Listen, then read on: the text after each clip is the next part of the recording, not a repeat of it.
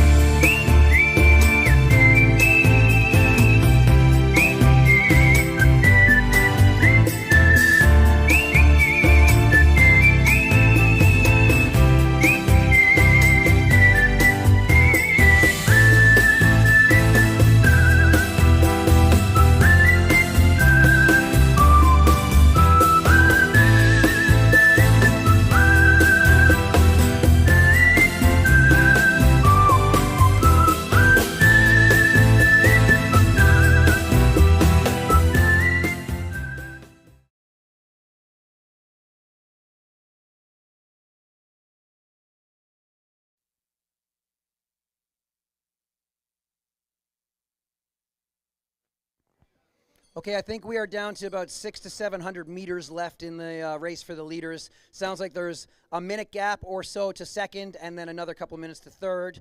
So we'll find out what that order looks like here in about 2 minutes, it sounds like.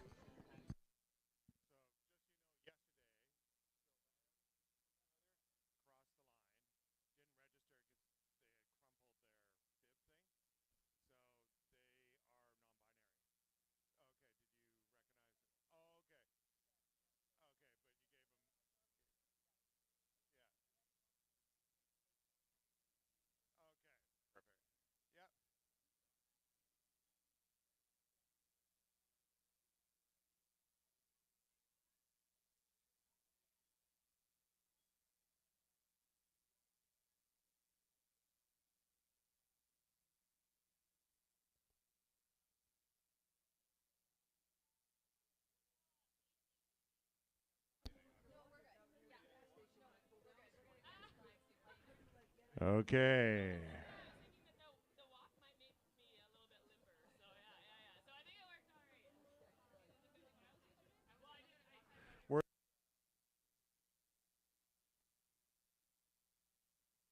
Here we go. The men's winner is entering the chute. 1 hour, 44 minutes on the clock. It is not a course record, but it is one of the fastest times we have ever seen in the 23-kilometer race. John, call him on in. Jesse McCauley coming on in full speed. Yeah, Jesse!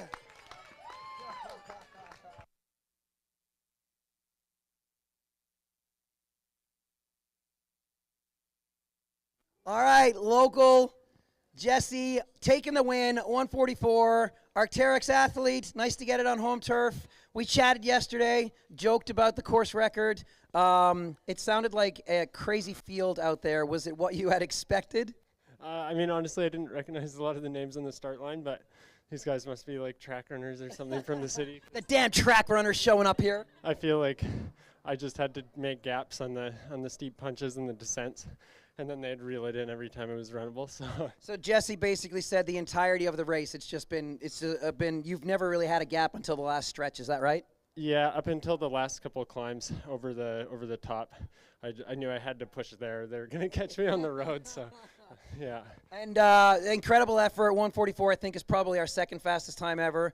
What were kind of your expectations fitness-wise coming in time-wise? I think I was hoping for 145. I think Alex's time on this course is world class, honestly. Like, it's going to take a pretty perfect day and a perfect person to go faster than that. I'm happy with it. I think my fitness is good. So as you should be. It is a world-class time, but you are also world-class with the second fastest time we've ever seen. Let's give this guy a round of applause, everybody. Well done, Jesse. We got your finisher medal, and then you got to pop a bottle of bubbly, but we're going to make sure this guy gets across safely first. So hang out for 2 minutes.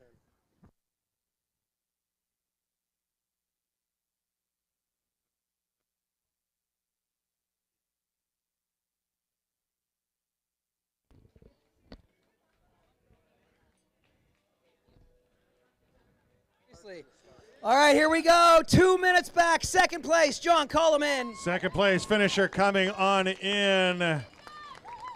Number 722. Yeah, buddy. Nice work.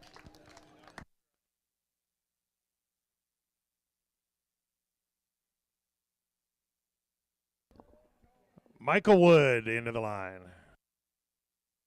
First thing, stop your watch. Second thing, finisher medal. Third thing, catch your breath. Fourth thing, we talk to you on the microphone and ask you a little bit about yourself. And we congratulate Jesse on the hard-fought battle. Come on over this way. You have Manitoba Distance Project on your shirt. Tell us about yourself. Come stand right here. We got a live feed camera right here that want to see you. Say hi to your friends and family. Hello. Yeah, I'm from Winnipeg, so there's not too many mountains or hills there. This was my first trail race, and I just wrapped up like a track season running 1500s. So, yeah, did not do anything really specific for this. Jesse said there must be some track guys out here because he couldn't believe your speed. Oh, yeah. So for reference, he just wrapped up his 1500-meter season. What's your 1500 PR? 3:49. Right on. Thanks for coming out to join us at the race today. Congratulations on your run. First ever trail race. We hope to see you again. 10:30 Podium Awards right here. Good stuff.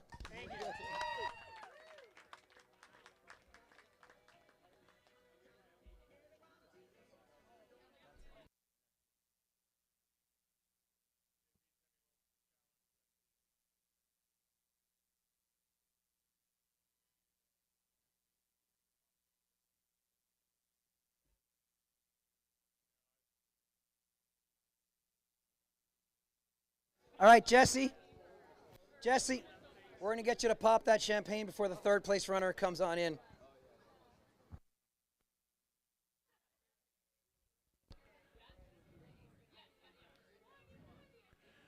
Okay, everyone on the other side of the arch, protect yourself. They're fast runners, but their aim is nowhere. All right, Jesse's about to pop his first ever bottle of bubbly right here, everybody. There he goes. Yeah! Oh, that's pretty good. You look like a pro. Turn around, smile for the significant other right there. There you go. It's like, man, now he's going to want that for breakfast every day. That's right, mimosas. Learning experience it is. Pass it around.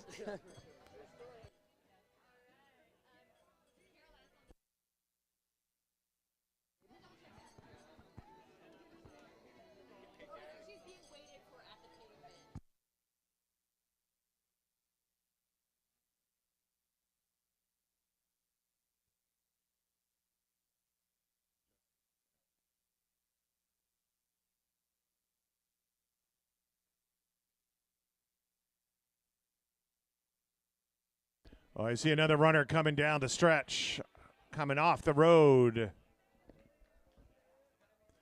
There we go. Good run in from Victoria, British Columbia, Anton Cupers. Third place, 149. Great effort out here today. Yeah. There, he's just going to keep on running. Yeah, you didn't run all this way without some bling at the end of it.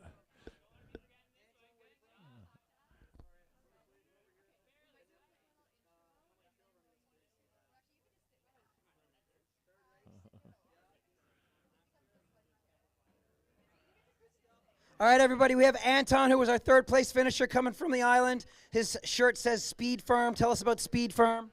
I run with a club called Speed Farm back in Victoria. It's coached by Chad Johnson. It's like a post-alumni group. I come from UVic, so it's a great step after that. That's fantastic. Our men's winner is a trail guy, and he said there were a lot of fast track guys behind him out there today, as expected. How many trail races under your belt? This is my third, so 3 now. Have you podiumed in all of them? Yep. Good stuff. Congrats on third place, 10:30 for Podium Awards. Thanks for coming out and joining us. Okay, we had Stefan Byro in, Robert Nason in to the line, finish up 23. First female on pavement confirmed.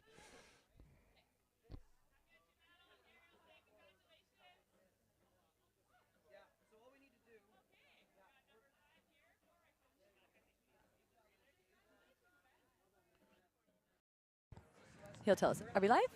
Or not yet? Okay. All right. Good morning. Welcome to day 2. We are here at the Squamish 50-50. Today is the 50-kilometer and 23-kilometer race.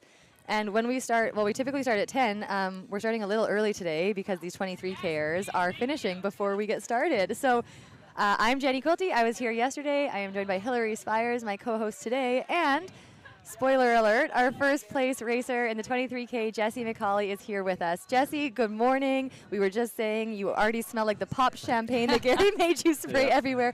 How are you doing? I'm doing good. Yeah, feeling a little sore. I was starting to cramp up a bit in the last kilometer there, so. Fair. Yeah, I was pretty happy it was done. Yeah, pretty ready to be done. And you obviously know what this looks like. You're from here. You're a local. How are the course conditions today? I mean, I honestly think the course conditions were near perfect. Like, Yeah. I think someone with Alex's level of fitness probably would have went very close to his time, maybe even faster today. But I think his time's really world class. So. I mean, speaking of the course record, you were under 2 minutes behind course record. So definitely, I think our second fastest time ever ran on this course. Like you said, near perfect conditions. Your fitness is great. You obviously threw down.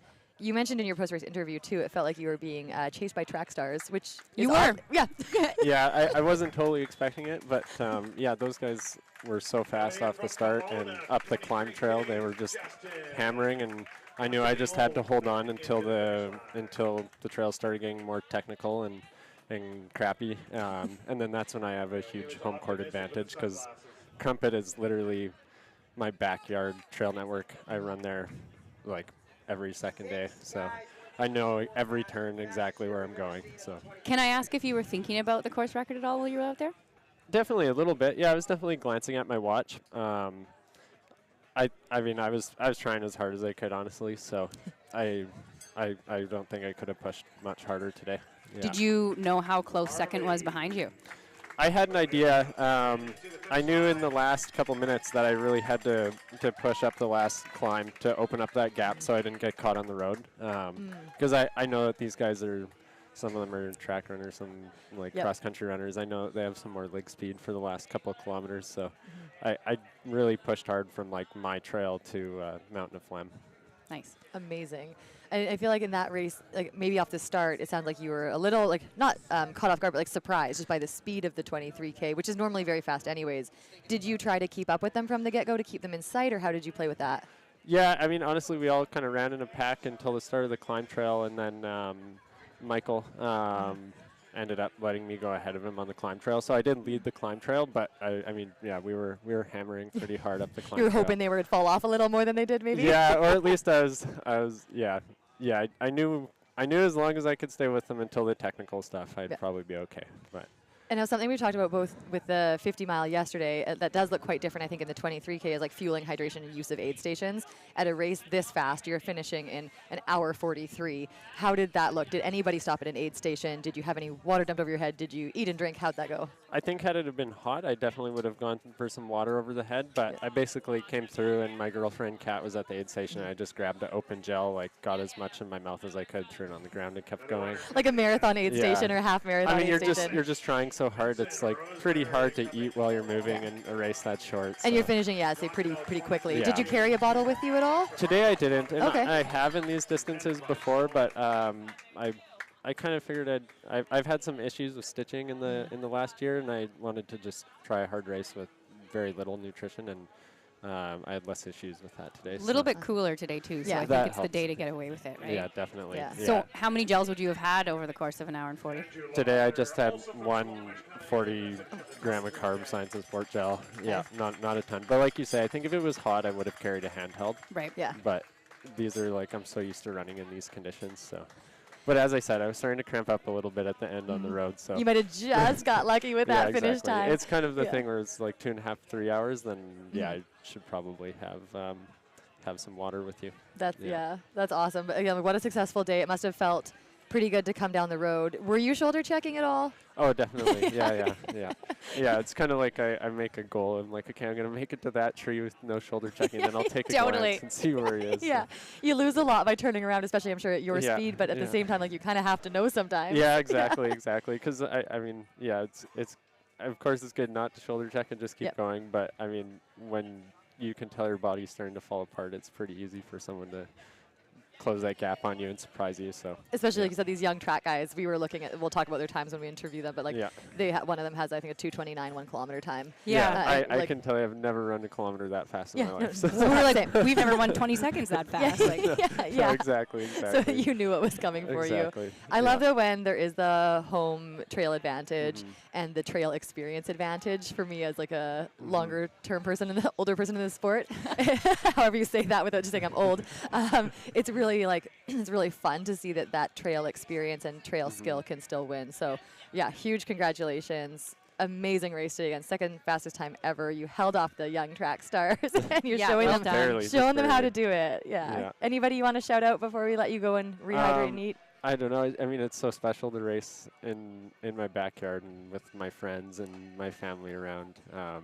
So I just huge thanks to everyone, and maybe one particular shout out to my girlfriend because she raced the 50 miler yesterday and she made it to the aid station to give me a gel today. So I can tell you I have missed many of my partner's aid stations after racing, so huge shout out to her. That is truly a feat. She's getting a foot massage tonight for sure. Oh, that's the sweetest thing. That is so kind. Send this to my husband. Yeah, right? I mean, like, just check out the first interview. It's fine. That's all you have to see for the day.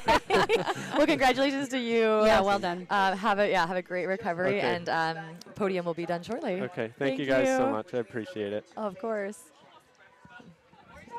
All right. Thank you. So we are going to just give you guys all a quick, I guess, introduction more so to our day. Again, because we get, you can stay in that one if you want me to move this back. Because we get thrown into the day so quickly here again with the 23K racers. We do want to take a chance just to, again, like welcome you to the Squamish 50, get ourselves a little more settled before we interview our next podium finisher. So again, day 2, 50K and 23K are underway. The 23K, we've had the top handful of men actually come in. So in first, We had Jesse McCauley that we just interviewed. In second, we had Michael Wood, and then in third, Anton Coopers.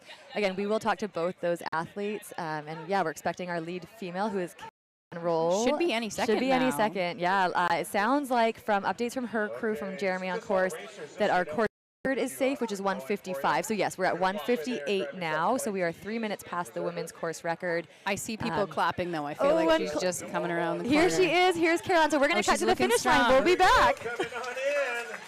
First place female. 1:58.5. Caroline Roll, everybody. I would have to verify, but I believe only the second time a woman has broken 2 hours in the 23-kilometer race. Our second fastest time ever. So much to be proud of. Congrats on your run out there today. Caroline, do you need a sec? Get your finisher medal. Catch your breath. Beautiful. Good job. Caroline is always on our podium and quite often near the top of the podium. At this race, we pop the champagne to celebrate. Do you know how to pop champagne? You know, I've had to I'm really educate. bad at it. Okay, all right. Here we go. So, yeah, that's right. Do not spray the audience out this way. You're going to go this way. And we're going to let this runner safely get through. Are you sure? Yeah, unless you want to take a shot at him. You can do that right now, Caroline. There we go. Coming on in, John Stack. Nice work, man. Into the Way to get in finish. under 2 hours. All right, give her a go, Caroline. How many runners under 2 hours was that? What runner number finishes that? Ooh, yeah! 11. And we had 11 runners under 2 hours, which is also a record for the race. All right, come over this way, Caroline. Yeah, hold, that's your bottle right now. It's my new bottle. Amazing run. It just seems like you're getting faster every race that you come out. Talk about what you do, how you do it, and why that applies to let you get the most out of your body. Honestly, I'm still figuring that out, stressing hard before a race. Yeah, just trying to figure out how to pace. This morning, I just went out with the boys, and I looked around and was like, oh, man, there are no women around me. I'm going way too fast. But then I tried to hold on and kind of was alone, but the boys in front, and I didn't know where the women were, so I was running hard. Well, the second place woman is just behind. She's going to come in, I think, before we conclude this. Probably a couple of runners back. Also talk about the dietary side of things, what you do and how that helps you with your racing performance. Hold that microphone and go ahead. Yeah, keep talking. All right. Nutrition, obviously super important, guys. Today I went full liquid nutrition, so only things in my bottles. Didn't want to worry about gels and packaging, and it went well. And tell them about yourself and why you do that for a living. If you're struggling with nutrition, upset stomach and stuff, come see me, the endurance dietitian. Yeah, I help endurance athletes nail in their nutrition during races. Absolutely. A round of applause for our women's winner right here. And we have plenty of runners that work with Caroline very successfully, so check her out if you need some help with race day nutrition stuff. And she lets you drink champagne for breakfast, apparently.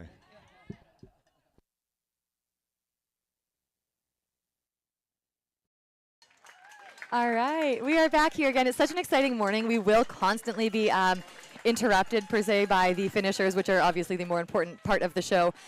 So we just had, as you saw, our first woman come through. That was Carol-Ann Roll. She is the endurance dietitian. As Gary was saying, one of the most special things is, he lets people talk about what they do. I know when I've finished races, he's often asked me about coaching. He's done that, I think, for yourself as well as a coach, the podcast.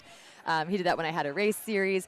Just such a nice community vibe to that. But yeah, anyways, Caroline Roll, the endurance dietitian, just ran the third fastest time ever, next to 2 of Anne-Marie Madden's times. Yeah, remarkable. The third time to break 2 hours, which is pretty quick on this course. So fast.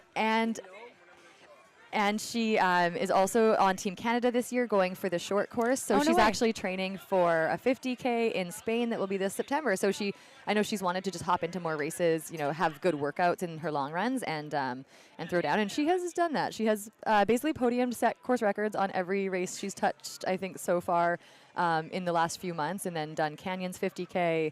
I think she was the second place Canadian to Nicole Lasis, also on Team Canada. Yeah, just interviewed her. Yeah, just these blazing fast women in our sport and local to us in the BC community. Yeah, and on that note of nutrition, like she was just talking about, so many of them increasing the grams of carbs per hour to like really high amounts. Like it used to be such a staple, and now up towards like 90, she was saying. So I'm curious in our interview to find out what she took in a 2-hour race per hour. Yeah. I work with Carol Ann, so I bet I could almost guess. What's your guess?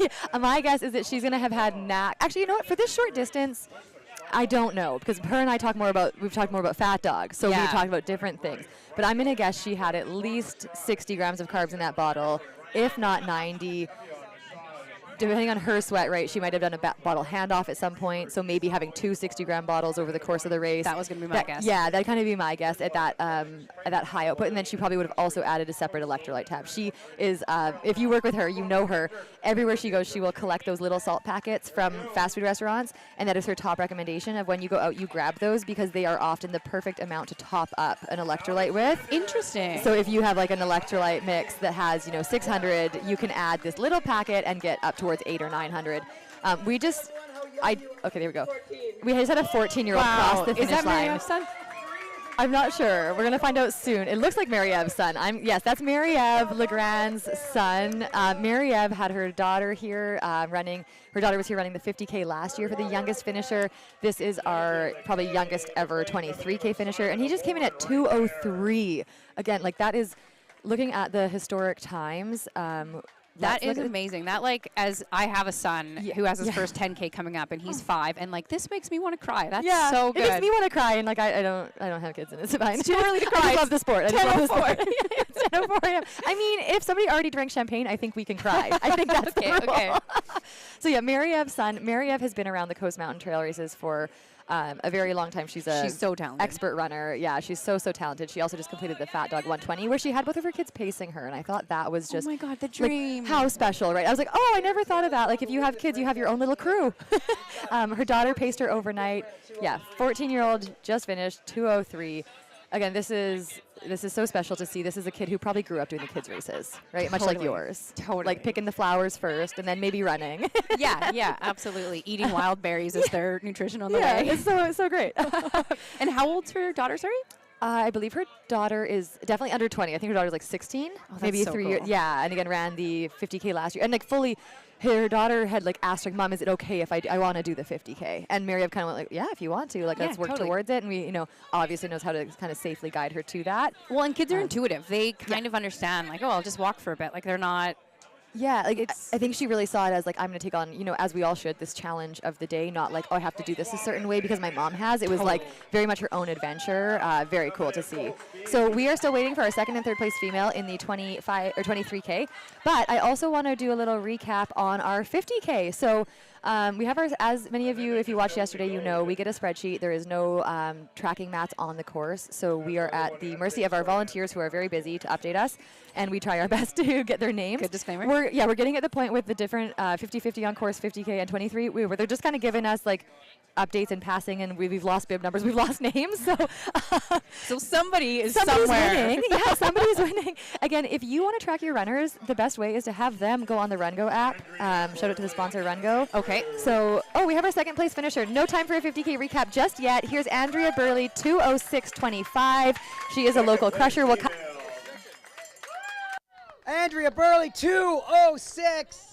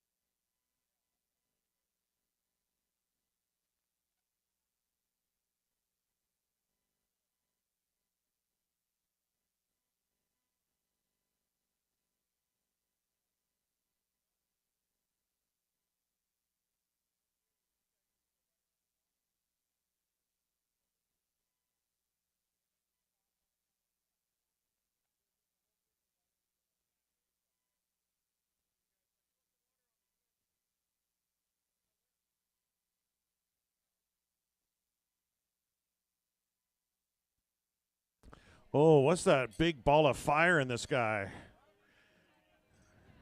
I am selling sunscreen at $100 a spray.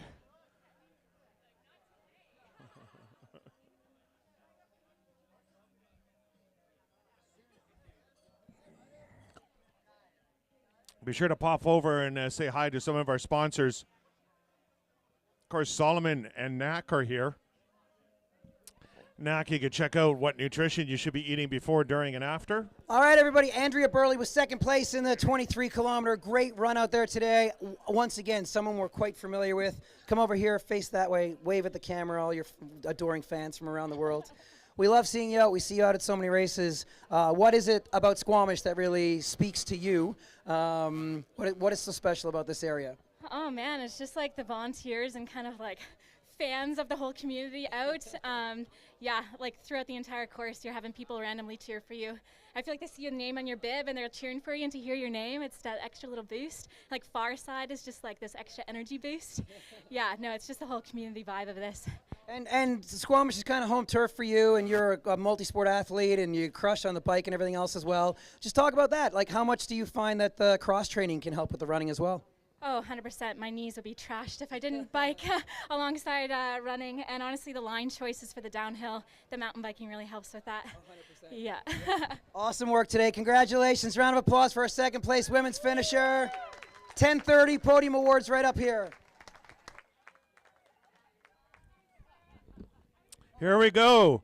Also under 19, rocking out of Jersey. Dylan Marchand coming on in. Here again, there we go. Andrea Burley, our second place female, just had a quick little chat with Gary. We gave her a minute there to catch her breath. Nice of Gary. Yeah, that's totally fair. Here, finish your race, drink your champagne, and talk to us. And hug me sometimes. Right? You're like, I just don't know what to do with myself. So we've been trying to recap the 50K for you. Again, as you know, the updates kind of come in a little bit sporadically. So our third place female just came in, of course, as well. Haley Hughes. Yeah, they're all coming in together. Haley Hughes is a U20 athlete. Shout out to her. She always wears Norda. So I always like to, but yeah, she's a local crusher. She just won the VK Ascent race at Elphinstone. She just did the Sky Running World Championships with a top 10 finish. I believe she came 8th in her group at the Sky Running Championships. So she knows how to run at altitude. She knows how to run technical terrain. I would say Haley Hughes is a huge name in Canada to watch for in the next handful of years. Yeah, and the guy before her was another U19 men too, so it's lots happening. of really young people coming out. It's awesome. Yeah, it's really happening. And there's Heather, local trail crusher. Gosh, they were close. They were so close. That's so fun. Heather has, wow. Oh, and, oh my gosh, third, fourth, fifth. That was a podium fight. If you are not simultaneously watching the finish line, we have 3 women who just crushed. They obviously chased each other in on the pavement, throwing down.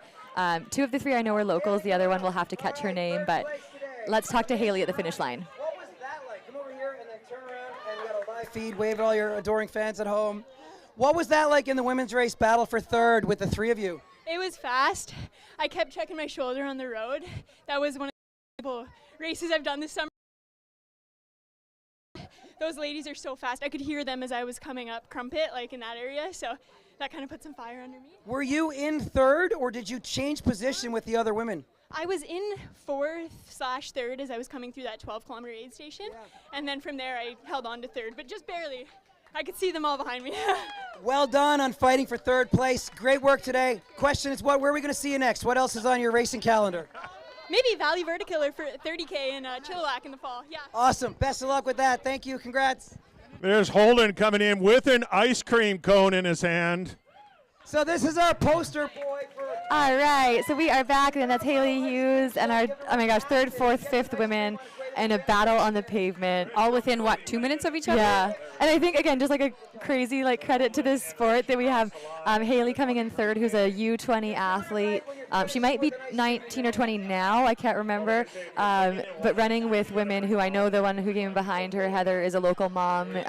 She's, I don't know her exact age, so I don't want to misstage that or state that, but, you know, just the age range there, like, there's a good spread, and it's so cool to see that happening even in a 23K race where we can keep showing up. Totally. It's amazing. It's just such an awesome lifelong sport, and also to do with younger people. Like, you don't get to compete against that age group. No, like, we're not in college. We don't get to do the track meets. I'm not going to be able to do anything there.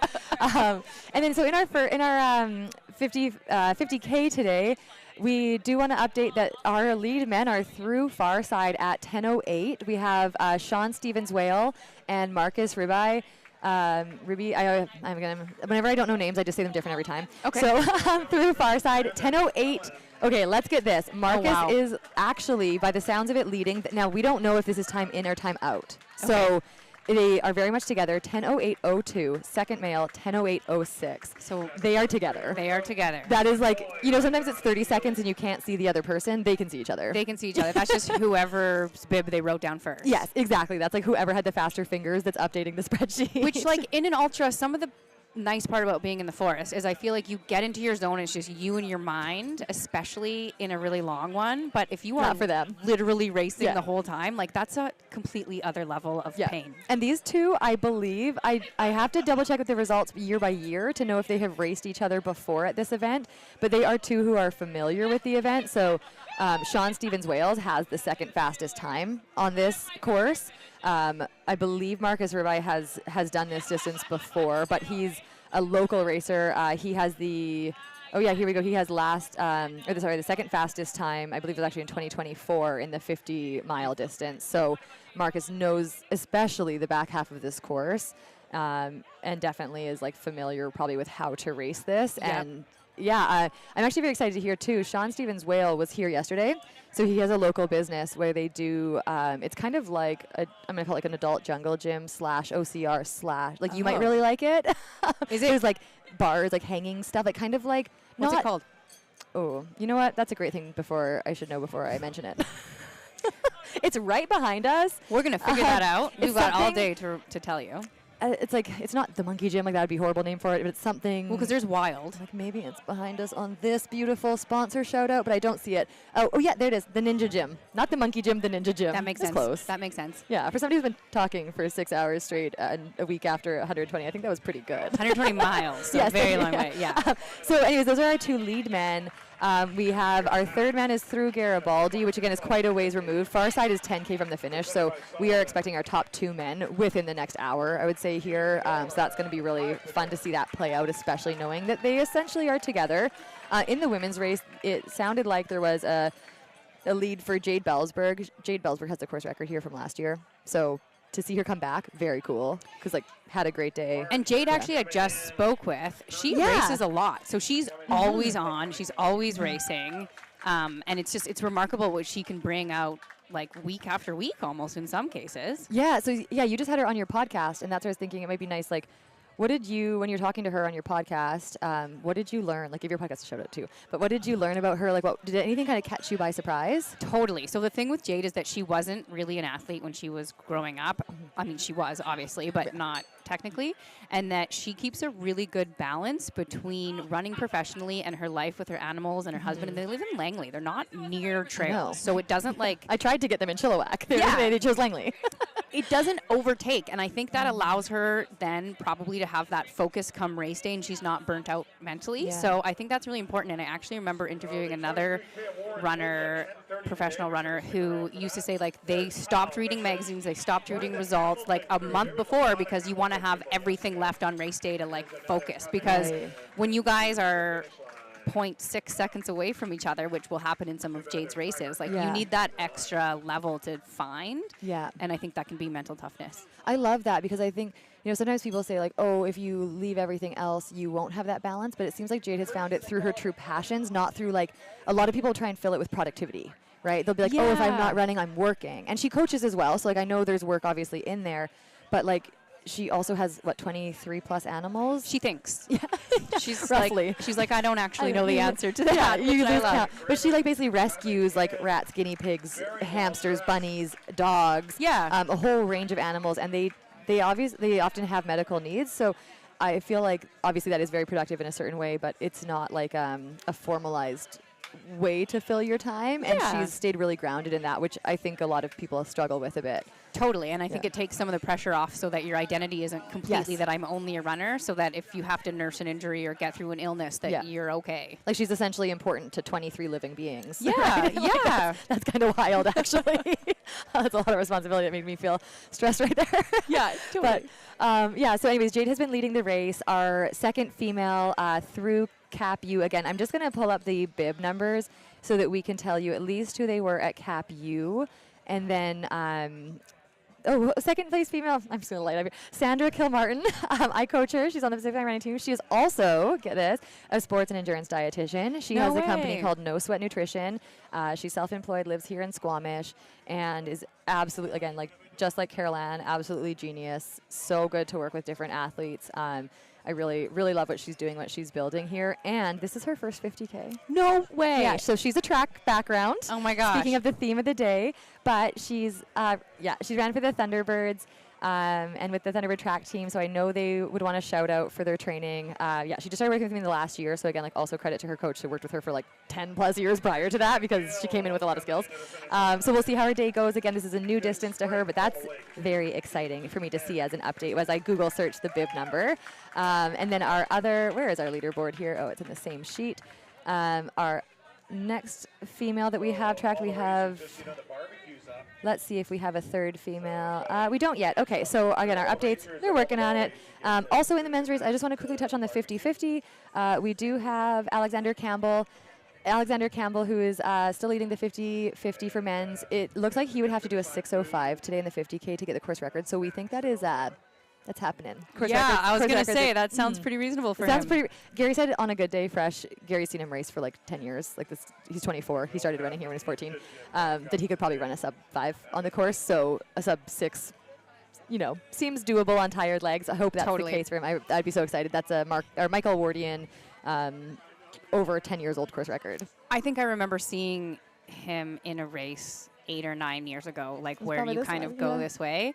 No, I think it might have been Bucking Hill, actually. Oh, cool. And just being like, whoa, that is like a new level of like people coming up in the sport. Oh, look, when he was younger. Yeah. Because, he's done all the local races. Like, again, Gary was saying he really grew up running these races. So it is a very exciting weekend for Alexander Campbell. We suspect we'll be telling lots more about his story today.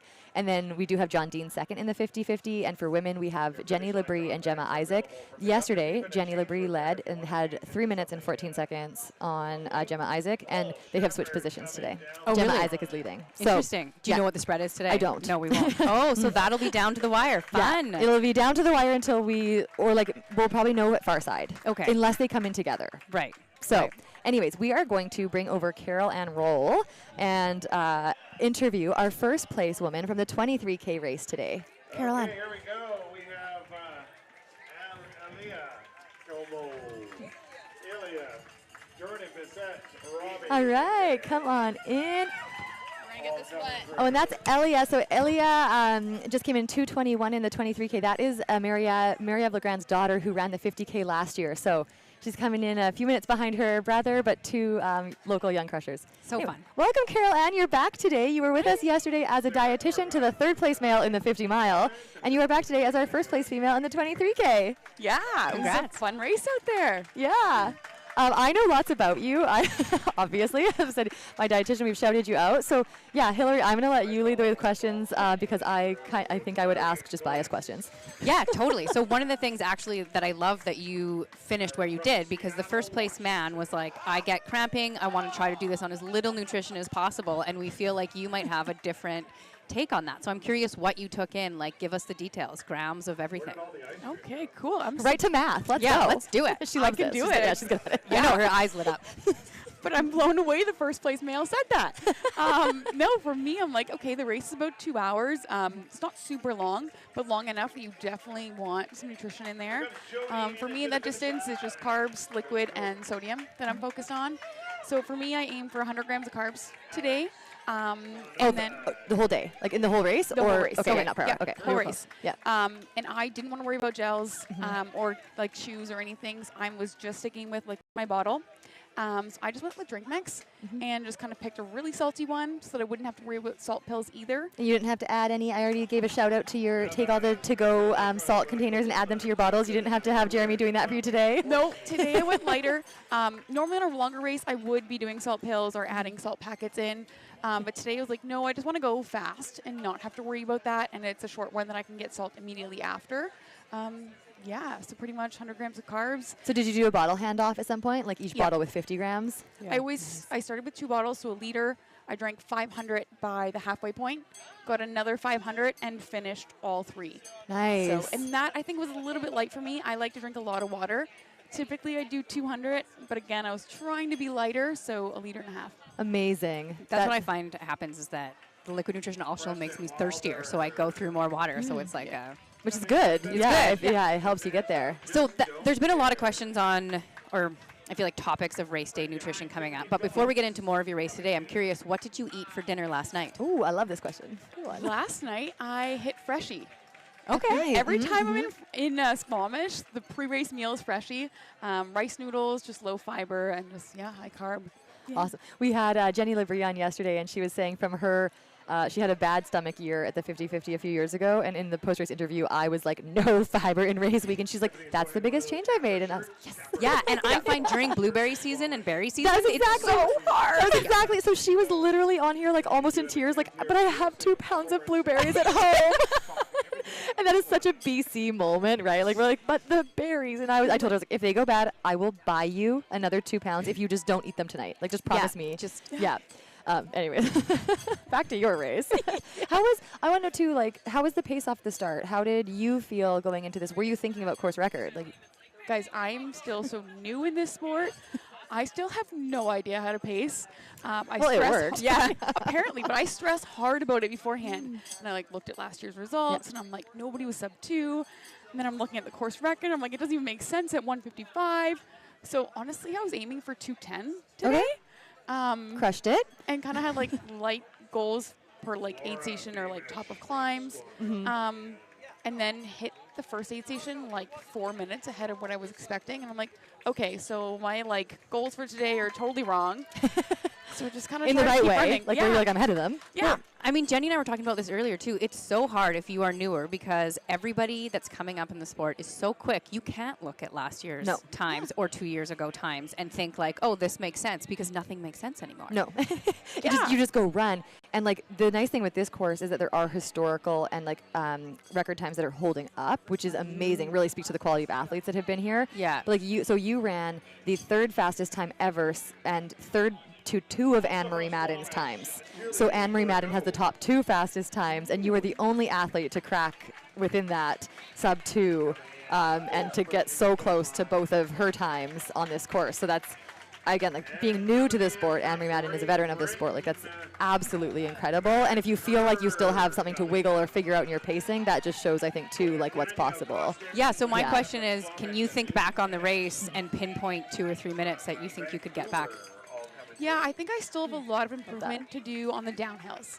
I think I'm pretty good at attacking the ups now. I've seen you run, that gives me a hard time. I've seen you run the downhills, and I'm like, I don't know about that. You were so fast. If I just fall. Yeah. I mean, again, you were probably capable of it, and I'm like, I don't want to see that. You're so fast. Because I'm fortunate because I live in Chilliwack and we have a lot of fast guys that just fly down the hills. Your husband is one. Exactly. So I'm like, I need to be at that level. Yes. Or I want to be at that level. I will be left behind today if I don't do this. Yeah. Yeah. And when you're on your way there, it's clearly, that's so cool to hear you say that there's room for that. Because some people finish, actually our first big male was yeah, that was my best day. He wasn't oh, I could do it with this. So hearing you say that, we obviously hope you come back. Also, you had mentioned before, I'm kind of doing the least specific race I could do tomorrow. What's next for you? Tell us about September.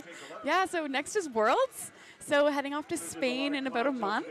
So I'm in the 45K distance.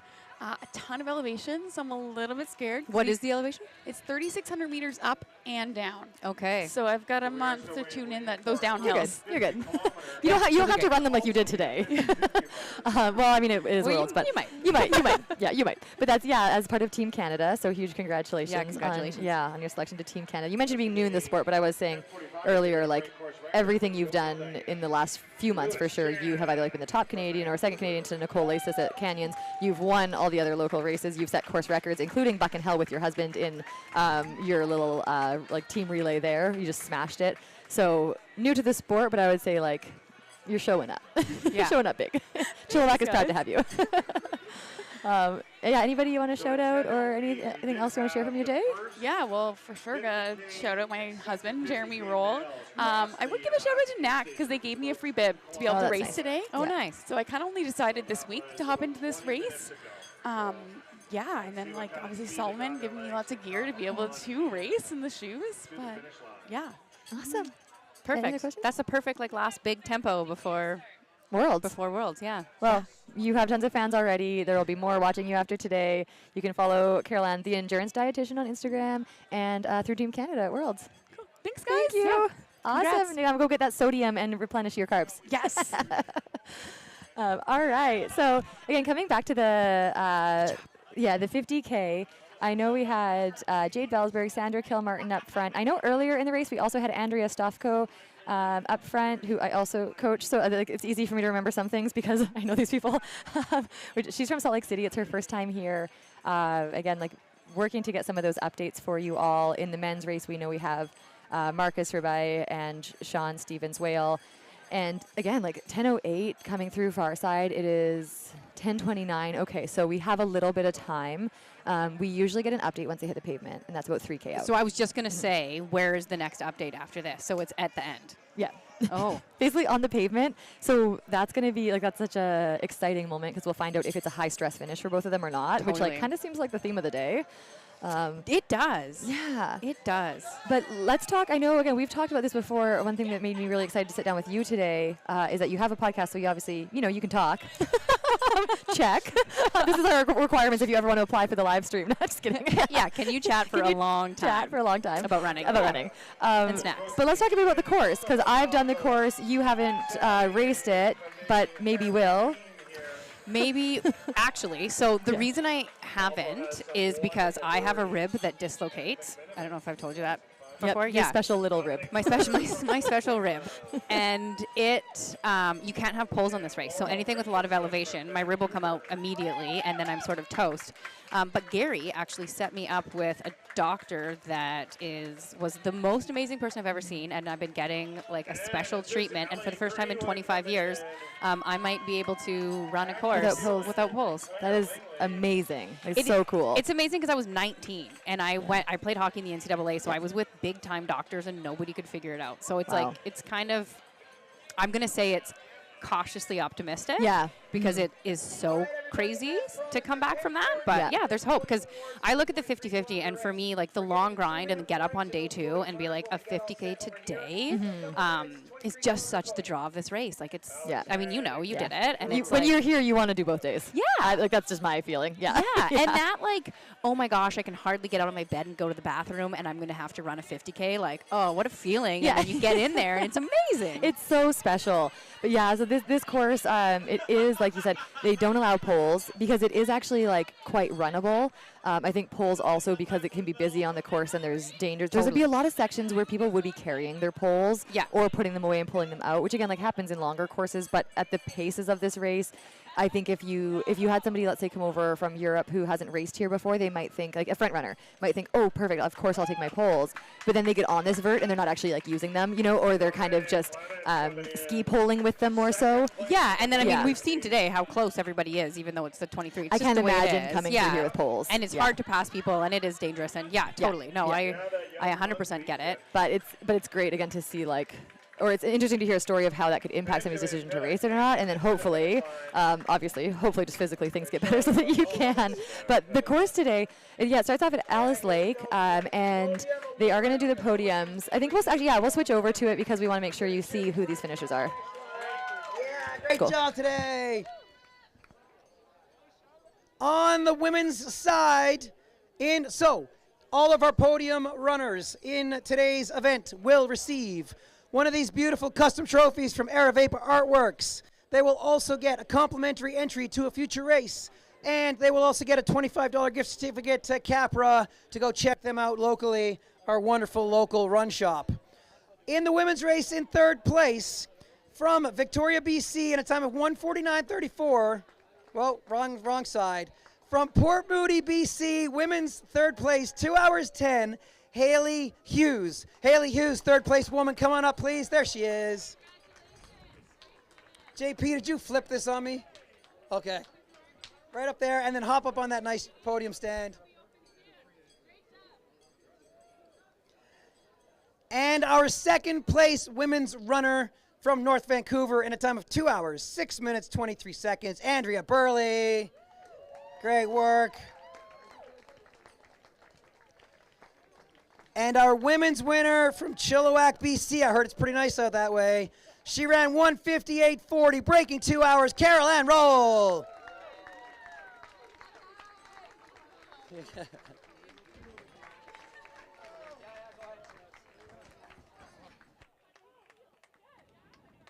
And Yelmer, if you grab it right there. Yeah, smile for this guy. There we go. Adam Dryhar, Andrew Scuzzi, Charlotte Great work, Kennedy, everybody. Claire Lobsinger, all in.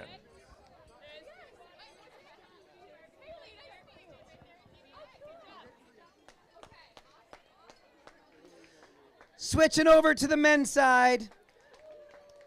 A tight race the whole way through.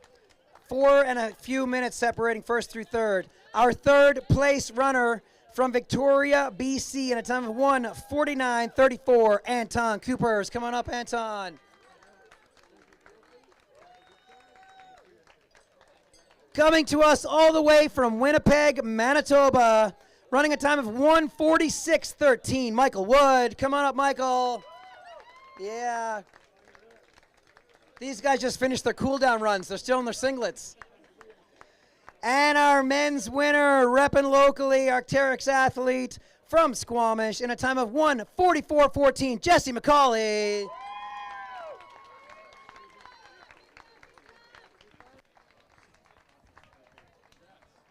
There we go, great work. Men's podium, round of applause. Great job, everybody.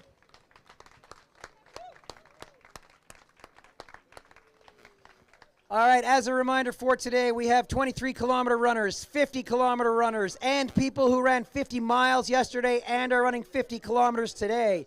We have about 1,100 people on course, and we have about 70 of them across the finish line. So only 1,000 more finishers to go before the end of the day today.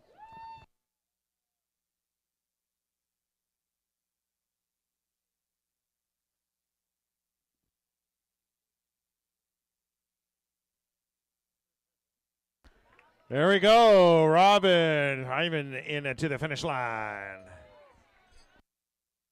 Gary.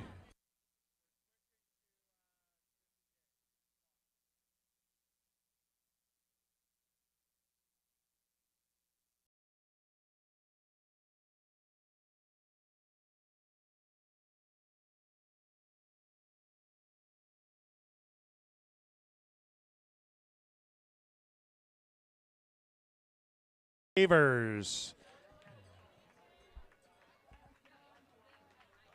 Hey, and Katie Minge.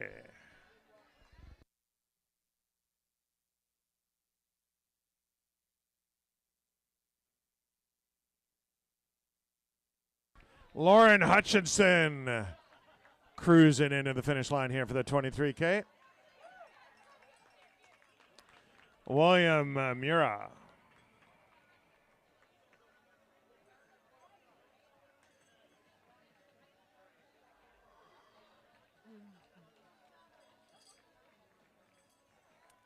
There we go, handoff into the finish line. Right, we are coming back to you live here. We just got to see our podium from the 23Ks. Obviously want to make sure that we do them justice as we, talk about these longer races throughout the course of the weekend. There's also the sub-ultra distance with the 23K. Again, seeing a huge range of ages in this. What we haven't spoken about yet, speaking of age ranges, Gary's parents. Yes. So Gary's parents are out there doing the 23K today, and I am good friends with Gary's wife, Linda, and she sent me messages about their race strategy. And it was that they were going to walk, and if they felt good, they were going to walk fast. Okay, love that. And they weren't going to stop to chat if anybody wanted to talk to them. That sounds like a very familiar strategy of I am not here to chat today. I love you all. Bye. Yeah, and I was like, yeah, that's a wonderful strategy. If you just keep moving and ebb and flow with the race at how you feel, you're going to have a great time. Yeah, and Gary was saying with the 23K, something he really likes about it is because there's the 50K at the same time, the cutoff is actually like, it lines up with what comes through with the 50K. Oh, nice. So they actually have a very, I don't remember the exact hours, but they do have a long time where if you hike, we'll see again how fast their fast walking is, and they know they may or may not make it for cutoffs. But like if you power hike, if you're feeling good, and if you don't stop to talk to all the volunteers that are probably going to crowd them at every aid station with love, totally, then you could make it. Yeah, and So- they're both in their 70s, and I just Yeah. think like it's so cool. Actually, Gary and I were having a chat about this, to see people in their 70s being able to do this. I mean, it's the dream. It Like for is. myself, like, you know, for our parents, for ourselves. Totally. Yeah. And my husband's a fireman, and the people that have stayed active, the difference in your quality of life, 60s and 70s, like it's so huge. So that's why like the kids make me emotional, I think, because they're mirroring their parents. So it's like you're giving back so much to people by just Yeah. being out there. And I was thinking about this yesterday after talking to Gary, too, of how cool it is that, you know, so this person just torpedoed, like literally, like head first, arms behind him, intentionally, like laughing about it. In his Hawaiian shirt. Into the finish line, like as if he was going to literally rocket launch through Gary. So quite a great sprint finish. Again, if you're watching us, you can also have the live stream of the finish line open on YouTube. It's going to show you the runners coming in. And the face of relief on everybody under Face that of finish line is relief, yeah, fantastic. it's so good. So you can always tune into both to get. We used to do the split screen, and people were like, "I just want to see my friends and see their faces." And I was like, "Yeah, get us out of your way." So open both. Have the chat as we go. 4:33 is the course record for the 50K men's time. So Gary's just shouting that out as we're heading into about 15 minutes to start watching for that to see if it is going to go down today. And you know the course better than me, so judging from those far side times coming through, do you think we've got a shot? You know, that's actually honestly testing my math more. If anybody has been here for either day or ever in my Cute life, that. yeah, I would have to just take 20 minutes of silence to figure that out. So we are at 4:14, and Gary said we have what, half an hour? Sorry, 25. 15 to 25 minutes. Give me a 10. That's why I can't do course records, because like my math has a 10-digit window, and that doesn't work when you're computing course records that come down to the seconds. No, that's So fair. I sat in my car this morning and I was looking up the 50-50 times and figuring out what Alexander Campbell would have to run. And I actually was like, you know what? Yesterday I was talking to some young athletes who told me they're using ChatGPT to help them with like everything they need to know about buying a house. So I was like, ChatGPT can tell me. Did it? Yes, it was wonderful. So I put in not here to support or boost up AI or ChatGPT by any means, but for quick math when you are tired, and I was already using it for other information, it was I think a useful approach. And the funniest thing I thought was that it like showed me how to do the math. I was like, just I gonna just say, need the answer, this is ChatGPT. Like, amazing. I'm not here to learn. And the slight like, listen, you Yeah. should be able to do this. It was kind of like, yeah, exactly. It was like, just like your grade 9 math teacher said, if you do the work, it'll do it. Like, it'll tell you the answer. And I was like, this is how you check it. yeah, this is how you do it. So now I know how I could do it in the future, which is great.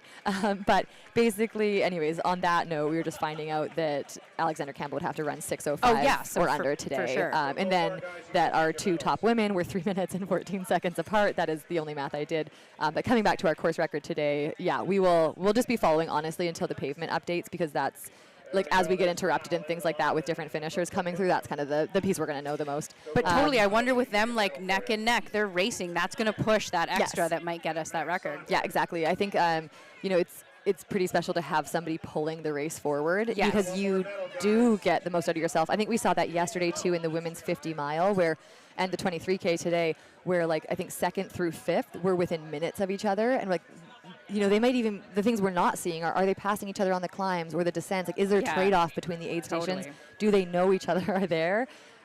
Jenny Labrie told us that, like, no, actually she didn't know until she came into the last aid station and saw the other and Gemma. then your gut And just she was goes. just like, like, you know, like, okay, like this is, now we're racing. Now we're racing, yeah. Whereas like Alexander Campbell came into far side and Gary asked him, Gary was there and said, do you want the split behind you? And he said yes, and Gary was able to say, you have 30 minutes. Oh. And he said like, there was expletives that came out of Alexander's mouth just like with relief, but also like, okay, let's go, right? Yeah, like because Yeah. I have been in a race before where I knew that the lead was big, and then been frustrated to be like, did I push as hard as I could have? There's a give and take there. Yeah. Like it can be, it definitely in the moment feels better to in know the you have moment the it's lead. nice. The next day you're like, Yeah, like, did I have more? And yeah, what gets the most out of each of us, and how do we show up in every moment regardless of what's going on around us. It's hard, and sometimes you don't know. I think yesterday Alexander would say yes, he got that all out of himself.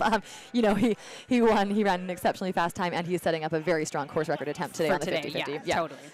And John Dean behind him, like the cool thing with the 50-50, John Dean, local runner, he's won the 50-50. He's podiumed every time he's done it. He's actually never been unsuccessful at it. He's in second, so like if you were going out today and anything did go wrong, that there's an hour gap there, but if you had to walk it in and you were all of a sudden doing it for the sake of finishing, that hour could change quite quickly. Totally. And that would be obviously a massive upset, I think, if you've done what you did Saturday. Yeah.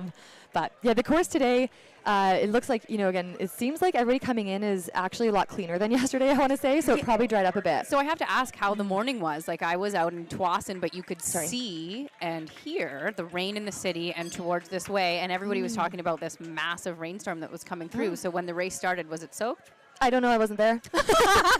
I'm going to shout out my true dedication. I slept in. Again, every year I'm like, I'm going to go to the start. It is so exciting. But this year, again, I'm going to give myself credit of having done Fat Dog 120 last weekend and losing a night's sleep. Yeah. That I was like, you know what? If I have to talk, the best thing I can do is rely on the people giving us updates. Yes. And I can and stay rest. in bed. And I'm here and it's good. So how many days after Fat Dog do you think to feel? Oh, I'm not there yet. Okay. I'm probably 75 to 80%. It's just that grogginess. Yes. So I find the mental hangover is the worst. It's honestly physically fine. Like physically exceptionally well. I told you I had literally one tiny blister, and it's from my sock seam on the side of my toe. Oh yeah. Not an issue. Like zero issues. Physically walking fine the next day. Didn't really have domes. Like I think again my fueling. Shout out to Caroline again. Yeah. Like popular lady on our live chat or live stream this weekend. But just that really buffered my recovery, and that was kind of part of our plan within it. But I think mentally knowing I was coming into the week of getting to do this, which I love doing, and there's a lot of brain power behind there's it, pressure, plus being at work during the week, it was like, okay, I'm not gonna, if I let myself, when you kind of let yourself recover, like you take that like that full nervous system, like lay down on the couch, reset, you kind of need to catch up then. I haven't let myself do that. Yeah, because I can't haven't known stop that yet. feeling since I had my first child 6 You've years had ago. 2 children. Because when you wake up the day after and the kid's just like, I took off Alive my and diaper there. and went to the bathroom on the couch, and you're like, sounds great. That's what I want to deal with today. But I interviewed Alyssa Clark after, shout out to Hurt 100. Like, they're so close with Gary. He has the course record there still from forever ago, and I don't know if anyone will run 19 hours on that course ever. I have said to him, like, with full respect, Gary, how? I like, know. I don't mean, like, I don't believe that you could do that, but, like, that time, like, how in the way of, like, amazingness and, like, So he was my coach for Hurt last year, and he would like mentally talk about a loop and the time of day it would be, and I'd be like, let's reevaluate. So in night, you mean? Yeah, it's not actually going to be Love that for you. It sounds great. We have our push-ups at the finish line. This is one of the Bremner racers coming up again. Just speaking to the fun of this race. Oh, so awesome. We always get a good little show at the finish line. But sorry, going back to Hurt 100. Well, Alyssa Clark, yes. I mean, she gets sub 24 for the first time. I think 15 years was Tracy Garneau had that record for. And we spoke a week after, and I would ask her a question, and she was like, words? And you're like, well, maybe this is too soon. You're like, oh, we have found the too soon limit. Yeah. That is so, but again, so cool to see. I think athletes push themselves to these things. Like, we have athletes even here because again, it's not like it's worse after 120 than 50K sometimes. Like sometimes they're equally bad. And so, we ask athletes to come sit down with us, and they're like, no, or like in a minute, and it's not in disrespect. It's in the fact that they're like, I don't have sentences. Totally. Like yesterday, our women's winner, she's from Quebec, and she was like, I need a few minutes before English, and I was like, yeah, like of course, like absolutely. So you've like, run races that are different languages. Like I know that feeling when you're like, I can sort well, of get it in the first half. I've never spoken the other language, so I don't have like. No, but can you kind of understand some French at all? Oh no, like okay, like baguette, croissant, like. Pain de chocolat. No. Yeah, so because it's so much. Yeah, so I know exactly what she means. Where she's like, I'm worse. I don't know any. So I'm always just like if you can speak to me in English, then I will figure it out because I'm the one who doesn't know anything. I have wanted to improve my French since going to Quebec, but being in BC. Actually, honestly, again, with Caroline and Jeremy Roll, I could probably practice. Like they are French speakers, but. Yeah, I know I haven't really had the opportunity And I'm by no means bilingual. I just mean I've been in a race where I could kind of get what the volunteers were getting at in the first 30K, and the last 30K Oh, yeah, I was like usually aid station kind of chit chat I can get through. and then at the end I'm just like yeah. Yeah. yes. That was actually one of my biggest fears with racing out east was that the signs would be in French. Yeah. Because I wouldn't know turn right from turn left if there wasn't an arrow and it was just words. Obviously, they are much more supportive of that than racers. And where do you not have signs of arrows, right? So it was all good. Most signs were actually in English. Yes. But yeah, I remember going out there being like, I better load the watch, the route into my watch, because if it is in French, I'm not gonna know. I had one in German. Oh yeah, fun. And you're just like a German word is very hard to see written down. Yeah, I can't even. All the letters. Just But it's one of the cool things about racing in different places is you do get different aspects of the language, of the culture, of all these different things. And I'm sure we're having many athletes, out on the Squamish course that are having that experience this weekend with racers from so many different countries. Well, yeah, so that's kind of what I was getting at too. Eventually, we'll get there. That the size of this race and the popularity, it's such a fun event. We're talking about the party at the finish line. And do you happen to have a list, or is this something we can find out, how many countries are actually represented today? Gary would know that for sure. Ooh, not that word. We have, so almost 2,000 racers this weekend. Wow. And we know that also means about 300 volunteers. Yeah, okay. And Shout out. 11 different countries represented this Squamish, or this August, this weekend in Squamish. It's August. 11 countries represented here. Nailing it. Yeah, I love that because I think in the community like this race, Squamish 50, people know of it and it's a destination race. Yeah, so just actually yesterday I was chatting with one of my athletes who's over in Europe doing a group. Oh my gosh, I want to take a quick second. The woman who just crossed the finish line, Sarah, she is a gynecologist from Alberta. I did my undergrad with her. No way. I'm talking about you. She's going to come pop on the live stream. I don't think she knows. You're going to pop on the live stream. We're live. Welcome, Sarah. Sarah, our fastest person to come from the finish line. We're just going to say hi really quick. Oh my gosh. Sarah and I went to undergrad together. Yeah. You're now a gynecologist, correct? Yeah. Amazing. And now you're running races. So I love it. Sarah invited me, this is over probably 15 years ago, to come for one of her marathon training runs. And I thought this woman was absolutely insane. I was it's 14 or 16K. I was like, okay, I'll try. So are you serious? That's yes. Yeah, yes. and Oh now she's this. winning Fat Dog. So I take all the credit. As you should. And congrats on an absolutely epic finish today. Yeah, it was great. It's such a fun race. I didn't know you were coming. Yeah, That's I so saw you fun. yesterday, Yeah. but you were in the middle of broadcasting, so I was like, I probably should say it. Yeah. But now you're like, you know what?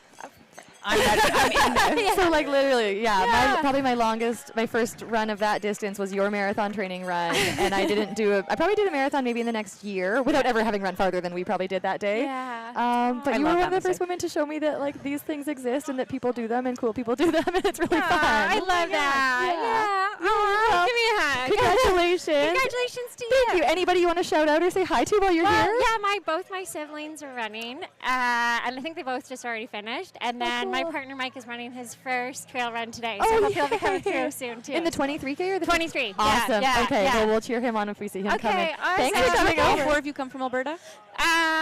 My sister lives in Squamish now. Oh, okay. My brother's in Calgary, and we're out in Kingston. Nice. Now, so. Oh, cool. Oh, my gosh. All over the place. Family event. I love it. We were just talking about how everybody gathers for this race, so perfect example. Yeah. Yay. Oh, this is so fun. I'm so glad we caught you there. Yeah. Okay, thank thanks, you. guys. Good job.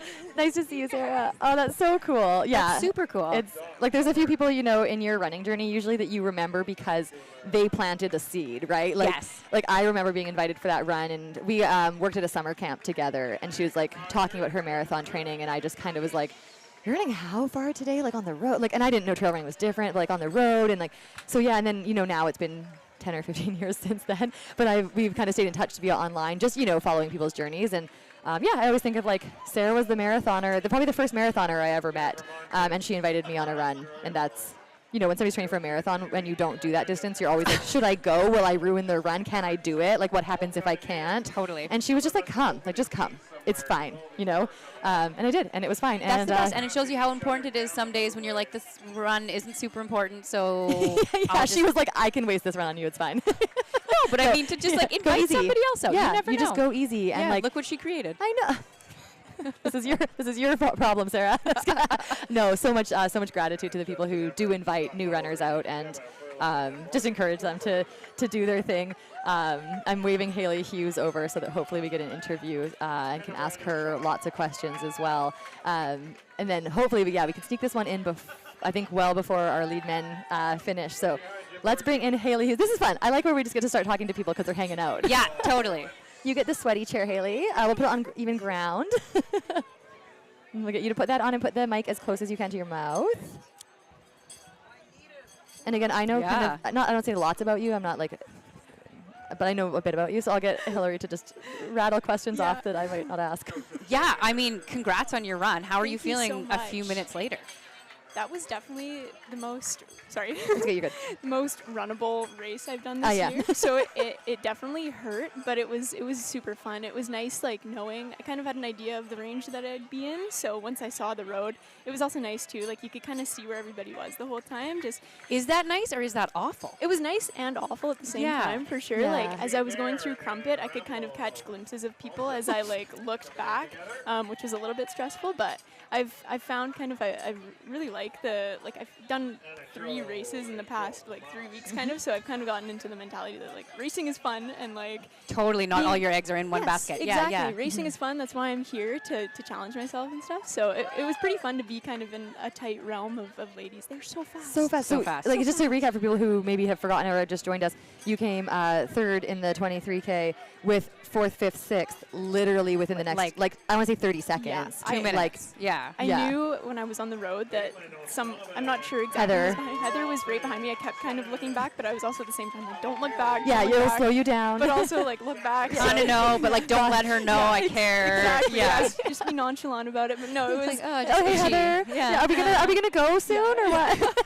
I'm fine. So it was super fun. Yeah, this is my first time like racing Squamish. I've ran these trails before, but I've never like actually been. It's so magical out there, and like the volunteers. Incredible. Yeah. So much support, so it was super fun. So you say this is more runnable than what you like. Do you want more climbs, more technical downhills? Like, what do you want? I've done a lot of just more climbing and stuff like that, more hiking. Tell us what you've done lately. You can rattle off your recent accomplishments. I already have, so you might as well recap them. So 2 weeks ago, I was in Italy for the Youth Skyrunning World Champs, which was actually similar distance. Well, there's 2 races. One of them was the vertical kilometer, which was super fun. We actually have one vertical kilometer, which I did the week after on the Sunshine Coast. Anyways, it was the VK, and then you have a day off, and then the day after that, it's the Sky Race, which was a 23K, but it was 2,000 meters. And I think skyrunning, there's like a Wikipedia kind of definition for it. It's like running above 2,000 meters of elevation, kind of like you start at 2,000 meters at altitude. Yeah. So that was super cool. That was the most elevation. And the terrain is way more exposed. Right? Like you're on like kind of shale, rock, and it seems like also. Allie just found a child on course.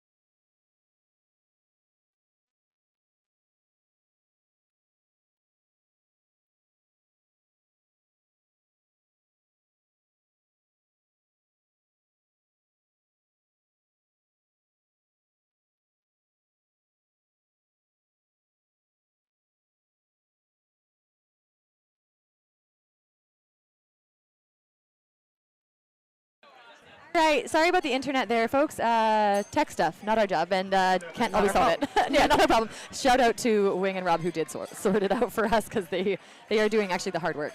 But yeah, we just want to finish up with Haley Hughes again, our third place female today, 23K, a really, really tight race. You've ran for Team Canada at the Sky Running Youth Champs. You just took my course record at the Ascent race at Elphinstone. I love that so much. I love it so much, like deeply. I'm like, that is what they are there for. I mean, I ran ahead of you last year by mere moments and like knew, like I was like, yeah, this is coming. This 19 at that time. When she's legally able to drink, she's gonna kick my butt. Yeah, not because of that, but she will because of getting better with age and just experience. So again, Haley Hughes, everyone, name to watch in the sport, Canadian Crusher, and soon to be on Hillary's Trail Running Women podcast. Gonna have her on soon, so DM me your questions if you want to know things. Let's grow that fan base. Thank you guys Thank you, Haley. much. All right, have a good recovery.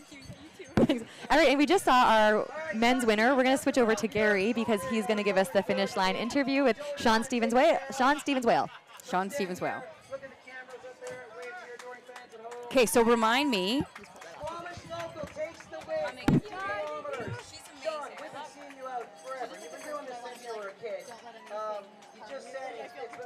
Yeah, you sent me that, and I was like, yeah, check, and then just like didn't put it on my like go back to list. I was like, oh my gosh, I would have reminded you. So great to see you at the hunt here. I also like that I send her somebody every week. I just kind of made a decision. No, you always like the best. No, it's amazing. It's fun. People are like, are you like ever gonna get bored? I'm like, I keep saying I might finish doing it, but then there's so many new cool people. I'm like, why can't I talk to them first? Yeah. Okay, when they came through, from there, but if someone picks it up, they get free socks. it doesn't even matter. Yeah, I hope no one does. It's all over the trail there. What was the other fella that was with him? Super happy to be back. As you should be, man. I'm stoked to have you back. I love seeing you run as fit as you can be. Tell us about this setup in the back and what you do for a living. Yeah, absolutely. All right. Yeah. I took over ownership of the Squamish Ninja Gym, which is kind of like an obstacle course race facility, also ninja equipment. We do a whole bunch of upper, lower body stuff. We got a rig in the back here. We're partnering with Squamish 50 this year. Really cool. We're going to have some fun events today. We've got a cool grip coming up. I think we got the carnival ladder set up now. You should check us out. I'll be over there for the rest of the day once I'm recovered here.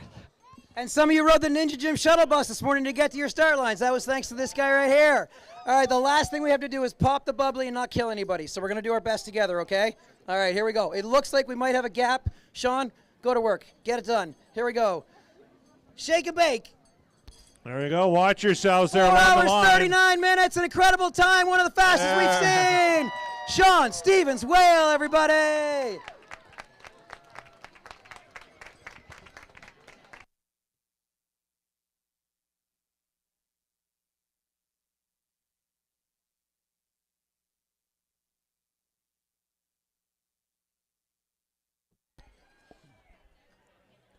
So we've had Coco, Pedro, and Gil in. Francine also. There's Christian Hopkinson.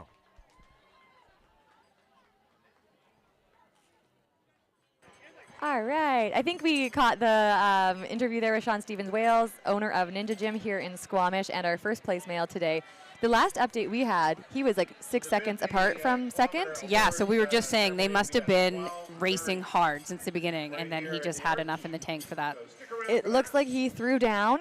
We are a few minutes after his finish now. And he's still trying to catch his breath. Yeah. So I love that. He went hard right to the finish. Yeah, I mean, he's so fast. That's, an absolutely amazing time. What did we say, about 5 minutes over course record? Yeah, 4 or 5. 4 or 5 minutes over. So looking at the men's historic times, yeah, he is probably our second fastest time ever, next to his own third fastest time ever. A lot of that happening. So people do love to come back to this Yeah. race, which isn't always, I mean, just a testament to the vibe and the course, right? We were talking about this yesterday of just saying if you actually want to perform better on a certain course, the trick is usually to repeat it. I know. And then people are like, but I want to see other courses Yeah. and it's money and all these things. But it's like, it is such a huge difference. Like we were just talking about your most recent race, and like each section, then you're like, oh, that's where I need to push in order to get through this other section faster. And it like, yeah, it's or a Carol Ann science. being like, oh, I need to do these downhills a little bit faster Yeah. to do this. Or like Haley saying, oh, I need to just work on my like flat, fast running after Yeah. all this vertical to be able to do this a bit faster.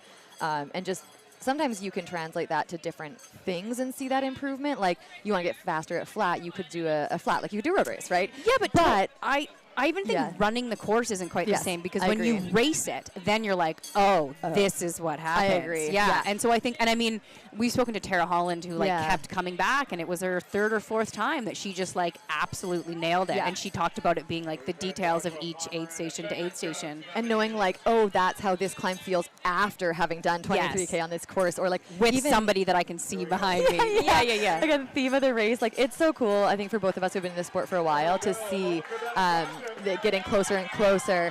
And look at this. I was like, we have a lot of action going on at the finish line. There are We're things- dropping water bottles, wallets.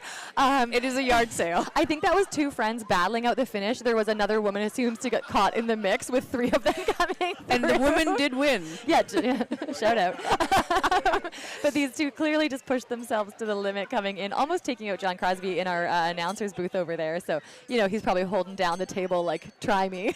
That was fantastic. Let's hope one didn't hold their chip back timing at the start. Oh my gosh, smart. If you're racing with friends, hot tip right there. You just take 1 extra Take second one to beat, start, yeah. and you've got them at the end as long as you're level with them. I mean, I have lost a place in races to chip timing. Yeah. I have sprinted into the finish. I remember distinctly at Chuckanut thinking, I'm catching her in the last 20 seconds. This is so great. Finished 2 seconds ahead. Well, she started 10 seconds behind me. Oh. So again, chip timing, people, you really, the best thing about it is it does draw out your best race, and you can't bank on a finish line Totally. sprint. We have our second place. Oh, no, maybe not. I thought that was our second place. Oh, yeah, there he that is. is. Yeah, that's Marcus Ruby. I was like, I know that face. Still an absolutely phenomenal time, 14:46 and 50. Sorry, 4. 4:47. I was like, we're on Fat Dog time, or it's got to be plus 10. It's the second day, so we're actually in 24:47. No, 4 hours 47 minutes. Marcus Rubai. We can't math. I can't read. If we could get Rob, we'd like to switch over to our interview. Here's what I love the most. Marcus just finished second to his good friend of his, Sean Stevens Will. The first question was, did he get the course record? He just missed. He ran 4:39. As you know, an incredible effort. Tell us about your day, chasing and running with one of your good buddies and seeing him succeed. It was good fun. We ran together pretty much most of the way.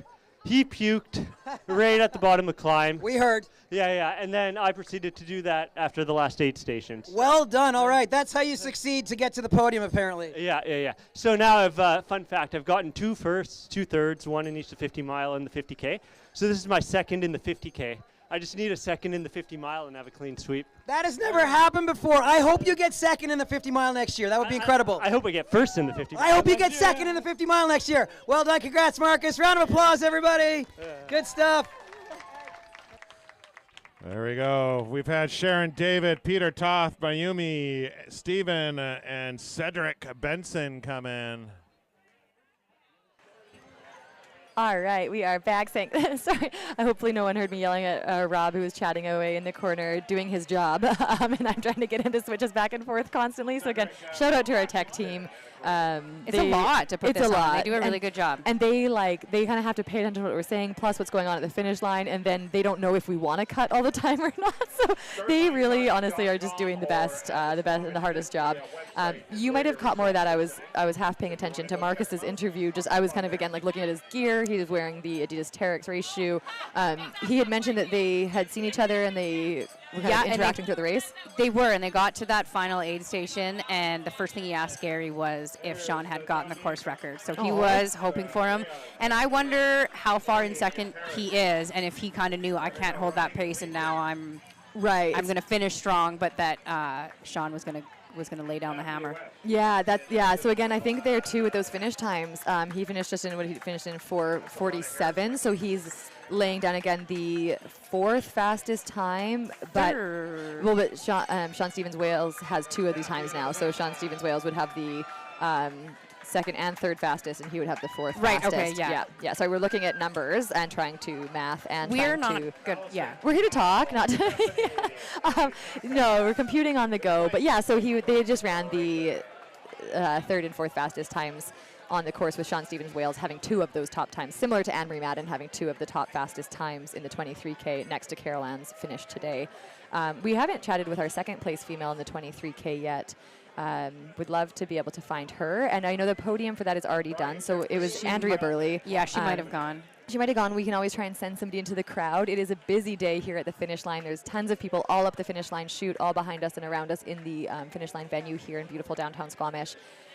Also, we hadn't had, as we got rushed through each update today, we do want to acknowledge we're on the traditional and unceded territory of the Squamish First Nation. So again, we love hearing from the athletes, about the beautiful forest that they venture out in there and these spaces that have been managed and protected since time immemorial. So we're here in Squamish, and we get to be in downtown. And there's so much going on around us that there's a lot to be checked out if you're visiting. We have Mike Murphy, one of the local co-owner of Capra, just behind us here on the live stream, and he's familiar with this race and many of these trails. There's a Mike Murphy Award. If you come into the finish line, the most bloody, you win the Mike Murphy Award. That is Mike is definitely an known. award you want to go after. Yeah, and I think he's actually welcoming one of his 2 daughters running this weekend right here. Another, again, young runner, people coming up in the sport. He's there for the big finish line hug. Again, if you're watching both streams, you will see that. Grace, his daughter, just finishing the, I believe, 23K. And again, I think this may be her first time running Squamish, so that's pretty incredible and awesome to see. It's like I don't want to say the changing of the guards, because the parents are very much still in the sport, which is like the best. Like it's the multi-generational, what do they call it? Like sandwich generation when you're talking about age. But we're doing sandwich generation in trail. We have people's kids and we have people's parents. Yes. And everybody's looking strong. And like the year that if he chooses to, if Gary's kid runs, well, he race directs and his parents could still be doing it. Oh my God, that's that'd be going to be epic. sandwich generation in so many ways. But yeah, we do have like Mike Murphy, who again is well known at these events over the years, has done many FKTs in the region, is an amazing mountain athlete and runner. His daughter's now doing the event, and that, again, while he could still be running. So that's really amazing. I also just saw Rhiannon come in. Rhiannon did the 23K. She is an athlete from Vancouver who I got some interesting finish lines. We have a lot, We got a lot going on, everybody. But Rhiannon had done the Impossible to Possible youth venture in the desert with Reza Hab the other year that my partner Matt went on. So cool. Covering 100K over 4 or 5 days, and all kind of self-led with meals along the way. But a really cool mission to check out if you're interested is Impossible to Possible and their youth trips. They also do Kapik Coffee. But today, actually, speaking of coffee, one of the sponsors of the event is Land Cafe, local to Chilliwack. Oh, Again, nice. like I can speak about them because I'm there all the time. Yep. Some of the best coffee treats and primarily plant-based menu, and a yoga studio as well out in Chilliwack, BC. We will probably run the sponsor ads again, but as you can see, they're also listed behind us. We have Solomon, Nestor's Market, we have NAC on site, we have Capra, we have Stronger Strides, RunGo app, so many amazing sponsors, Hill Sound Equipment. We also have a lot of like small company sponsors, which I think is really cool to see, like a lot of local community-based companies. I mean, it's such a vibe in the community that totally makes sense, right? Like everybody loves this race being here, and I think that's one of the special things about it as well. Yeah. Is Selena still involved in Capra? Yes, Capra is the primary run store sponsor. So they've actually hosted a lot of fun activities. I was thinking, like, again, looking into the years ahead and how we can kind of create this whole atmosphere. It is already here, but just that, like, so people can know what's going on. And have kind of these coordinated events, like there's the Capra events. There's a shakeout. Last night they actually had a whole ice bath, warm, like recovery session set up outside of their store. Oh, cool. And it was massive. Like this thing was like a storage container, it looked like, with like steps up the side that you could go into this cold plunge tub. They had that for quite a few hours. They'll have it again tonight, actually, so swing by Capra tonight if you are in town, whether you've ran or not. I would say if you did the 50 mile yesterday, that's a fantastic option to go get something like a semi-comfortable recovery. They also have deals and prizes all weekend. There's other running stores here doing like shakeouts, doing a little event tonight. Oh, we might have somebody who just came through with the Mike Murphy Award. Looks like we have a bleeding nose. Is this third place male? Wow, yeah, he took one. I think, actually, wait, this is, third place in the 50K. Yeah, sorry, just jumping back to the 50K. And Ryan. At 4:54, we're going to have one of our top times Yeah, of all another top weekend. time. So Yep. this year, I think with this cooler weather. Yeah. And we'll cut to Gary. I've been wondering if the weather's made a difference. We're going to get him cleaned up. Nice work. Yeah. It's like last year when it was like 11 and rainy. What are you going to do? Rebecca Mayers, Melissa Kroos also in.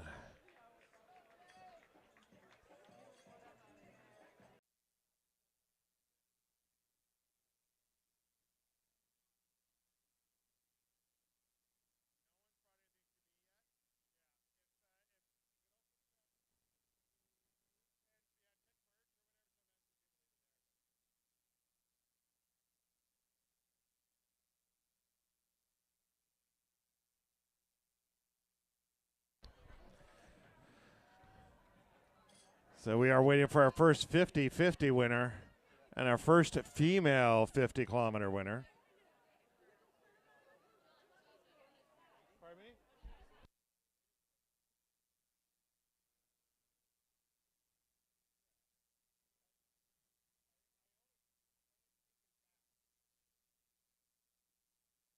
There we go, coming on in, being chased in by a sign. Going to give All him right, a minute so to there we go. We're back on. So yeah, we're giving our third place male there a minute to clean up some of the wounds. We're not sure. We can't tell if it's a nosebleed or a cut on the nose. Could be either. Again, somebody who's been in the sport. And what's with a lot funny of- is I actually used to fight MMA with our most recent 23K finisher, Natasha. So yeah, you have such a diverse athletic background. Yeah. Like hockey and MMA and now trail running. Yeah, slowly baseball and moving less tennis. contact. Yeah, the concussions are real for sure, but nothing is like rewarding as the training and trail running. I think that's the thing. Oh, that's the best. neat. Yeah. Interesting. Okay, that's cool to hear because I don't know much about training for the other two activities. But that's cool. I don't need I to mean, know. it's all fun, but you yeah. know when you're like, I think that's why people do it. Is you're like, do a race that you didn't think was possible or a week of training. You look at your plan and you're like, I don't know if I can do that, and then you do it and you're like, what else am I capable Right. of? And Yeah. it's so cool. That I can. Yeah, that is very much. I think something we all relate to is like, not just how can I do it, but can I do it? Sometimes is the simple question Totally. that you don't know the answer to. Yeah, and I think you can see in these people in the 23 Yes. finishing in their face, like this sense of accomplishment and relief, and like it's like I'm getting goosebumps here. Oh, at the totally. finish line. It's one of the cool things at this event, like, and all of Gary's event and Coast Mountain Trail races is like, and honestly, truly, trail running generally is that from first to the final finisher, the celebration is very much the same, and Totally. like the recognition of what it took to get there is very much the same, if not honestly more for some of the people who stay out for twice as long because they are managing problems for twice as long. It's crazy. Yeah. And I think that like one thing that the Coast Mountain does so well, their trail series, I said this about Bucking Hell actually last time I ran it, is like you definitely have some really fast runners. Like Nicole just ran it this year, I think.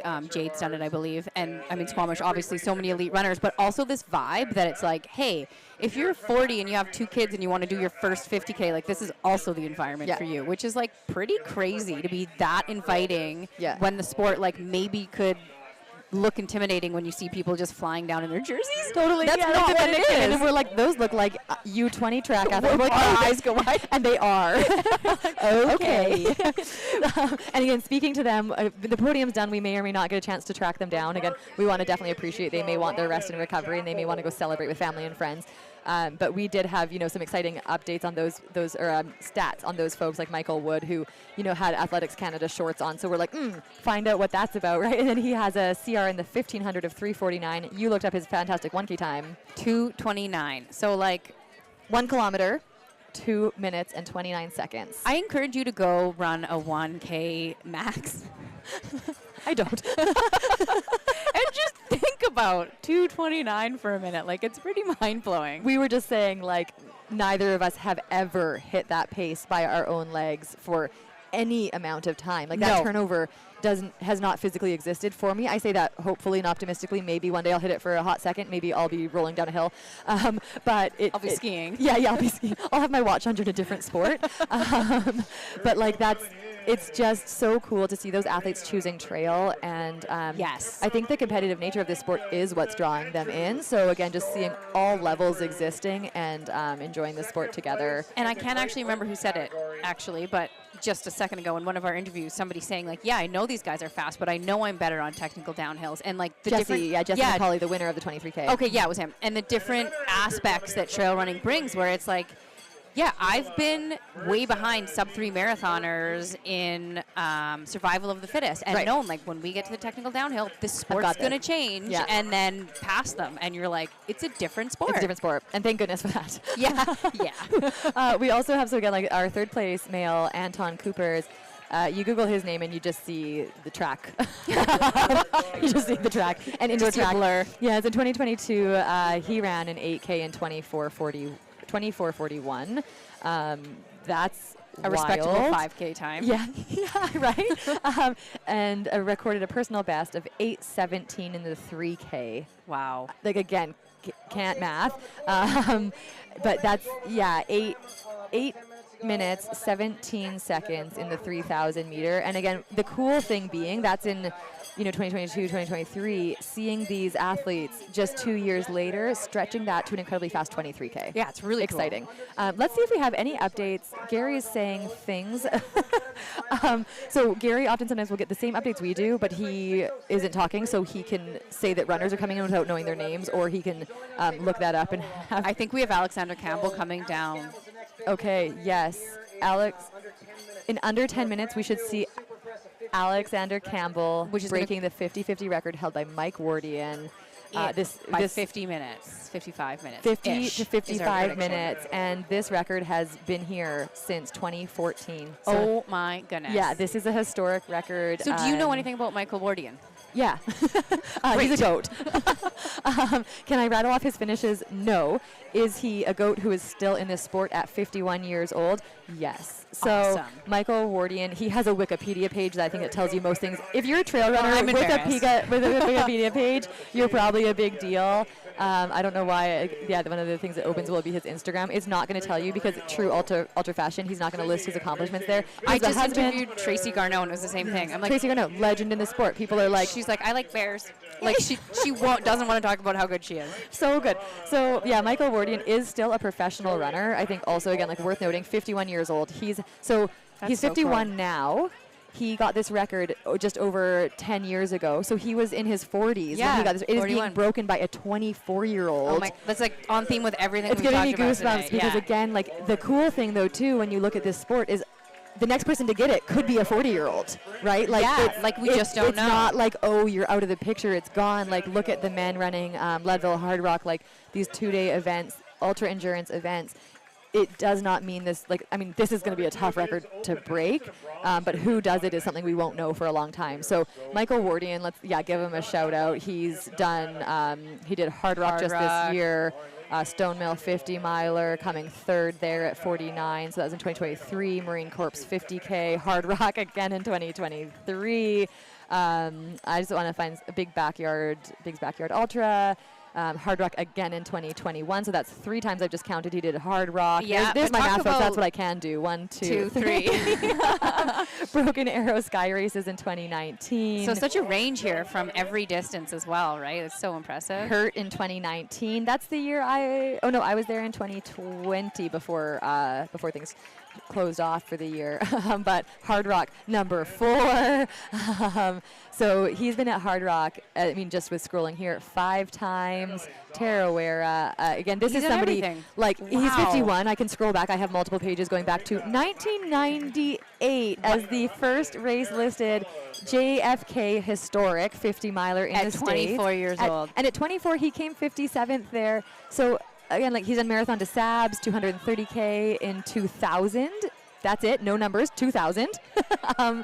Again, looking at his success, he went back to JFK, moved up by half the spots, coming 28th in, again, 2000, 25 years ago. That's wild. That's actually quite hard to fathom. 25 years ago, he started progressing his results. We're seeing in 2014, when he set this course record, a lot of first place coming up in everything. The USA Track and Field National 50K Road Championships, he came second. So he ran a 2:59 50K. 15 years after he started running. Yeah. So that's the other cool thing, is that it just takes time to get smart, to build that endurance engine. Don't know what he came in, again, when you're looking back 25 years, I don't know his high school track varsity background. His training has probably, I'm going to guess, one of the things that have kept him in this sport is changing his training to the times. Well, and also, in March, he won a 50K in 3.5 hours. Yeah. Or 3 hours and 13 minutes. 3:13, 50K Pistol Ultra this year at age 50. That is madness. So dream big, whatever age you are at, because there are things ahead. That's my marathon time on the road. Yeah, awesome. All right, we're gonna bring over Ryan. Come on in, Ryan. Come in, we're squish get in. To the sit in. We get him to the sweaty chair. Ryan, come on in. Congratulations. Congrats. Our third place male in the 50K today. We're gonna get you to put this. Yeah, sorry, you get to cramp, sit with us, and talk. We have 2 empty bottles here, which may or may not be helpful. We'll get you to put both, on if you can, and then the mic as close as you can to your mouth without it in your mouth. Awesome. Welcome. Congrats. Thank you. First question that we've been trying to wonder. Bleeding nose, or did you get hit from the outside? Did you scratch yourself? Just bloody nose. Oh, it happens. Spontaneous combustion. Spontaneous combustion. But you held it together to the finish line. And makes your finish line photo way more hardcore. Yeah. Congratulations on your race today. As we had updates, we kind of saw that this was looking like a pretty kind of tight race. How did it feel for you out there? How did the day play out for you? Oh, we're gonna get interrupted. We're gonna switch to Gary. We'll make you hang out here for a minute. Let's catch this live.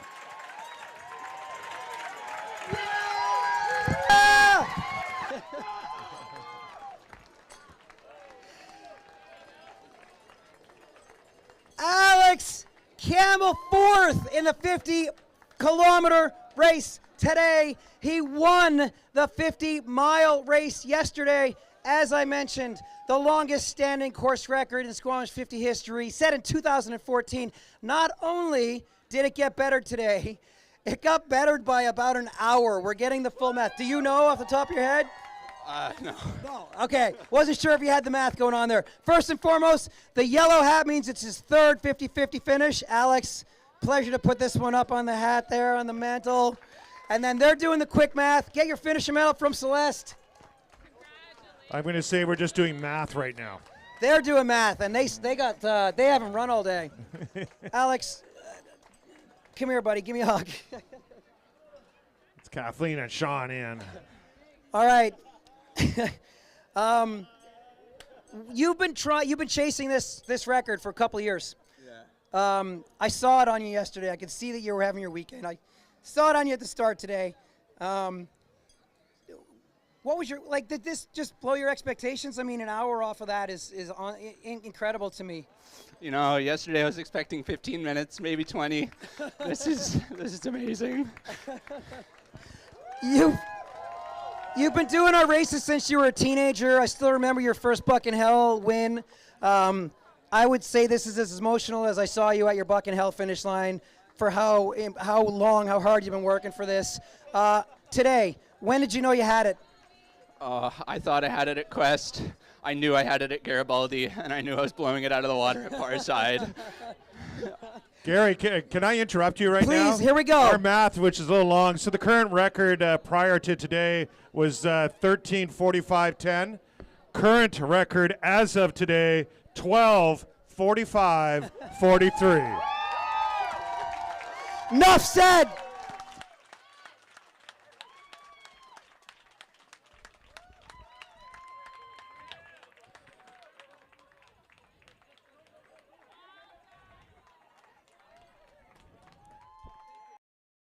And back to us, that was amazing. What an emotional, a well-earned moment of relief there and celebration for Alexander Campbell. New course record. We're going to recap that with him. We're not going to let him go too far. We'll give him his moment. Sorry, I was just crying again also. We just had the women's 50K winner come in at 5:08 something. High 5:08. Let's go putting Gary on his toes. Wow. Jade Bellsberg just won. Let's see if this was a new course record for her off of last year. Oh, not her updated time. We're going to find out. Gary's probably going to talk to her in 2 seconds here. So we're going to cut back over to the finish line, asking Ryan to hold on one more time. Welcome to our day. Is it a course record? Back. Come on up, Jade. Yes, indeed. We got a bottle of bubbly. I know, right? Your favorite part. Your favorite part. I see a gap. I'm going to let you fire it away real quick.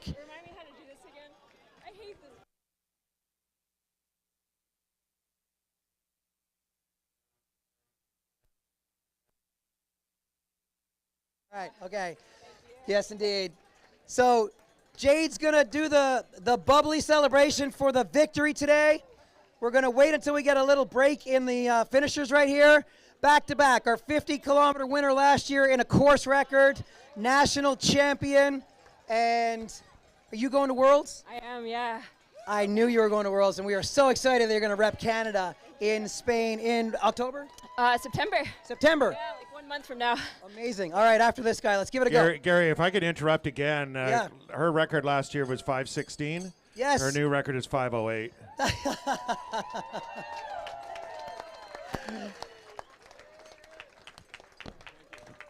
Hey. Congrats. Jade, you just bettered your record from last year. That's impressive in two fronts. You smashed our course record last year, but last year we had the Canadian Championships. And not to say this field isn't deep, but you were being chased. You ran alone off the front today. Where did the motivation and come from to be able to lower your course record, knowing that you actually had it in the bag most of the day? Yeah, I felt super fit going into this. I felt fitter than last year. The beginning of the race was pretty rough for me. I actually felt like I was struggling for the first 15, and I know that I came into the splits a little bit behind, or the first crew accessible aid station a little bit behind last year. So I just decided, okay, I'm not going to look at my watch anymore. I don't want to know, how close I'm going to get or not. So I didn't realize that I was going to get it until I crossed the finish.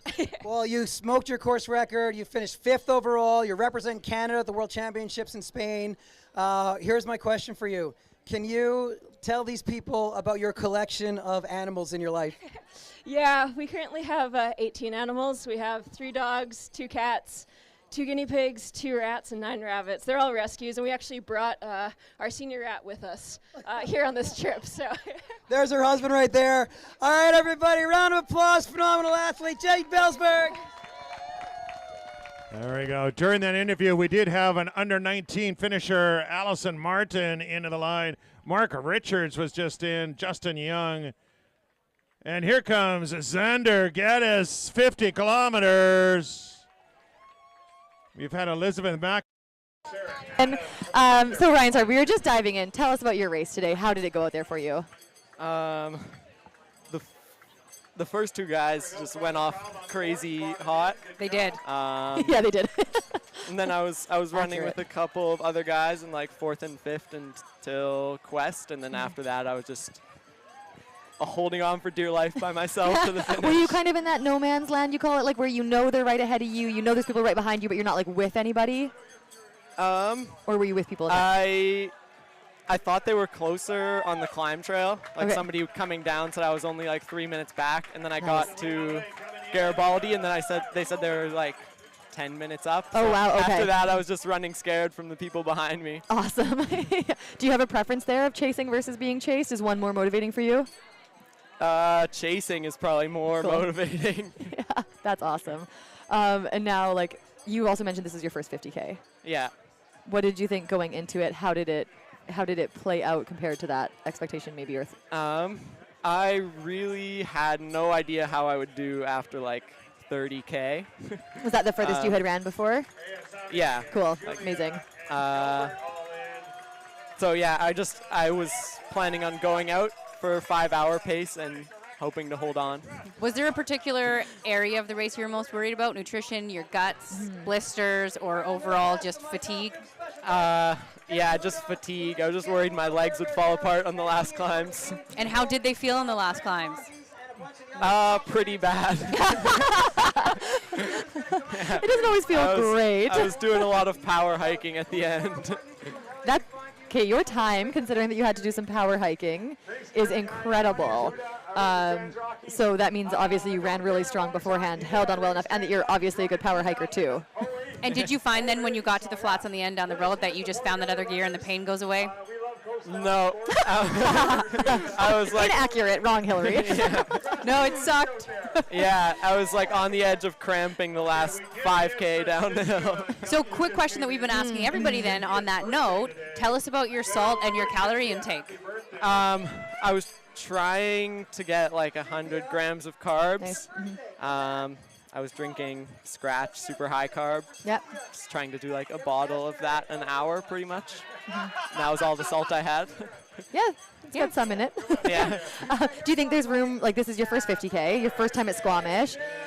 Do you think that, oh, we have happy birthday going on in the background, so if you think you're hearing that, you are.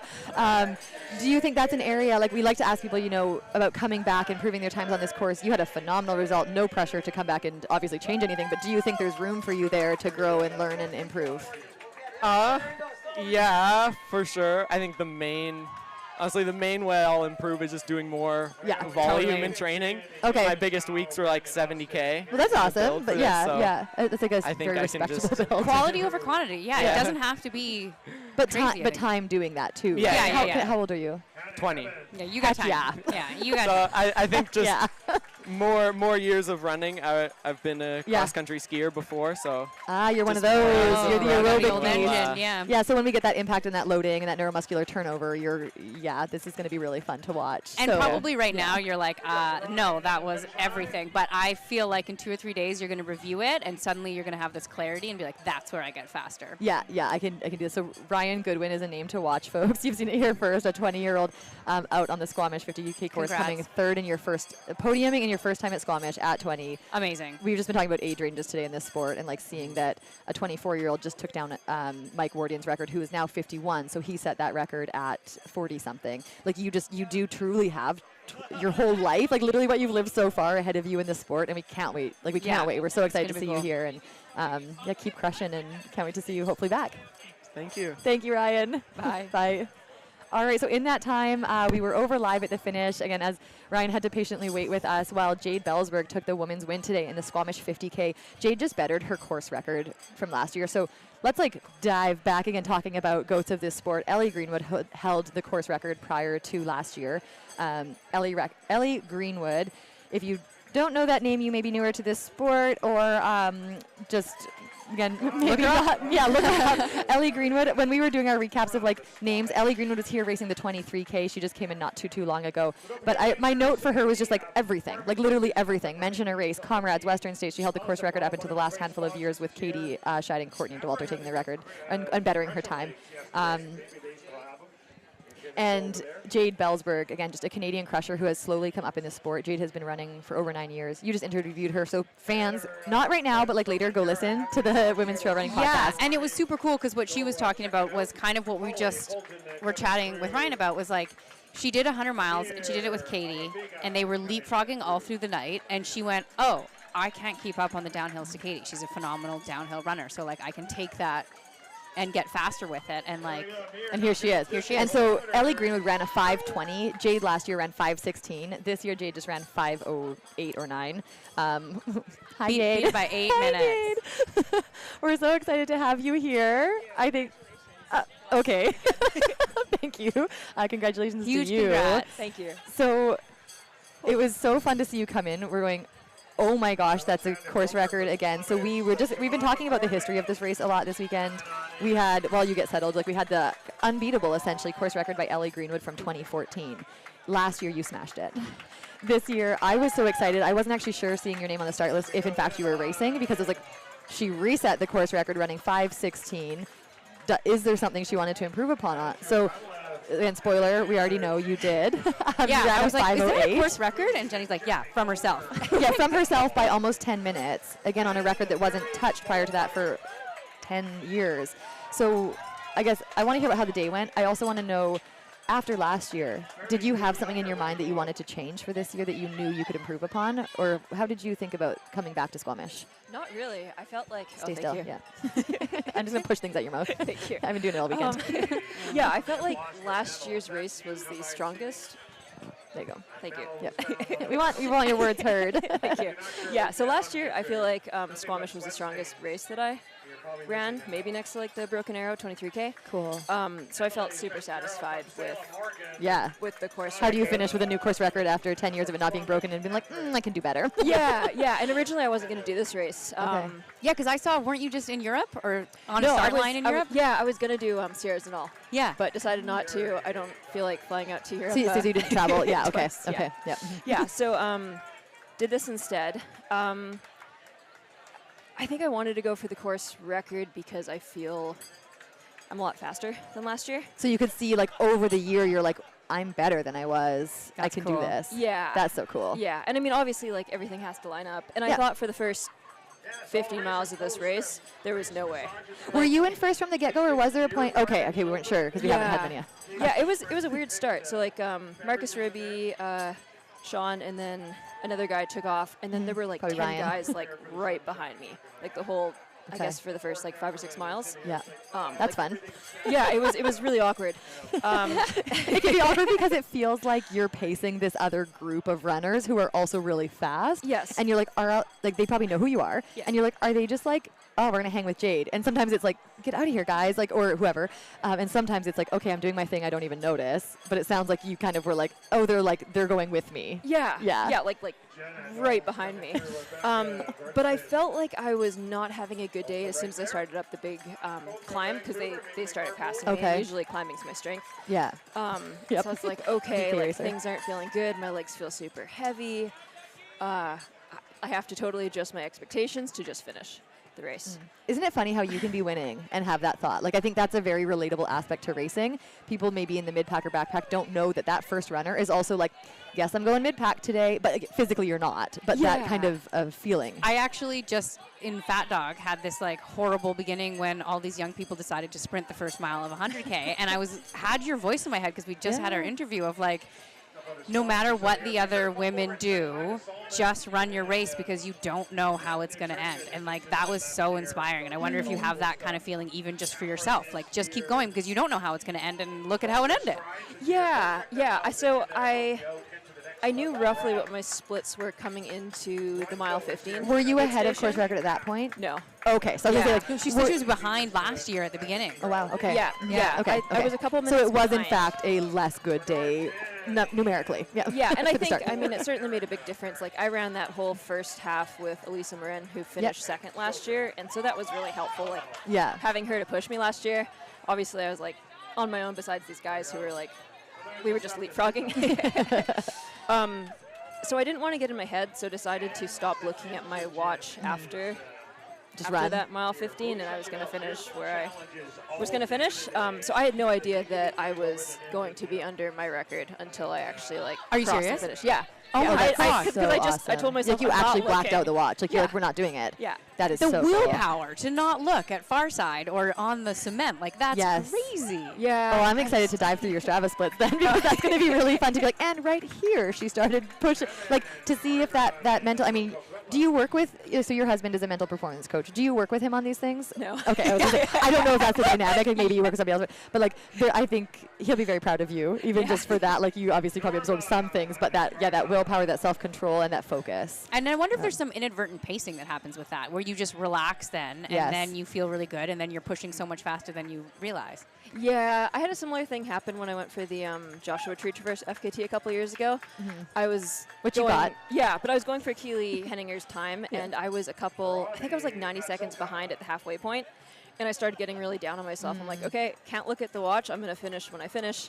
And then I did get her Yeah, you did. time, but it was I remember that. it was kind of that same mindset of like, I do best when I'm just going. So do you by take feel. that into your future races? Like I think something, at your level, you're a professional athlete, you run for ultra, and you do perform at the top of a lot of your races. And like when you go into them now, do you think that's something you might apply from the get-go of like, I'm focusing on performance, not time, or feel, not time? Like, is there anything you're going to change around that, or how do you even change that? Because it's really hard. Yeah, I think after these two experiences, it's best for me just to do my own thing and block out my watch. And trust that like your own thing is really, really good. Yeah, that I'm going to get the best out of myself, Yeah. kind of no matter what. And sometimes that's a really good day. I mean, I'm not always going to have days like this, Mm-hmm. but I think just trusting myself is probably the way to go in the future. That's pretty cool. Yeah, that's amazing. Yeah. And so this year, it is your first year with Ultra. You're also heading off to Spain soon for Team Canada. So how has this year been as like, again, you've been a professional runner for a while, but a new sponsor and Team Canada year. How's everything going? Like, how's everything looking? Yeah, it's been a really fun year. I feel grateful to have done a really wide variety of races. Yeah. I find a lot of joy out of I don't know. I have such a bucket list. You and I were talking about Yeah, that. yeah. Just of races that I want to do. So it's really cool to be able to. And I have to ask, as somebody who just did something that obviously I'm leaving for the future, of course, with the course record at Fat Dog. Like, is Fat Dog on your list? Because I just have a memory of us running together, and I, in my mind, go, oh shoot, like in the best way. Like, go freaking get it. You'll take hours off. But like, I remember, I think you saying I want to do that, and me being like, yeah, I don't. And I got to do it first, just with how the years lined up. But I was running it actually thinking, like, I think Jade's going to come do this one year, because Nick has done it. Nick has the course record. I think it still stands. I can't remember what the course changes, like which His course and that hers is on. course records. How cute like would the that be? Bellsbergs, Nicodemus, Jade Bellsberg. Like honestly, it's cool to see you here in Canada doing so many of the local races, and I thought that one was on your list. So when you speak to variety, like you've inspired me in that way over the what a years of like you've just thrown yourself into different events and trusted your fitness and just been willing to show up to something that's like people might not say is your niche. And now for you, I think the coolest thing is like if people asked me, I know most of the races you've done, I know how they've gone. I'm a fan of the sport. Yeah. You don't have a niche. Like you're just a really strong runner, and if you're doing a VK or a technical race or a runnable race like Chuckanut that you won this year, like people just need to watch out. You're fast. It's really cool to see that true crossover. Yeah. I don't know. That's not a question. That's just a congrats. Well, actually, but to build on that, and I've kind of asked everybody, do you think there's anything where you're like, oh, I can still, like, there's room here, like, this is the thing I can improve on? Yeah, definitely 100-mile races. I don't feel super... Well, do a I'm proud 120. of It's myself. different. Yeah, I don't know. I really suffered at them. I think I've done 4 or 5, and I'm proud of what I've done, but I feel like there's so much room for improvement, and I've not figured out the sleep deprivation part. There's some hundreds that don't require that, which you could also do. I don't know. But no, first of all, there's Worlds coming up, so that's kind of, I'm guessing, what's next. Yep, exactly. Awesome. And we were saying to Hillary, too, like, we could probably sit here and talk to you for hours because that's just what we would do. But you did a recent podcast. We were just praising your life balance to taking care of your animals and having, that kind of value of having literally, like you just said, 18 dependents at home, one of them with you, being one of your rats. And yeah, again, like I think you're just going to build your fans in this sport, and we can't wait to follow you at Worlds. So thank you for coming back to Squamish to give us that amazing performance and get us to, like, we get to do this and chat with you after. And we'll be following you at Worlds. Thank you so much. Yeah, good luck. Any last shout-outs? Anybody you want to shout out? Or I know your animals maybe aren't watching at home. Maybe they are. Maybe you have the live stream on for them. How old is the oldest rat? He's a little over 3, which is really old for a rat. Okay, that's what I was wondering. Yeah. We have to feed him 6 times a day, so it's way too much for our pet sitter. So he travels with us everywhere. That's so sweet. Just like Nick's out there feeding this rat, crewing you, like hand a bottle to this one, hand a bottle to this one. Yeah, I mean, like he was feeding our rat before its 100-mile race last month. So you too, yeah. Like thank you for what you do for our little animals. Yeah, of course. It's very rewarding. Yeah, awesome. All right, okay, we'll let you go recover before we you. keep you for 2 hours. Thank you so much. Jade. Congrats. Yeah, congrats. Jade Bellsberg, everybody. New course record on the 50K. And so far, we're at 5:27. So she came in at 5:08, a commanding lead. Do we have any updates? No. We might have bib number updates, so we can try to put those. Honestly, it's one of the things we want to get to you the most in this chat. So actually, I'm going to just list off what we have here. From far side, I think we're going to be seeing our second female come in soon. Second woman through Fred. So this is, again, quite a while ago on the course. We have some of our 50-50 men. We've already had Alexander Campbell come in. We're going to have Marcus Ribeye sit down with us here. And then we'll try and get some. I'm just going to read off a few of these. So we've had our 50-50 men come through far side.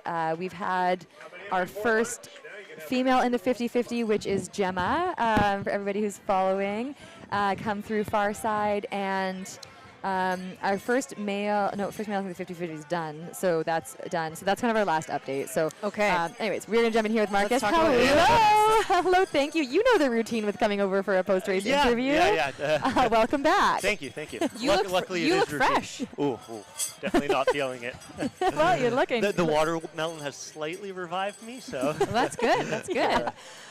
So yeah, you were sitting here. You had a great race. We got to see you come across the finish line in second place in the 50K today.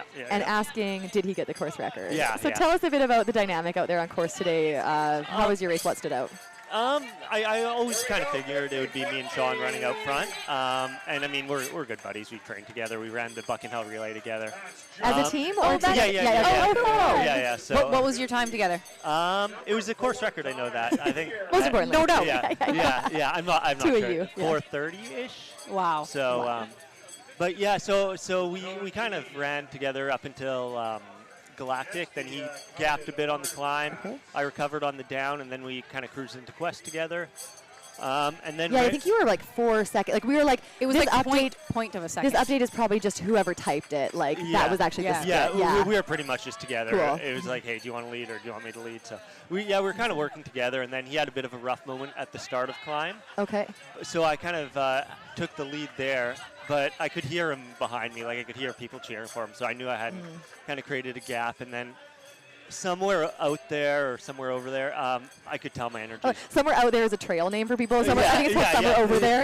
You're like somewhere out on course. Whatever that trail is. Yeah, that is the trail name. I could tell the energy was just kind of fading a little. For yourself? Yeah, I think I just went out a little hard following Sean. I wasn't really looking at the watch, and so from there it was just a slog in. I got to that last aid station, told my crew like, oh man, it's just going to be a long walk in, and I love that theme. That quite quick. I love that theme with the front runners where they're like, there's always that point where you're like, well, there goes my day. Yeah. And like, it's like when you're tired, it does feel truly that way. And but then like, here you are. I honestly think the 50 mile I ran last year, my last from the aid station in was probably quicker than this year. Okay. Like I don't think I was. So you probably worked more time in the front half. Yeah. But sometimes you have to kind of just go out and hold on and see what you're capable of. Yeah. And I mean, it was good for that. Like I was really happy with how well the body held up for the first 35, 40K. Nice.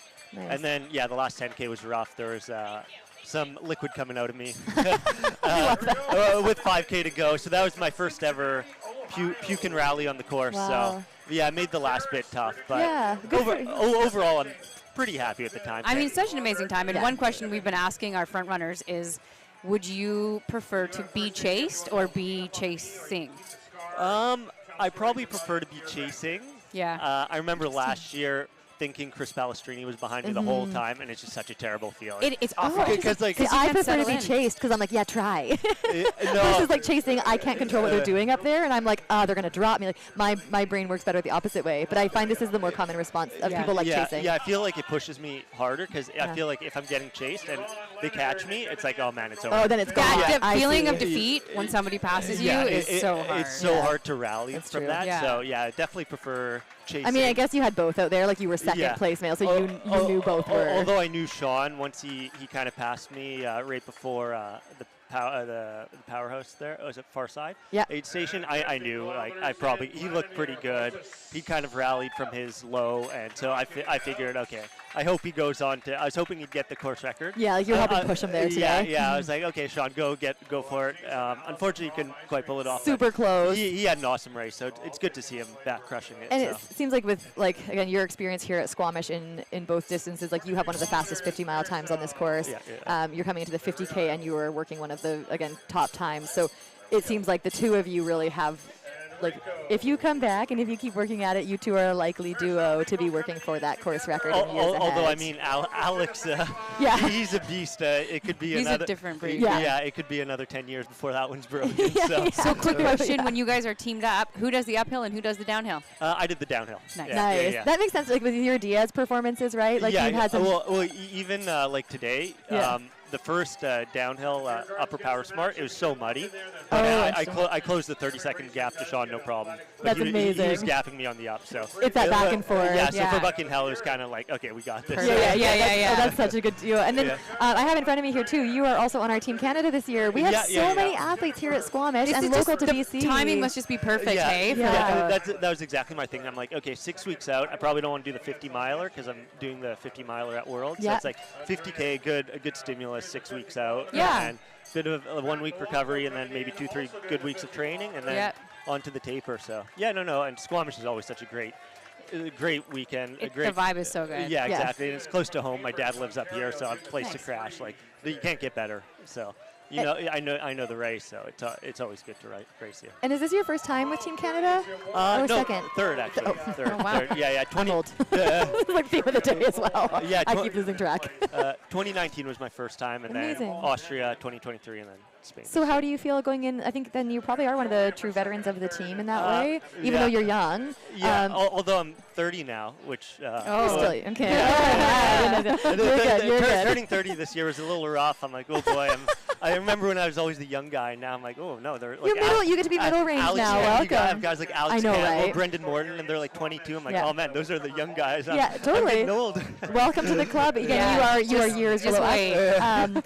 But it's so cool to see that. Like, again, you have experience. This is your third time at Worlds. How are you feeling going into it? Any, I don't want to say pressure or expectations, but like you've got that experience with travel and racing. Yeah. Yeah. So honestly, I find World almost less pressure than races like this. Getting to Worlds, maybe? Yeah, because like at Squamish, like you just don't have the depth of the field, so it's always expected that you podium. Right. I see. Like like we know you here. We're like Marcus. We'll talk to Marcus tomorrow, and then like there's always that expectation. Like okay, I should be on the podium. At local race, I find people walk up to you and be like, "You're gonna win, right?" And you're like, "I don't know." Like, these people are also all racing. Just like offhand comments, like "Oh, course record." I'm like, "Oh, like it's not pressure. easy." Yeah. Whereas at Worlds, you can kind of roll up, and it's like, "Okay, if I can get top 30, top 40, amazing. I'm stoked with that." Yeah. And it's just so much less pressure because you just run your own race. Yeah, exactly. That's cool. Like, That's really neat. You're not expected to. So some people are kind of the opposite. Like I've heard people in past years, they put a lot of pressure on themselves at Worlds. But me, it's just the vibe of going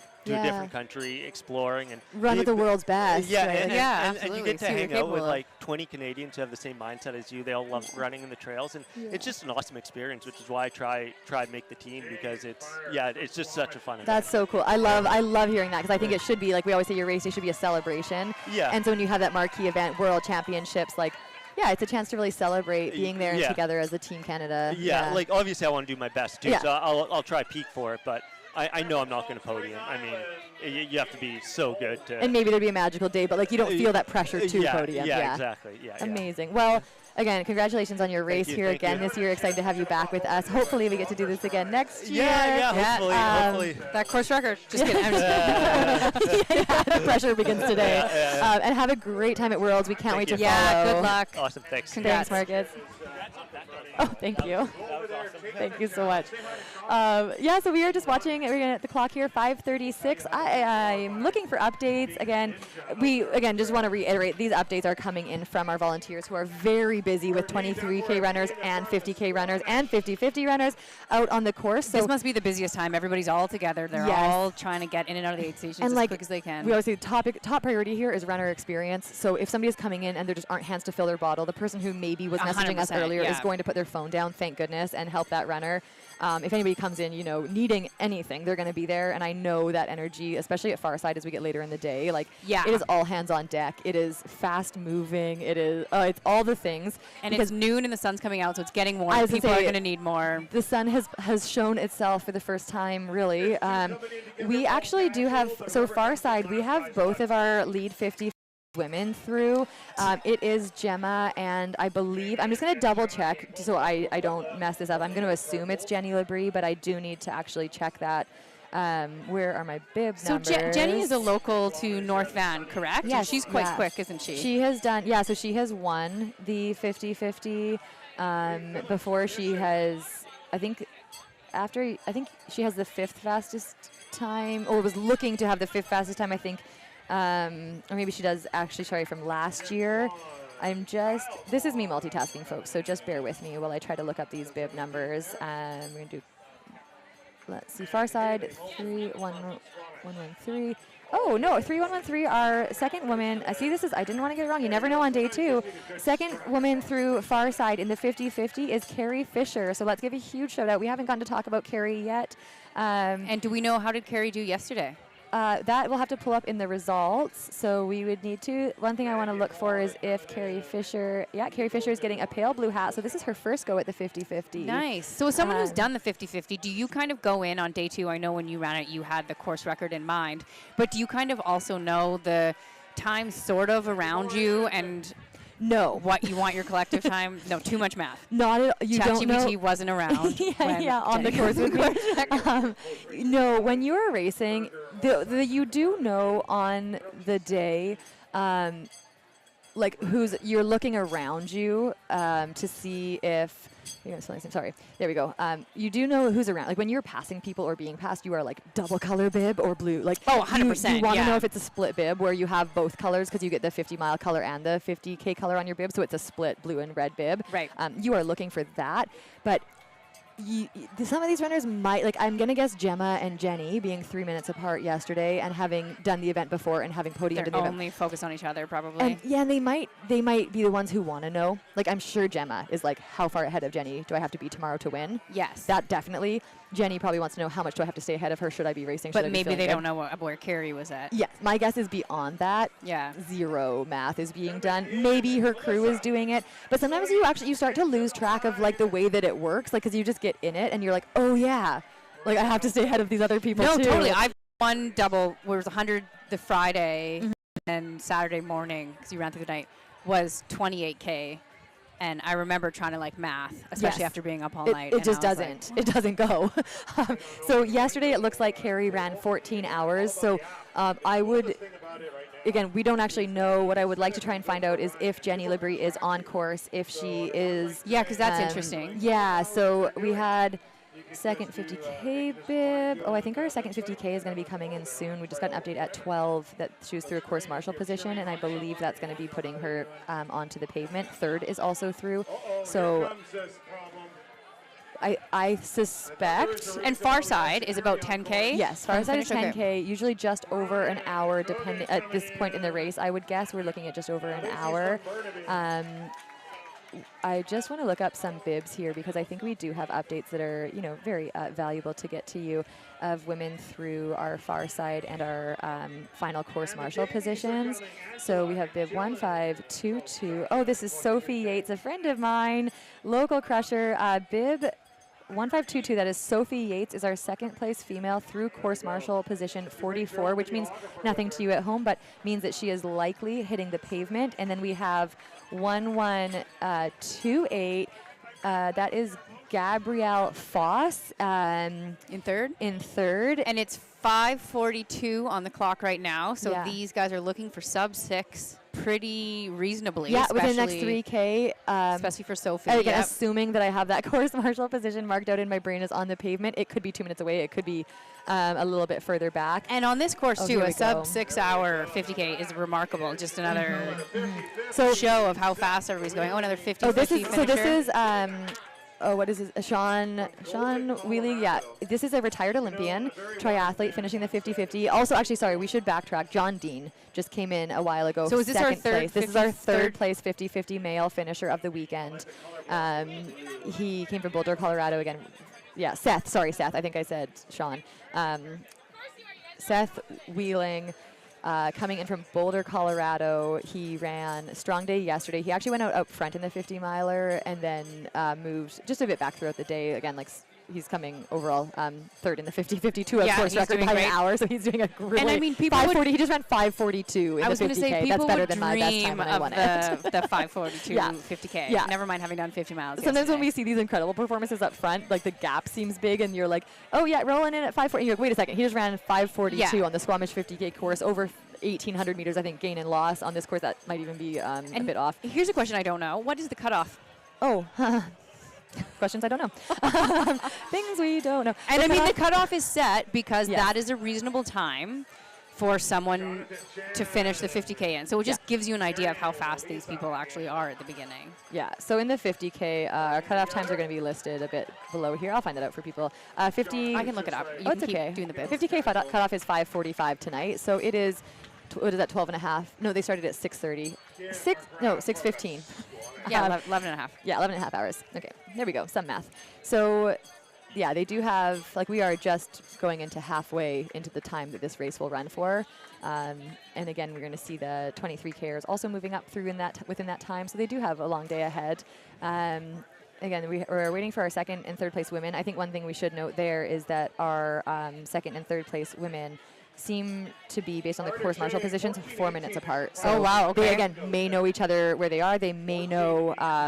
and that might not be, they could be closer than that. Yes, yeah, that's an update coming through WhatsApp after the runner has passed. Yeah. They are on pavement, so a 4-minute Everything split in can 3K change. there could be different. 3:119. And I mean, that's been a theme of our interviews, like where is your strong suit? And if Yeah. somebody is a strong road runner, that is going to change. That Yeah. could change the placement in the last bit here. I'm wondering, what I want to try and check in on is Jenny Labrie, because it's weird that we're not seeing her. Yeah, we haven't seen her update. Did you chat with her yesterday? Was there any niggle or anything she was worried about? Yeah, we Oh. honestly, like, it when she finished, oops, I just missed it. When she finished yesterday, she did say, you know, I will run tomorrow if I feel good, if I'm not in pain, if I'm not risking injury. It did seem like there was some concern. She didn't voice it in particular, but it did seem like there was maybe questions about that. I wonder if the woman in second knows. Yeah, I don't know. That's always the interesting, too. interesting, yeah. Yeah, so one thing we actually can't tell, she's not on the drop list, so again, she also, like, she might come in first and we haven't had the update. Totally. There are so many surprises. I don't want to create any concern for her crew that maybe is even listening going like, she's fine, she's crushing. So yeah, we'll absolutely see, what we find out as people finish. But right now, we don't have an update on Jenny Labrie, who was our winner yesterday. We are going to get to sit down with a very special story of the weekend. Alexander Campbell, he was here yesterday. He is back again. You look good. Looking fresh. I like those shorts. This is awesome. We're going to, we want to obviously chat with you. You are a story of the weekend. No kidding. Congratulations. Alex. Thank you so much. Yeah, I was emotional at your finish watching you talk to Gary, knowing what it meant to both of you, I think, to see this come to fruition. Let's just recap the fact that you took an hour off a Michael Wardian course record from 2014. You are 24 years old. This is your third time at the 50-50. You kept showing up. You did the thing. Did you know, like, I mean, obviously you were going for the record. Was an hour in your mind? Absolutely not. Yeah, no, after yesterday, like, I thought maybe 15 minutes, 20 minutes would be great, and then... How about 60? Yeah, that's another story. So I heard when Gary was interviewing you, kind of said, I thought at CapU I could get it, at Quest or Garibaldi or something, I knew I could get it. At Farside, I knew I was going to, like, crush it. Absolutely. So maybe, again, when you're coming into this, I think we all have expectations of how we'll feel on day 2. How did that start out for you, and then how did it, like, play out throughout the day physically and mentally? Well, I mean, I've done this a couple of times, so I know how it feels to start. Not great. Yeah, it's always a rough start, but you take it slow, you work into it, and it's... And slow, I think you were very close to the lead pack for a lot of the 50K. Or in the front anyways. I think it was top 15. Yeah, on a pretty fast day. Yeah, it was pretty good. I felt really good after yesterday, so might as well, right? And then, just kind of cruised until Galactic. Oh, this is a very big check. Move us out of the way. Out here after you get off the broadcast. Amazing. Have you ever got a check at a race before? No, the first time. First check. Yeah, that's so exciting. Are you going to take it to the bank like this? Yeah, they don't let you. Sorry, so you worked your way into it. Obviously, the day kind of came to you as you went, like with hard effort, but it kept working. Yeah, just kept getting better and better.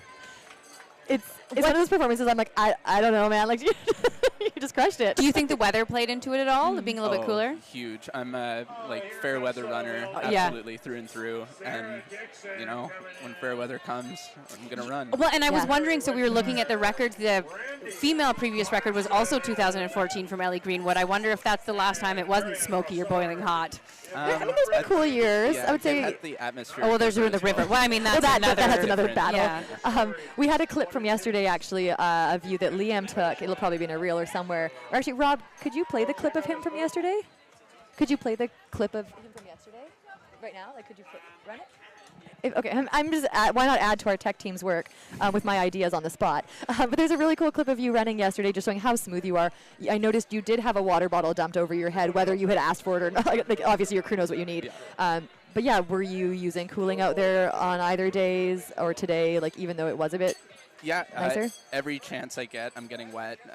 It just gonna help me run faster. So this is you. Yeah. We have a little camera here that's going to show the clip of Alex running. I think I have to hit play. Maybe, I don't know. Again, tech. This is our new tech this year. I think that should do it. If not, we'll let Rob reach his magic hands in here. It might be frozen. We've had internet come and go, but we are trying to get more, obviously, like live footage on the course as it comes. But yeah, so you were running through yesterday. Your crew was dumping water on you. Here we go, moving smoothly. Today, yeah, did you just kind of mirror the plan but reduce it to a 50K? Did you change anything? Yeah, the splits were pretty much identical. Wow. Same plan through the aid stations. Yeah, keep it simple, repeat. Obviously, again, what worked. Now, when so you just finished this again, like we saw. It's obviously a goal that you've been working for a few years. How does that leave you feeling with like what's possible for you ahead, or what you like? Not to jump ahead and out of this moment, but like it must kind of. I had a really good race earlier this year at Canyons as well. You did. So like I knew this year was. You came 12th there, right? Yeah. Yeah, amazing. It was not really in my wheelhouse. Yeah. Like I like these steep races, so I was a little nervous going into it, but worked out. And yeah, it's just been a really good year so far. Training's been going great, so really looking forward to next year, the future, beyond. Yeah, do you have so much time? Again, like there's so much time, and you obviously like it's important to celebrate what just happened. But being 24, do you have like dreams that you kind of that may or may not stay the way that they are now? But like, do you have dreams for the future of the sport and what you see yourself doing? Yeah, I mean, like distance-wise, everybody wants to do this for a living, right? Yeah. But how realistic that is, I don't know. So this is pretty yeah. You're you opening some doors. Sponsors, listen up. We got a 24-year-old right here crushing a Mike Wardian, who is 51 now, still a professional athlete. So you just smashed a time that not only has held up over time, but it is by somebody who is 30 years your senior and still crushing it. So again, I think it shows what you're capable of. Yeah. Quick detailed question. I'm curious, last night, like what's your go-to for recovery after 50 miles to get back up and do it again today? Yeah, just lots of laying down, lots of food. He was the best. He's like, I'm just going to eat. Yeah. Yeah, totally. It's, it is simple, right? It is just sitting down, eating, resting. There's nothing special to it. It's, No, I guess that makes sense because a lot of people, if they do their first 50K or something, they're just having like some beer and not getting a lot of sleep or something. So then the next day, of course, you feel like garbage. So like if you just simplify it to like what you actually need. Yeah, like physiological body, lay down, eat things. Yeah, rest and eat. Yeah, it worked out. Do you think you're going to come back for an orange hat? That's the next year, just for people to know. I think I'm going to give myself a couple years. Yeah. There's some other races out there that I'd like to do. Like? I'm not sure exactly what yet. I'm not going to commit. There's a lot of good competition down in the States, so I really want to put myself up against those guys. Yeah, like you kind of dabbled in that with Canyons, right? Seeing what that looks like. You ran an incredible time there, and then just knowing, how that field works. And now that you've seen the terrain, you probably know exactly how you would shape your training to go to another, like, California carpet race or desert race or things like that. Yeah. Well, again, you are going to be a Canadian name for people to watch, and if they don't know it yet down in the States, they will soon. My favorite is when they have live streams, and they're like, I'm going to Google this person. They're like, oh, I don't know, he's done some races in Canada. And we're all like, yeah, he's going to crush you. Like, we know exactly. Totally. Because they don't know the terrain, so they look at the times, and they're like, oh, okay. Yeah. But to see, again, what you've done between Canyons and here, I think shows just that amazing potential. Totally. So excited to follow you in all of that. And then hopefully you still get to race here locally and take down some of these historic course records that no one else has seemed to crack yet. Yeah, go for the sweep. Yeah. Again, I know yesterday we were like, anybody you want to shout out? Any crew that you want to thank from today that's top of mind? My crew is amazing today. Like they held us together for 2 days. Yeah, that's good. You can't do it without them, right? It's so integral to these kinds of races. My parents, I just finished school, so still living at home. It's great to have them as support as well. Amazing. What did you finish in school? I just finished my master's in economics. Wow. Amazing. Okay, so you're set up for a career. If you have to have one that's not running, you're good to go. Did you play other sports as a kid? Soccer, swimming. Endurance? Yeah. I've done most of it. Yeah. I've dabbled. So I know we got to let you go, but how did you get into trail running? That's all because it's such a. We're going podcast mode with Hillary now, and now you're here for 90 minutes. I want to know this too. It's not like a trendy sport. Like hockey makes sense, basketball makes sense. Like how, as a young person, do you find trail running? I was always in cross country and track, and I had a friend, another young guy from the North Shore, Malcolm Suarez, who kind of, introduced me to it, and I really took to it. I loved it. I'm kind of a loner, I guess. So I like being alone. Welcome in the to woods. we're all the club of loners. Yeah, we get it. So Yeah. love being alone in the woods. Yeah. If I can disappear for 6 hours, it's my dream. Good. I would be interested then to hear from you in the future. Like one thing I found when I went to go race in the States more was that the dynamic of racing there, like there's a live cam on you if you're up front. There is people at every different venue. It feels really different to race those races because you're like, I just wanted solo time, and like so you probably saw that at Canyons, and that'll just be it's like a different sport in some ways that way when you go race down there. So I'd just love to chat in the future when you find out how that feels for you and like the ways that we kind of maybe shift our mindset around like what one race will feel like versus another. Because here, you disappear in the forest, there's like one person around you and you have that zen time, and there you're like, is this person gonna follow me for the whole race? And you're like, oh, they are, cool.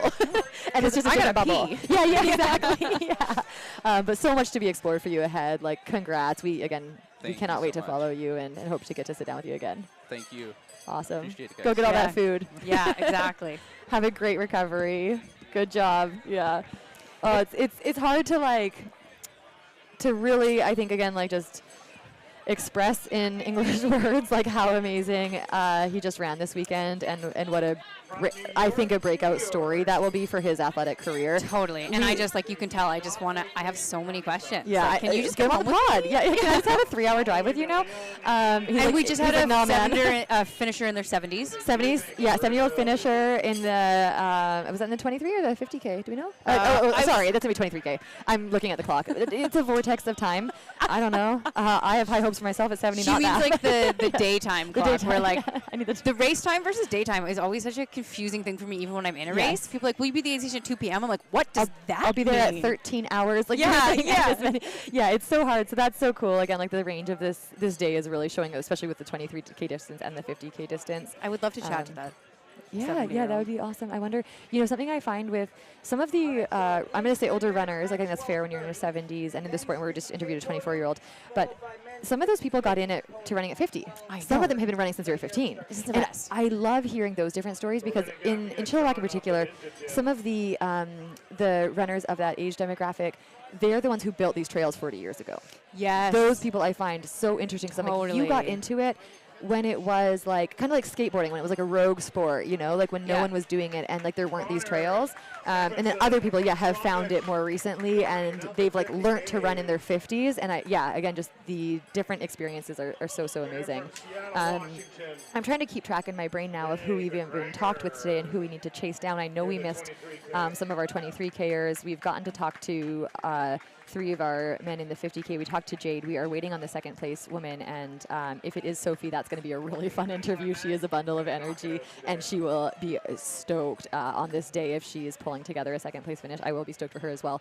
I'm trying not to cheer super loud into the microphone. It's really hard to sit here and not start woohooing, but it sounds real bad if we do. I know. I can tell, and I'm getting kind of the eyes over there. Like I can see where you're going. Stop with woohooing. this. You're getting you're getting carried away. Your job is talk. So, here we go from Gary. Second place female is on the pavement. Do we know who it is? Must be Sophie. I'm going to guess, again, just on the updates. One of the tricks is, again, the channel we use for getting our racer updates is the same that the team uses. So we also get like drops in the mix, all the different updates. If people need pickups from anywhere, again, that's not really happening. Like, usually you have to wait for the aid station to close down. But if there's any, or like there's a DNF, it's not medical, those types of updates are coming through. So those are the more critical ones as well. Yeah, of course. But actually, why don't we, well, we have maybe 15 minutes. Let's do an ad break. Okay, yeah. And we're going to run our sponsors so that you can see those for today. Make sure we give them a huge shout out on their support here this weekend.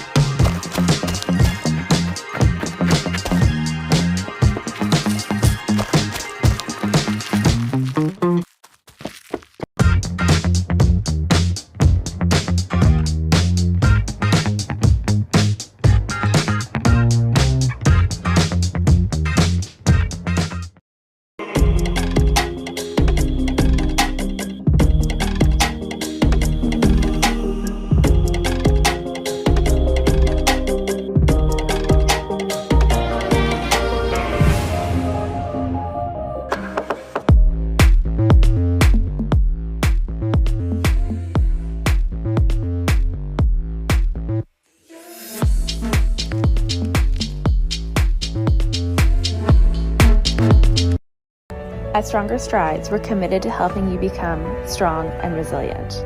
We believe that success starts with a solid foundation, focusing on movements that enhance running efficiency and build strength progressively.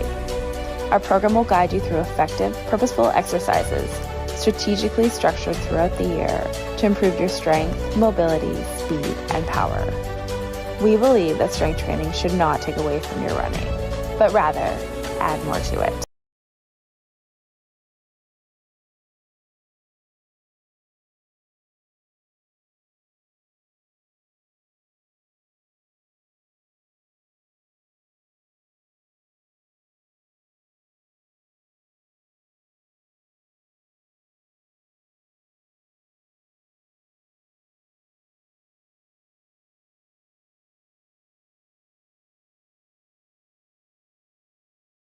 You will change the life of people.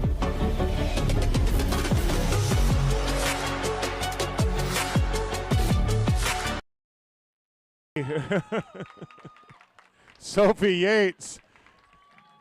Gary is so happy he did leg day yesterday. There we go. Sophie Yates into the line. And from Lorette, Manitoba, Natalie Johnson.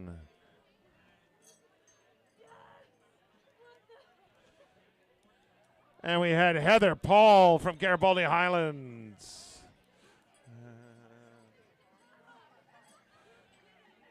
And we got the Winstanleys coming in. Brooke, Carrie, and Ty all in. And Tess. Sophie, a family of come on up. 4. Second place. You seem a little excited. Is this something you weren't expecting? Oh man, I dreamed. I hoped, I manifested, and I worked really hard, to be honest. I feel like I worked hard. Yeah. I can't believe I'm here. Do I get to stand there? You get to stand right there Oh for the my Podium God. Awards. And those are coming up in maybe about 20 minutes or so. You get to stand on that one right there. Oh, man. 6 hours. What were your thoughts coming into this? I didn't want to do it in 6. The dream was 5:30, but hey. But it took 6 to get for second place, right? Man, it was tough. It's brutal. The girls are strong too. Absolutely. There's some cutthroat things going on back there. I know it. Talk to that. Were you tackling? Were you elbowing? You know what? I was just in shock. I was just in shock most of the time. Just, yeah, having fun. I did have fun. The downhills are my favorite. I don't think you ever run without having fun is my takeaway, Sophie. Yeah. It's awesome. We're super pumped for you. Congratulations on second place today. There we go. We Can't wait to get you up on the podium here for awards in a little bit. Round of applause. Second place, 6 hours, women's 50-kilometer. Philip Hogg, Daniel Murray, Carly Wedhurst, Samantha Strange, and Madeline Williamson all in. Madeline from Pittsburgh, Pennsylvania.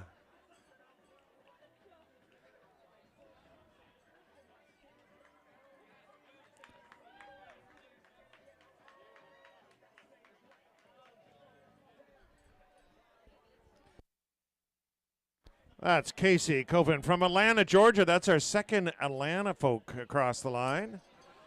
And if you're looking at that finish clock and wondering the math, that's 50K time, and you're subtracting 95 minutes from that for the 23-kilometer time. So we're at 4 hours 28 on the 23-kilometer race right now. And if you don't want to do the math like us, just go on the website and your What's time the will be website? on there. It is Squamish. What is it now? That's a the good old site, one. Squamish50.com. It is still Squamish50.com. Hard to remember that one, John. You're out. There we go. From Kelowna, Brad into the line. And Mario Bohemier from Winnipeg. Mario just saw a mountain for the first time today. And she's like, oh, they're bigger.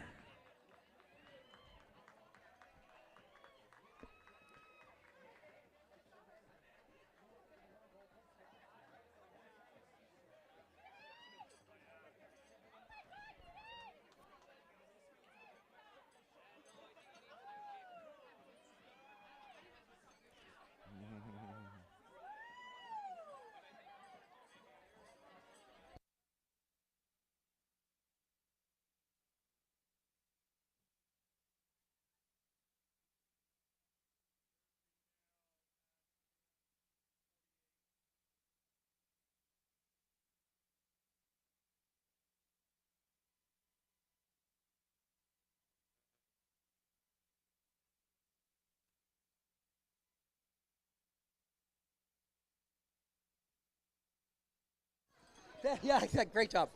The third place woman is on the pavement and probably about 5 minutes out in the 50-kilometer race. Once she finishes, we're going to celebrate that, and then we're going on to our podium awards, starting with the 50K men's race, going to the 50-50 men's, and then doing the women's 50K podium right after that. So grab yourself some ice cream from Allison Brom. Bring Wing and myself some. There we go, coming in. Here's the third place. Third place, 50K, yeah! Sandra Kilmartin into the finish line from Squamish with Michael Coffey and Ryan Tutty in from Courtney.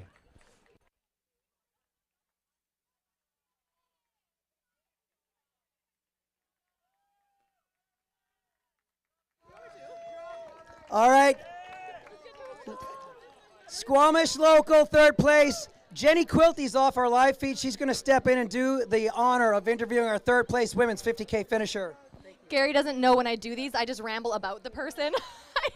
This is Sandra Kilmartin, also a registered sports dietitian. We've had Carol Ann Rollo on the mic already today, so Sandra is of No Sweat Nutrition. Sandra, this was your first 50K. Can you tell us initial reactions? What'd you think? I'm really happy it went like perfectly to plan. So, yeah. Yeah, I won't. Still the hardest race I've ever done. I think that tracks. That's how it should be. Tell us a bit about your background in running in general and how you came to trails.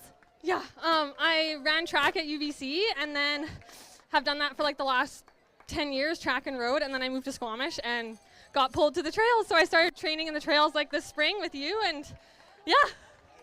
And here you are, third place woman in your first 50K at Squamish 50 of all races, a hugely deep field, competitive field. Maybe last question, any beautiful surprises out there or highs or lows that you kind of, highs or lows from today? Oh, I ran into a mama bear and her cub. It scared me, yeah. Yeah, that was probably the lowest low because I just got really scared. But, like STP is my worst trail, and I thought I was going to feel so much worse, and I actually didn't feel that bad. Yeah. Yeah. Well, congratulations on your third place finish here and your first 50K. Sandra Kilmartin, everybody, give it up. There we go. We did have Greg Herringer in and Michael Telewijk. Ian Bell knocking out the 50K and Sandra McNally all through.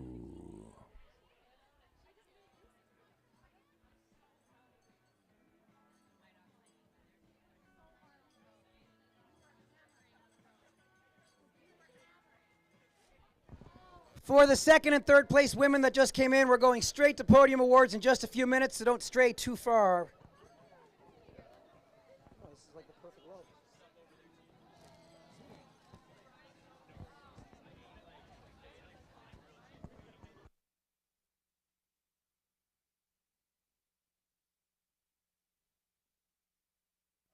All right. Right now, before we jump to podium awards, I need to take this moment to thank the team of people who make this all possible behind the scenes. I am super proud of our team and how hard they work and how we're just so nonstop, sleep deprived all weekend long. Before we do that, can we please make noise for the 375 volunteers that make this all possible? And then the team of people behind the scenes include Jeff Langford, Sonia Mahoney, Sophie Laflemme, Arnaud Vernet, Taylor Smith, Wing Taylor, Emily Teagan, Tom Molitor, Elaine Fung, John Crosby, Lily Carroll, Ian Backstrom, David Papineau, Fran Hopkins, Scott Roberts, Jelmer Snook, Jenny Quilty, Dylan Morgan, Marty Reed, Julian Henley, Shannon Sullivan, Olivia Merrick, Deanne McDoom, Liam Dewick, Mayo Jordanov, Maxwell McEachran, Barb Molitor, Tara Basili, Lou O'Keefe, Annie Jenny Sylvester, Wessa Chitwa, Rick Carey, Emery Madden, Rob Morley, and Hillary Spires. Thank you to all of them for their dedication to make this event as good as it is. And now we're going to go to the podium awards. We're going to start. Go, John. I was going to say that was Cameron Miller that just came in. Just wanted to say a big shout out to him. What's this? 50-50? So all of our podium runners right now get this beautiful custom wooden trophy from Era Vapa Artworks to commemorate their accomplishment. They also get a $50 gift certificate to Capra, the greatest run shop in the entire world. And that is followed up by a complimentary entry to another future race because we would love to see them out and doing this again. All right, I love to see the excitement right there. Good stuff. So, on the men's side, for 50 kilometers from North Vancouver, British Columbia, in a time of 4 hours and 54 minutes, Ryan Goodwin. Come on up, Ryan. You look much better when you're not covered in blood, Ryan. John, who's coming in behind us? A runner named Sarah Smith-Tripp. 50 kilometers. Congrats. In second place in the men's 50K in a time of 4 hours and 47 minutes from Vancouver, Marcus Ribby.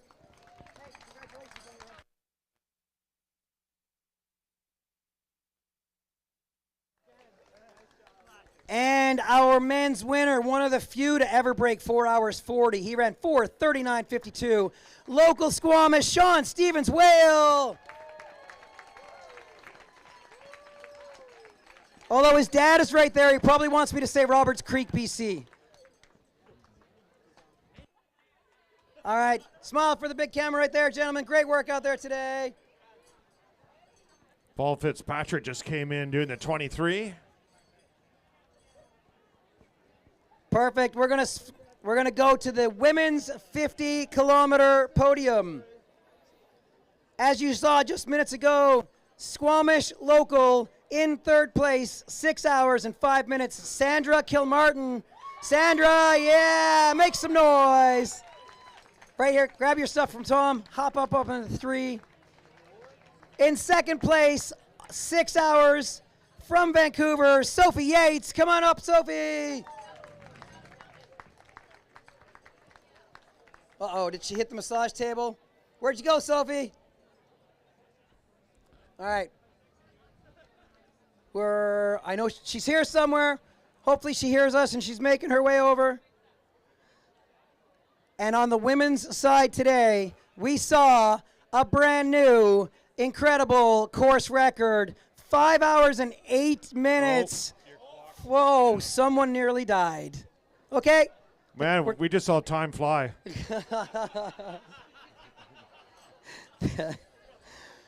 From Langley, Jade Belsberg.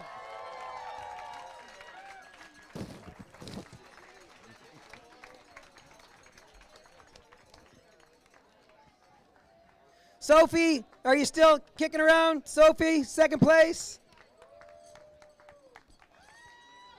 She's coming. Okay, good. Here she comes. We're good. We're good. We're good. All right. Nice. She was on the massage table. I'm sorry. Right up there. Flawless. There's Kelly Brady into the line doing 23 Ks today. All right. A round of applause for our women's 50-kilometer podium today.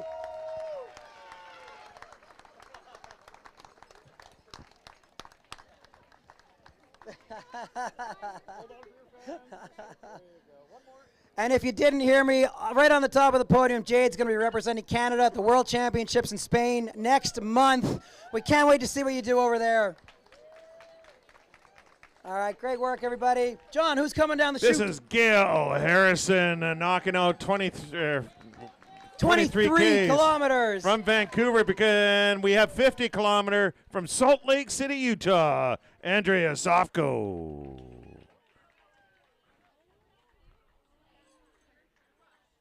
So if you guys notice by the clock, make sure you hold your loved one dearly because they could help weigh you down.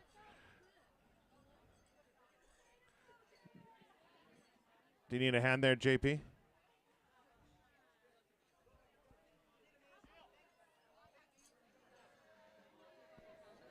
All right, John, we're going straight to the 50-50 men's podium. It is in. It is confirmed. The 3 of them should be within the vicinity, we hope. We're going to take a shot. Third place in the 50-50. Yesterday, 8 hours, 54 minutes. Today, 5:41. Combined 14:36 from Golden, Colorado. Seth Whaling, come on up, Seth.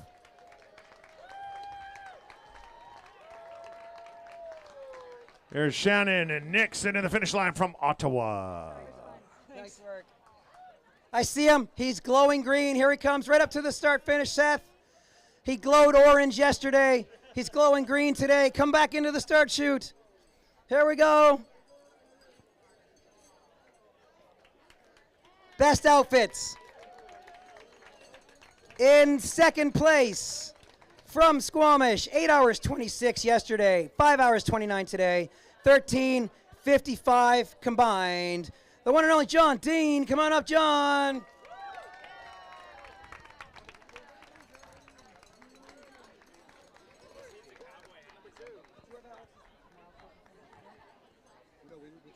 Still? Yeah. Okay. And from North Vancouver, he won the 50-miler yesterday. 7 hours and 39 minutes. And then he crushed a 5:06 50K today.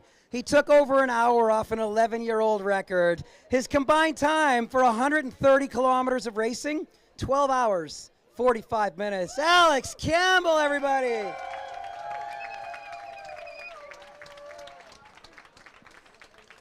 And our 50-mile winners get $2,000, and we forgot to give this to him yesterday, so he gets to hold it today.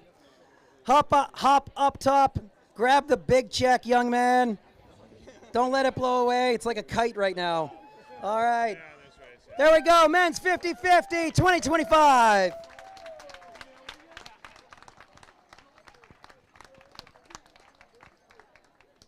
Awesome work. Good stuff, gents.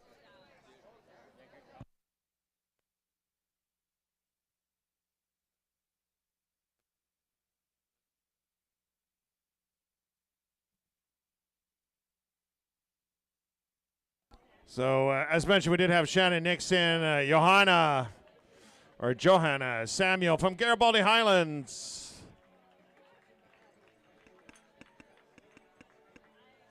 Be sure to check out the website for results. If you head up there right now, all results are being posted live.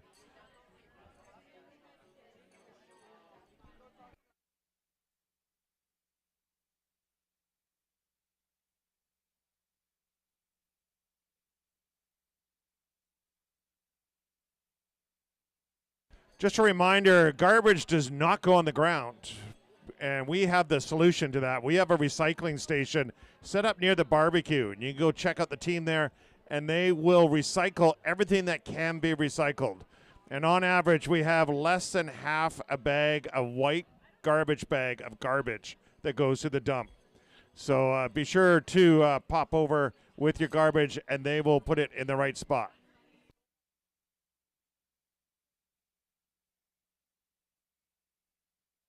From Mammoth Lakes, Kavya Joshi. This is our second runner coming in from Mammoth Lakes.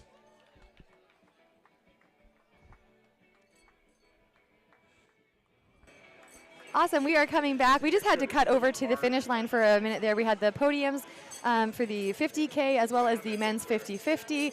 And now we are waiting on our women's 50-50 finishers. And we thought we'd do some updates if we can find any. Did you get any updates on Linda? Linda Gary's wife, Linda Barton Robbins, is running her 1,000th cumulative kilometer on the course this weekend. Yeah, so she's probably at 900 and something. 98. But there's some more math. It's under 950. It's under 950. I feel sharp for knowing that, honestly. No, it's over 950. That's what I meant, sorry. Like over that accumulated with less than 50K to go. Yes, No, I knew. Yeah, so she's the first female ever to run 1,000 kilometers. On this course. So that means showing up, like, again, the math of how many times you have to show up between the different distances. There's a few different options there. And in the 23K, we have 4 people in their 70s. Wow. We have a 77, a 76, and then Gary's parents are 73 and 72. Amazing. And in the 50K, we have 2 people in their 70s as well, 74, and a 63-year-old in the 50-50. Amazing. Yeah. That is so awesome. We hope to see goals. all those different age ranges of finishers. We've seen 13-year-olds finish today. I believe that was Mariev's son. We had Mike Murphy's daughter, Mariev's daughter as well. And then, looking again to people who show up to this race year over year, it is one that, like, once you're hooked, you're like, not only, there's, I think people at the front are like, oh, I know what I can do better. I want to go back. Then there's people who just fall in love with the atmosphere of the race. And we have 50-50ers who are here accumulating their 8th hat this year. That's It's so wild. We're going to get to sit down right now with Sandra Kilmartin of No Sweat Nutrition, run ski uphill athlete, first 50K and 3rd place woman. So Sandra will get, you pop those on your ears, and then I do the thing I do to everybody where I'm going to move it towards your mouth and get right up in there. Welcome, Sandra. You are live on the live stream. Yeah, we're going. Don't worry, you are not the only one that's made that face when they've been like, you want me to sit how? And every year I come here and I'm like, right, butt cushions. Should have brought butt cushions. But you know what? This is the sweat chair. So it has been sat in by legends so far this weekend, yourself included. Yeah, it's just getting christened as Nice. you sit. Whether there's salt I'm gonna stains. soak it all in. Yeah, soak it all up. Leave something behind for the next person. You just ran your first 50K. I got to interview you at the finish, but congratulations. Thanks. How are you feeling right now? Yeah, I'm feeling ecstatic. I'm just feeling, stoked. I feel lucky because it went so well. Like, I know it can go anyway in an ultra, so yeah, I'm just feeling really happy. Amazing. Again, I know Sandra. I coach her as part of Pacific Pine Running Co. I have that complete honor and privilege. So I know your build up and lead up, but maybe Hillary, if you want to jump in with questions, because if not, I'll just babble. Yeah, no, I do. So your first 50K, what was it about Squamish that made you want to do this one? Oh, just watching it last year. I moved to Squamish in the spring of last year, and I watched this race and was tearing up as strangers were crossing the finish line. Totally. I know. It was 9:45, and I'm like, oh shoot, I'm crying already. But we decided that was fine because the winner had already popped champagne. So we're like, if he drinks, we can cry. Yeah. Yeah, so honestly, just being here, and I was like, I need to do this. I can know the course. It's such an iconic race. Yes. Yeah, and then not having to travel. And pretty stellar running athletic background for you. Do you have a particular thing about trail racing or this race in particular that this is harder than I expected? What's your weakness? My weakness is downhill. I feel like when I climb, I just shut my brain off and kind of just pitter patter up. Pain is and then pain. As soon as I go down, I have to focus so much. I feel like I'm going so slow. So many people pass me on the down. So I knew this course was going to be hard. But the coolest thing about that is a phenomenal time, and making up time on the downhill as you get more experience is the easiest thing to do. There's nothing more deflating being oh, I just crushed you on the ups and now you're just floating down. Yeah. So when you get that dialed in, I mean, obviously you're still doing it quite fast. You're going to have so much potential. That's amazing. Yeah, that's the dream. It's really cool seeing people fly by. I'm just yeah. Wow. I know. It's inspiring. And obviously you have a great coach. How long have you guys been working together? Oh, just since February of this that's year. fun. Yeah. Yeah. It was I'm doing Squamish 50. Okay. Here we go. Let's go. What's your favorite thing about Jenny as a coach? Oh my goodness. I just love Jenny does such a good job at balancing making sure I'm ready and prepared for this race, but also doing some things I want to do. I like to mountain bike and snowboard, and just I'm really busy with running my nutrition business, so I like how she just I feel like I was so prepared for this race, but I wasn't burnt out at all. I was just kind of did all this training, but it just was really fun. And that's super cool. And I think that's cry. nice because that means so much. But it does, because I think people oh, I'm going to have to do only running or invest Sacrifice so much time. And it's people are I can't because my sister's getting married this year. And I'm like, yes, you can. We can work within your life. So that's super cool to hear somebody say that, and to have your own business. Do you want to plug your business? Yes. Segue? Yeah. Whether she wants to or not. Do it. Let's hear I'd about love it. to. I love working with runners, ultra runners, any endurance athletes. It's called No Sweat Nutrition. And I want to just shout out my clients because they inspire me so much. Just hearing the long races people do, and just, the adversity they overcome, and honestly just fueling tips and what they're doing and stuff. And Okay, so we got to ask. We've been asking everybody at the front, and you're our second nutritionist to podium today. So obviously there's something to be said for what you're taking in. Tell us what your nutrition plan was today. Super simple, just scratch, super high carb, and precision nutrition, the 90-gram gels. Ski Uphill hooks me up with some nutrition and gear and stuff. So stocked up on a bunch of gels this weekend, and that's it. And then, caffeine, at each aid station, and Nice. And how many grams per hour of carbohydrates? Just around 75. I'd love to maybe push it at some point, but I'm dealing with a bit of nausea from anxiety and nerves, so I just kind of kept it safe but enough. That's cool. We haven't heard anybody else say that, and that's such a thing. Your stomach's in knots, so then you got to also digest and work hard. That's tricky. Yeah. And you had asked Carol Ann this too, so maybe a good question for you is what was your dinner last night? Oh yeah, what worked? Did it work? Did it work? What was it? Do you recommend it? Don't do this. I just had like a Wendy's burger, fries, Heck yeah, heck and yeah. a Sprite because I had that before my first ultra. Okay, yeah, 'cause I had a really low appetite, and when I have a low appetite, I can eat fast food. Right. So, yeah, Something and I've about had the Wendy's fat before, slowing like my digestion, big maybe. long runs. I've practiced it. So it wasn't new. Yeah. It was low fiber because I mean there's no fiber in yeah, that just stuff. a little high fat, Yeah. but you know, it's good. Yeah. No, that's great. The theme has been like, how do you cut out fiber when you live in like the Blueberry Central? So Wendy's, that's how. That's how, yeah, a nice little fast food plug. Out of today, I mean, we're going to digest this totally differently in the coach-athlete decompression, but like this is your first 50K. Did any learning surprise you out there? Honestly, you did such a good job at preparing me for like what to expect. I didn't realize how much I would love the ice, the cooling, like even in a And day you're like I don't know if today. I'll cool, make you look cool. I'm so glad you told me that because I was just craving it. I was like, I Good. can't wait for the next aid station. I was honestly just surprised at how good I felt. Like by the time I rolled into Farside, like I was like, I feel better than my 40K practice run when I ended here. I think that's surprising for people, but like taper works wonders. So you take away that fatigue, you add the race environment, like yeah, a lot of people I feel like 4 weeks out are like, what have I done? I'll never go that distance, and it's like it's normal. I had a major taper. I got sick last Saturday. Oh, perfect. Great and timing. I Lovely. just got better like 2 days ago. No stress at all. Yeah. I think I was more stressed than she was. I'm like, you're fine, you're good. Okay. But actually, speaking again to your expertise in this area, you handled it like a pro. Like also your running experience that you were like, I'm not thinking about Sunday, I'm taking today. And we even said like, we're gonna go hour by hour because sometimes within a day you can feel a bit better. Totally. You gave your body what it needed and like you knew what that was. I didn't have any say in that. But so maybe for people too, again, maybe not like always want to be safe and listen to your body, but what was your kind of protocol through those days? What did you load into your body and how did you take care of yourself? Yeah, I basically just like kept eating even though I wasn't doing any exercise.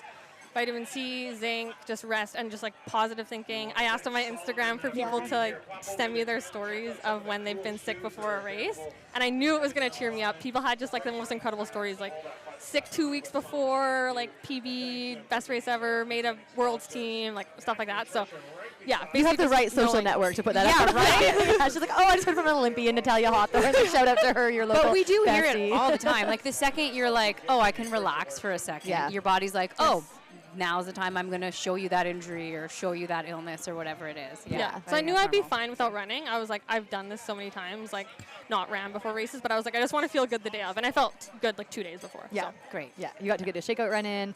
Yeah. Again, there was like 3 days where we're like, okay, you could run. Race day is good. Like, go ahead. Yeah. So when's your first 100 miler? Oh my gosh. Oh Don't my you dare. goodness. I actually don't know how people run longer. You than go what slower. I just did. Yeah. Yes, yeah. You go slow.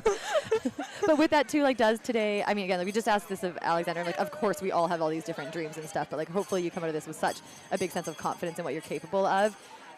Any initial thoughts on like just ideas that pop into your head? Well, now I feel like I know it's a totally different beast, but I want to do a road marathon at some point. Oh, okay. That happens to me after every ultra. It like, yeah, I go road trail, road trail, Yeah. road trail. Honestly, I feel like the options are endless now because just even doing this is huge for me. Like when I ran track, I came from a very like injury-prone kind of background. Sometimes my weekly mileage was like 50 to 60K a week. So just the fact that I did this and trained for it, some of the weeks I was like, looked at my Strava at the end, I'm like, I ran 100K with like all this vert. I'm like, how did I do that? It's just like, don't look. You know, like, it's fine. It's all going fine. I'll run like longer probably, but I don't know if I ever want to do the whole lack of sleep thing. Yeah, you That's say fair. that now. Yeah. Jenny's giving you an hour. Those I'm like, sunrises no. are addicting, I tell you. no. You'll get there. Keep doing what you're doing. Obviously, again, like there's so much in this sport. Like you could literally have a career off 50Ks. You could go to do farther. You could do shorter. Like there's so many different options with like within this sport. And Yeah, it's the you coolest just part. you just traveled by foot for 50 kilometers through the mountains of Yeah. Squamish, coming What? That was third in the beautiful. race. Like Yeah. let that. One thing I'd say, like when people are new to the distance, is don't let that become relative. Like never forget what you just did. Yeah. Even if you one day you do more, even when you do it faster, whatever it is, like you just did that. Yeah. Like hugest congratulations. Yeah, So amazing. glad. Yeah, your week and day came together. Thank Any you. last shout outs you want to make? Yes, I want to say thank you to everyone. Thank you to you for preparing me like so well for this. Thank you to my partner Guy, and then my whole team, my RMT Adam Harris. Adam Harris, we know him well here. Yes, Yeah. he's the best. My physio, Rachel Richards at Live Well, and then also Carly Peterson. She Yes. helped me when I rolled my ankle so bad. Another teammate, and she's our ankle guru. Yeah. She is. My sports psych, Trevor Hale, and just like all my friends who ran portions of the course with me all summer. Like Totally. Those are the best. I don't know how I convinced so many people to run like 30 to 40K with me on those trails, but yeah. Squamish has a community for that. Yeah, definitely. And there's one of them, your little paparazzi, Nicole Laces, an amazing ultra runner herself that we'll probably chat with her soon about Team Canada. But yeah, you have the best, like I love hearing that because I think sometimes, again, we look at people who do these amazing things and we're kind of like, how? And I think just that background of team and like taking it professionally and taking care of yourself in all those different arenas is like why you're here and why you will continue to excel. Oh, and my strength coach, Devin. I was She's over in Stronger Strides 10. Shout out to them. They're a sponsor. So she's been shout out over the course of the weekend, so we know that. But Devin as well. Yes, there's so many people. So many people. Well, congratulations. Yeah, huge I'm congrats. sure you're going to have a good refuel and recovery plan. Go get over there, give Devin a hug, and we'll chat to you. Well, I'll chat to you very soon. Thank you. Thanks, Elaine. Bye. Bye, Sandra. Awesome. All right, so next up in our interviews, we're going to get to sit down with Sophie Yates. Sophie is obviously a local trail and ultra runner from Vancouver. It's funny because, yeah, we're talking, we can hear Hillary talking about the podcast she did with Nicole Laces, who's Sandra's close friend. Again, just like a tight community of women and for the men here too as well, but just such a tight community in this trail scene. Oh, I know. I think we can hear that through the mic. Oh, sorry. No, sorry. We're saying she's talking about Nicole Laces, who was on the podcast. And yeah, we're going to sit down with Sophie Yates next. Sophie this year has ran Diaz Vista's 50K coming fourth. And when we finished, she got the Mike Murphy Award there. She was cut up down the backside of her body, bleeding profusely, but totally fine. Just like a surface cut, and just she was such a strong runner there, and she came fourth. And when she finished, she looked at us top three women, which was Lisa Perret, myself, and Christina Bonneman, who's also out on course today. And she just was like, "Who are you? Like, who are the three of you? I want to be your friend." And honestly, we're like, "Okay." We all exchanged numbers. Sophie and I ran twice. She's come up to Chilliwack. She came up to Manning Park with me. Where's she from? Vancouver. Oh, okay. She has spent the weekend at my house. Like, she was Oh just my like God. instant, like, we're like, "Yep, you're in. Come on, let's go." Oh, that's so great. Her and Christina have ran together separately as well in Langley as they prepared for this. She offered to pace me at Fat Dog. It just didn't work out for their work schedules. Oh, yeah, because I saw you were looking at somebody through the night. Yeah, so I did get somebody there, but like she was somebody who was like, "Can I?" She was like, "Can Bring I your like, burger, do let's this?" go. Like, basically how can I dive in to support my new friends? So we're here to support her today. I'm just giving the backstory. Oh, she also ran coaster coming fourth there as well to Nicole Laces, Kat Drew, and myself. Well, I mean, these are some pretty good fields. Like, so welcome to the live stream. You Congratulations. are on Sophie Yates. I'm Hillary. It's Second- nice to meet This is you. Hillary. I've heard a lot about you in the last half an hour. Let me ramble about my friend. I was just telling our friendship story of I running love that. Diaz It's and you amazing. being like, "Who are you all? I want to be friends." And we're like, "All right, let's go." And then I saw we're your friends. finish and was like, oh, obviously she's an athlete of Gary's and they've known each other for a long time. And Jenny's like, No. no.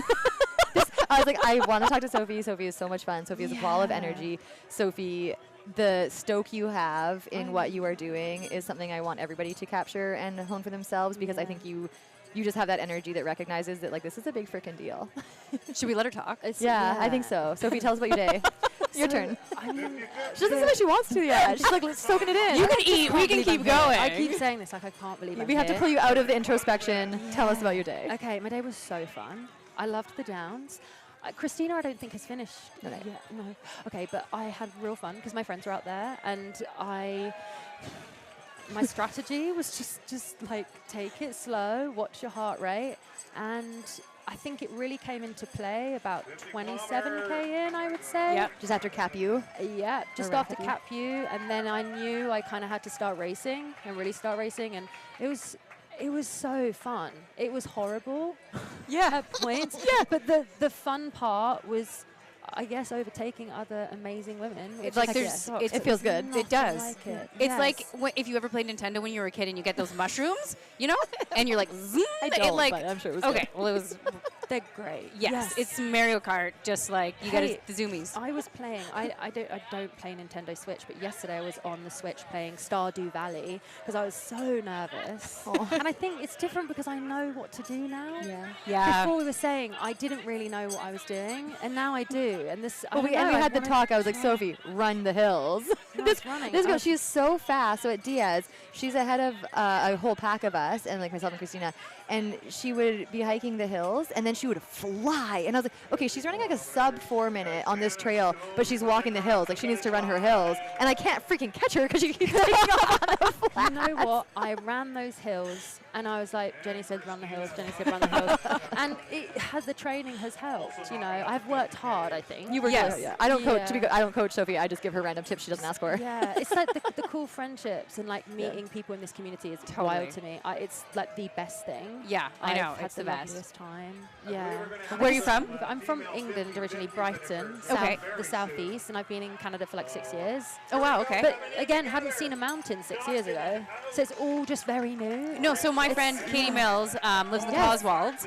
And so she came here and like she'd seen mountains but wasn't really a trail runner. She was just like, oh, I don't want to hike, stupid. And then just like let's go run was down. like, oh, this is weird. I'm like really fast at everything. And yeah, so this is like really the down This all tracks. This is all brand for the UK. Yeah. Hey, I'd like to dumb myself down a bit, but the downhills are so fun, and I do have a weird, probably psychological, like some chemical that just doesn't like release when I go down because I'm just like send it. I just send it and fear hope for the best. protection. Yeah. So I think there's definitely I'm still having a lot of fun, but I noticed on this race very nervous because I'm really trying for something now. Expectation. Yes. Yeah. So that changes, and I look forward to managing that to see how I do. Because when I was really young, I just quit or I just wouldn't do it. And instead, it's like I did show up today, and it was hard for me because I knew that I wanted it. Yeah. And it's hard saying that sometimes. Yeah. I think, but totally. Honestly, I felt like I really honed in on the plan. And how old do you know? I'm 33. Okay. Yeah. So loads of time. I mean, yeah, but I'm pretty late into it. But also this sport, you can be... We've been talking about that all day. So sick. You can be late into it and crush. Totally. As you just showed. But with me and Jenny was saying about some of the young people coming in now, like the speed. It's crazy. And I mean, the speeds each year get faster. I mean, not this year. But for the last year, Jade crushed her course record, and Jade's. I think actually I can't remember Jade's age. I think she's either very close to you. I know she's younger than me, but I can't remember exactly where in that 30 range she is. Yeah. But again, just like looking at that field, we see even in the men's race, especially like just this year, the ranges of the podium itself, of course records, of record especially in the times. longer stuff. It's like there's just this gonna get mixture of experience. And everything that you need and things that you learn, and like it comes with like there's so many good things to getting older in the sport too, I think, especially when you get to longer than 50K distances, because it becomes like, can you be patient for longer, like you said, 27K, and that is like, that's in your fourth 50K, third 50K? It's my third 50K. So to be able to be patient and understand that the race is won in the back half or the podium's won in the back half is very advanced. Yeah.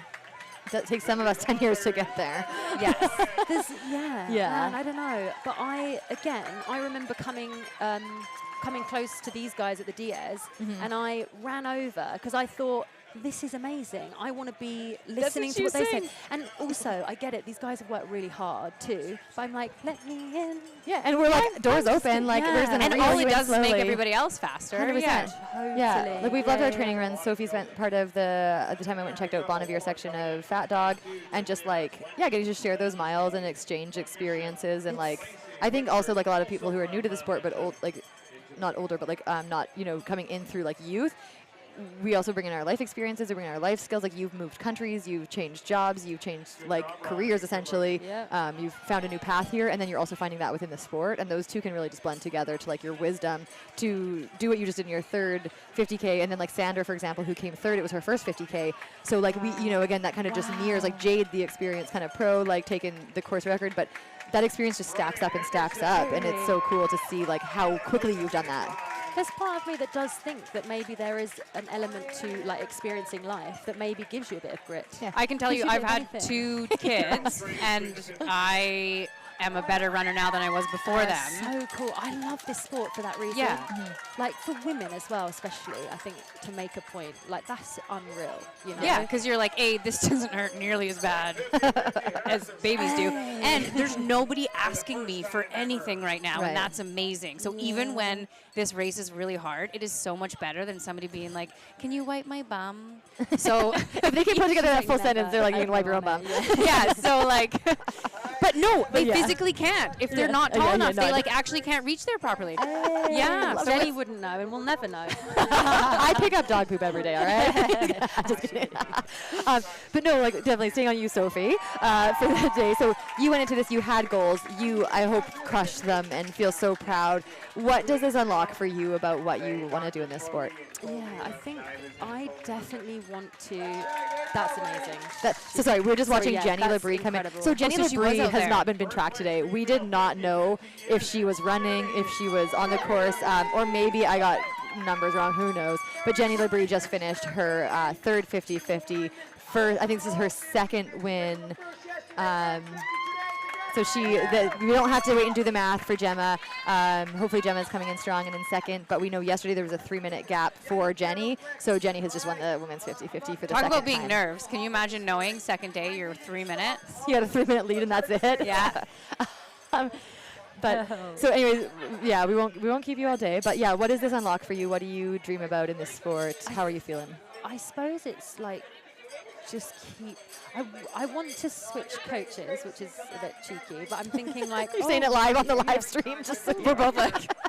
Luckily he's in the UK. He's probably not watching this. But like, I'm like, oh, I'm gonna move the pieces. I think I want to keep trying. Well, you just I'm mentioned really just on bold that. about You it. mentioned You before should. like that there's a very big road focus in your background, so you might want to switch just for the trail element and trail So, yeah, proficiency. She's directing me right there. That is so uneloquent of me, but yes. Yeah.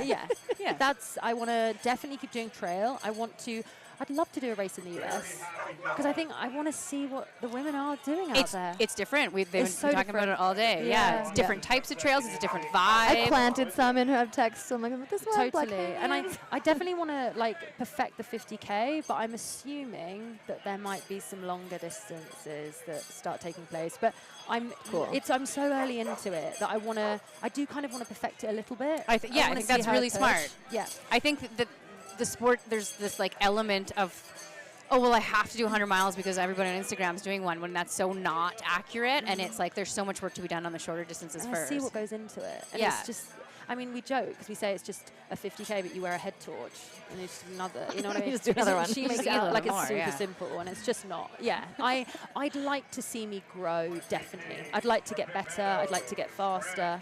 I'd like to get better at the uphill. You can go home and do Dragon's Back. Oh my There you gosh.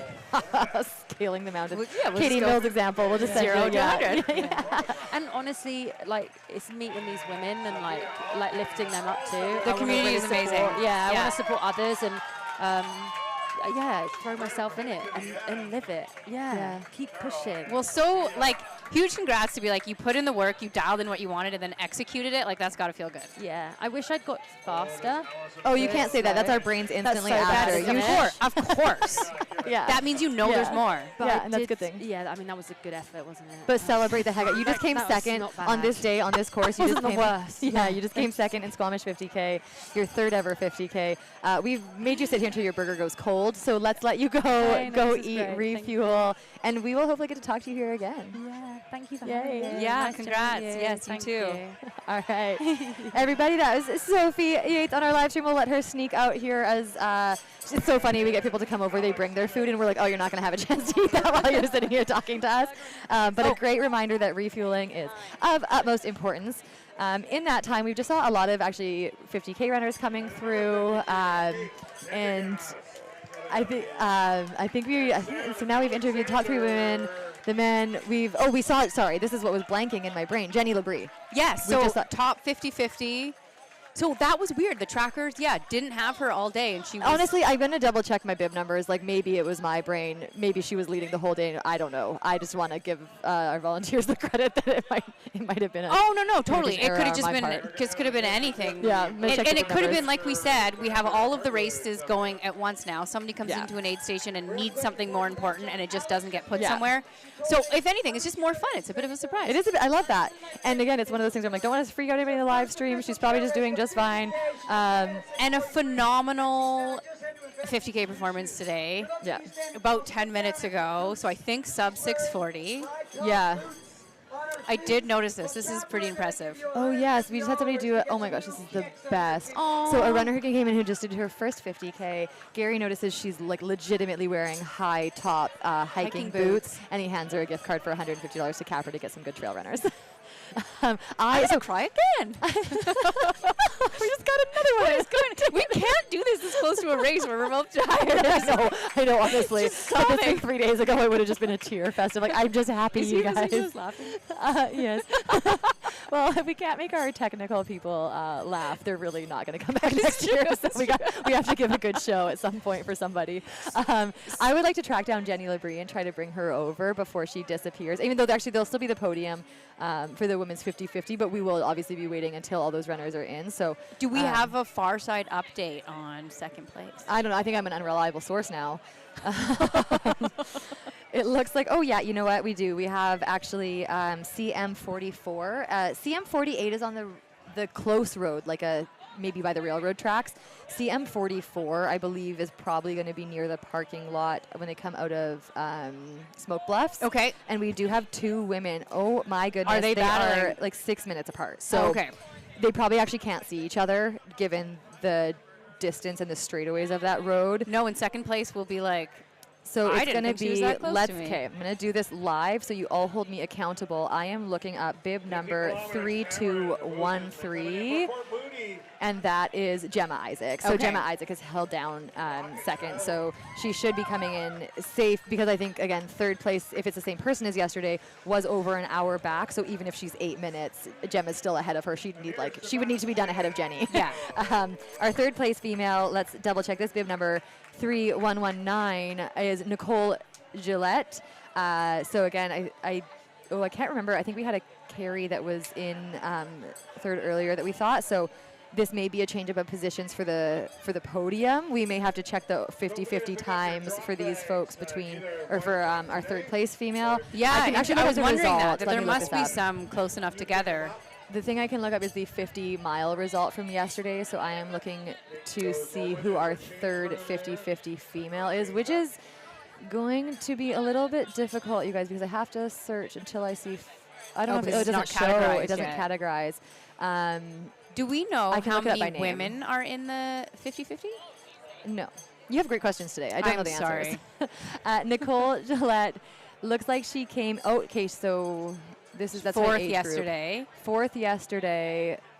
There was no podium yesterday. So yesterday we finished the day, not necessarily, we knew the top 2 because they were also on the 50-mile podium. Right. But then after that, we don't really see the 50-50 results until today. So Nicole, she came in 10:56 in the 50-mile. Which is still a fantastic 50-mile time. Like, this is very competitive. Yes. And then we know we had Gemma, I don't know. Gemma in 9:38. So again, over an hour behind third. And then the real question is there another woman in there that's also in the 50-50? She was 50-mile only. I do not know if that person's in the 50-50. Christine Mosley, I believe, might have been in the 50-50. Again, there's so much cross comparison. We are going to find out soon. Yeah. We're going to find out soon. It's too hard to tell. If you know in the chat, if you are following any of the 50-50 women, please tell us. So for people looking to see more of the finish line, there's a whole separate feed for that in the YouTube comments. I'm just seeing that question. So if you go to the Squamish 50 website, the home main page, you have to scroll down, scroll down a little ways, and you will find the Sunday live stream as well as the Sunday finish line cam. If you want to just see the finish line cam of people running in, you'll hear John Crosby, our announcer, but you won't hear us there. You are welcome to just go there. You can watch for your runner to come in. Obviously, you can also open both if you want a little bit of dialogue in the background. We will still cut to Gary as the 50-50 women come in and we get interviews with the second and third place women of the 50-50 this year.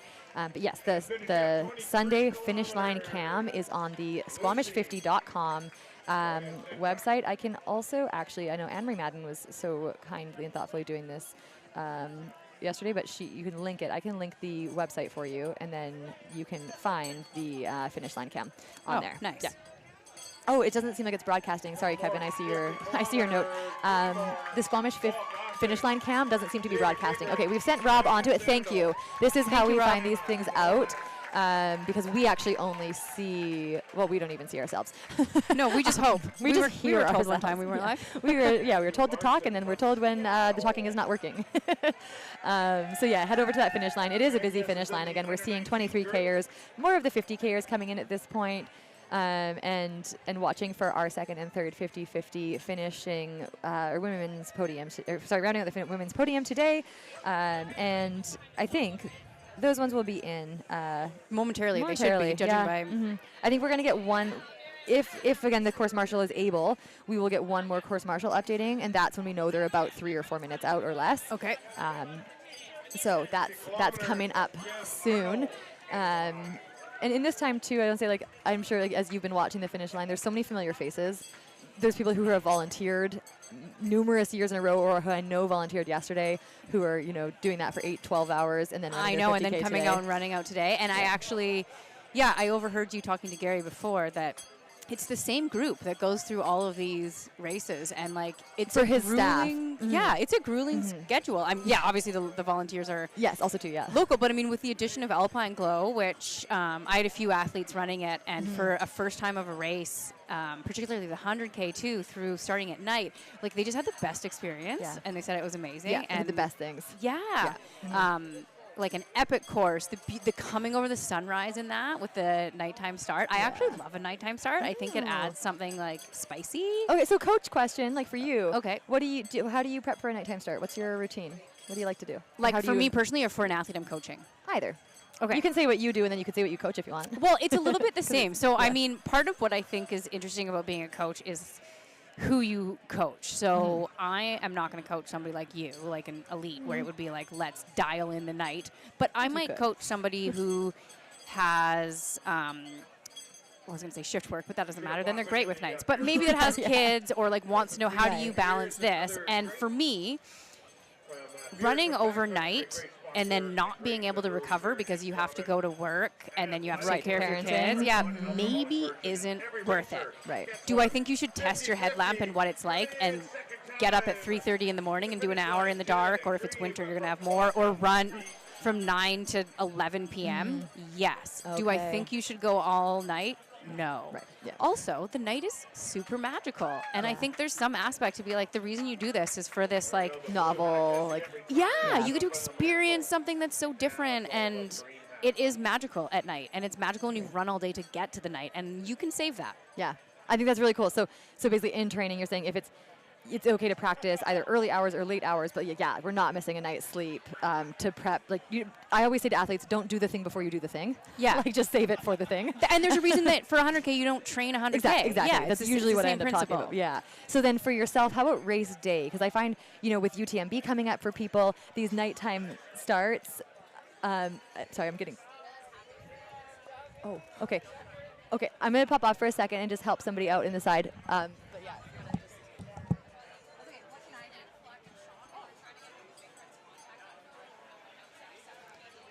Just had an allergy.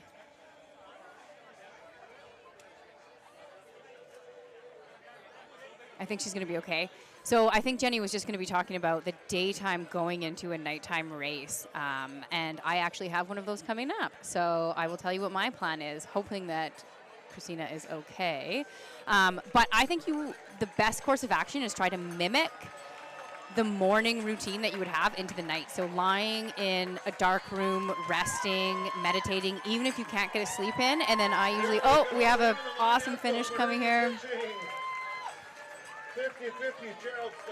So waking up in the morning and then having a bit of a rest in the afternoon and trying to wake up and mimic your morning routine again. Even have a coffee if that is part of what you do, or a decaf coffee.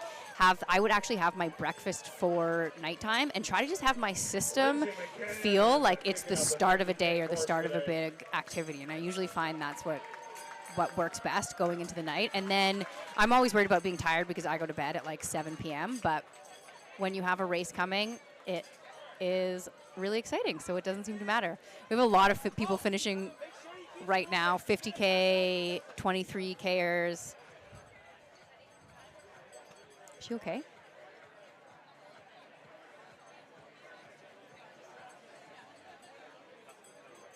Yeah. Yeah. We're just going to cut to the finish line for a second here.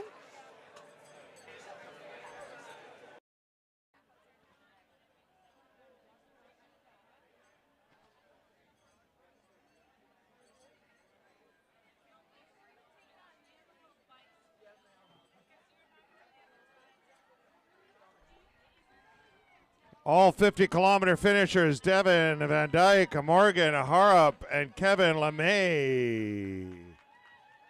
And Child.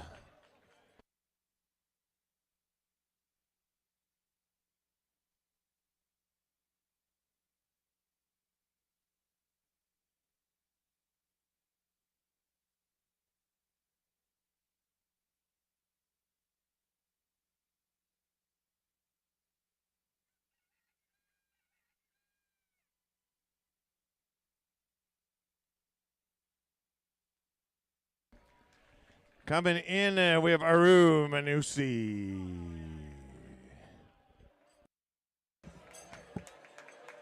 Jenny's just helping out with somebody who needs something. We're talking about the community and trying to get everything sorted for each other. So we're just watching some of the finish line here. And the thing about the finish line here, I think that is so cool is the vibe and the people that are sticking around. And yesterday was the first one.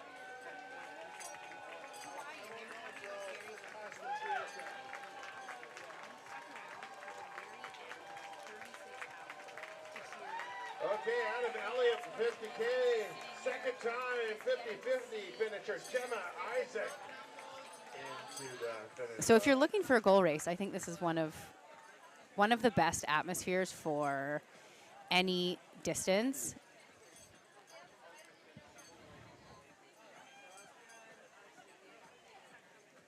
I think I just heard that we have the next 50-50 coming around. Did I hear that from the outside? Yeah, I think so. No, sorry, I think we just have 50-50 female coming. I'm just going to go see her because they want me to. She has an she's got stuck.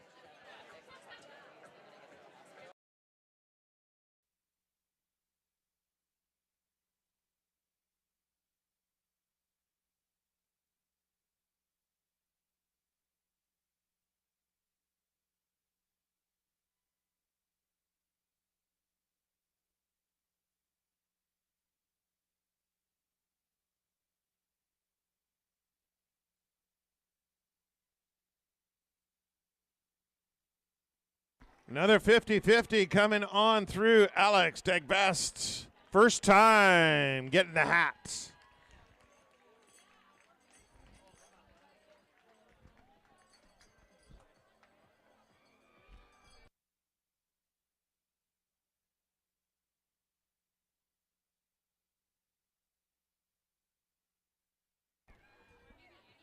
$50 from St. Hubert, Quebec, Helene Landry.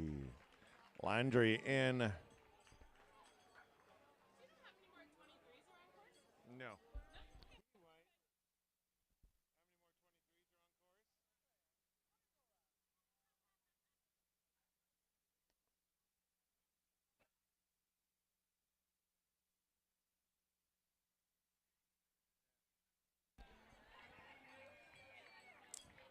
$50, Brenton Sutherland, Andrew Blackie.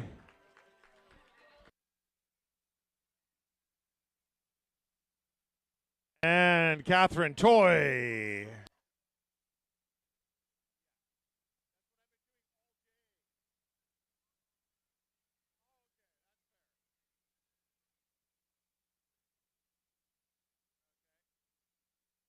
There, 95% of the drop bags from Capu are back. So come on down and get them. Louisa Scarlett finishing 50K.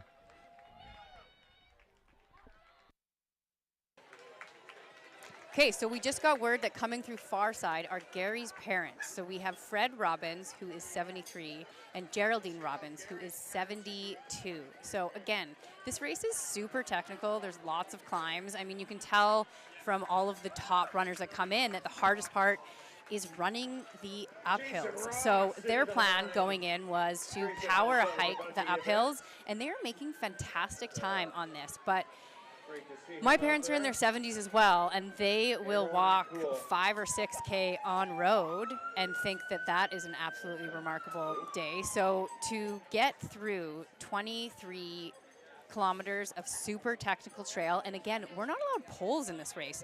So I am just super impressed.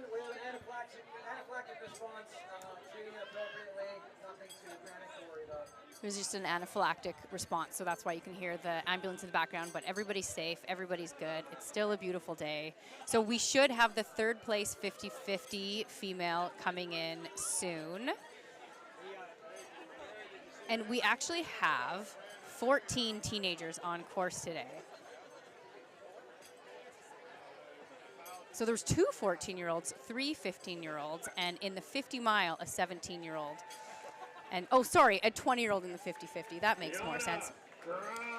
So pretty amazing age range. And then we talked about all of the different countries that were represented today. So we have Taiwan, Germany, Belgium, Italy, Australia, Mexico, New Zealand, UK, USA, and Canada. So again, such a cool draw for everybody coming to this race. A few more 50K runners coming in here. Okay, I think we're just a few minutes out from the third place 50-50 female, so we're going to cut to the finish line for a second again.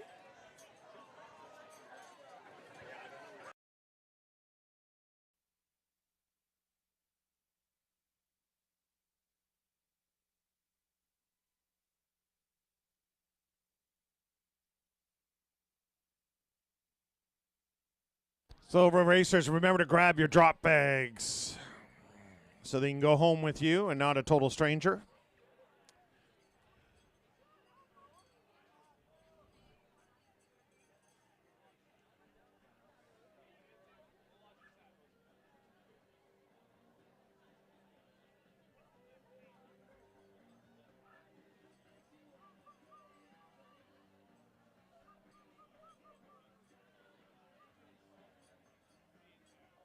That's gangster style.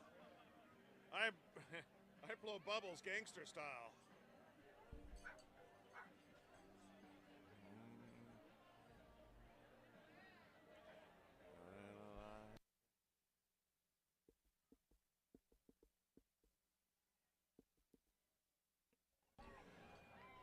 .50 finisher Nicole Gillette, first time in.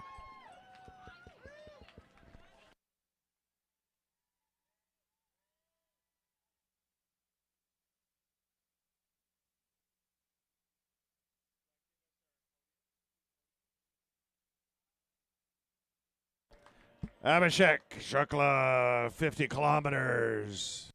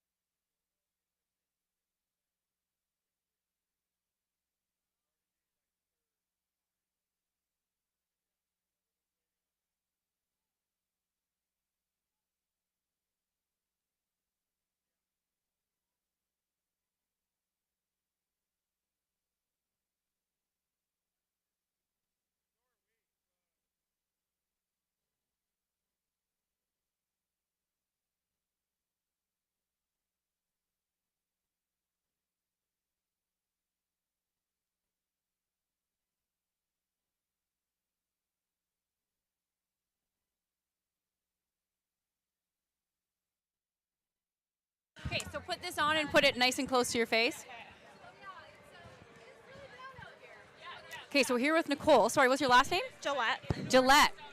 So tell us about your race out there today. You have the third come in today, but the race is pretty tight with times. We have to add up times from yesterday. So yeah, how are you feeling? Today felt really good. I knew that yesterday. Kate I came Ferguson in really doing close 50 to the kilometers third place today. woman. and the 5th place. And I knew where the 5th place girl was in the field, but I didn't see 3rd place all day, so I wasn't sure if she was ahead of me or where she was. Where she's at, yeah. So when you're out there, were you thinking about that at all and trying to do the math, or just too much? Like, kind of. I don't know. I maybe read a blog of someone important, probably Jenny Quilty's blog, actually, about how when she races, she, like, if she starts thinking about the finish line, to just, like, bring it back to the present. Totally. And, yeah. When I thought about finishing, I was like, no, flowy trail, I'm running, run 10 steps, you're good. Yeah, and we just chatted with Jade Belsberg, too, who broke her own record in the 50K. She did. And she says exactly just that, because she started out the race. Maybe it was her blog. Oh, it might have been. It could have been her blog. Yeah, and I actually just interviewed her for a podcast, and she was saying the same thing, that, like, you just have to ignore everybody else and run how you feel in that moment, because you also don't know what's going to happen to you later. No. And she started feeling not her best, slower splits than last year, and then ended up breaking her record by 8 minutes, so you just never know. Was this your first time doing the 50-50? Yes. Yeah, it was actually my first 50-mile yesterday. No way. Okay. I've done 100K, though. Okay. Yeah.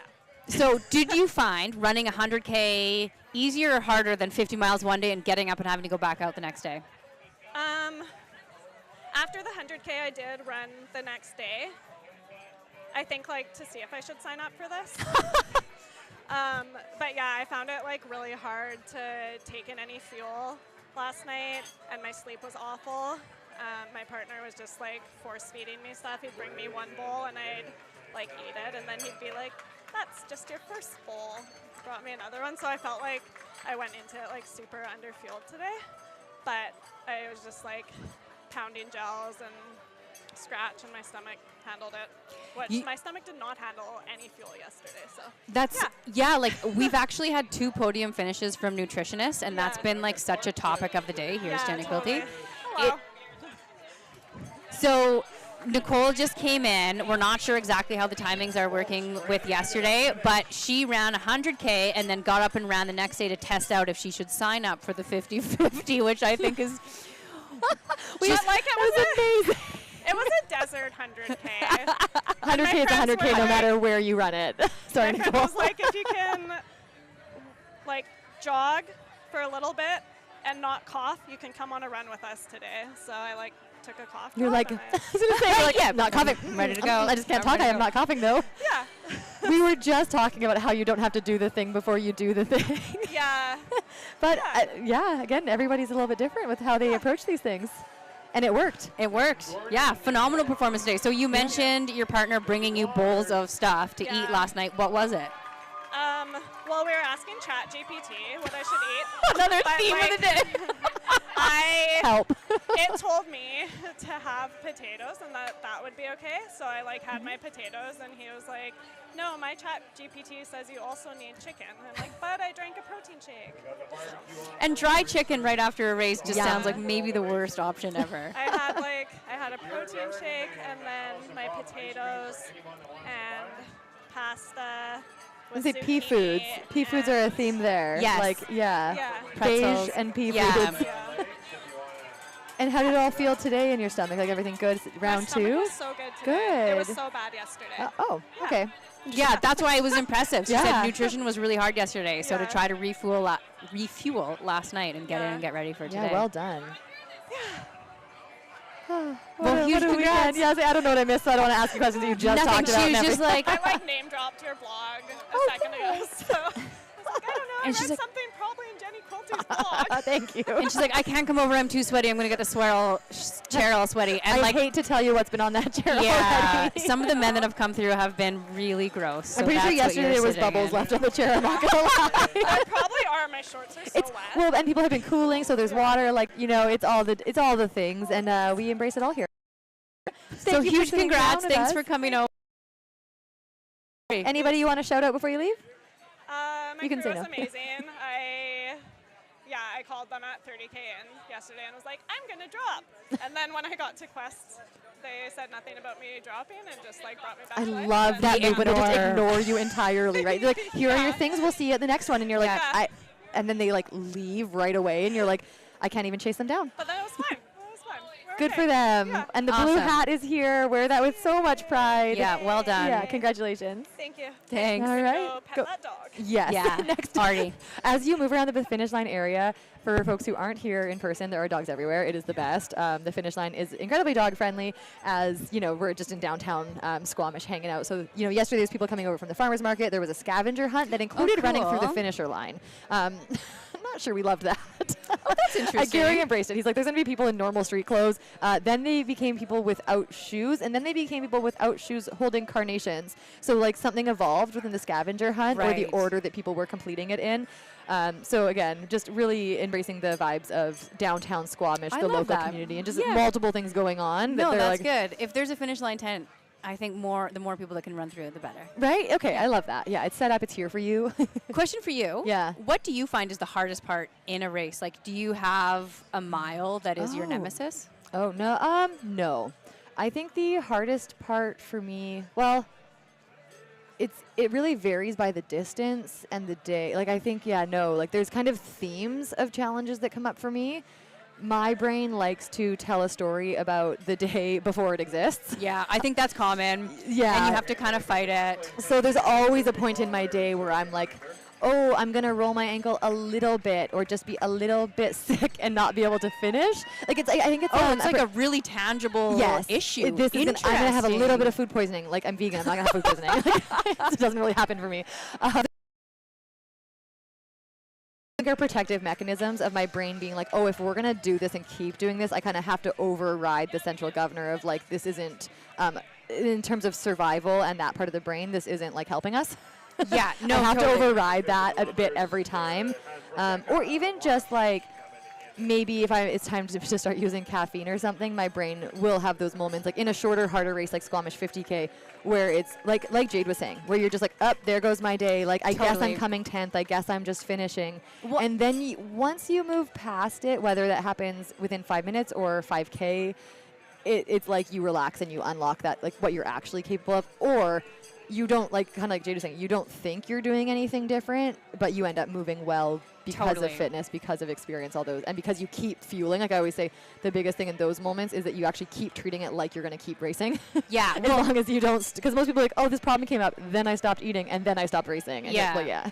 And I say that to my athletes that I coach all the time, like, because I think that transfers down right to like mid-pack, back of the pack, first 50K, is like, you're going to have a time when you Yes. quit running in this race. Yeah. And if you don't, like, that's remarkable. But and then just embrace that. That's easy, quote Yeah. unquote, if it's not getting hard. But don't be surprised if Yeah. you're like, this was a bad choice. I don't even like running. I don't want to live in my house anymore. Yeah. I probably need to get a divorce. Like, Yeah.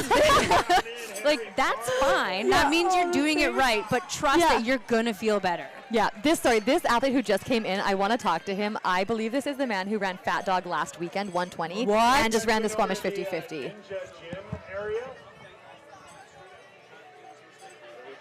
They got a cool challenge right now. It's called a dead hang. Hi. I'll try. Yes, come in. I'm going to try and, link this quickly for you. So we just figured out where our live stream of the finish line is for you all. It is actually linked under the Saturday finish line cam. Apologies for this. I don't have a background to the website or background access, so I cannot change it, but I'm going to update the link and toss it into our live chat here. There we go. Okay.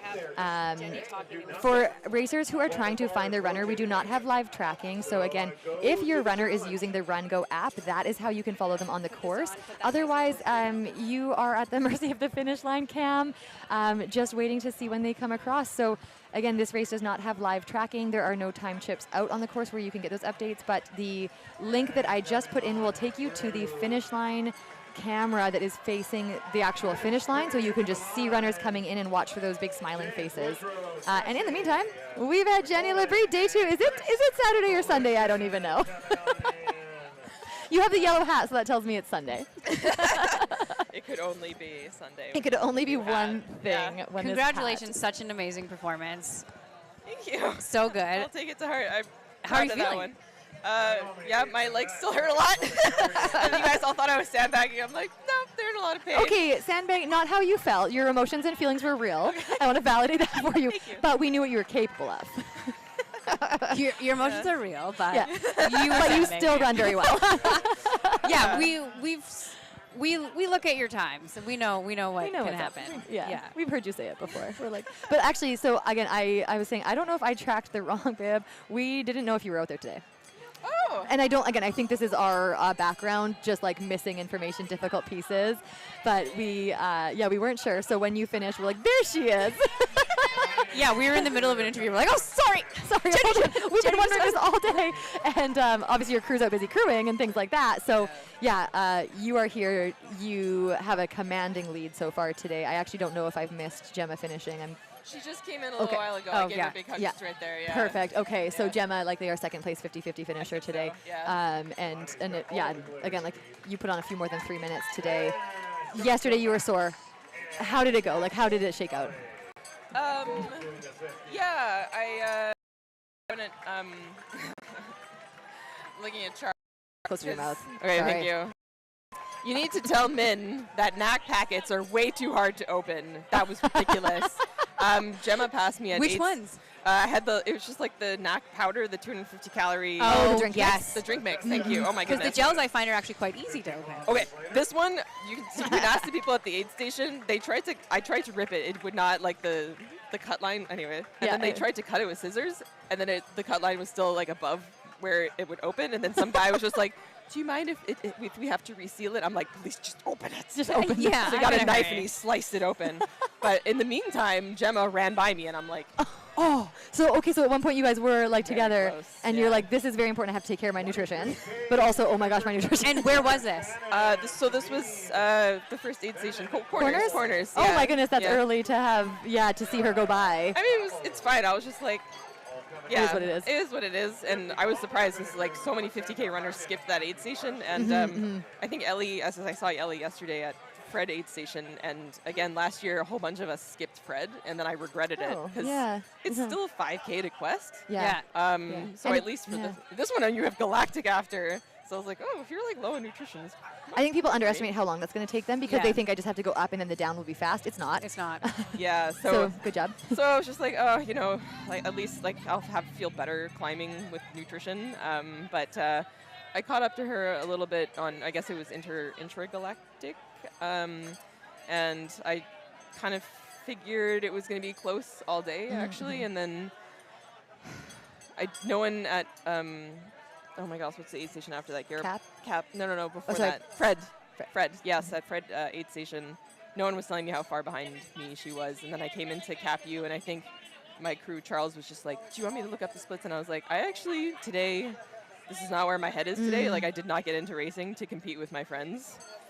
So I was like, I just think I need to go run my own race. So I kind of Theme of the day. Mm-hmm. So I don't know where she was relative to me the rest of the day. I was just like, I'm just gonna run whatever race. Yeah. So I think it was still a fairly close race. But it worked out. So at that point, sorry, I might have missed this. When you decided to run your own race, had you already passed her again, or did you pass her after that? I passed her on Galactic, and then she passed me after that. Okay, yeah, cool. not wanting to know the splits. Yeah. I didn't want to know the splits. Yeah, and then you just went into Fred and onward. Yeah.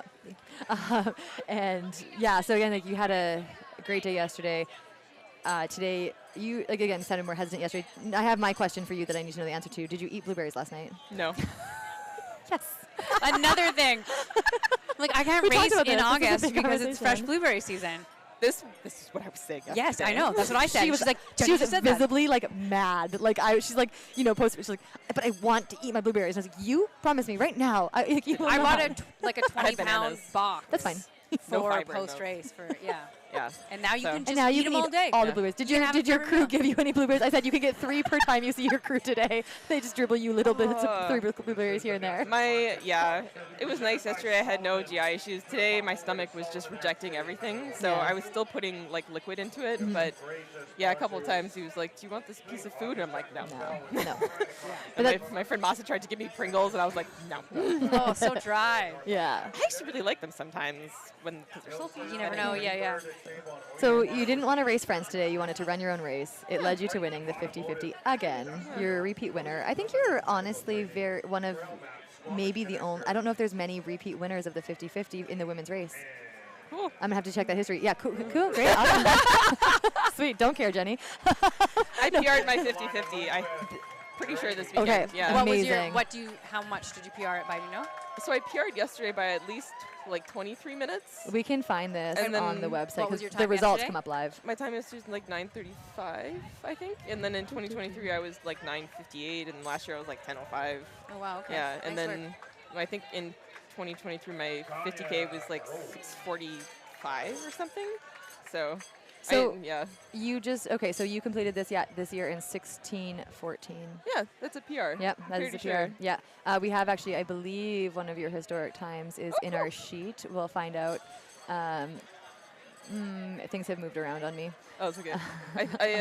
Here we go. It's okay. I'm like, I don't know. By this point, honestly, I have about 30 tabs open, and half of them have accurate information. Yeah. Okay, 2023, you ran 16:39, which was the third fastest time ever. And then this year, you just ran, what did I just say? Like literally 2 seconds ago. 16:14? Yeah. So taking about half an hour, let's just say whatever. It was a big PR. Yeah, the sheets are gone. The sheets are lost to the wind today. A huge PR. And that, again, bumps you above your own time into the third fastest time. Yay! If you do that again, you'll overtake mine and be in the second fastest time. So you have the yellow hat.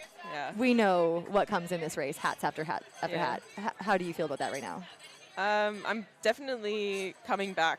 I said at Farside to Kyle and Karen, who I love seeing every year, I was just like, I'm never going to race this again. I'm going to run it for the next 5 years, but I'm never going to come back and race this the way I did this weekend. Now, do you think that means you will back off, or you will have a new headspace if I'm running my own race and see where it puts you? Probably the headspace part. So we'll see you I racing think again. it's pretty hard to, unless Yeah. you have a bigger goal in mid-September or something, and you're like, Right. this sets Or a me up, friend you're and running then with, can I or- just I think having someone to run with that like you get on really well with probably makes a really big difference. maybe we'll do it next year. Yeah. Let's do it. Yeah, because you Seriously. guys will casually jog it. We won't talk a word. Just be like, never again. Together. You know what? And then you'll sit down with me and be like, you know what I'll never do again? Run with this girl.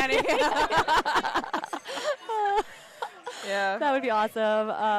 Yeah, that's cool to hear, though. Like, I think we another theme of the day is how people are drawn back to this event and getting it in. Can I ask a question that's like a bit broader? So one thing I was kind of looking through some of your results, seeing how well you did yesterday, and you've run a lot of local 50 milers. There aren't that many local 50 milers. This one. This one, I guess. Finny. Finny. Yeah. That's it. Thanks. Well, like local-ish. Yeah. How does this 50 miler, I guess bigger than any of the 50 milers that you've done or longer, how does this race compare? Sorry, I ran with him for like quite a bit, so I'm happy Oh, to see him cool. come in. Yeah. How does this compare to Other like, 50 milers? Any 50 milers, 100Ks, longer races? I haven't really raced that much. When I started racing was 2019, and then COVID was the next Right, year. So okay. I feel like that kind of.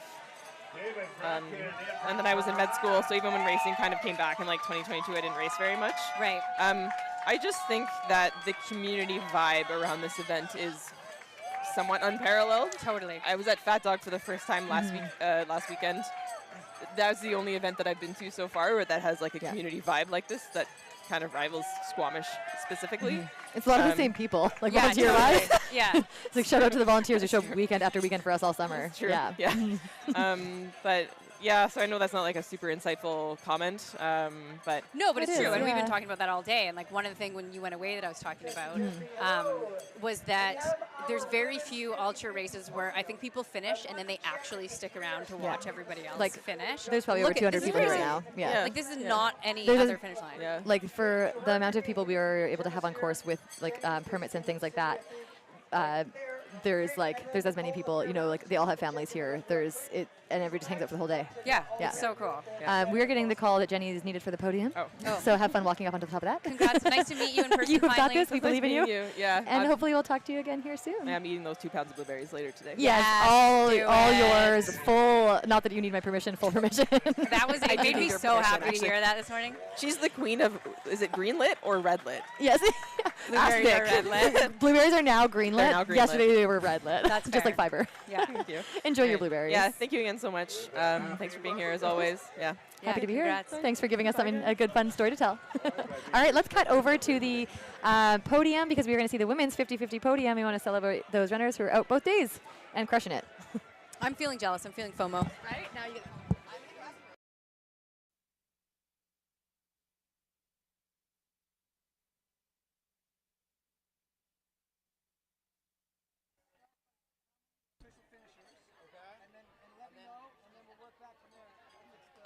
Chase Roscoe's.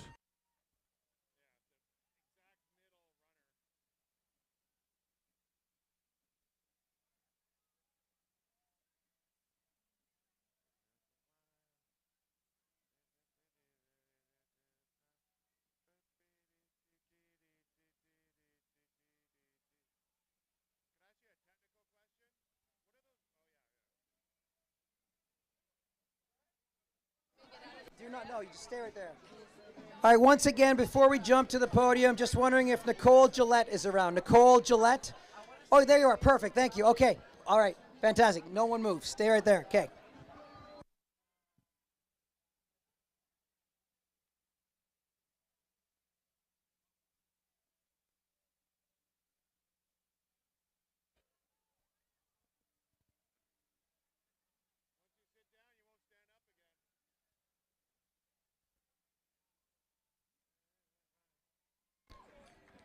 Lydia Brown into the finish line.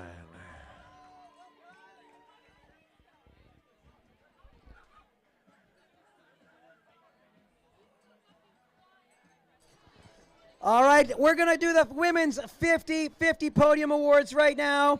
As mentioned, everyone on the podium gets one of these beautiful custom wooden awards from Air Vapor Artworks. They also get a complimentary entry to a future race. And they're going to get $50 cash money to spend at Capra, the best running specialty store in the world. In third place in the women's race, Mo, hang out for 2 seconds, buddy. In third place in the women's race, she ran 10:56 for 50 miles yesterday, 7:01 for 50K today, 17:58 combined from Squamish. Nicole Gillette, come on up, Nicole.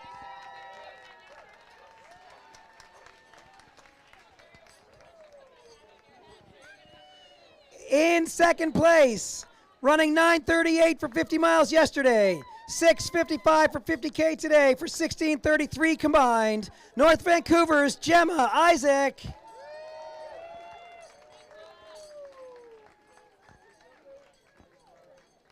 And our women's winner, standing atop the 50-50 podium.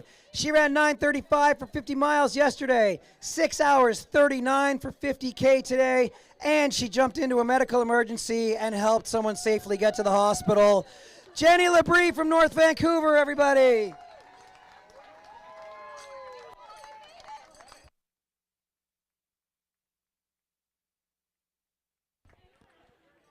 We did have Madeline Harden in, Derek E., Troy Woloshin, Nicole Peterson, Rebecca Knowles.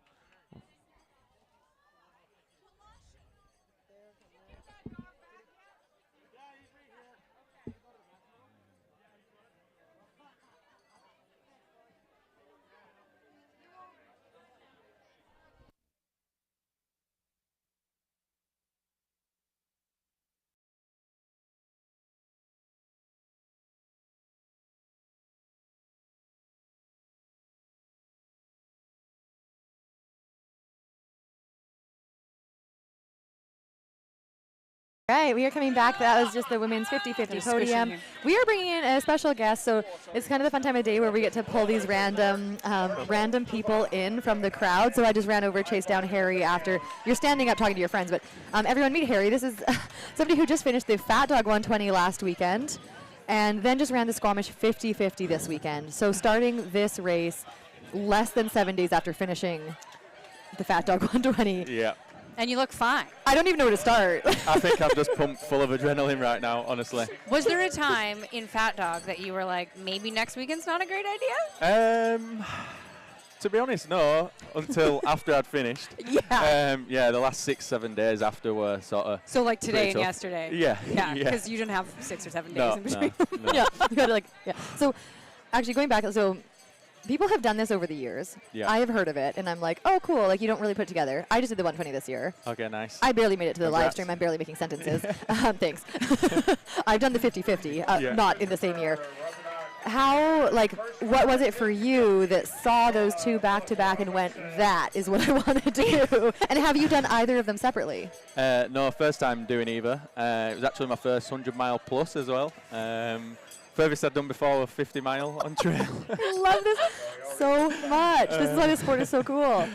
Yeah, I to be honest, I didn't plan on doing them both back to back. My plan initially was I was going to do Squamish 50-50, and if I didn't get in, I would do Fat Dog. But then I got in Squamish 50-50, and then I But thought, you know that before you have to register for Squamish. So then I thought, oh, well, I got in, I may as well try both, and yeah, it's worked out. Did you just go through a big breakup, or? No, my partner's here. Well, we have this lovely sticker you should probably read that says, in and out of therapy because running 100 miles doesn't solve anything. And we love That sounds about right. Yeah, we know. No, sometimes it's for the joy, and that is Yeah. truly what these mountains bring us. Yeah. What did you do in the days between? How did you get here? Well, I booked 2 weeks off work. Perfect. I hope so, yeah. Yeah, and it's honestly so crazy. Like, I finished Fat Dog, and I felt way better than what I should have done. That's how I feel like, too, yeah. Even like the morning after, I was moving pretty well, and like I had power in my legs like throughout. So yeah, I mean, I just took Just took like, all right, what I let's go do got it. given. Yeah. Is there any part of you from a competitive aspect that's like, oh, I wonder how much faster I could do each of these without each other? Yeah, I mean, I only started running probably 3 years ago. I did my first ultra 2 years ago, so I've not really thought about like competitiveness. It boggles my mind. Sometimes I'm like, I waited to do Fat Dog. I've been in the sport for 10 years. And I was like, now I'm ready. And you're like, I don't know, 3 years, let's do it before I really know what's happening. Yeah. You know what's cool though is like I wonder if there really is a thing that like humans are just made to run a little bit slower for a really long time, and that's like so good, natural for the body. Yeah, like, and I think I'm a little bit naive when it comes to sort of these things, but I honestly think that's the best way. Like, just dive straight in and figure it out. See what happens. Figure it out on the trails. That's so cool. So let's do it. Okay, I don't know what you do for work, but I can't do math. And I'm a window cleaner. That's probably not going to help with math, Harry. That's amazing. Also a physical job, so I'm glad you took time off. Yeah, definitely. But how many cumulative hours, do you know this yet, that you have just ran between the Fat Dog and Squamish 50-50?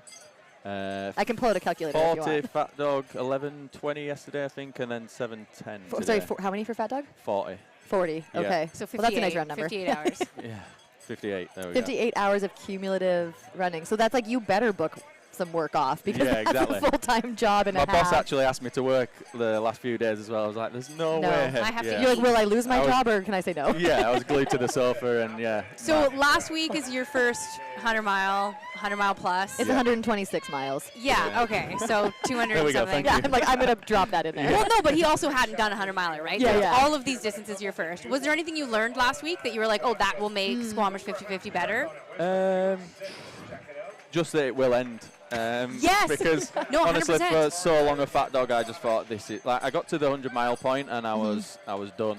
Nearly threw in the towel. Luckily, my crew and team sort of pulled me together and I managed to finish. But yeah, just that it'll end. You've just got to keep plodding on. And That's my favorite piece of advice. I think oftentimes I'll see people on the trail or talk to them beforehand, and they're like, oh, like you can be so low at times. Yeah. It's Oh, like, yeah. this isn't your life. You Yeah. are going to go back to work one day, Right. and you are going to wish you were in the mountain suffering. Yeah. So, like, enjoy it, because you will eventually.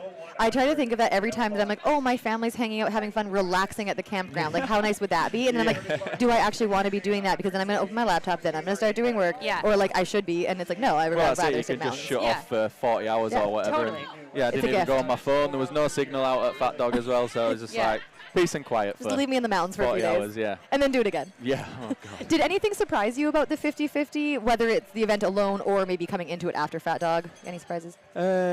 Yesterday was tough, but today, for some reason, I do not know what went on. I was just like, the first 20K were a See little the bit of a finish line. grind, and then like I got to Capilano, and I was just absolutely flying. I don't know what went on, but It's like the end of Fat Dog, right? When you're like, why Yeah. do I feel good? Yeah. Don't know. You just I'll take roll it. with it, and yeah. Yeah, so I'm absolutely buzzing to finish all three. So I've been asking this to people, again, I never want to like dismiss the accomplishment that was just achieved, especially over the last 2 weeks with jumping forward. But does this unlock anything in your brain about like, oh no, like what am I capable of? Like how many days in the bush will I need to be left for now? Yeah, like a few people saying, oh, would you do 200 miles? I mean, definitely want to try it. Like, and I'll just keep trying until I fail, and then you go back until you succeed. Till you get so it. yeah. That's cool. Yeah, but I actually want to try and run Canada to Mexico next year, which is 4,500 kilometers. Amazing. Try and do it in 100 Now, days. on the road or via the PCT or The Great Divide mountain bike route. Okay. And it's actually, I think I'll be the I think first there's person. easier ways. Yeah. I think I'll be the first person to do it, so it'd be a world record. So do you have that's any a plan. connections or resources, like people that you consult with or mentor you in those types of ideas yet? No. I'm going to connect you with Razahab. Oh, there we go. Let's go. I know the person for you if you don't know. I'm like waiting for you to be like, oh yeah, I talk to him every day. We'll connect you with some folks who are good at those things. It's not me, but I know people. Thank you. Appreciate that. I got to cool. ask one more question. Sorry, how old are you? 28. 28. Okay, so Yeah. what got you into trail running? I lost my mum and brother probably 5 or 6 years ago, and sort of lost my way a little bit, and I wanted to do something to commemorate their memories, so I decided to do 5K a day for a year to raise money, and then I just loved how it made me feel. It got me through some of the toughest times of my life, and then I've just not stopped since. So. Well, I love Yeah. that. Well, Thank you for sharing. Yeah, that's really beautiful. I'm sure that this weekend is just like a huge honor to their memory and to what the sport and that period of life has brought you to. Yeah, I feel like on the trails as well, like it gives you that time to think, which you don't often get in like your day-to-day. So, And you can say you're living to the fullest. Yeah. You're experiencing everything. You're seeing places that I think like with Fat Dog and here too that you're like, there's spots in that course that I think, just open that like moment of kind of connection to all the things where you're like, I wouldn't be here if it weren't for this flag and this race and this opportunity. Like for me, when we're out in Cathedral Park there, like I'm thinking just about, there's nothing in life that would bring me here if it weren't for this race, and it's just really beautiful, and you feel really like connected to your surroundings, but also just to all those different bits of life and being human. Yeah, like a chosen way to suffer is what I've heard. Such a privilege, really. And it strips you back bare as well, like when you're suffering in the mountains and you're at your lowest, like you're real alone. You're just your natural self, and that's all you can ask for, I guess. So. Oh, that's so wonderful. Well, huge congrats. This is so cool. Thanks for sitting down with us. No, thank you. And again, congrats to you and your whole crew. I can't not wait to make sure you do something when you run to Mexico. Like, because we want to follow. Let us know. We want to follow. Yeah. I will. Yeah, we'll be a broadcast team. That's a plan. We'll see. Maybe not next year, but the year after. Hopefully next year. That's very cool. That's the plan. Shout out to my girlfriend as well, because without her, I definitely wouldn't have made it this weekend. That's for sure. She's I hope she shoved lots of food in your face. Yeah, totally. Yeah, I had tapas on tap last night. She was bringing it to me on the sofa in the bath. So yeah. Amazing. Oh yeah, shout out to the crews that make this possible. Yeah, exactly, right? Yeah, it's amazing. All right, go. Yeah, get some more of that food. Yeah, I'm gonna get a beer actually. Yeah, you deserve it. Yeah, thank you very much. Thank you. Appreciate that. Bye. Thanks, Harry.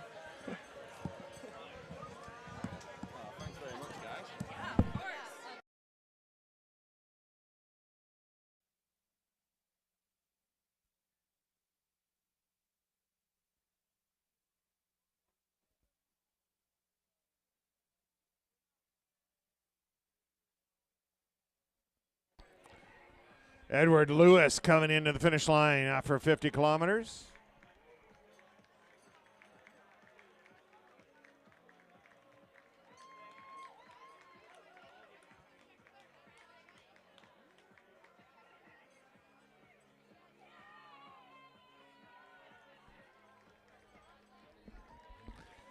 And Tara Hartzell from Squamish.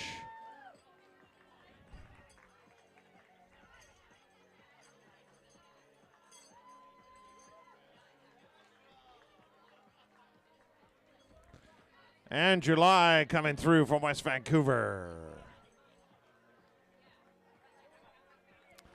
Mackenzie Lloyd-Smith coming in for a 50-kilometer finish.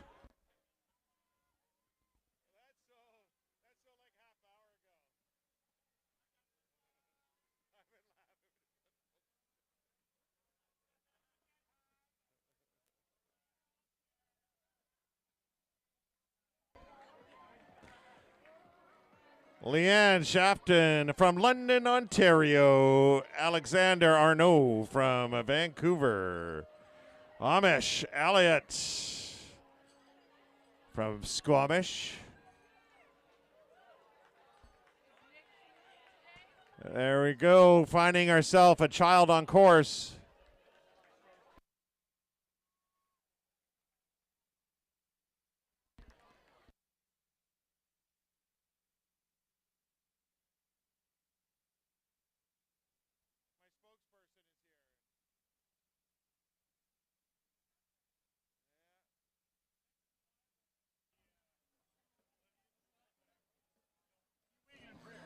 Testing, testing. Out of curiosity, is yesterday's 50-mile runner Ben O'Day from Hamilton, Ontario around? Ben from Hamilton, if you're around today, chilling out, come up and see us if you would. You've won a draw prize.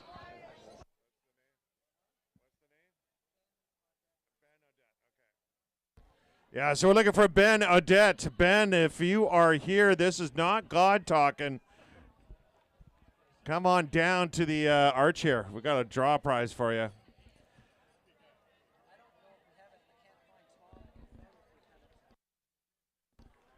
Trevor Gare coming in from Calgary. And Tom Molitor, if you can hear my voice, come on down also. You don't win anything, but you get to hang out.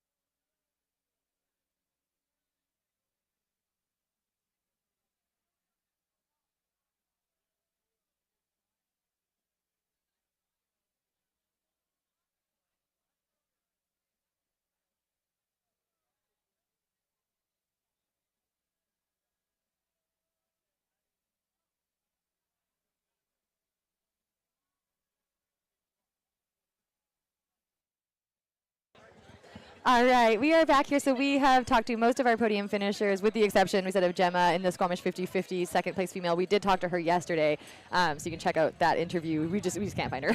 Which is fair. I mean, it's such a long way. It's warm. She might need to go lay face down in the wood chips. She might be in recovery legs, but yeah. Anyways, we will definitely try and track her down and just hear how her day went. But huge shout out to all of our racers today. The 23K, 50K, finishing the 50-50. The finish line is open for many, many more hours. So the finish line cam will be up for your viewing pleasure, and I believe, again, I've linked it in the chat.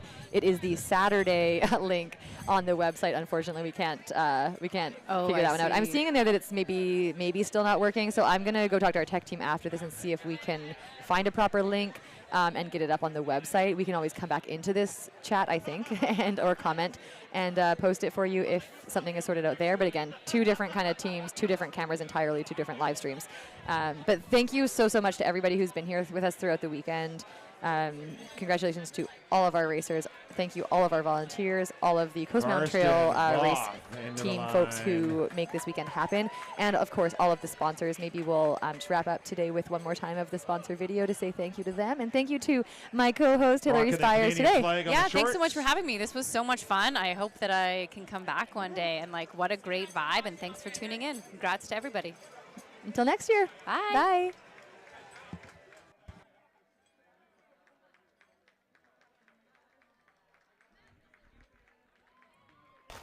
From Germany, first time with a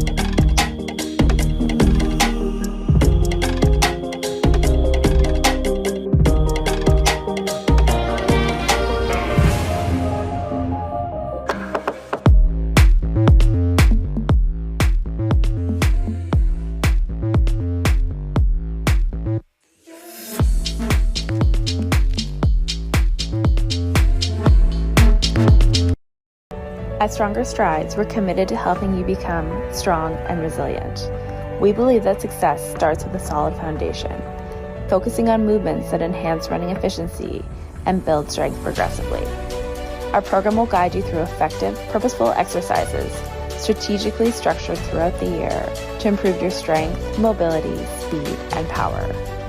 We believe that strength training should not take away from your running, but rather add more to it.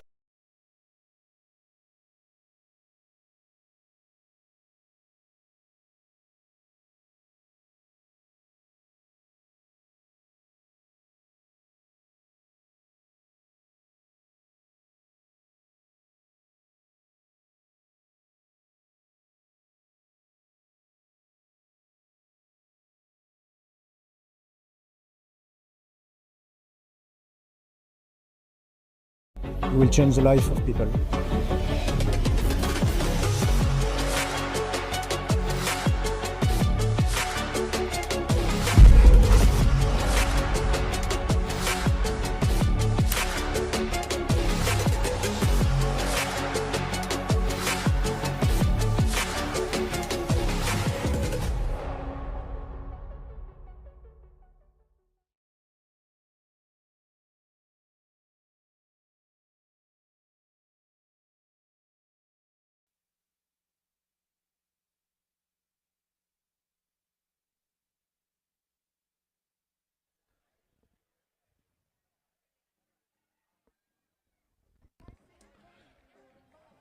Keel Witt from Kamloops.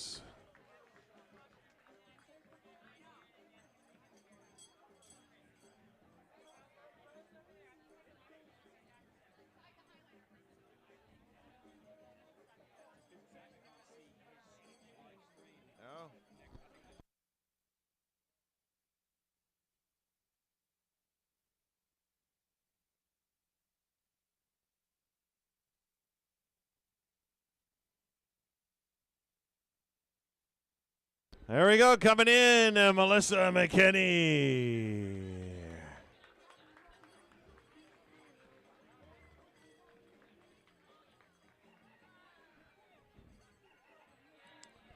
And Ethan Brown from Portland, Oregon.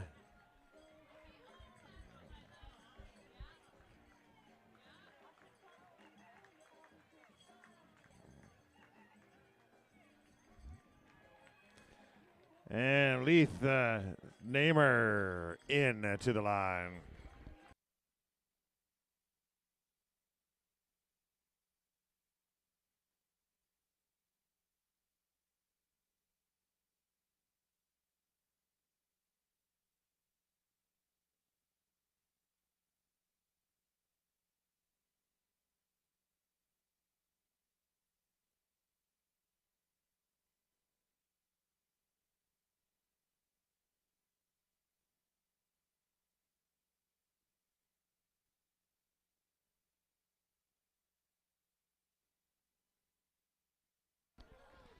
Matt Lindsell coming in from Surrey.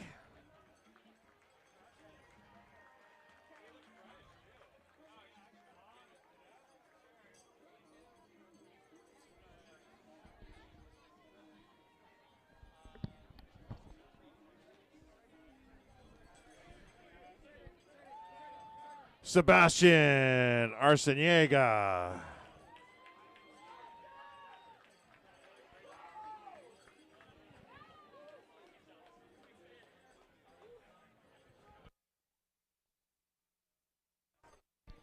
And Tim Mooney finishing up Squamish 50.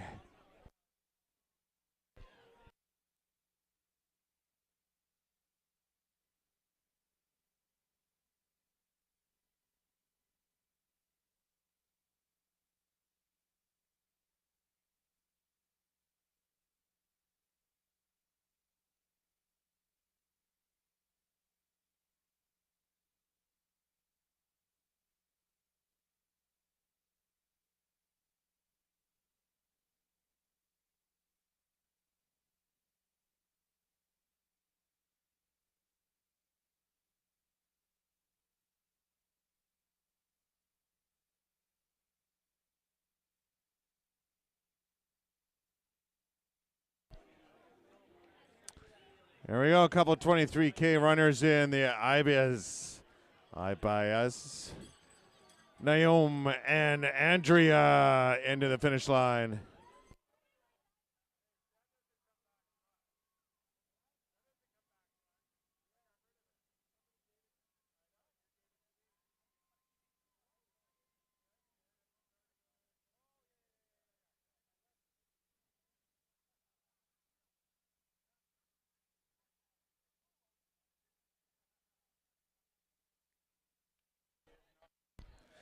And in Kate Schutz and David Hill.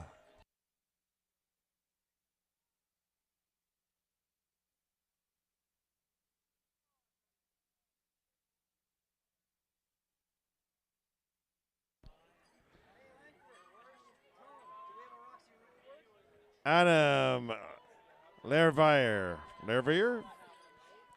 from Toronto.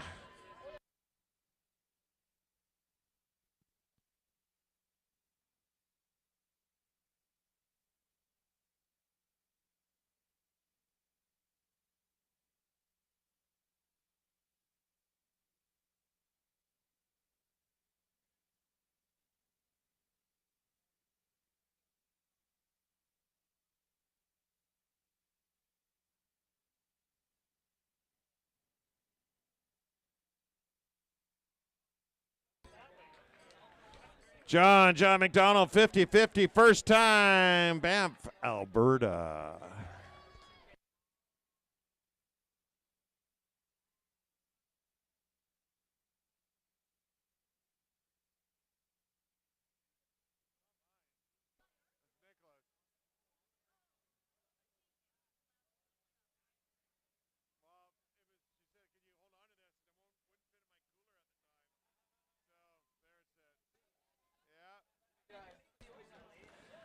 Daniel Bucci in Tacoma, Washington.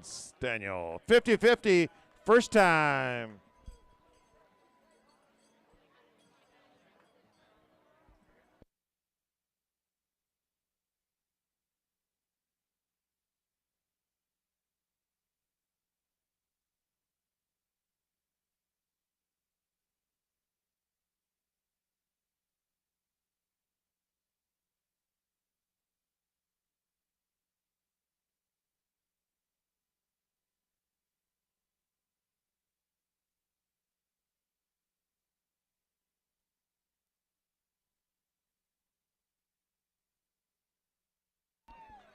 We do have Tom Pelgrim in, and first time 50-50, Marie-Pierre Larry. Rona Davies into the line.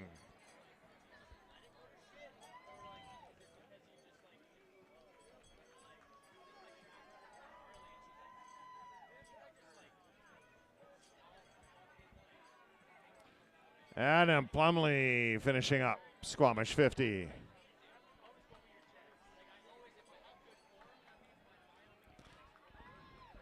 This is the Nestor's Market Squamish 50 presented by Solomon. Constantine Cetras, Chris Murray, Michael Zwick, and Jordan Hamilton all in for the 50K.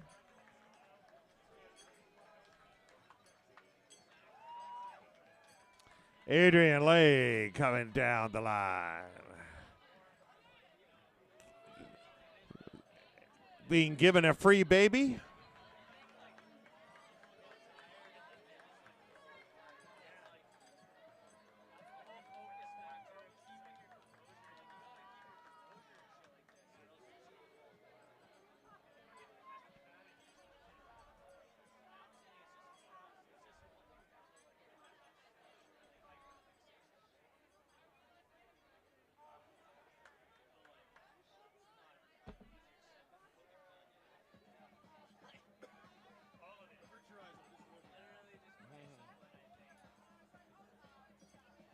Take it off, Tom. Take it all off.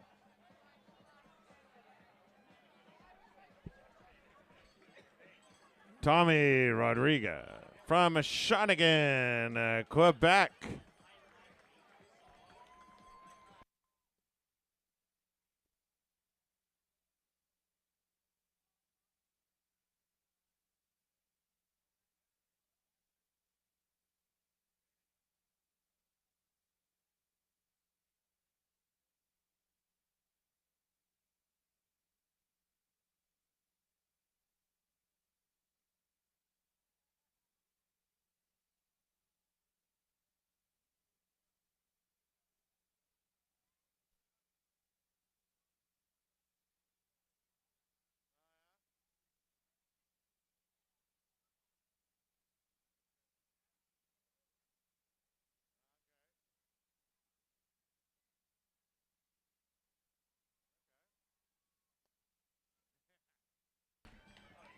Alice May Krista Mickle coming in.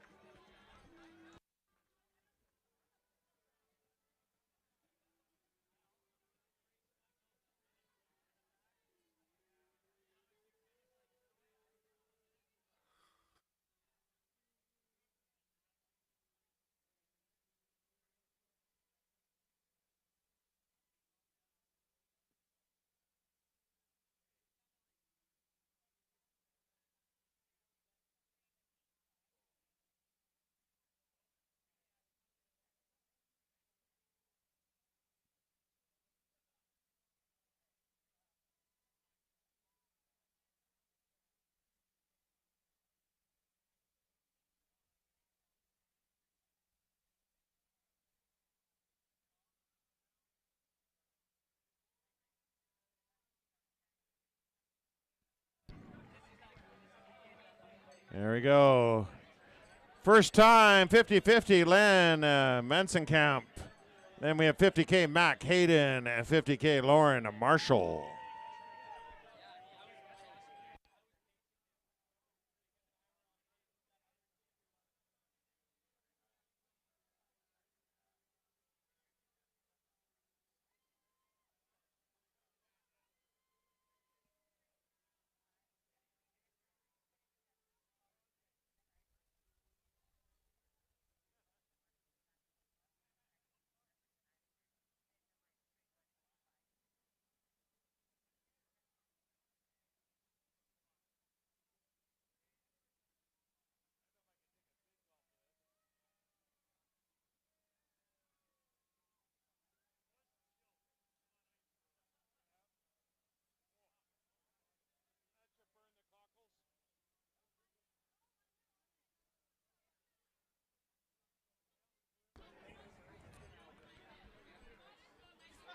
For the record, that was some good bubble action there by Robin.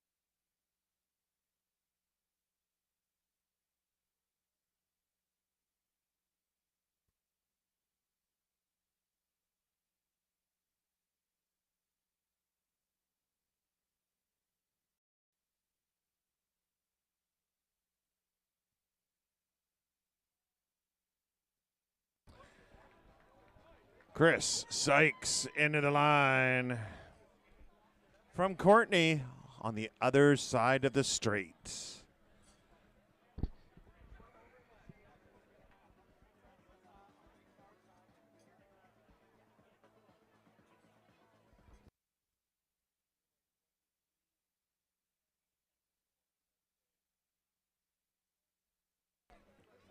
Sarah LeBlanc from 50 Ks in to the line.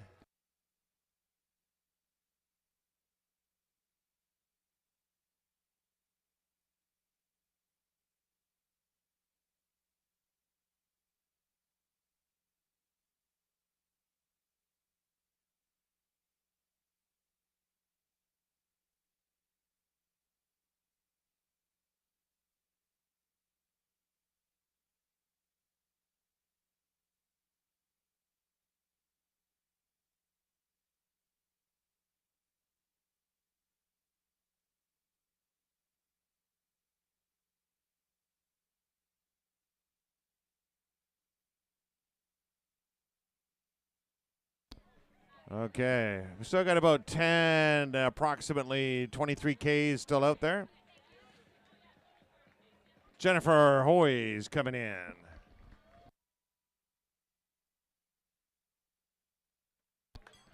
And 330 runners still there.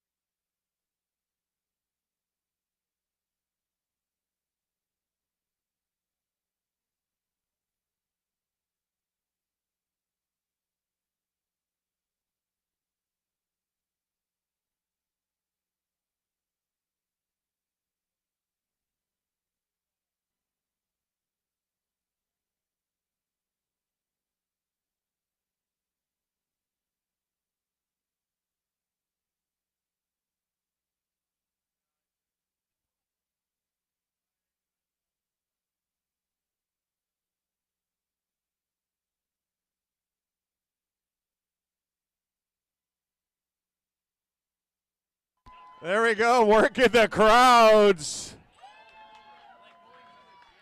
Leah Fleming and her PR team.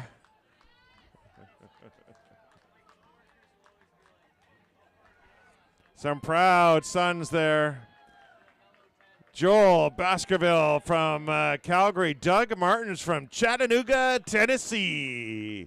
And Joshua Seaton from North Vancouver.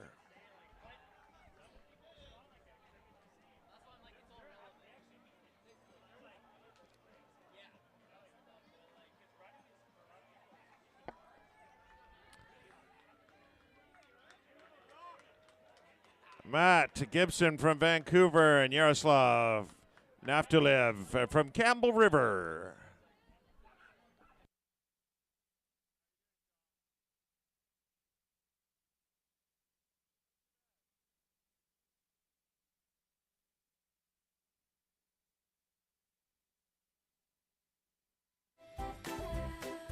The Run Go app helped me so much. It told me exactly where I was at all times. It would even tell me how much was left in the race, which was so convenient. Yeah, I was receiving texts throughout the race because my coworkers and family and friends were watching on the Run Go app. So it was cool. And it was so helpful, honestly. It was a lifesaver, telling me where I am, and so it gave me the motivation when I needed it the most. It told me where I was at, when to turn, so that was helpful. Having it in my pocket being like, in 200 meters, you're left. Hello, this is your race director speaking, Gary Robbins. Congratulations, you're doing it. You will change the life of people.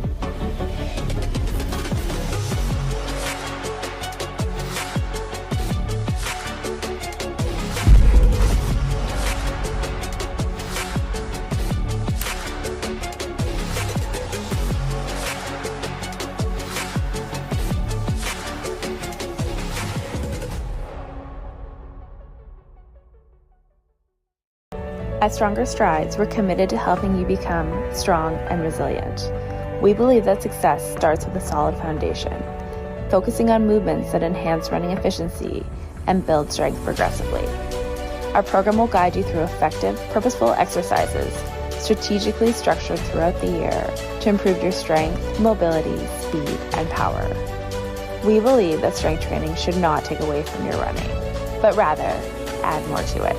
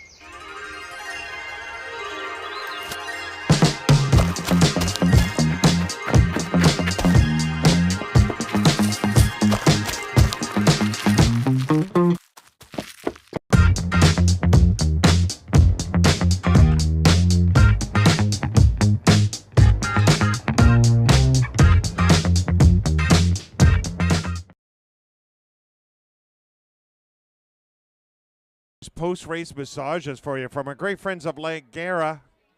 Everyone gets to take advantage of the beer garden. Pop in there and grab yourself a nice cold drink for sale. As well as every racer does get an Athletic Brewing. Anton Mordovic into the line. Gavin Post, 50-50. First time coming across the line. And he looks like he needs a new hat.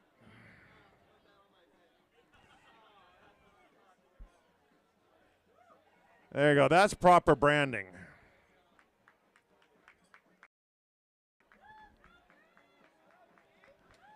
And a Christian Haywood coming down into the finish line arch.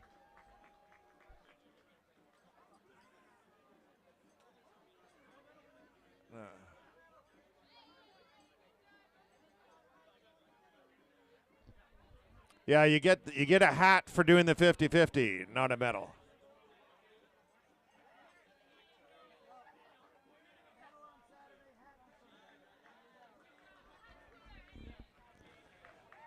And Christina Apsick and Claire Johnson coming in. And Simon Tompkins. 23Ks, Richard Fu coming through.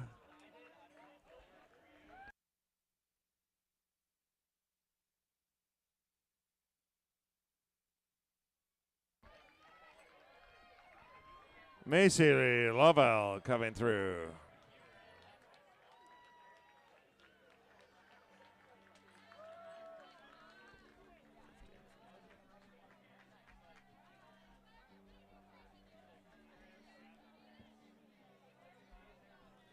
There's Richard into the line.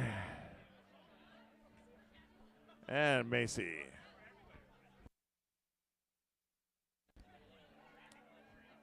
Matthew Ord coming down to the final stretch. Wiping out 50 kilometers today.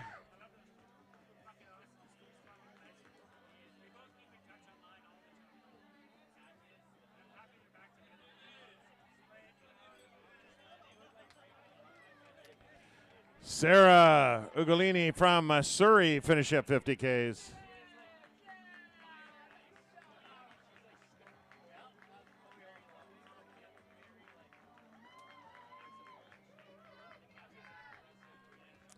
And from Roslyn, Tammy Gibson.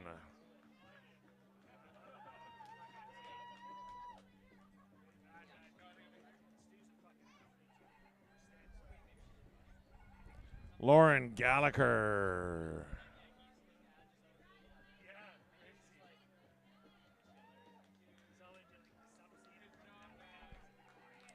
Aaron Galloway finishing up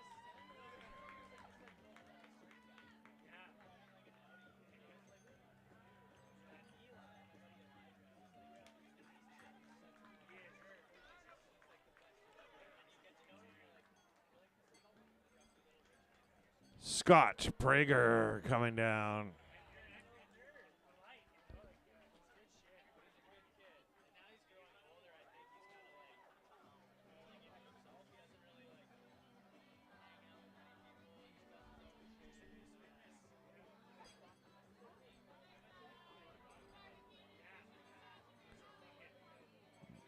Be sure to pop over and say hi to Stronger Strides. And they can show you ways how they can help you out to become a faster, bigger, stronger runner. So, yes, pop over and say hi. Say thank you for being a great sponsor.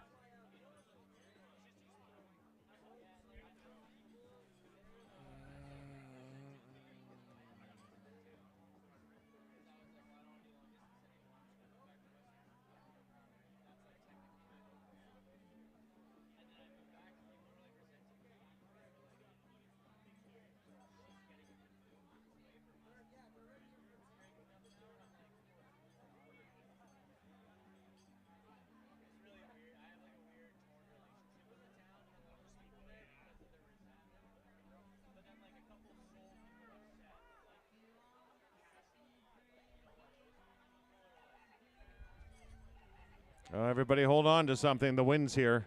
It's never windy in Squamish.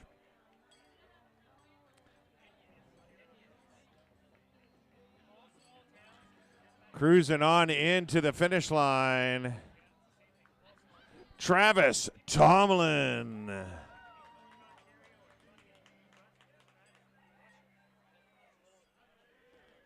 And Fergal Slowey coming in from Squamish.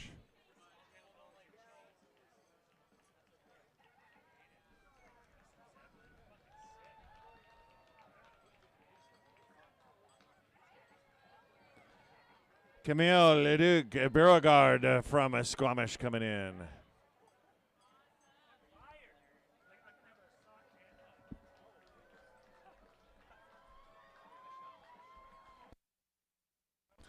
Hey. Raising her hands like she just don't care. Danica Cromery from Cochrane, Alberta.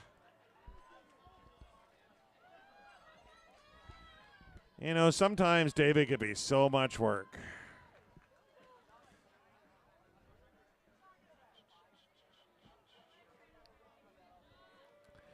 We're having a great time here in Squamish. We do want to thank Squamish for letting us play in the backyard for the 13th Squamish 50. First year we were setting up, and all three races occurred on the first day. And there was no 50-50. Now we got 50-50, 23 and 50 mile and kilometers. So we're having a great time now. Eric Soy coming in from Maple Ridge.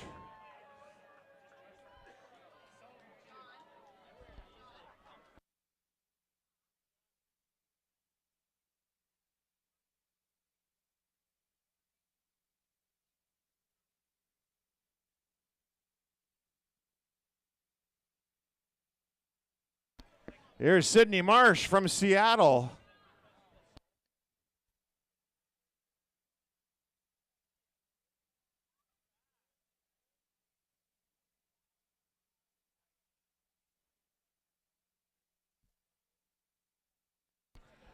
Sean Malalik waving to the fans.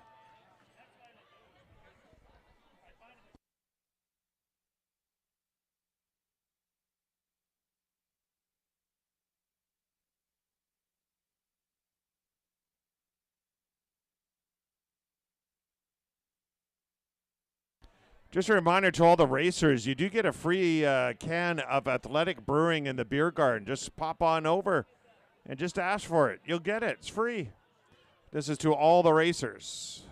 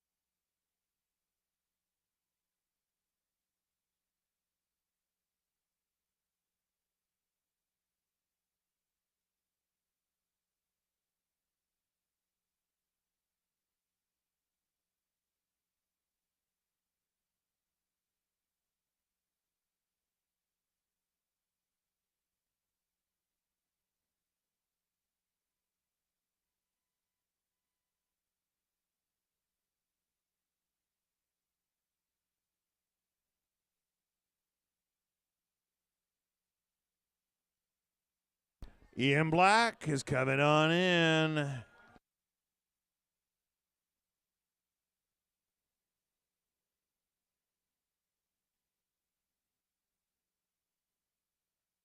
Tara Gustafson also coming in. And birthday Sarah Laflamme. Miris Keeler also into the finish line.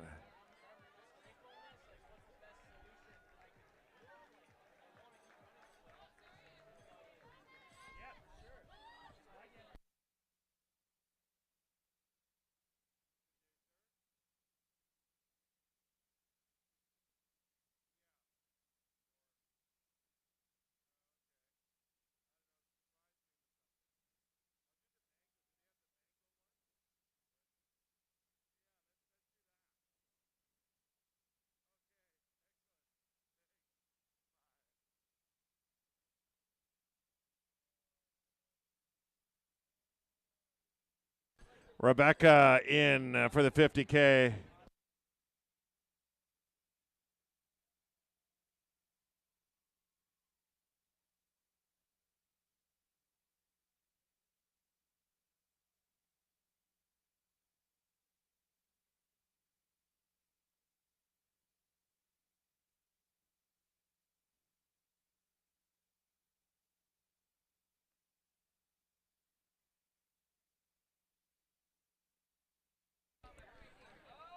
Abraham Katz from Seattle.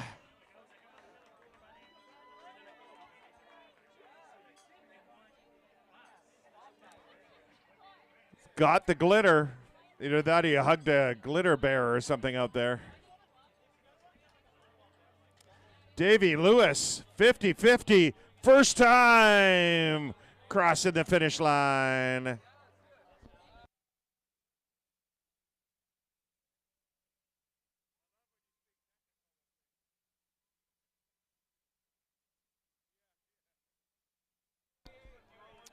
Here's Gabrielle Valet.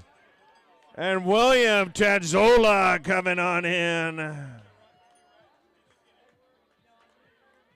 And Gary Z.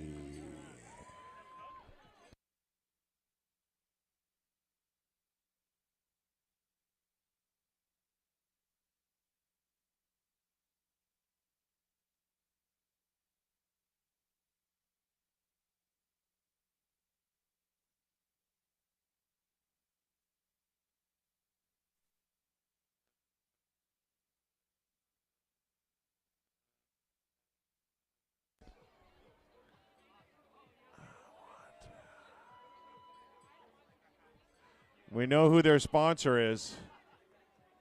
Okay, everybody, we have a birthday boy that just crossed the finish line right here. And his name is Gary. Happy birthday to you. Happy birthday to you. Happy birthday, dear Gary. Happy 50th birthday today. And a draw prize.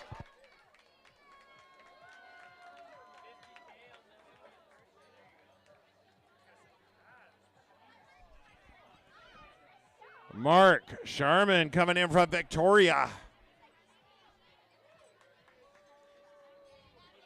His shirt matches the color of the bib. That's very well done.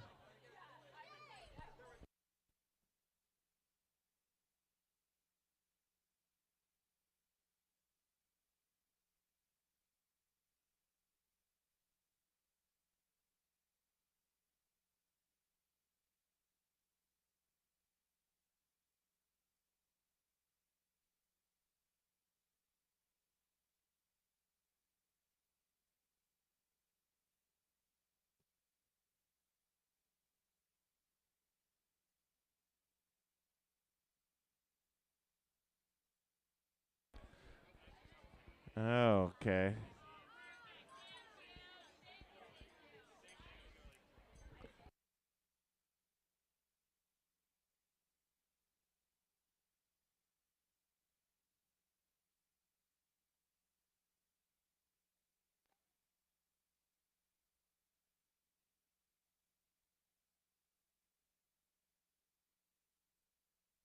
Someone's making a run for it. You got it. Oh, got nabbed by the authorities.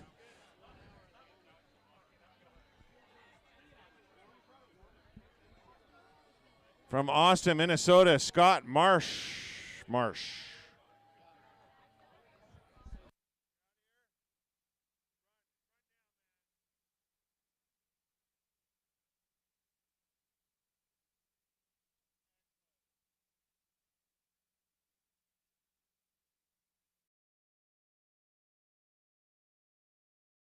Rachel Pinnock in it to the line.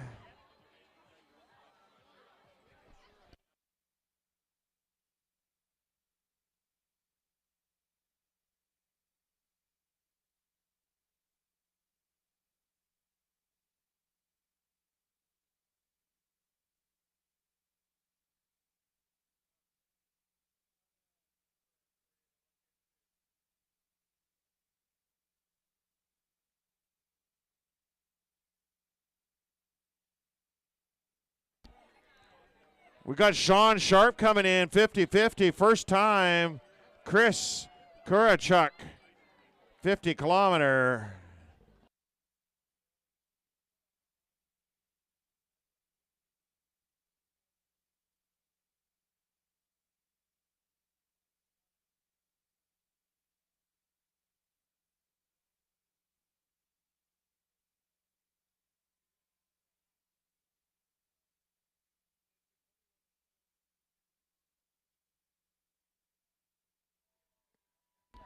$11.63, Jeremy Greer from Seattle.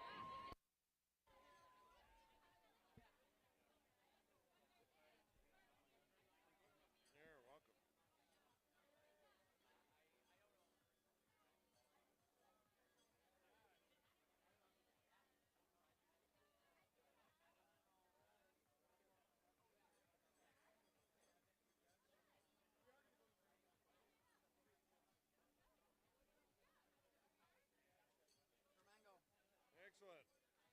I figured I might as well give it a try. This is either going to be the best or worst decisions of our lives. The girl swore by it. He was like, it's really good. There we go, into the line. Megan Ireland from Port Moody.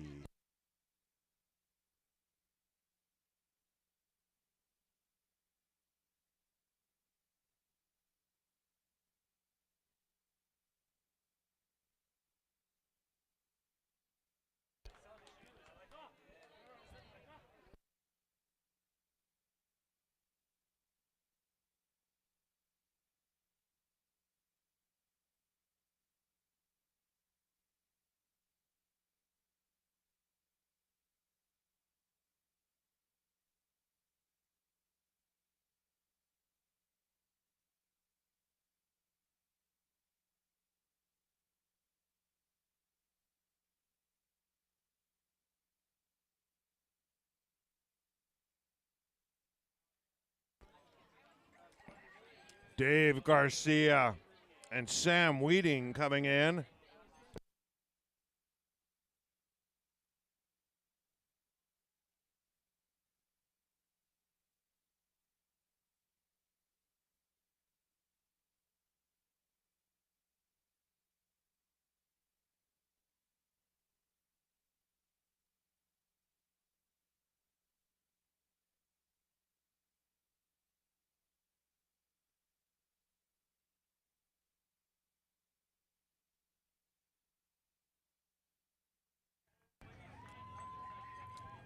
Owen Wood from Balcarra. And all the way from Bend, Oregon, Jeremy Moskowitz.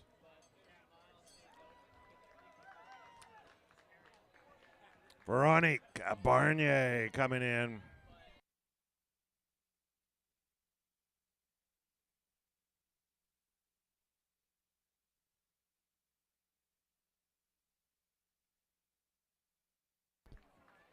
Brian Carter and Dieter Ayers finishing up 50K.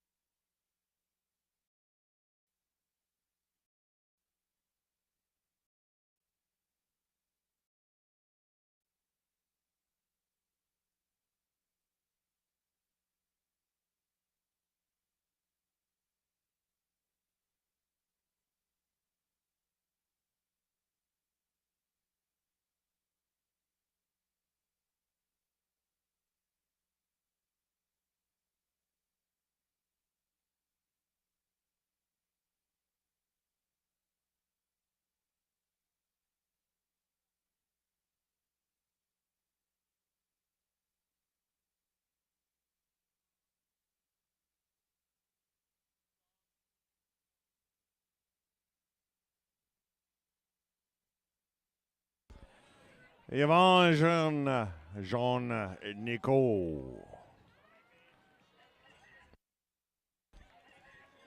And 23 Ks. We got 2 coming in from Vaughan, Ontario, Zishan Ghazali. From North Vancouver, Hamad Dashmuk. And from Langley, Herman Gori.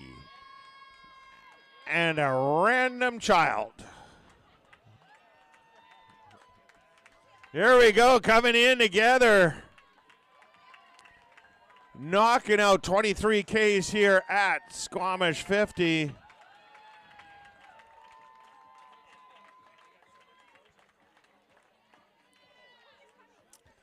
That's what it's all about right there. And Jonathan Wolf from Hamilton, first time finishing up.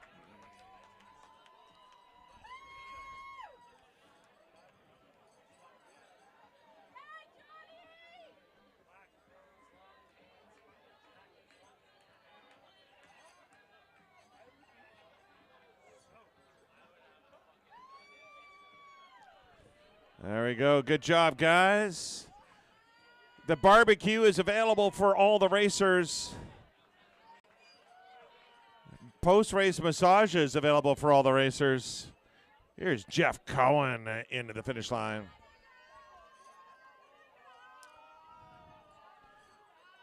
Alice and Brom are selling ice cream. The beer garden is gardening away.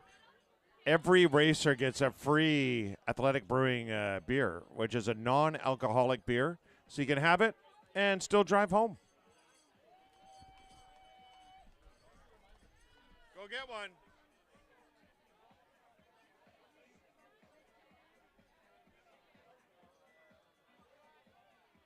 Tom, do you want 2? If you want 2, say you're picking one up for me. You can have mine. Athletic Brewing. If I'm going to drink beer, I want all 5% of my alcohol.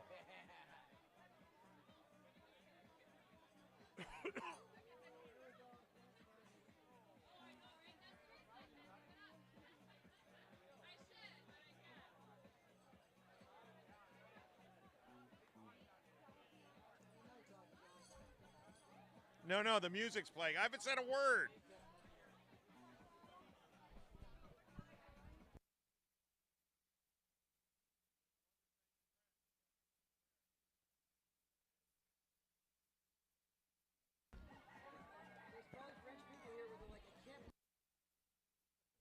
"23 Ks later, Andrea Camara from Brantford, Ontario. Michael Franklin doing 50 Ks. That is finishing up an amazing day here in Squamish.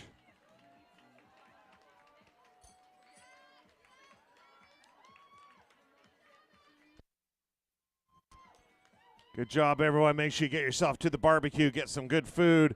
Here for the 3rd time, Michael McCormick is at the line. The sun is in his eyes, so he gets a nice hat for that.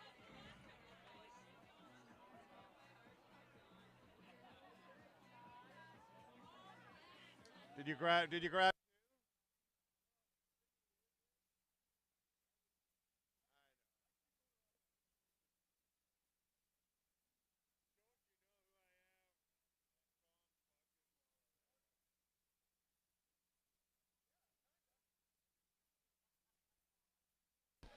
Here's Omar Vasquez into the finish line.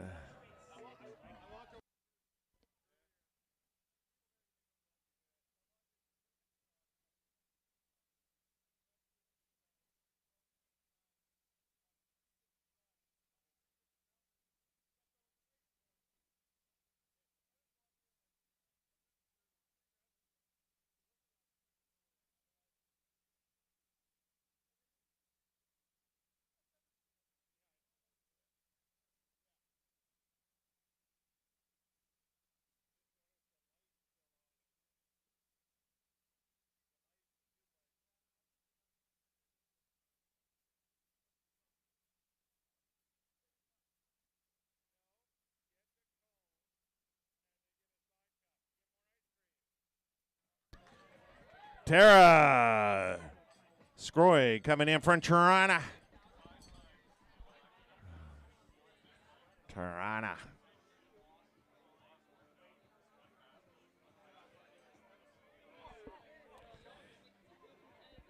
Be sure to keep your eye on the calendar for next year's schedule. Races starting in February go all the way to Squamish 50. Do you know if you volunteer at the races, you get a lot of perks? And one of them for Squamish 50, if you volunteer, you get early registration. Because as you know, this sells out quick. So do check it out online.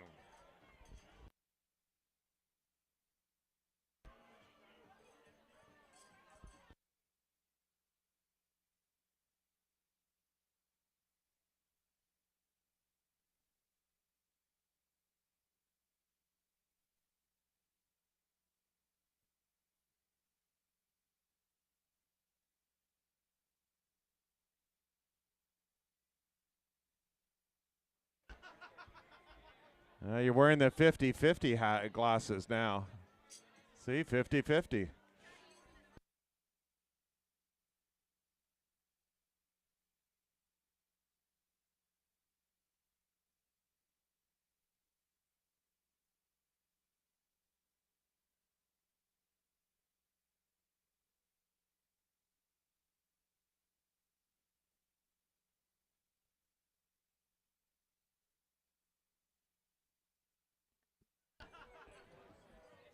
Blake Johnson coming in.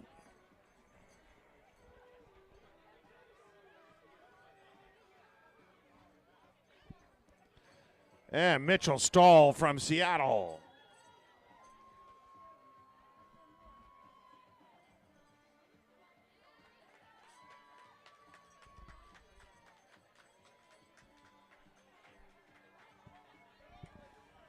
And second time, Spencer Hutchinson.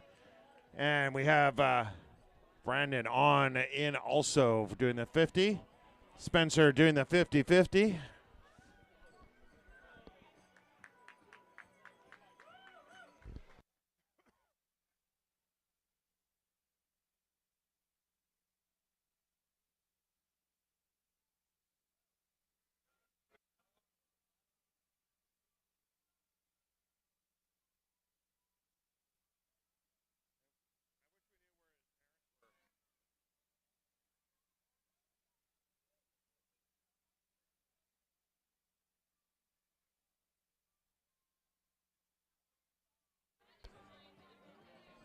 Martin Valdez coming in, finishing up the 50, finishing the Ultra.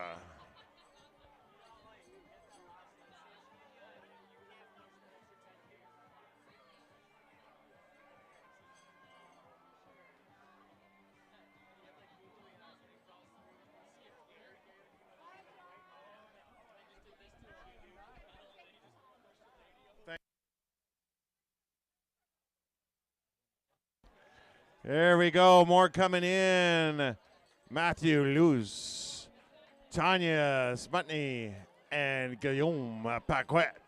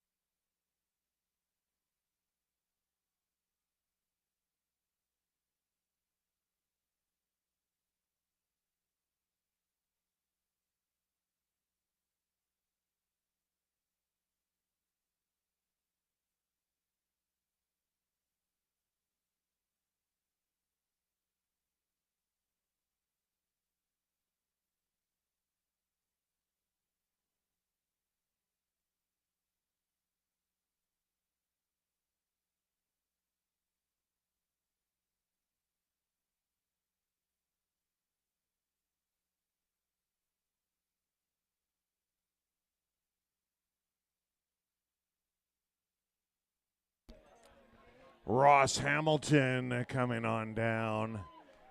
That's 50 kilometers. You're done.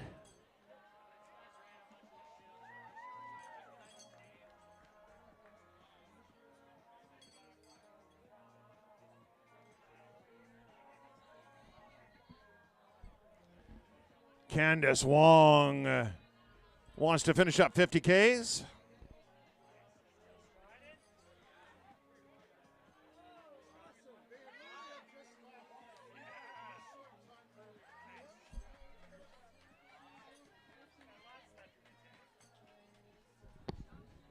"50-50", I believe. There we go. Second time, Carla Duckran into the finish line.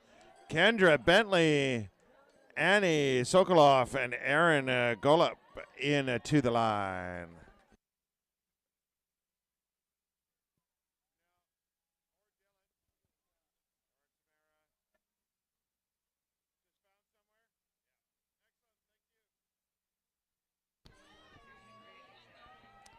Hey, Renee, who did the 23K, your bib was found. If you want it, come by and see me at the announcer tent. You can have it.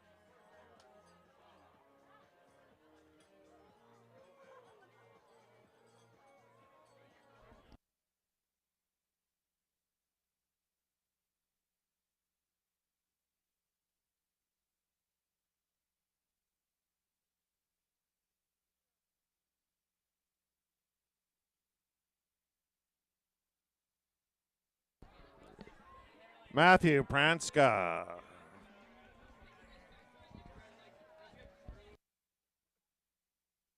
Coming in with 50 kilometers behind him. From Grand Prairie, Alberta.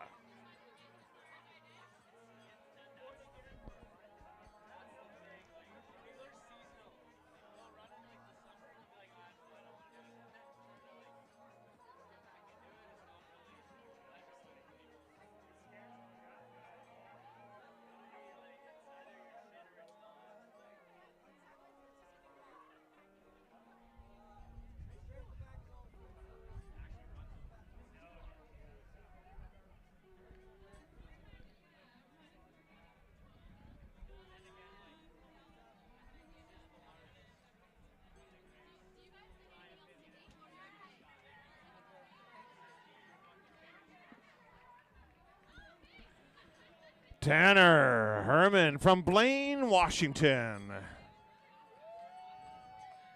Just on the other side of the 49.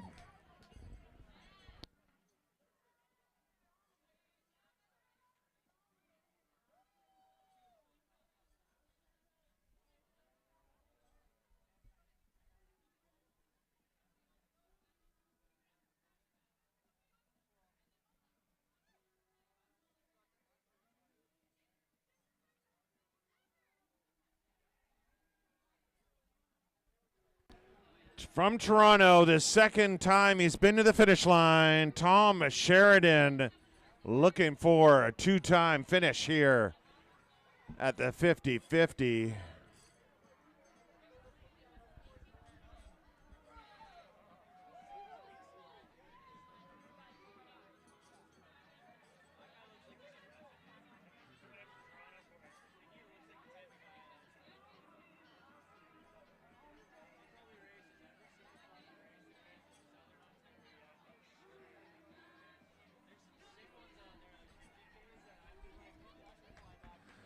And first time, here we go, 50-kilometer, Nicole Kramer. We had Jeffrey Fielding also coming in, and we're going to have Pablo Ostoliza for his first time doing the 50-50.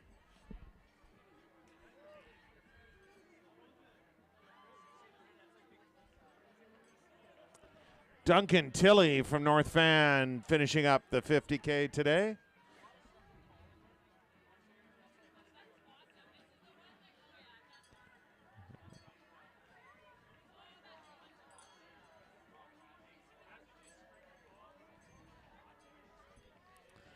And who's that from Park City, Utah?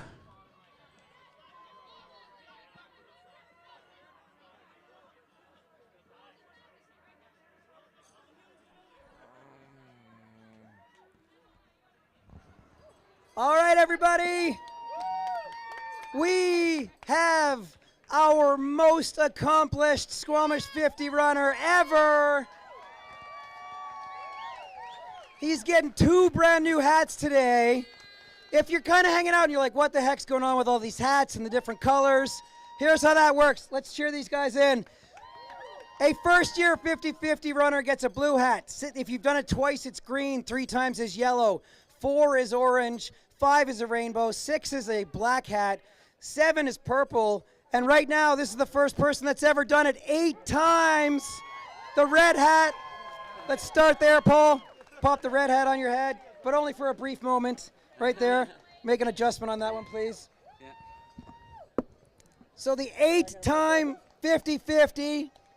And then we also have what is called the 1,000-kilometer hat. That's a total of 1,000 kilometers lifetime running mileage via any distance whatsoever. Paul is the first person to ever eclipse 1,000 lifetime kilometers here in Squamish in Canada. And he's all the way from Park City, Utah. Let's make some noise for our good friend here. The shortest lived 8-time 50-50 hat ever. And you look good in the 1,000K. Smile for that guy right there. 2 questions. Did you see a bear? Did you get stung by a wasp? No, but a guy coming behind me right here got stung 9 times today. You took 9 wasp stings? Yeah, I got 6 on Galactic first thing, and then I got 2 on word of mouth, and then 1 on coming up with Flame. I think everybody around you, including Paul, owes you a debt of gratitude. Yeah, okay, what's your name? Ian. Ian, we're going to celebrate Ian more than you, Paul. Paul, well done. Ian, I got a draw prize for you because you're taking it for the team today. Come on over here. He deserves something good, exactly. We did have Kevin Barda, Liam, or Ian gets a brand new pair of Solomon shoes for his efforts here. Thank you, man. I appreciate it, guys. Daniel Souza, Ian Hendry, and Damian Kirhos. Gary Robbins, if you can come up here, please.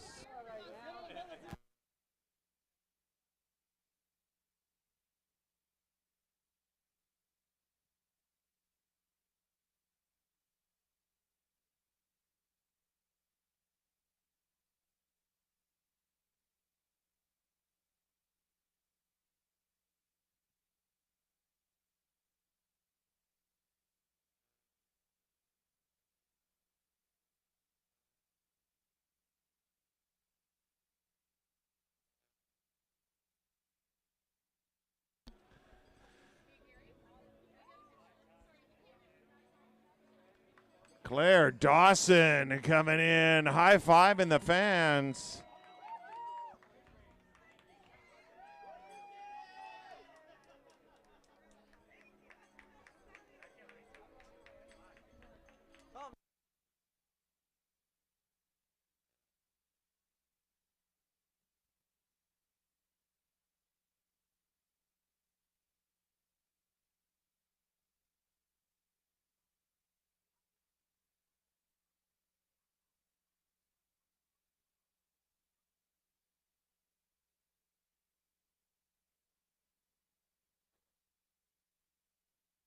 There we go. Shiny Gorselets. 50 kilometers.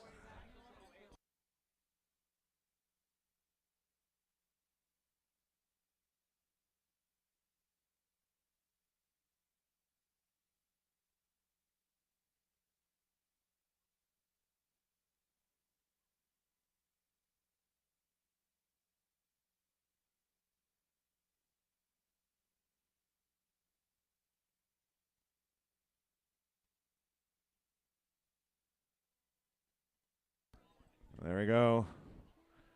Got everyone in, including the furry kids.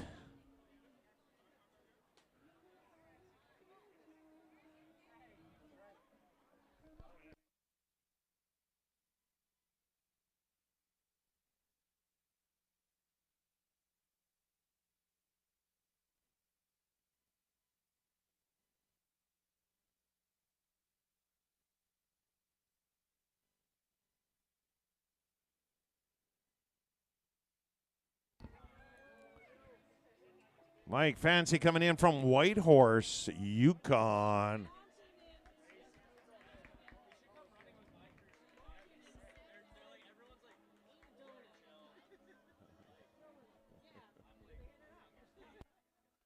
That's how I would roll. Here we go. Getting their first run in ever in life. There, get the appreciation of a good finish line. Let's cheer the little one on because gravity is tough right there. There we go. Back up. In and to the line. There's Mike in from Whitehorse.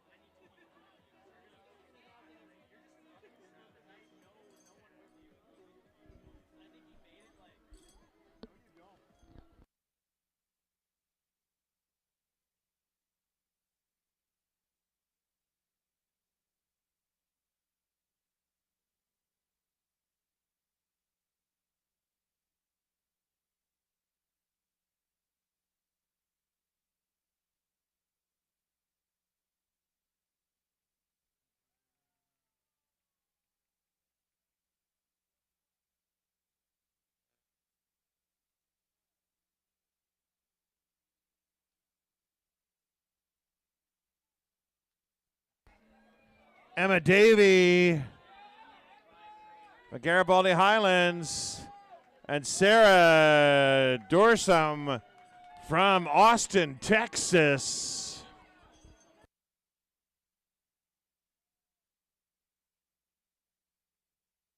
And 50-50, first time Ben Rankin in from the loops.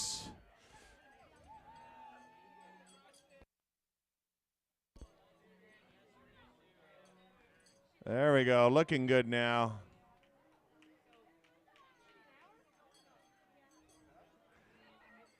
I think we need another photo there, Gary. Oh, they're not. You could force it. Another 50K, Jen Troche coming in from Saskatoon. She just saw mountains for the first time today. She's like, wow, those are pretty cool.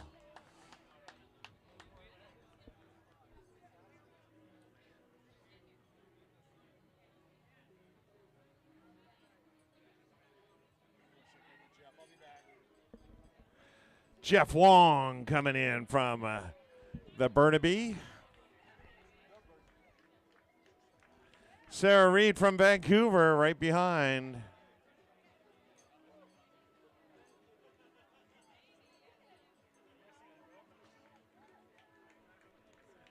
Here comes Sarah.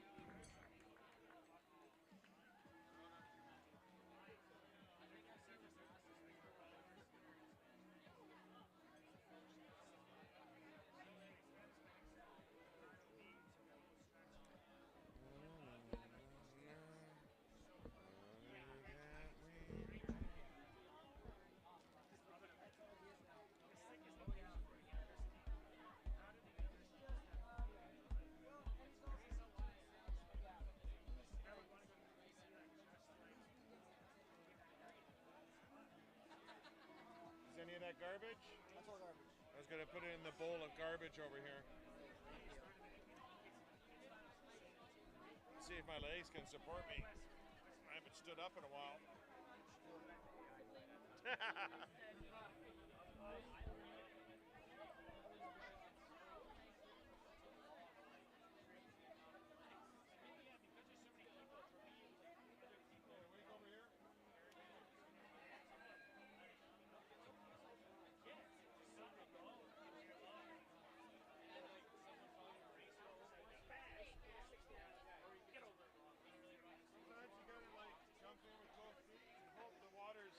Too shallow. Yes.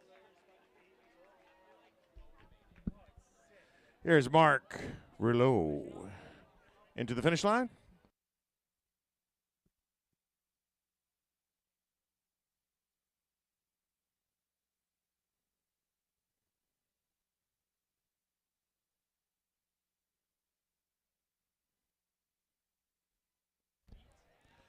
Tanner Midkiff coming in for a fourth time finish here with the 50-50.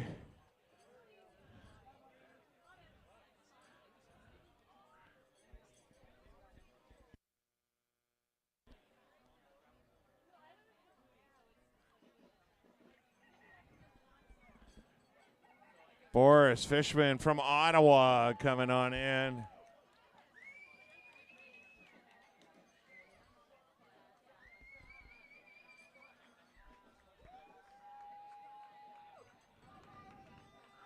And I believe we will have maybe.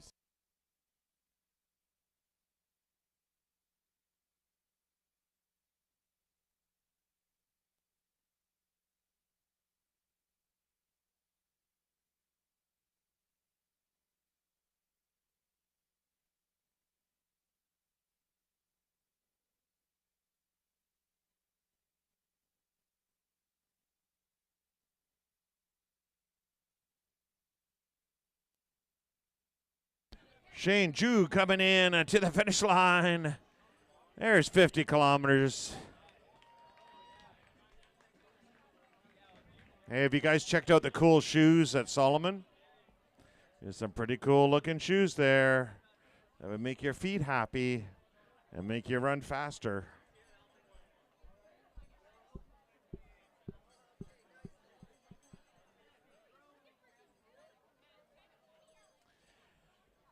So Athletic Brewing is a sponsor of Squamish 50.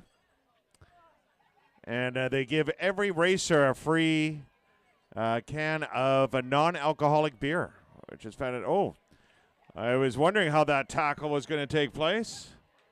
Kendra Adachi, and followed by Chris Green. Chris Green's like, I want a baby handed to me too.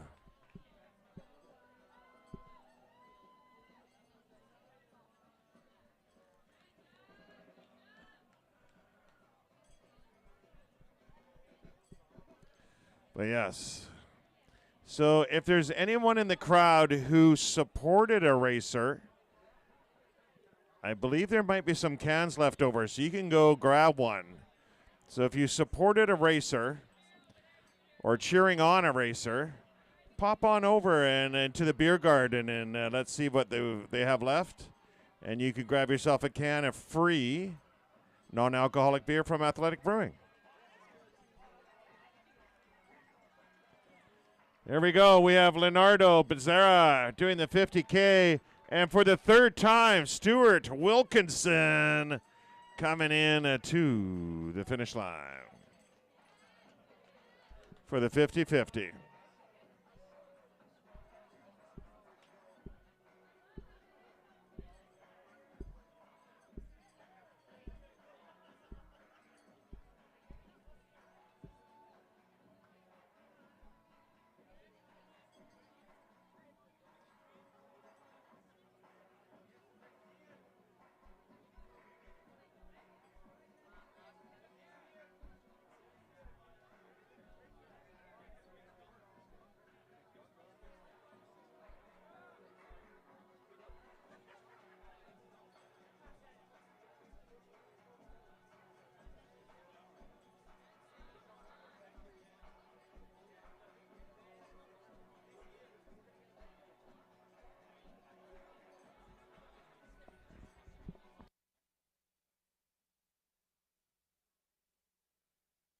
I told you that I would train. All right, everybody. Leo just finished the race right here. Leo was here last year in the 50K, and he did the entirety of the route, but he came in over the finish line cutoff by 3 minutes. And then he told me he was going to be back, and he just broke 9 hours in the 50K today. Leo, I have a pair of bone conduction headphones as a draw prize for you, and that is the most impressive just over time to rally the next year I've ever seen. At 2023, I was the cutoff in the 42K. You were cut off 2023 42K, 3 minutes over at 24, and under 9 hours and 25. Maybe next year. Maybe next year you'll be on the podium. Yeah, Leo, good stuff, buddy.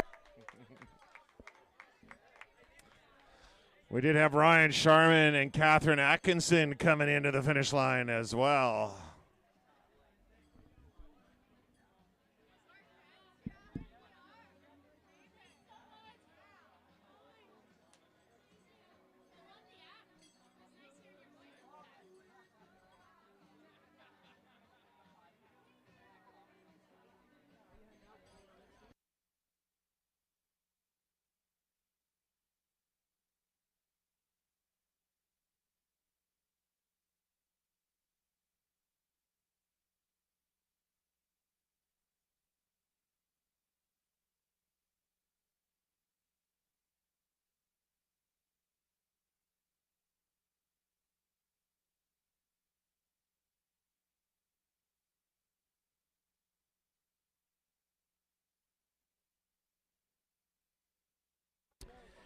If you're in Squamish, you already know, but if you're just visiting, Capra is the store to go to for all your running needs.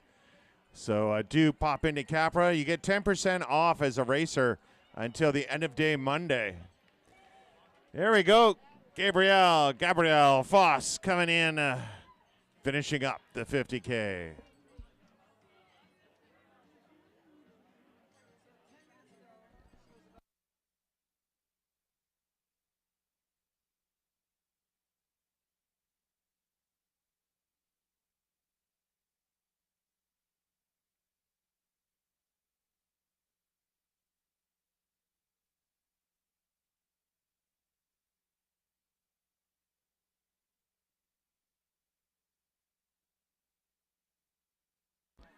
Do make sure you put your garbage away. It should not be sitting on the ground at all. And we do have a recycling station you can put it into. Be sure to use it.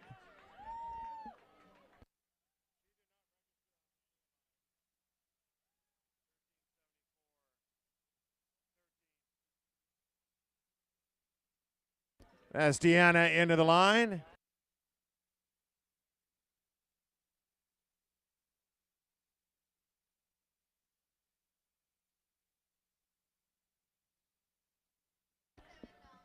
In to the finish line.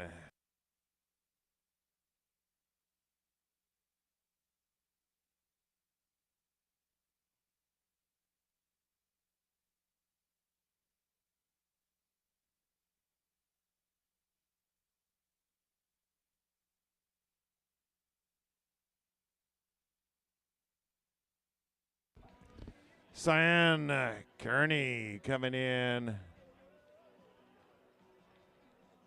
Welcome to the finish line.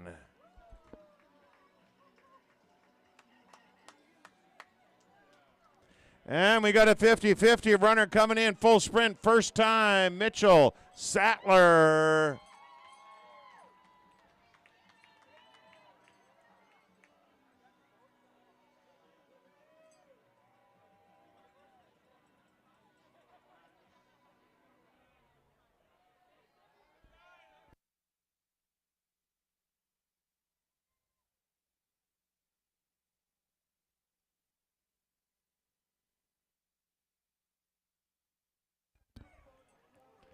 And Christopher Case from Kamloops coming in.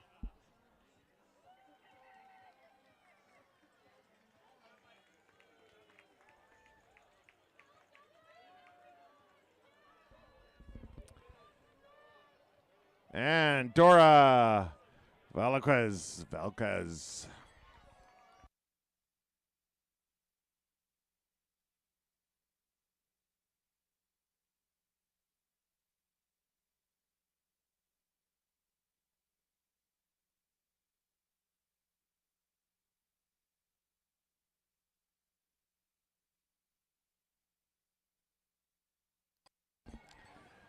Sarah Geralds from California coming in. Brian Burba from Garibaldi Highlands coming in.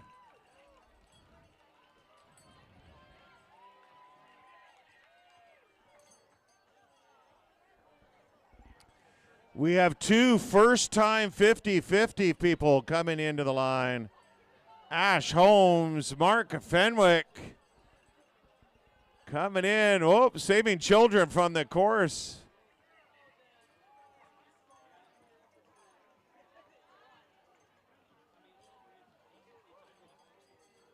There we go.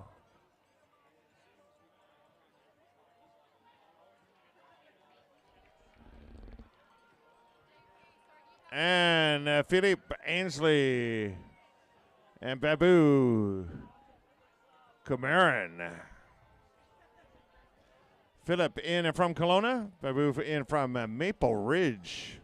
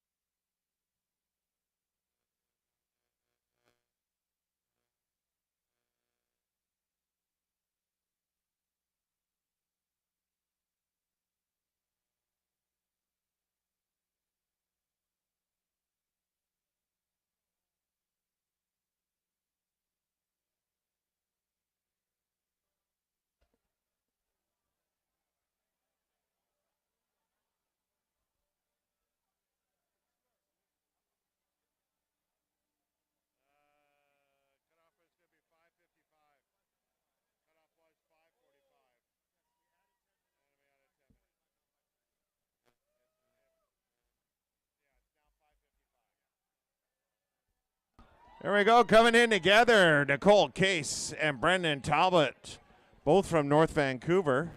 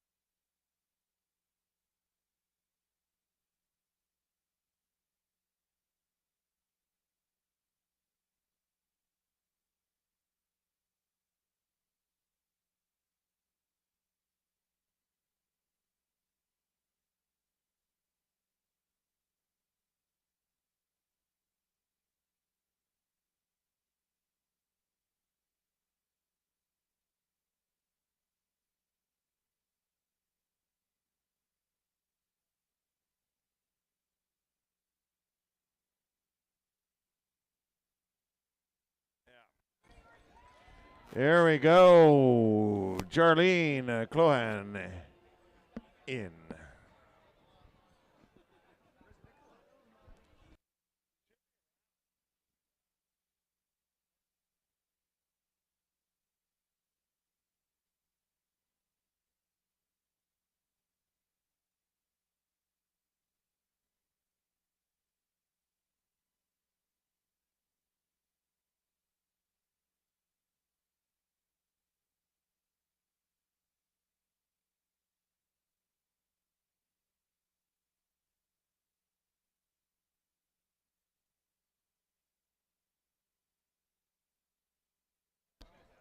John Partington from Squamish coming into the finish line here at Nestor Market. Squamish 50, presented by Solomon.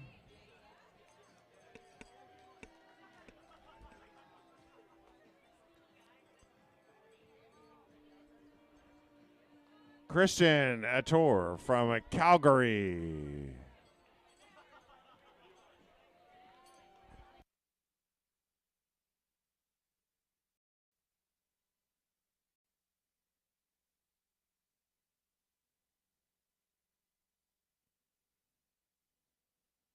Chad Heisen finishing up 50 kilometers here.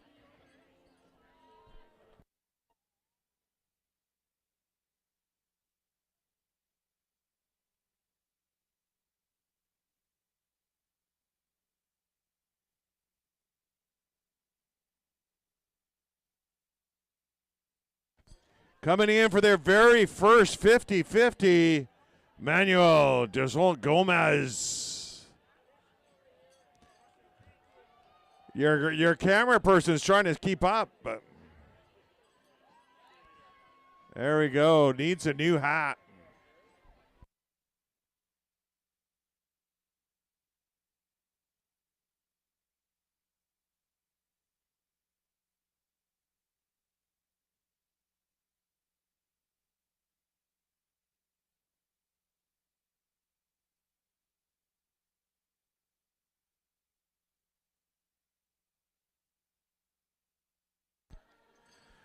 And finishing up 50Ks, Yana Mazzarolo.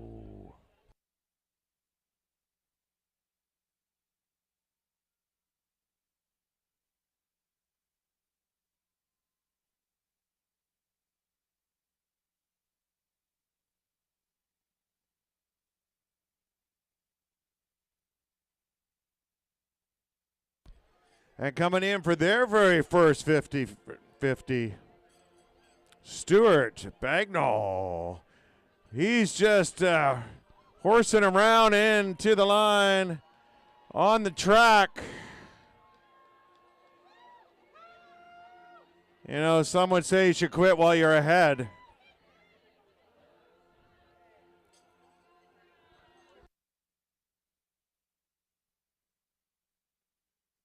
All right, we have a 50-50 finisher. I'm putting a hat on his head. His name is Stuart. He's wearing the Duffins Athletics Team Donut shirt. Every year at the 50-50, I ask this question at the start on Saturday. Who's here doing their first ever ultra and planning to do their second ever the next day on Sunday? We only end up with 1 or 2 every single year. This guy just did the 50-50, his first 2 ultras ever. Super impressive stuff, man. Congratulations, Stuart. Well done, man. Thank you. There we go. He loves just horsing around on course. Brandon Donald coming in for year number 2.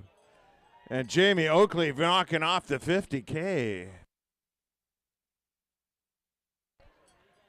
Jay Neal coming in also finishing up 50K.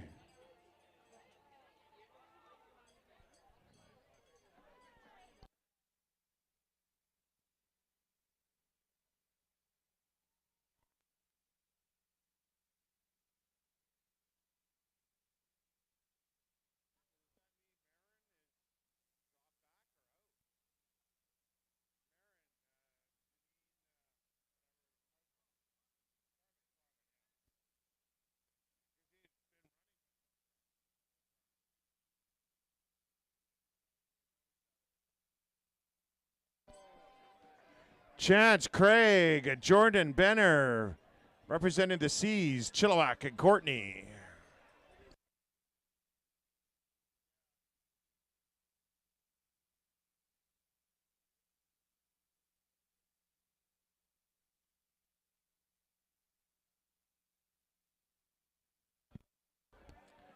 Jess Vink coming in from the WAC.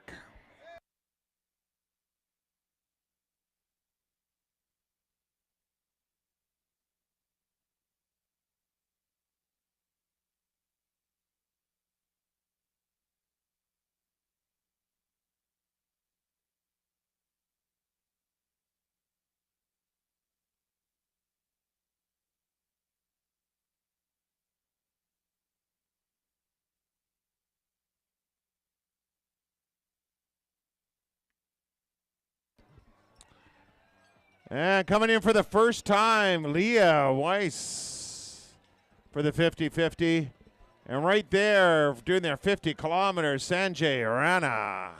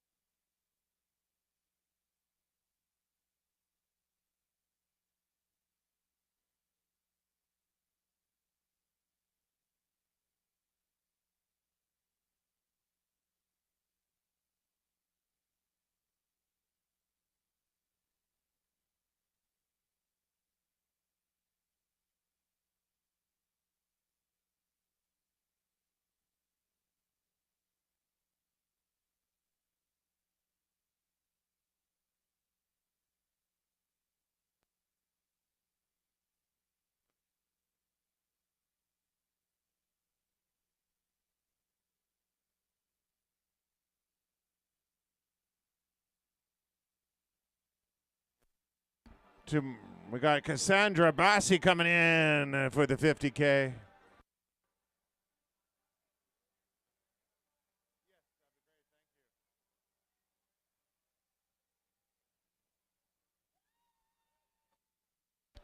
And we have Arletta, Kama, Nico, and Ashwin all coming in together.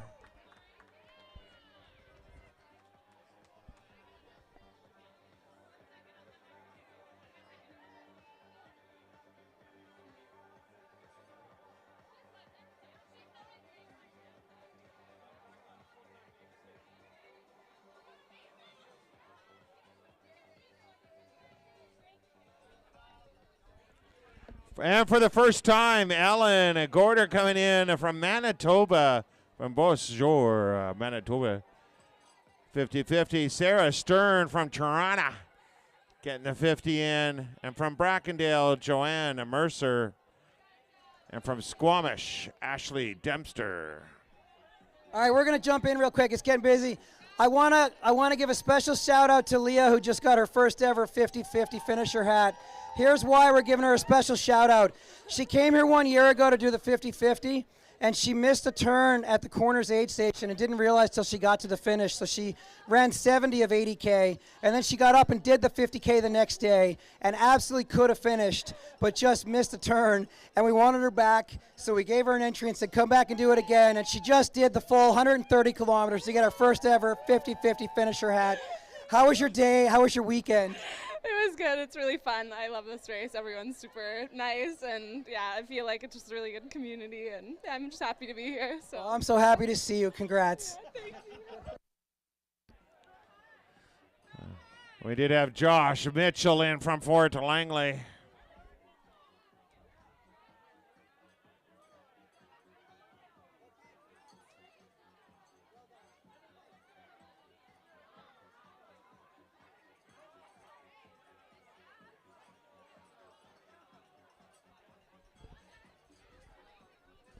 Here comes Tamara Snell, fourth time crossing the line.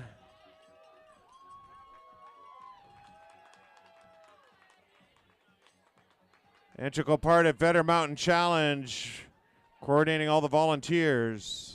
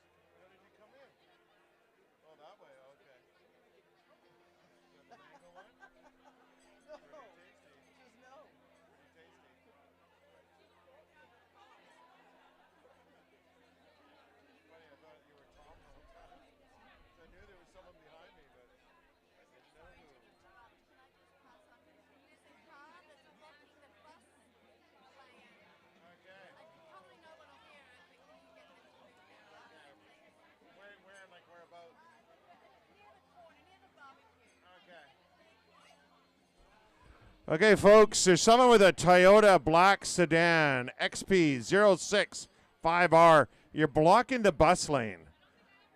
So that is called bad karma. So Toyota black sedan, XP065R. If you could please move your car and be a good person.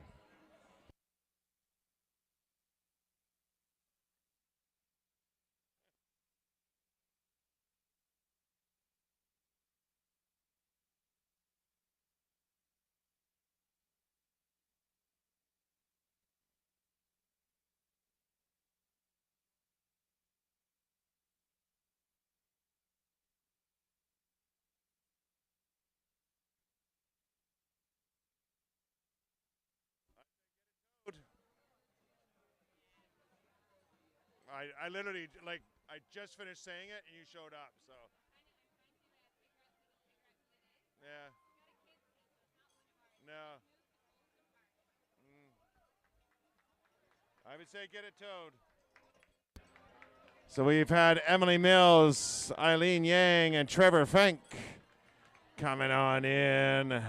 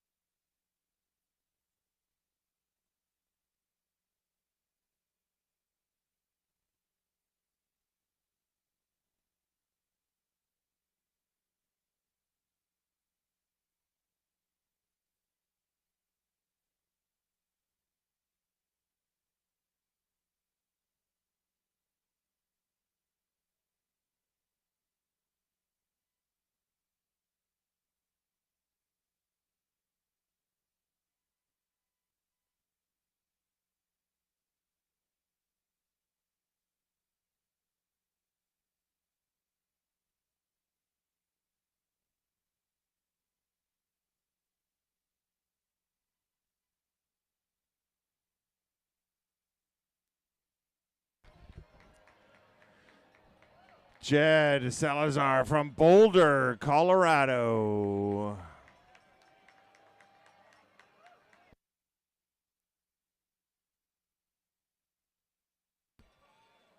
And Trevor Manella from North Van. Brian Merwin from Surrey coming in off the 50.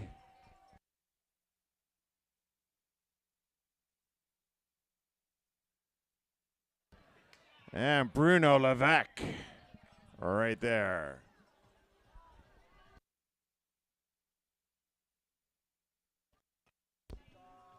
So I don't know if anyone heard Toyota Black Sedan XP065R. You are parked in a bus lane and parked in a no park area. So please move your car. Those are some great running socks. Best ones we've seen so far. Louise into the line, and John Rose coming in.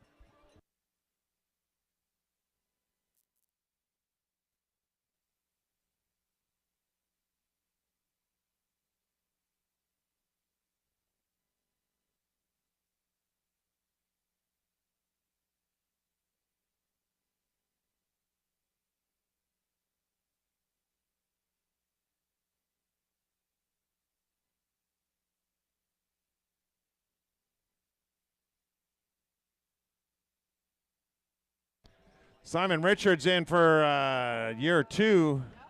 And coming in for year 3, Yasu Sawada.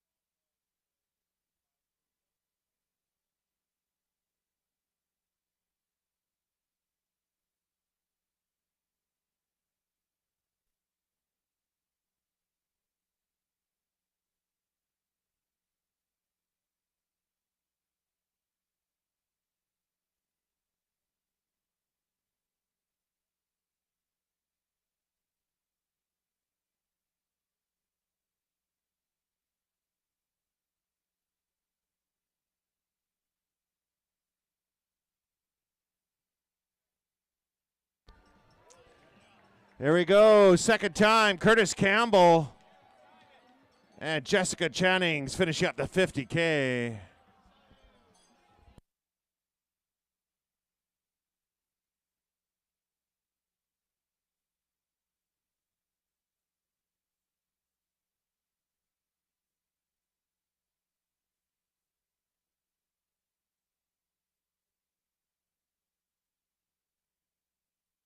And coming in for the third time, Joel Ray Alconera.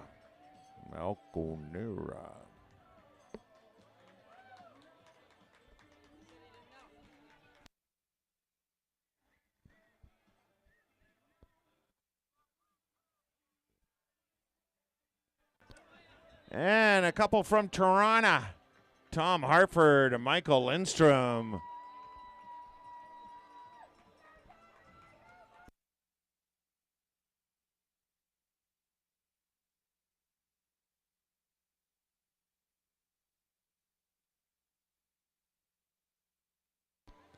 Funny thing is, she doesn't even know these guys.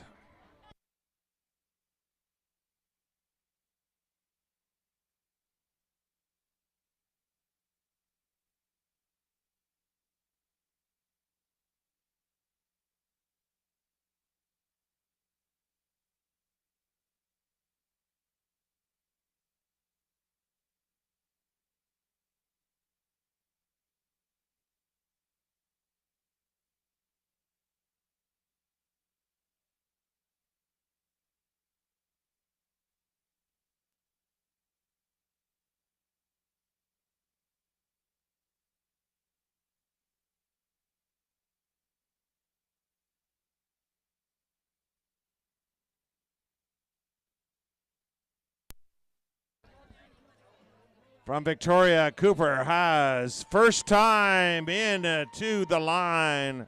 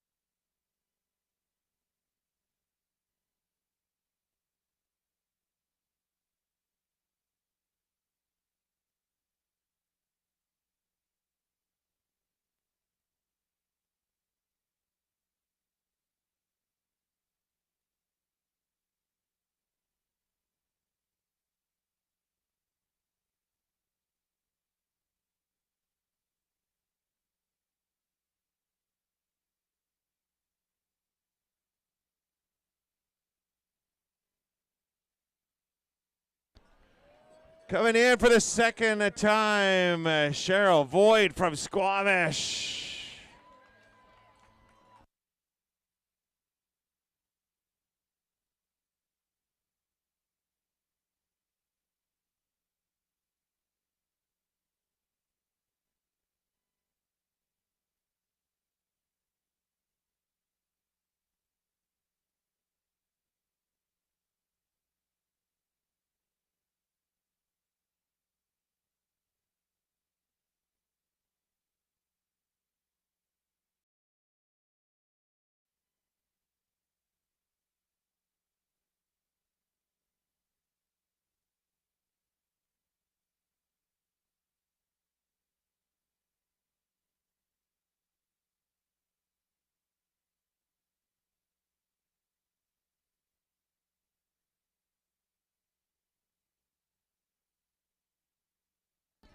Oh, we got some Newfoundlanders in. Courtney Walsh doing the 50. Wayne Walsh doing the 50-50 for the first time. Florian Fish also doing the 50-50 for the first time.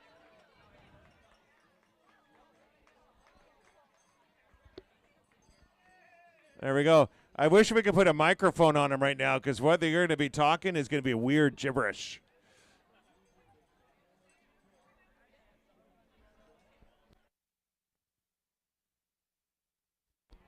But they're from Paradise, Newfoundland.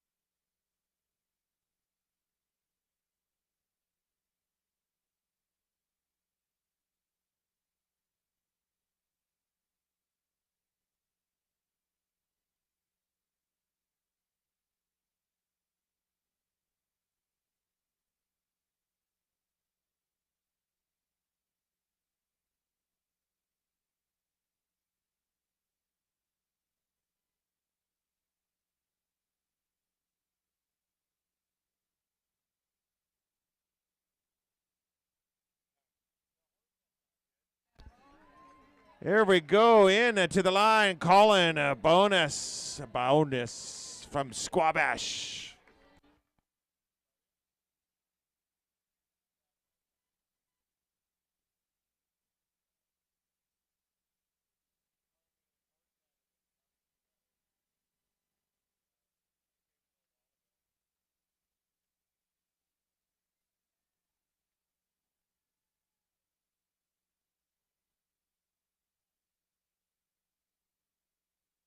From Cowichan Bay, Alejandro Dominguez, 50 kilometers.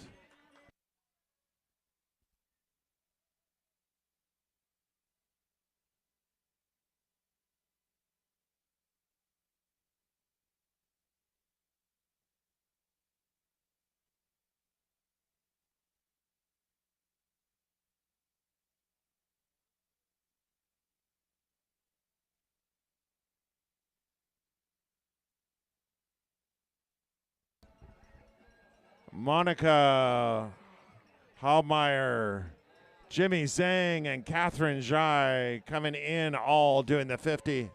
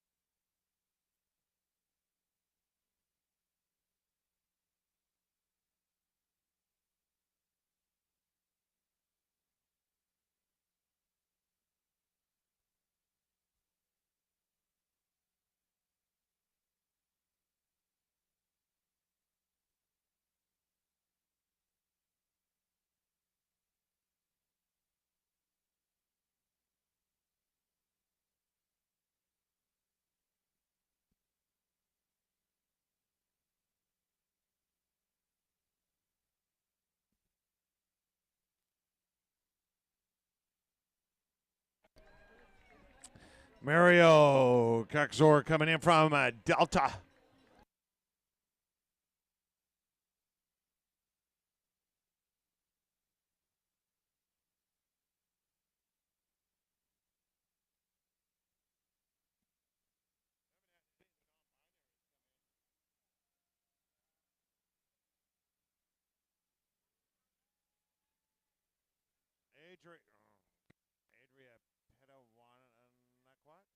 Adria Petawanakwat coming in from Squamish. And coming down from Port Moody, Alan Quinto.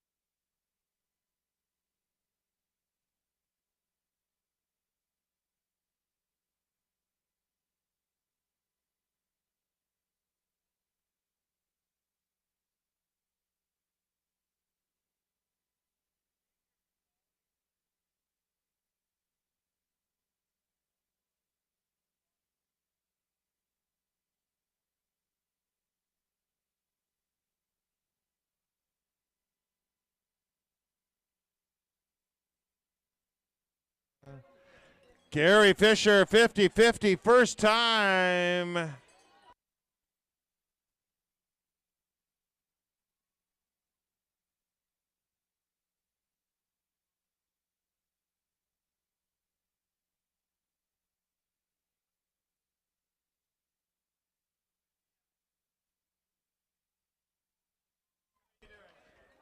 And Alariza Biachoi from Coquitlam, 50 Ks. We have our oldest runner in the 50 kilometers, 74 years young, Alariza Biachoi, everybody. Ageless wonder.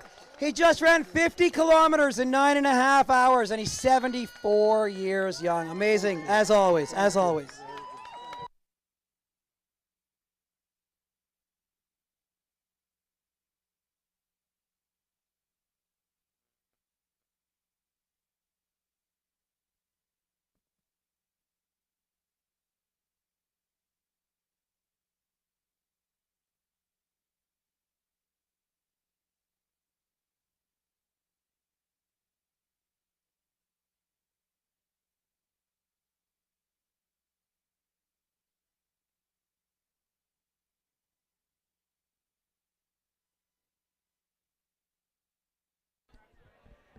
Katie Doherty coming in.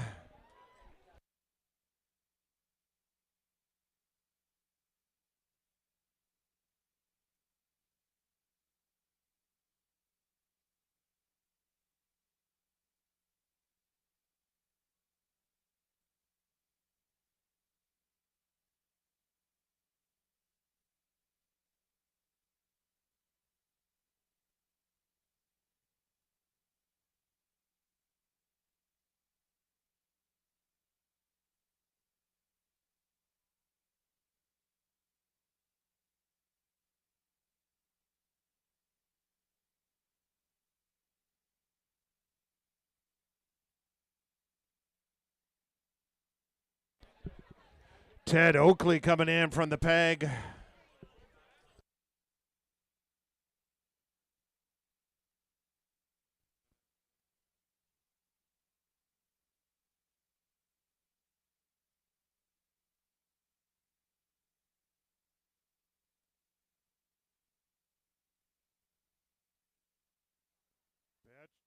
Pietra Higgins.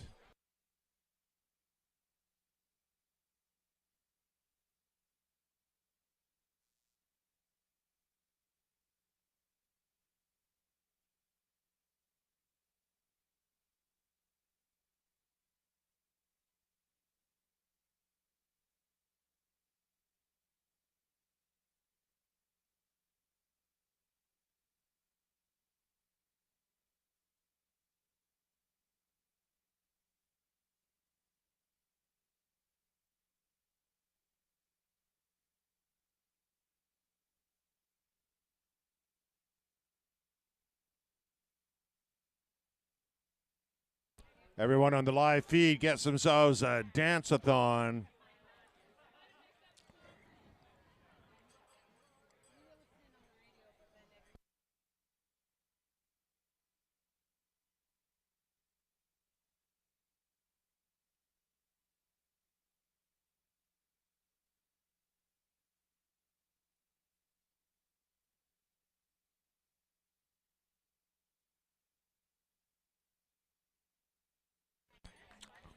Nate Thomas coming in 50 kilometers. And Eric Syed right there.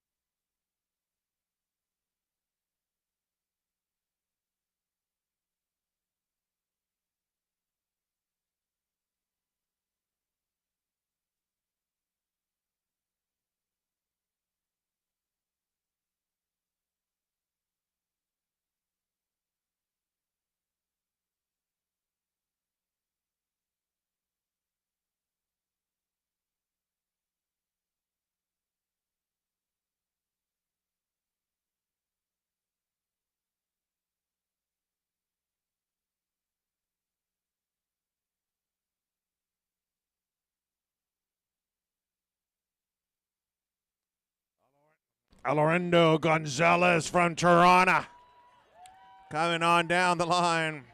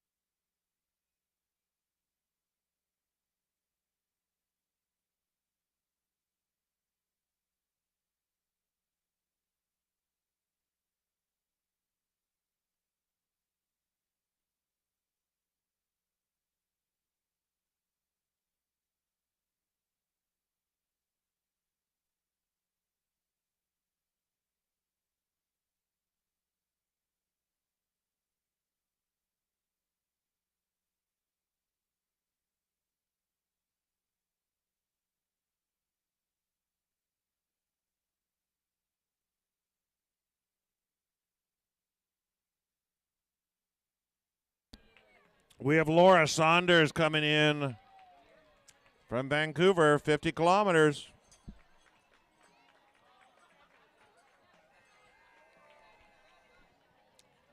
And Beppe Deliccio.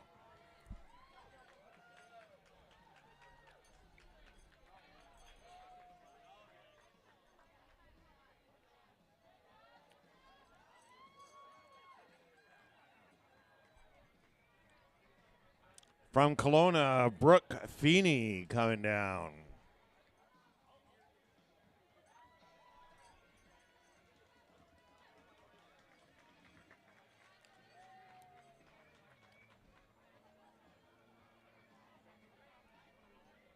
someone go into anaphylactic shock. Here. For me? Or they were here. Don't know. I don't know what brought it on, but paramedics were here.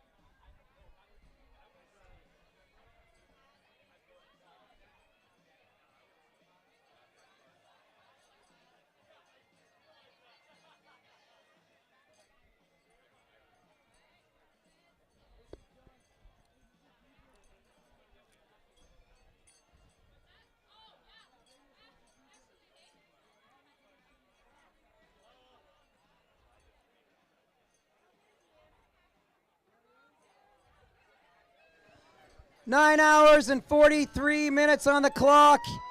And the next runner across the line is my lovely wife, Linda Barton Robbins, and her good friend, Donald Kay. Donald, let's get Donald his fourth finisher hat first. Donald, let's get you your hat first. Let's get you your moment. There you go. Absolutely. Congrats. Look for the photographer there. So while they're hugging it out, and Reed is hugging his mom, Linda just finished her third of the 50-50s. But as I mentioned earlier, we do this 1,000-kilometer accrued mileage hat. There's an accrued kilometerage, John. Put on that one first, babe. Please and thanks. She is the first ever women's recipient of 1,000 lifetime kilometers at the Squamish 50-50 races. There you go. Linda, can you sum up 1,000 kilometers of racing Squamish 50 in 3 words or less? Stupid. No, but seriously, babe, well done. Amazing effort the last 2 days. Thank you. How was this year for you? It seemed like you were actually really strong both days. Yeah, I don't know what I did different other than some box jumps. I had a really good friend to run with. We laughed a lot. I think laughter is just like the key for any of these things. If you're not laughing, then you're probably running too hard. Words to live by right there. These guys have run multiple 50-50s together. They just naturally run the same pace. So thank you, Donald, for spending all that time with my wife and not totally being a stalker, although I'm not quite sure. Well done. Round of applause, everybody. I love you more than anything. Well, what Linda doesn't realize is he calls everyone babe when he interviews them. Yeah. Linda and Paul, come on up, our 2,000-kilometer hat recipients, please. Linda, Paul, and Linda on the arch for a special photo. Our first ever 1,000-kilometer hats. We do have 2 50Kers coming in, Sharon Ross and Kathleen Wood.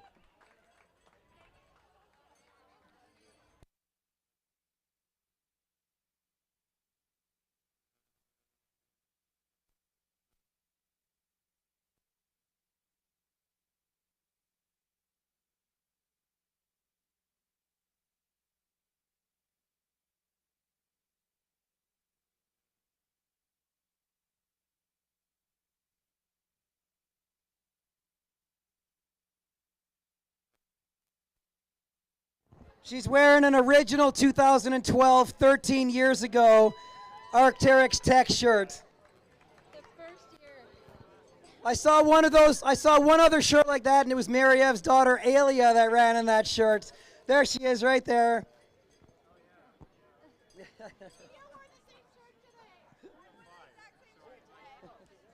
There aren't a lot of those still in the wild.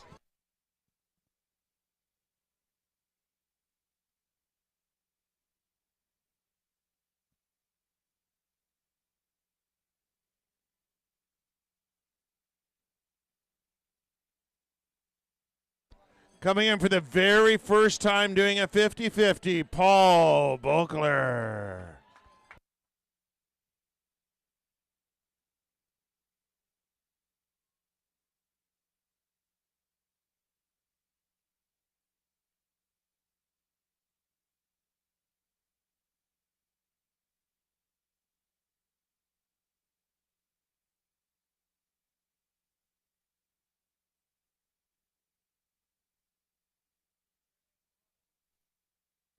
No, sorry, Paul. It's how we do it here. He tried to stop me.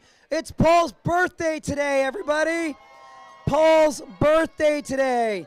We're going to give Paul a Solomon backpack for his birthday, but only after we sing him happy birthday. Happy birthday to you. Happy birthday to you. Happy birthday, dear Paul. One sec. Happy birthday to you. Good stuff. Thank you.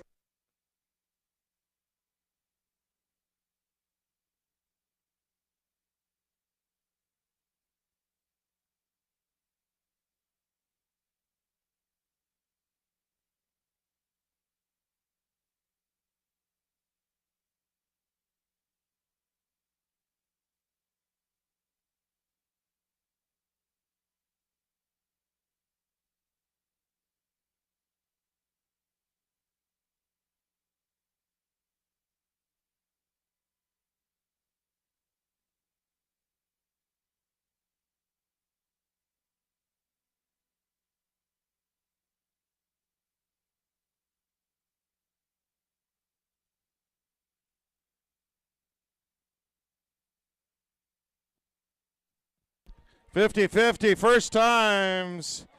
Alyssa Hashley, Jacob Harris. Also have Ben Kostiak, Kieran Webster, all in.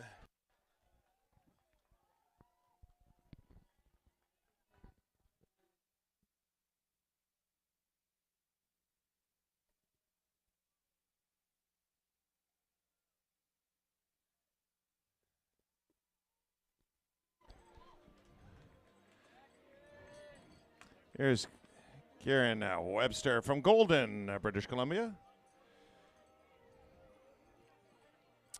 So this is Coldplay on the music right now. Make sure you are cuddling with the right person.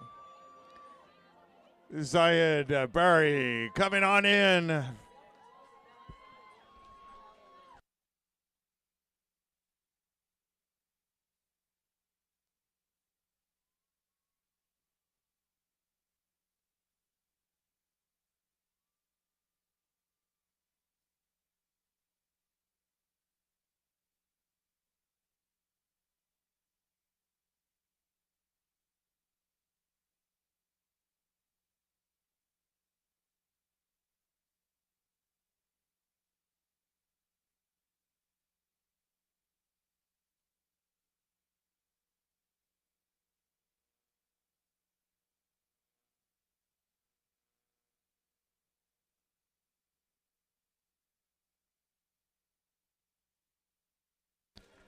Danielle Colombe coming in from Burnaby.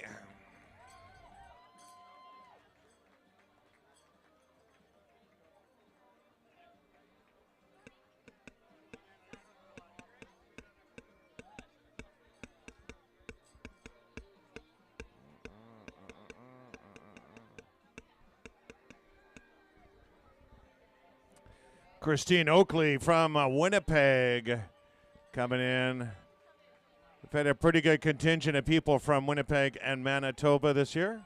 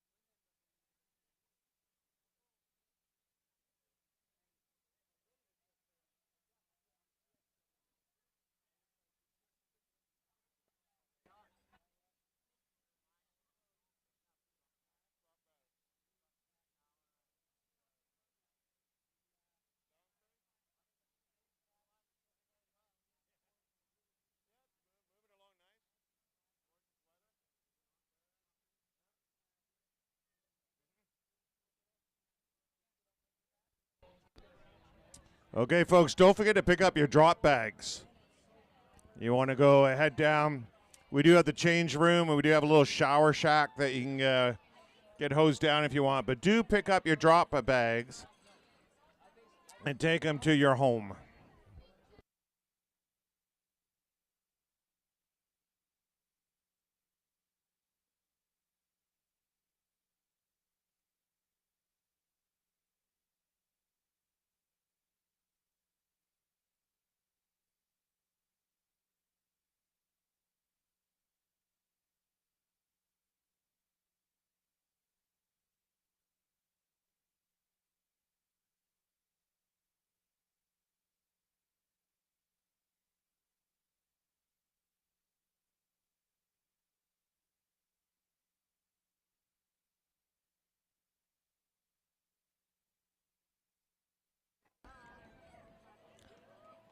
Here comes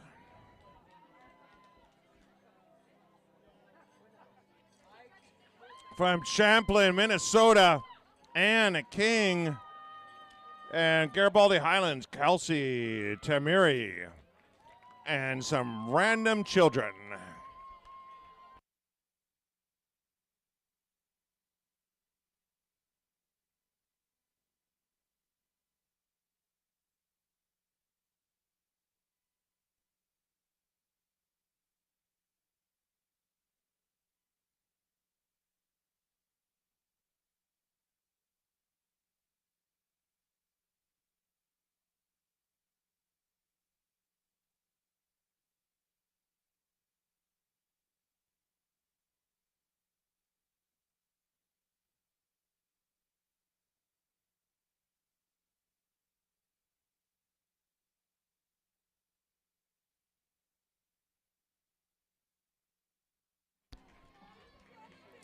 Amy Lightbourne in from New Zealand, and Jonathan Williams from Whistler,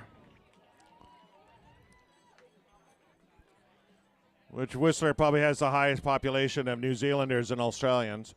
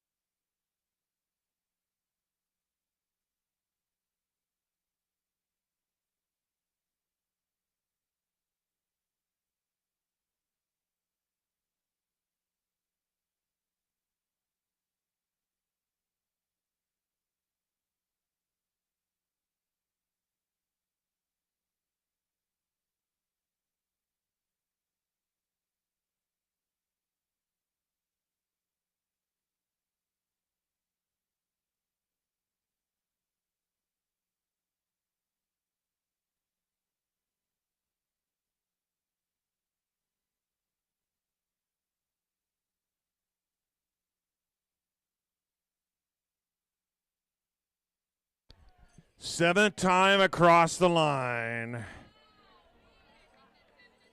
Dylan Morgan with Sherry Lynn Jeeler.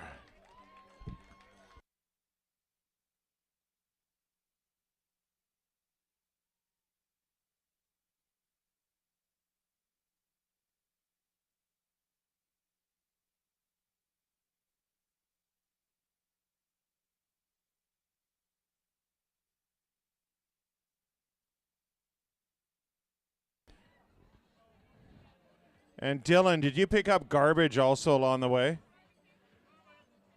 I can see it in your back.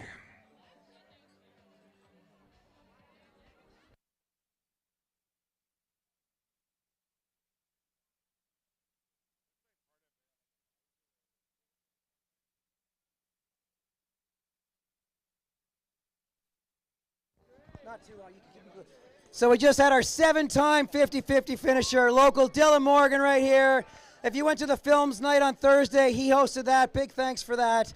Dylan, what's your total accrued lifetime kilometerage at this race? Oh, God, Gary, did you have to ask that? 990 kilometers. Your math skills, you missed by 10. We're going to see you next year for the 3rd ever 1,000-kilometer hat. I'll be back. I love it. Good stuff, man. Congrats.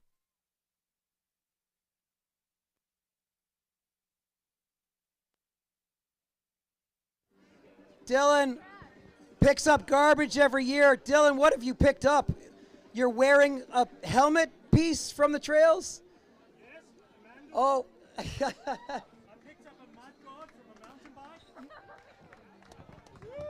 Here we go, 50-50, second I time picked up each. a mandible from a bike helmet, a mud guard from a mountain bike, and a piece of string. Those are the Seans that just came in from Edmonton. Sean Dunn, Sean Part, number 2.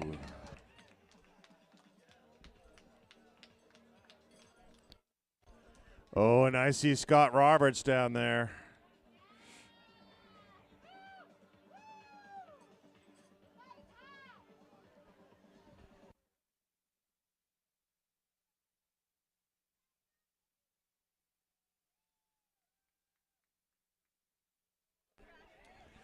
Okay, one more second year person, James Palferman from Langley, going with the number 2.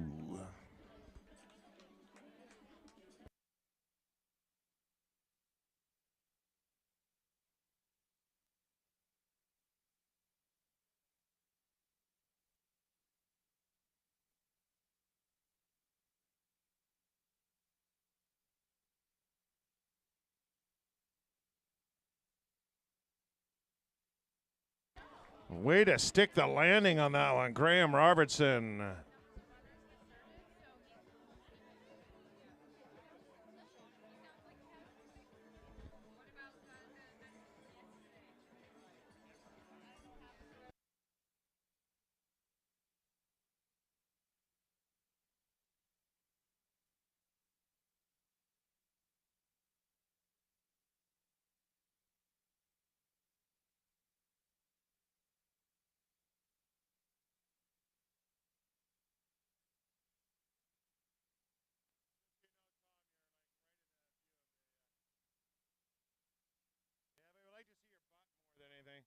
Here we go. We got a first-year finisher from Hamilton, Ontario, Jacqueline Carter.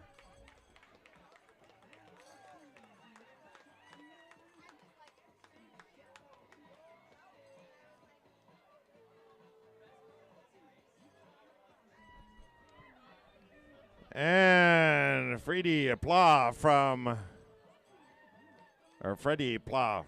Port Moody.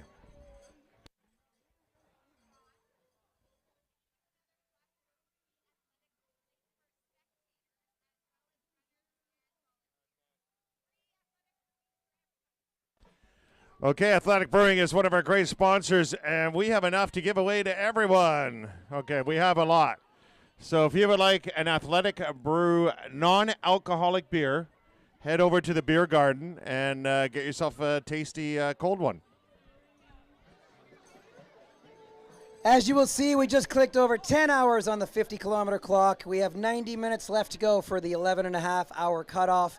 The 23-kilometer race still has some people in that one, and you subtract 95 minutes off of that for the 23K, so 8:25 on the 23K clock.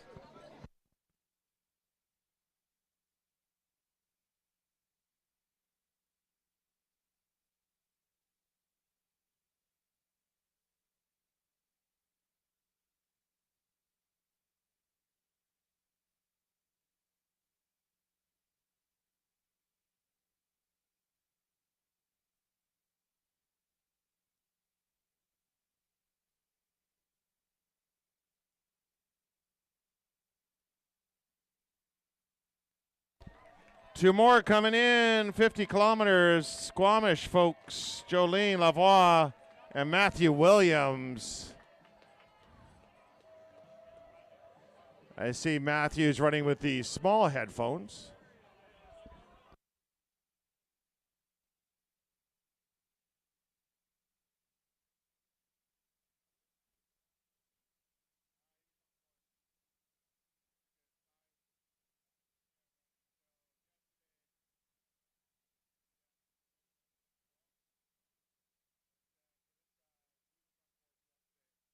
.50, third time in, Jill Pecco. And 50-kilometer Shane Viss coming in.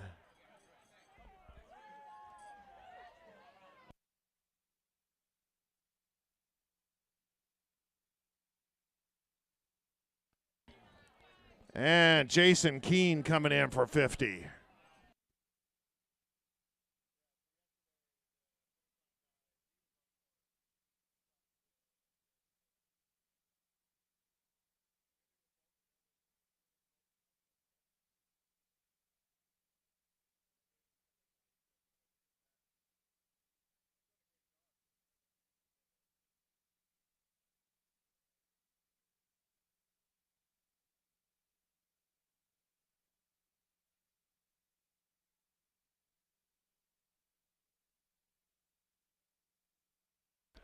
First-time finisher, Karina Ochanosova. And we have Candice Tutty coming in with Kevin Ong also. Kevin first time.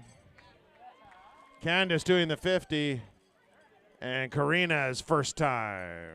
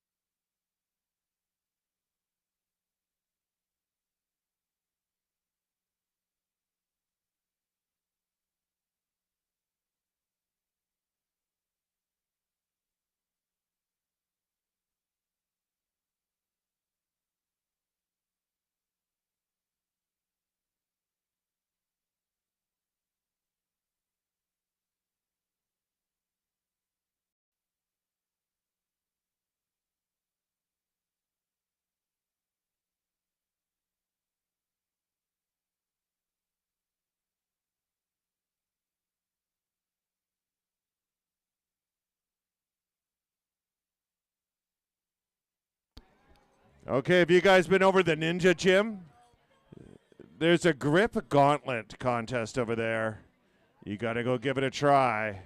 There's also a dead hang, which is really easy. All you have to do is hang from a pole. Just hang on there, and you just hang around. But the pole can rotate, so that's where the grip comes in on that one. The lead right now, Paul in the male for $1.24. For the female, Kendall and Kathy are still holding it at 132, and Ryland's at 57. So if you're up for it, go over there to the Ninja events, to the gym, and have yourself a good challenge. And own, all the people around you. Show them who's boss.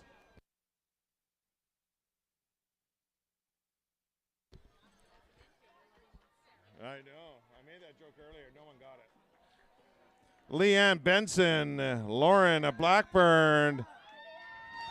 Leanne Benson from Winnipeg, Manitoba, 71 years old, finishing our 23-kilometer race right now. Congratulations. Great work today. Yeah, Leanne.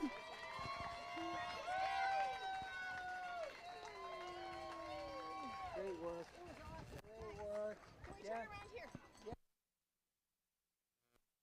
She just called you your favorite sister. How many sisters do you have?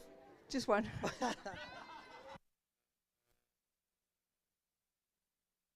And once you have a favorite, do you need another one? First time Rick David has crossed the line as a 50-50. Wow. He had to jump and then dock the clock.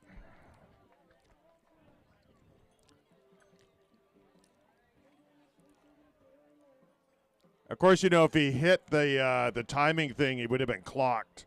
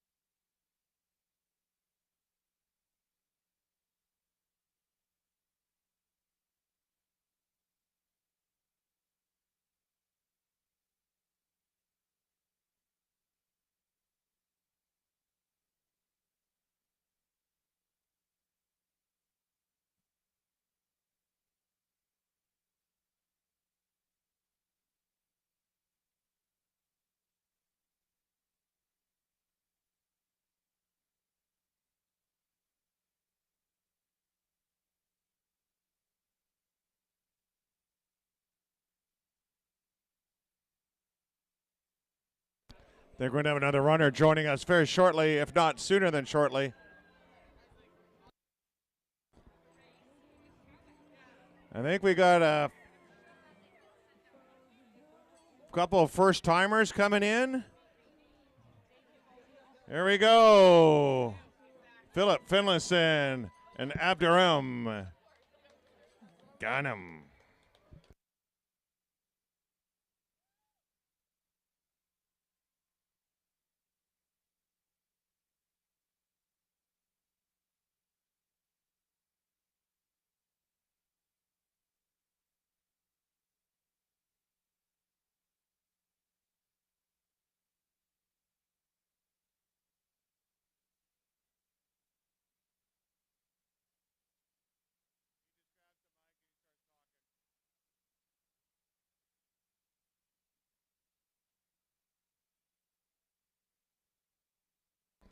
Here we go. First time, Karshina Harvin from Lakewood, Washington.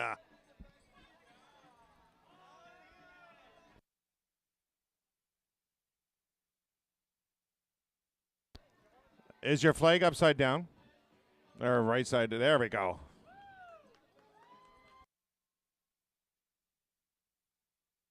You don't get a medal. Yeah. The hat is worth more than the medal.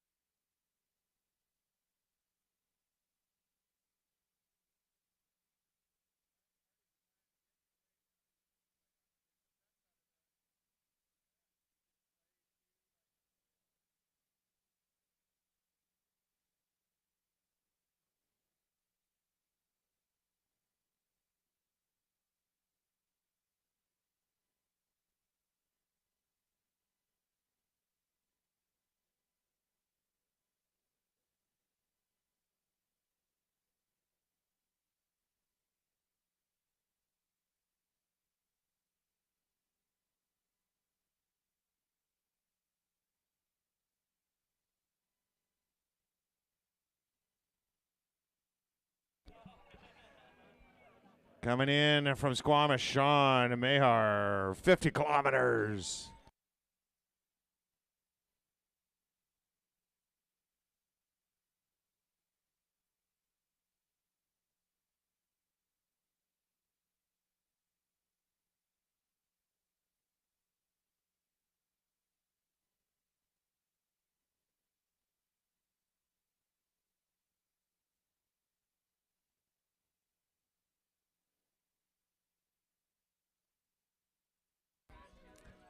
So the beer garden's still open. Everyone could go in there and get a free Athletic Brewing beer. But we do have beer and other drinks to purchase.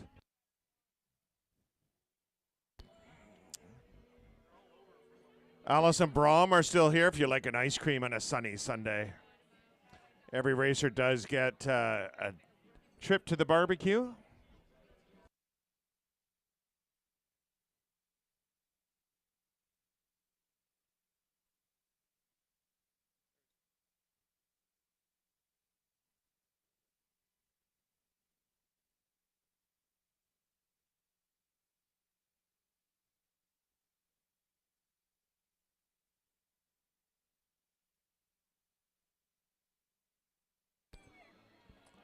We have Mark Fletcher cruising on in, and Ian McLean.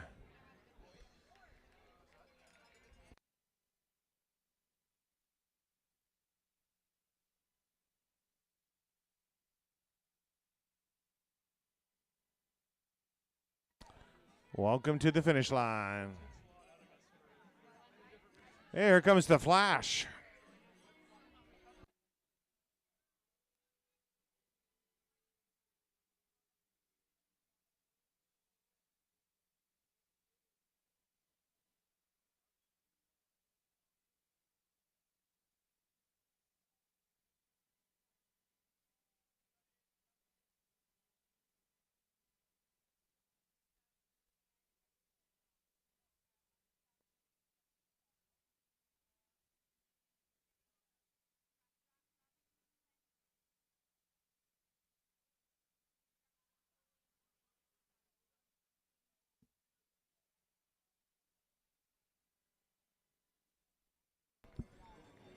Robert Coppinger from North Vancouver.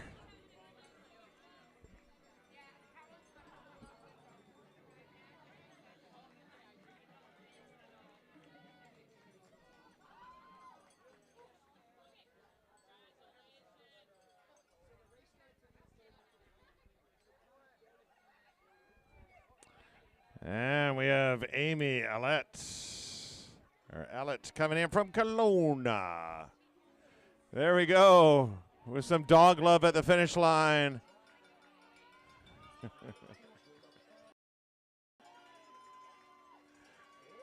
This is the hardest part of the 50K, trying to stay on course now. There you go.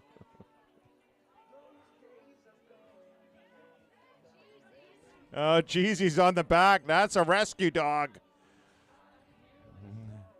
Some Canadian cheesies.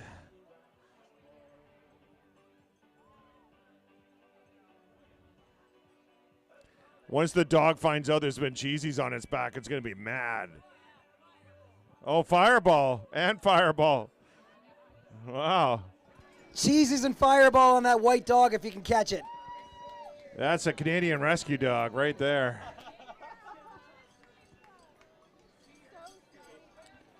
We have Lawrence Ator coming in from Calgary.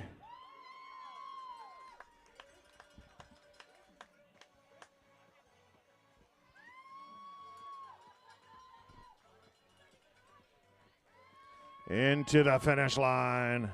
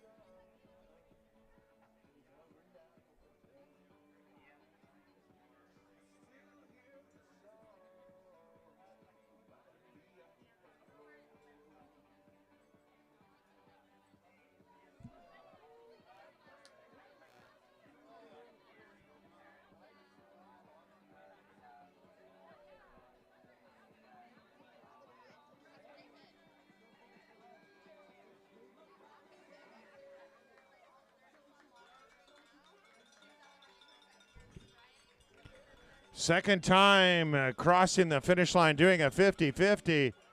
Aaron Berghofer.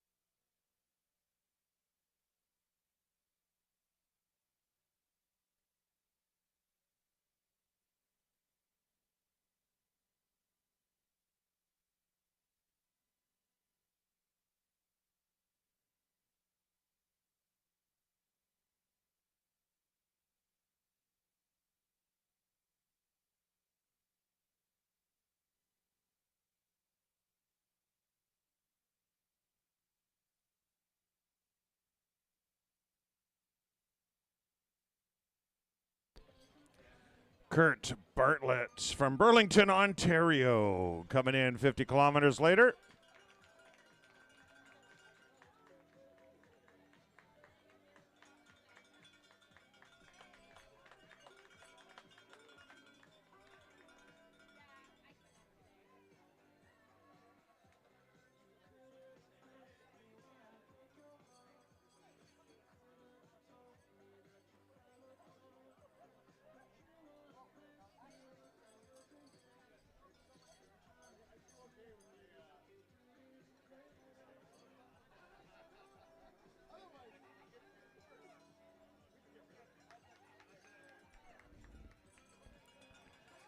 Coming in for the very first time from Victoria, Charlene Waldner, 50-50.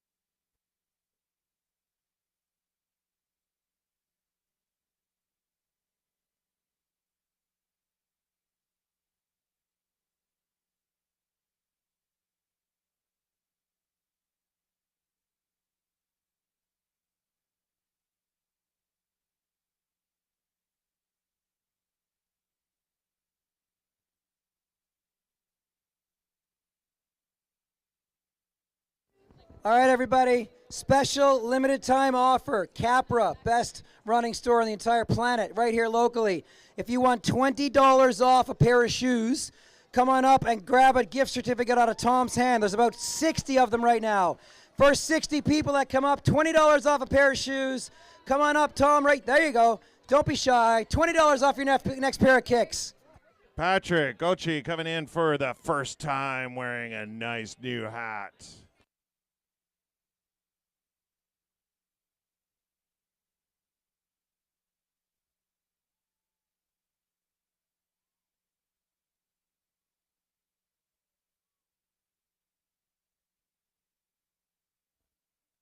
There you go. Tom's in the purple shirt and the rainbow hat right here. Grab $20 off a pair of shoes. Here comes Nicole Araki coming in from Kamloops.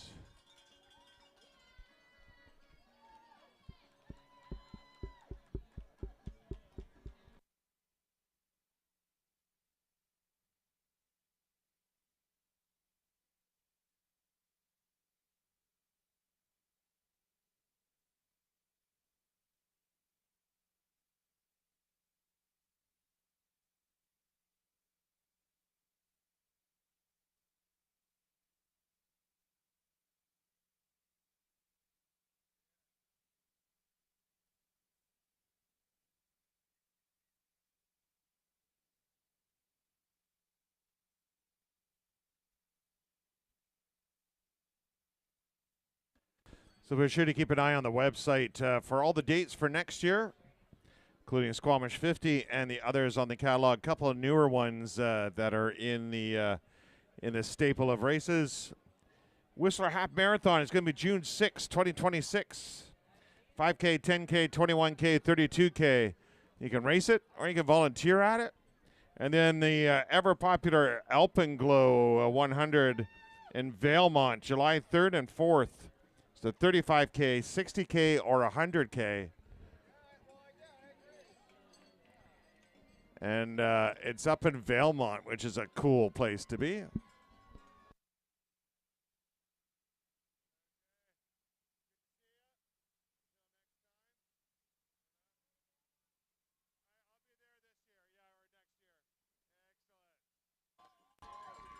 There we go. Haven Johnson, Hubert Kang, and John Whaley all coming in, all representing the Squish. Haven and Hubert just crossed the finish line right here. You're going to notice some cameras. Haven is celebrating 2 years sober. She just ran her first ever 50-kilometer race.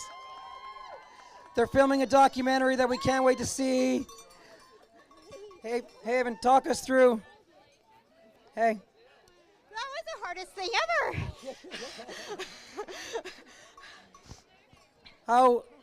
How has the last couple of years been for you to get to this point? Pretty. Hi, Emma. Yeah, you take all the hugs, take all the love.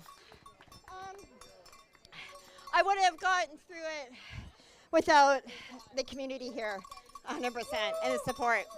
You have such incredible support. There are so many people in this community that love you and support you, and I'm so glad that we get to be a part of your first ever ultra distance race. Congratulations on 2 years sober, and I know we're going to continue to see you out at the events. Yeah. Well done. Oh my God, thank you. That was insane. Okay, we did have Colin Brander come in, and there's Alyssa Sattler. Both taking care of 50 kilometers today.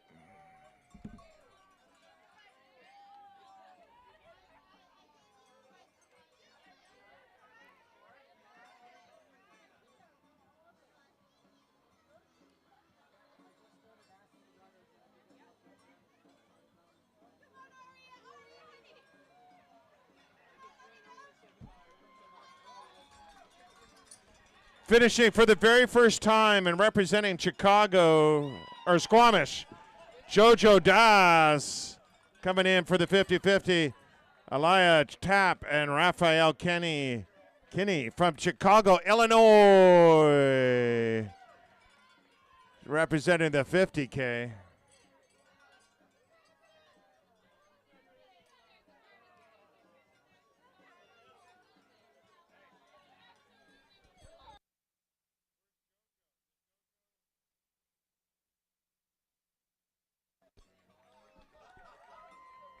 There we go. Here's Brian Hitchcock from Bellingham.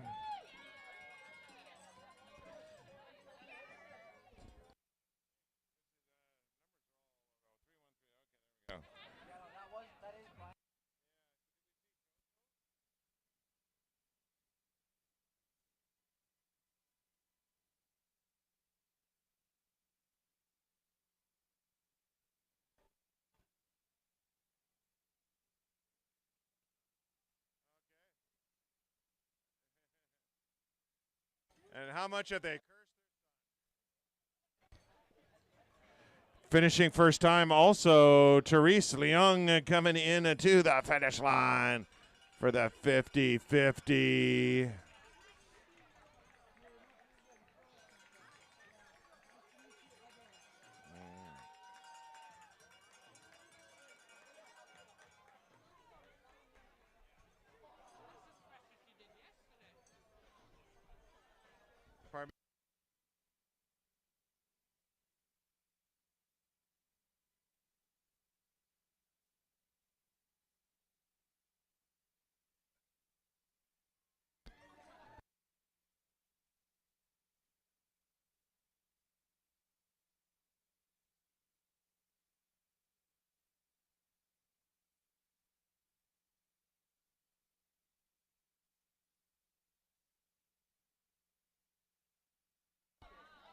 There from Albuquerque, New Mexico, going home with the first-time hat, Trevor Peterson.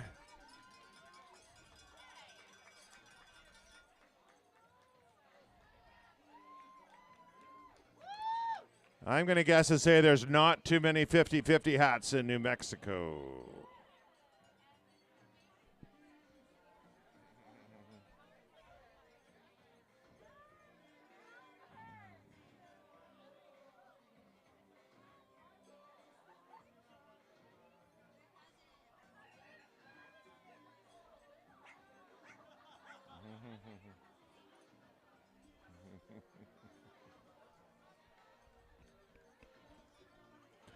Paul Voss from Nanoose Bay finishing up 50 kilometers.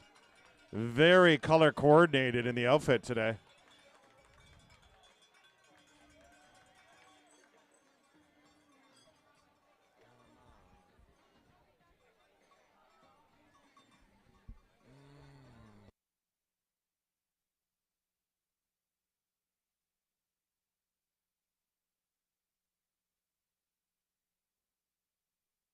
And ice cream.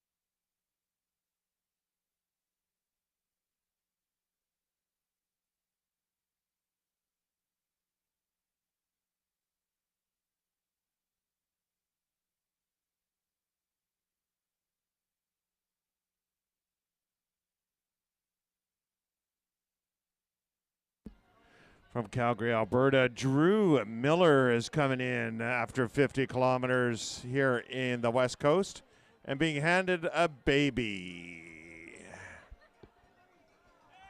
It's a circle of life.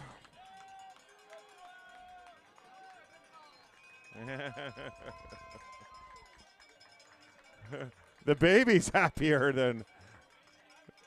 Baby's like, man, is that how you do 50 Ks? You just get carried around? I'm in.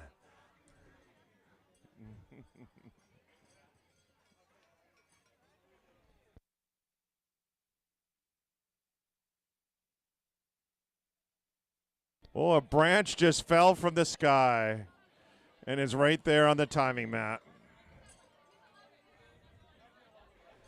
We may want to move the branch. Just saying.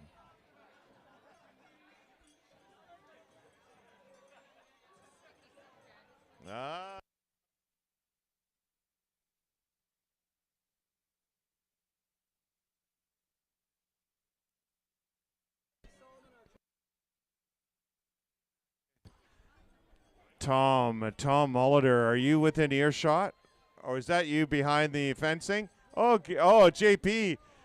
JP, the Tom of Solomon's.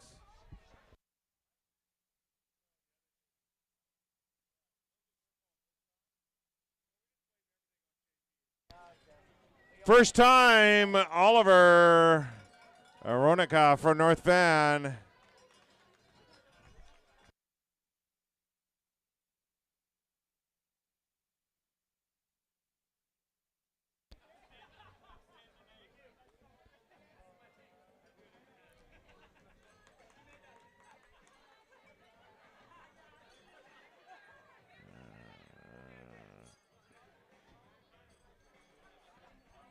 You know, we should do it like in the hockey arenas and have a bin where people can bin. Oh, we had a little power shutdown there.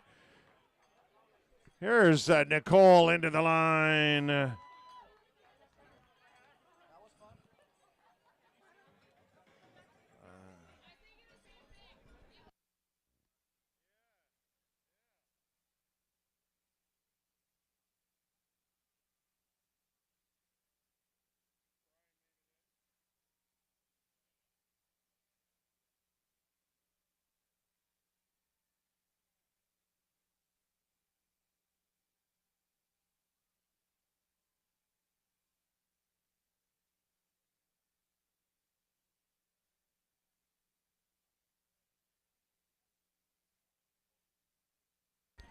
Here comes another 50-kilometer runner from Agassiz, Anna Cazzola. Ziola. There we go. Being brought in by the pacer.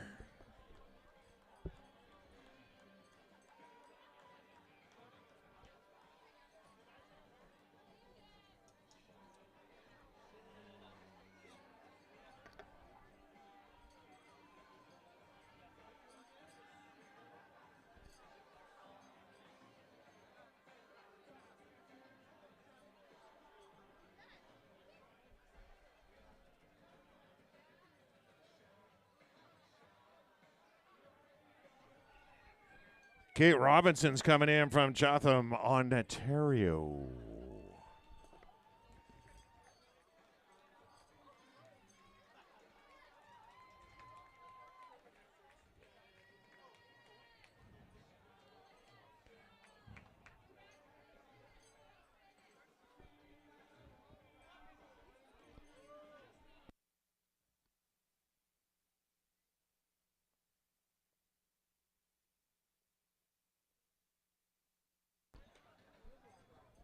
Be sure to go check out the Ninja Gym if you're looking for a little bit of fun and challenge. You can pop on over and test your skills and strength and mayhem. Here we go, representing Calgary, Alberta, Joel Kramer, Brittany Pack.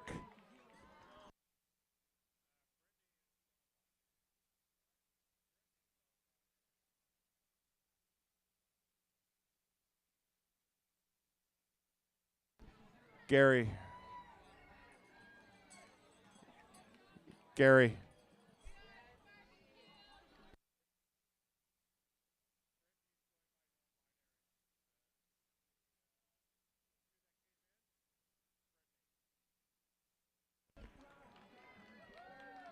Emily Carlson and Dan Golinsky. And Jen Golinsky.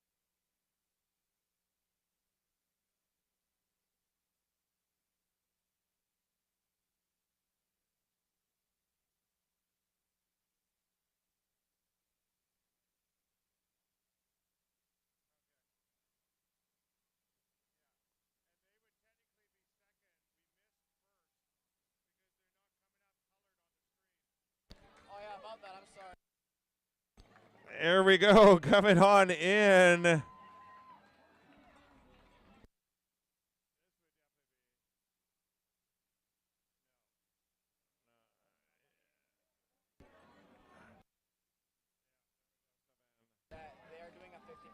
Yeah. Deborah Fairhurst just came in. Anna Fitzgerald and Sylvain Norget.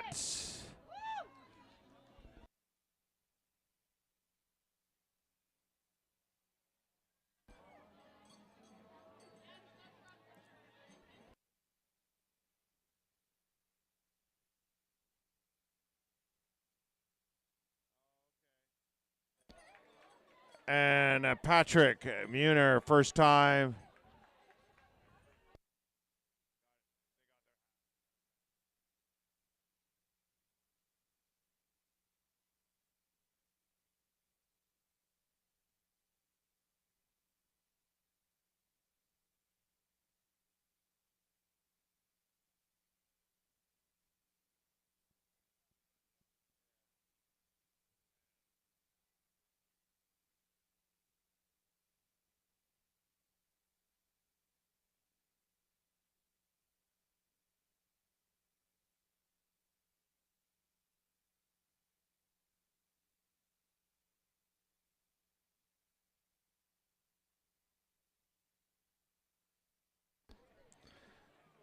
So all them just finished the 50K portion of the day. Patrick and Sylvain doing the 50-50, scoring some good-looking hats.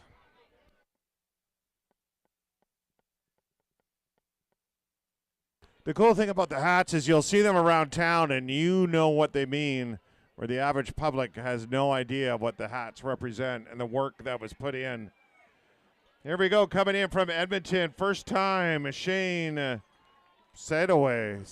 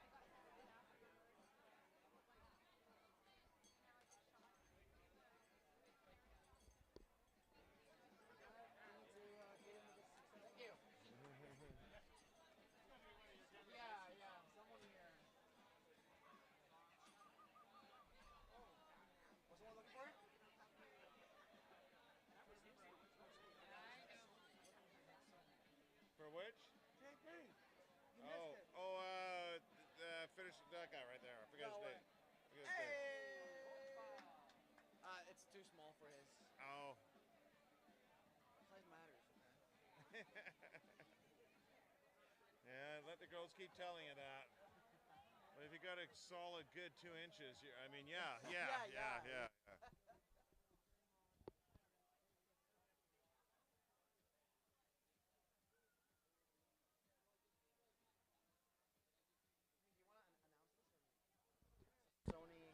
Hey, anyone taking a picture and realizing it's too bright out? We have a 55 millimeter Sony lens cap.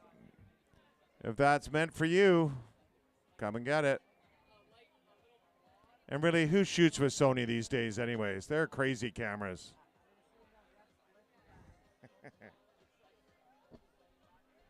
They stole all their technology from Minolta. No, they're really good cameras.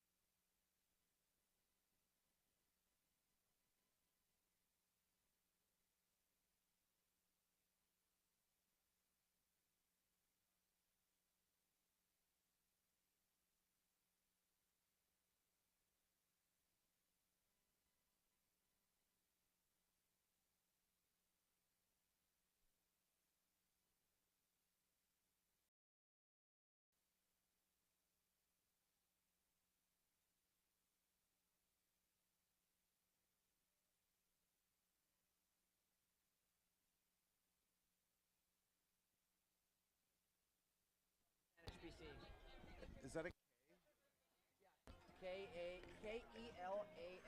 Is Kalani Shuster from Saanich. Kalani Shuster, are you still here? Come and see me at the announcing tent.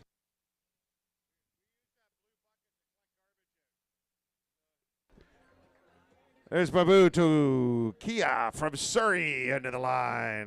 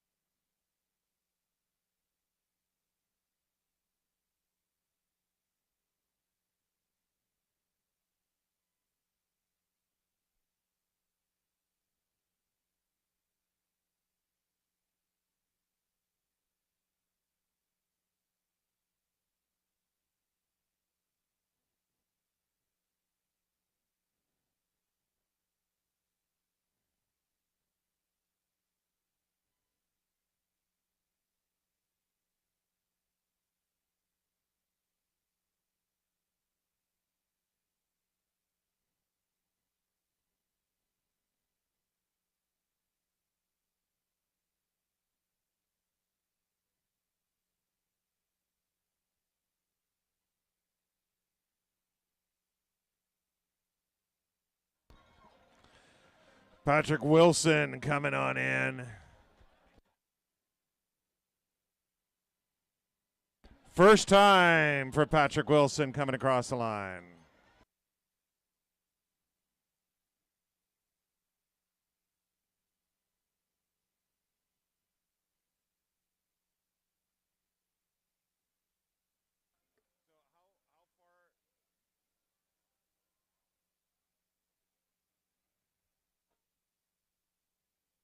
Good job, Patrick. Hit the barbecue up, get some food. From Canmore, we have Heavy Noir Wisman coming in for the 50 kilometers.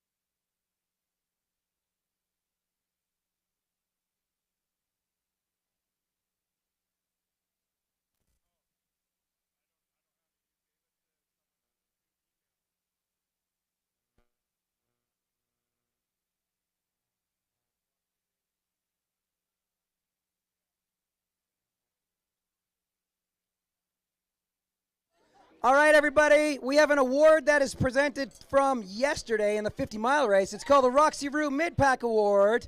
And how that works is my pup helped me design the course. 12 great years we had with her. She loved to run in the middle of her pack. So to honor that, we give away the Roxy Rue Mid-Pack, whoever finishes dead center in the 50-miler. And Ben Audette from Ontario was that gentleman. Come on up, Ben. So you have won the coveted Roxy Rue Mid-Pack Award. You also win a complimentary entry to any distance in this race going forward next year, and a $150 credit to the merch tent right now. Incredible. How was your experience out there yesterday? It was amazing. Second time I've done it. I did the 50K 2 years ago, and it's really stretched me as a runner, and I'm just so appreciative of the amazing experience. Fantastic. I love that you won the award. Are we going to see you back next year? 100%. Awesome. Round of applause, everybody. Well done, Ben. Congrats. Middle of the pack award yesterday. There we go. From Edmonton, Tanya Warren. From Caledonia, Ontario, Petrolina Contardi.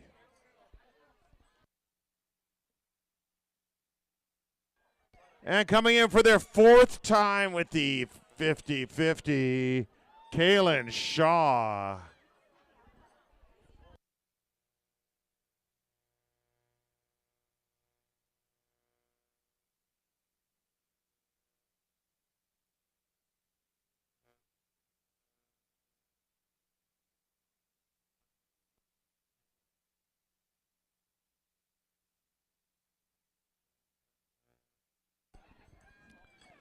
Oh, we got a whole crew coming in. Scott Eckner, Sean Jacoby, Allison Slack, and Christopher Cohen all knocking out the 50K today.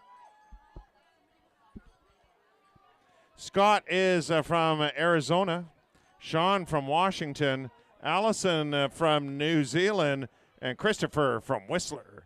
Hey, don't go, there we go. Make sure you get your medals there. Great job.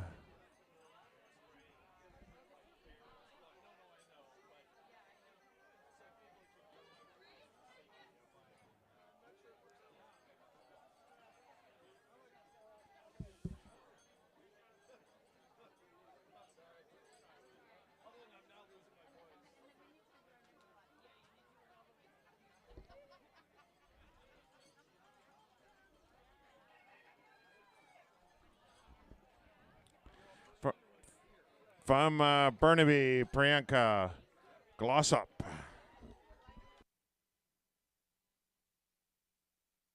Probably the best running shorts and sock combo we have seen, with a touch of glitter just to cap it off.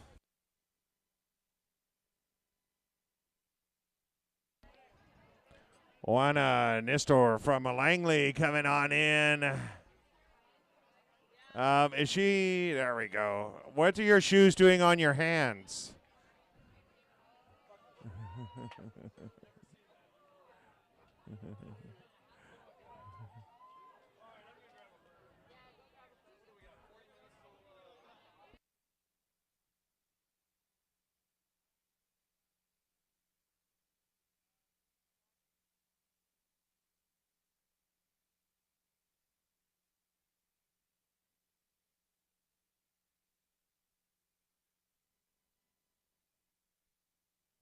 She just did the last 3 kilometers shoeless because of how bad the blisters were.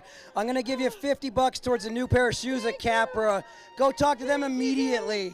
Immediately. Way to get it done. Thank you.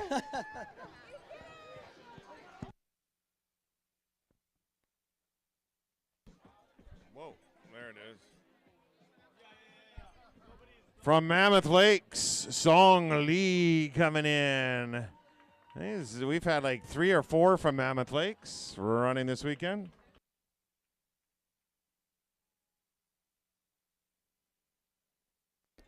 And from Kitchener, Ontario, Liliana Porosky.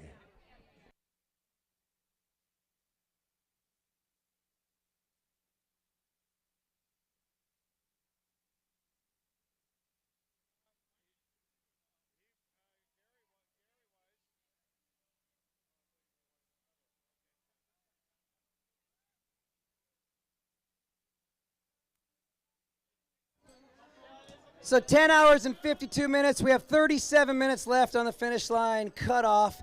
I've got an update from the course about my folks. So my father is 73, my mother's 72. They've never done anything like this. They're doing the 23K. They've been walking all day. I don't think they've done 1,000 meters combined elevation in their entire lives, to be completely honest.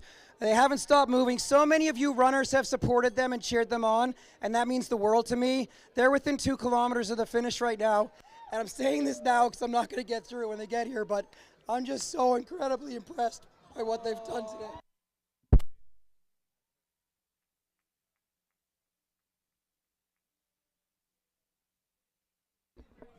Tom Molitor, can you come to the finish line? Matthew Lindesay and just in. Another runner in.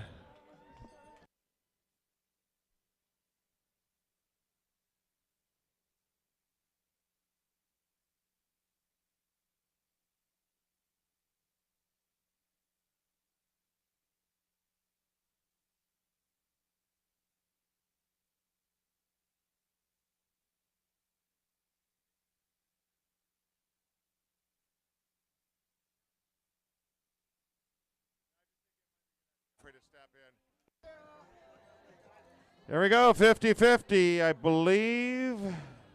There we go. Thank you for the side hustle.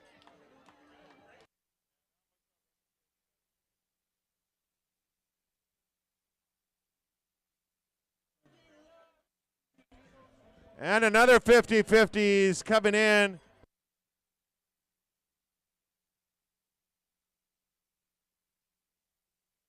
First times coming across. Here comes the whole crew of 50Kers coming in. Knock it to the park.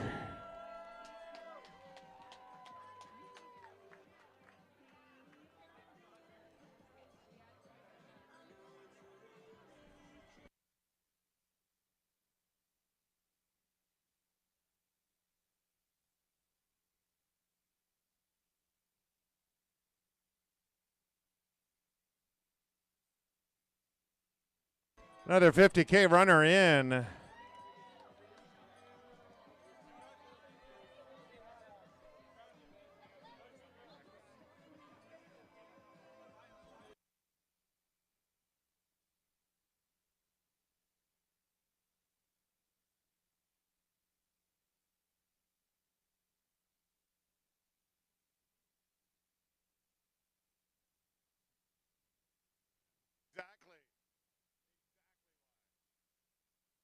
Here's another 50K runner in.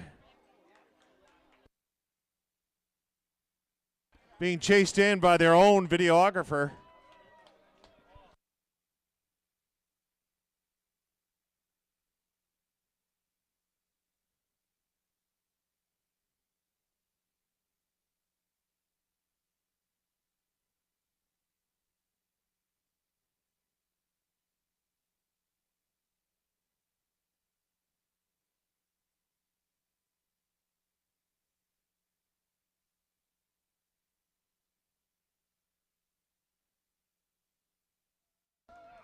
Here we go, 50-50 coming on in.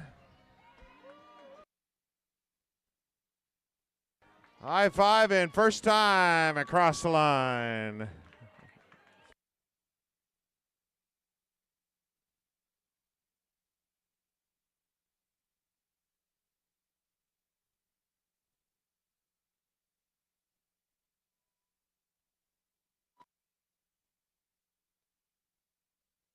Aaron Shanky into the line. We're getting the blue hat and a big hug. And if I know the group, probably a cold beer, so. They don't hustle for hops for no reason.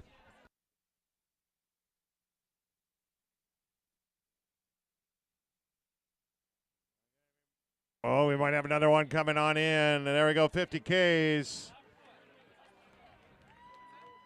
G. Lee in to the line. And we're going to have Hema Hamraj from Kincaridine, Ontario.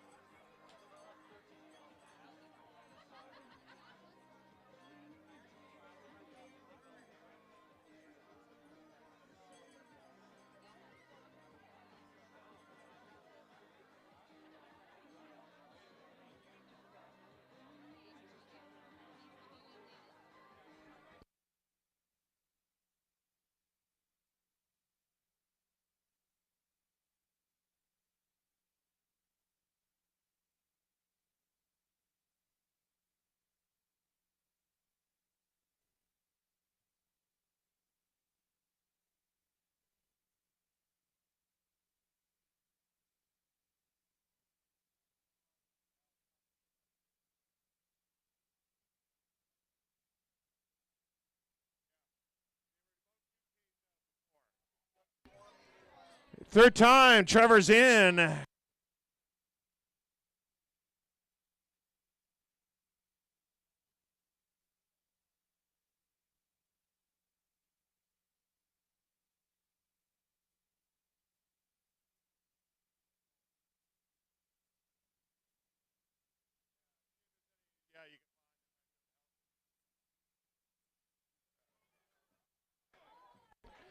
So that's Trevor Mihalik in from Campbell River getting the yellow hat.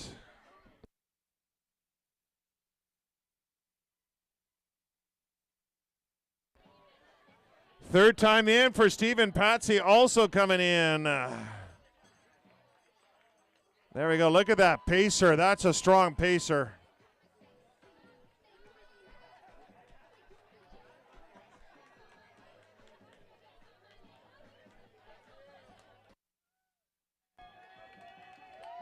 And Caitlin Hartford from Oakville, Ontario.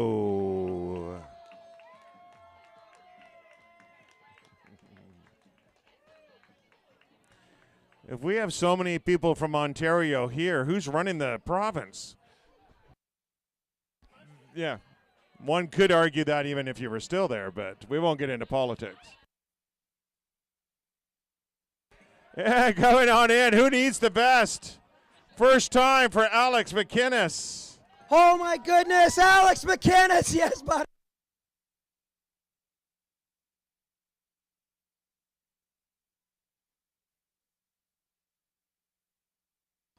And first time for Dandy Lopez right there.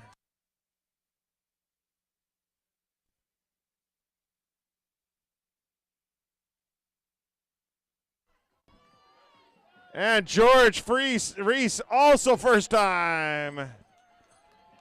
Alex is gonna grab the mic, John.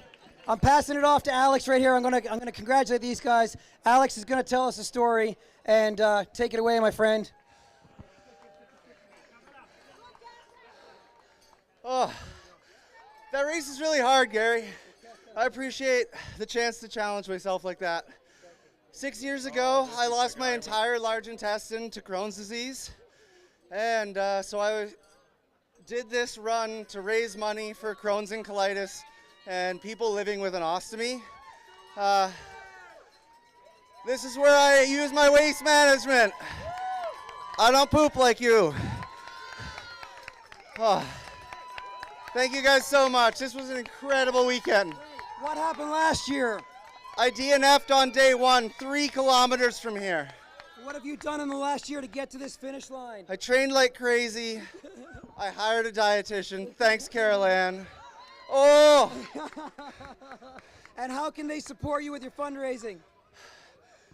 My donation link is on my Instagram page, Tales from the Bag. It's also on my website, Tales from the Bag. I can't remember the URL. I'm too tired. Where are you at? You were on the news. You got your funding reel out. Are you over $15,000 now? I'm over $16,000. Awesome, yeah! And my buddy Matt promised to donate $20 for every kilometer I ran further than last year. So Matt owes me $1,060. Hell yeah! We love you, man. Thanks so much. Awesome. Go hug your loved ones. So we did have Jennifer Lee, Joey Leach, Dylan Vigneri, and Lena Mehta all cross.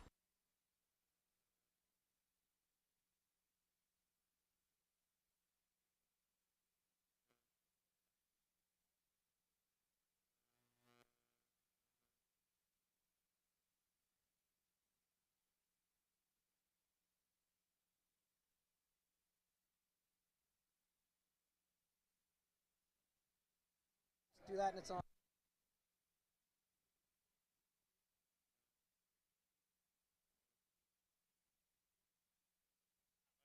Oh, it's just Miroslav. Are you coming in? Miroslav Kovacek, first year with the 50-50. It's been a few years ago he showed up with 2 large duffel bags and no car and nowhere to stay. He had a DNF that year, but every year after he's been just clawing right up here to the 50-50. And I see him in a whole bunch of races. Great job, Miroslav.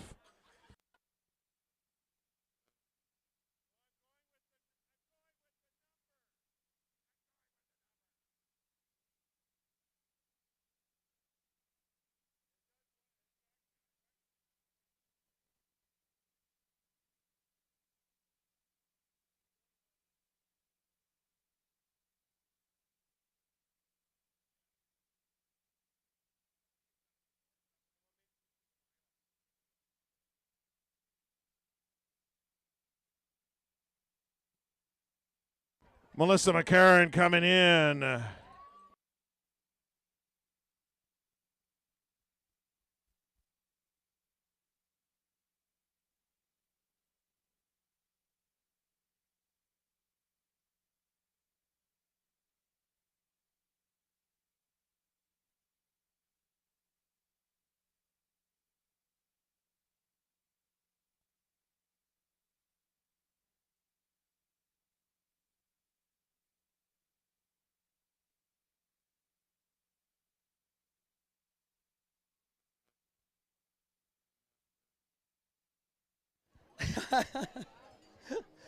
I can see my parents. Yeah. Okay, here we go. Tom Mullet, you're in place. Excellent. Okay, folks. 20, John, my parents are coming Yep. around the corner. They have What's their names? never gone this far in their lives. They've never done any vertical. We agreed in January we were going to give it a go. They're 73 and 72. I sent them some new Solomon shoes. I got them moving a little bit more this year. They always move. They've always been good, but this is such a stretch for them. And they said they were going to start and see how it went. And we had no idea if it was going to end with this.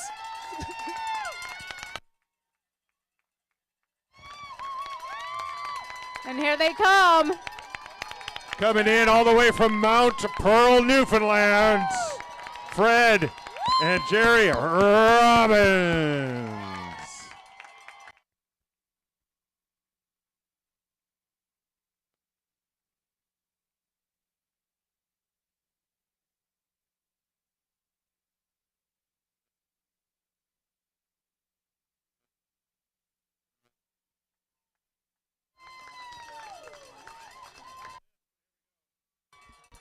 Here's Cassandra Williams knocking out the 50K.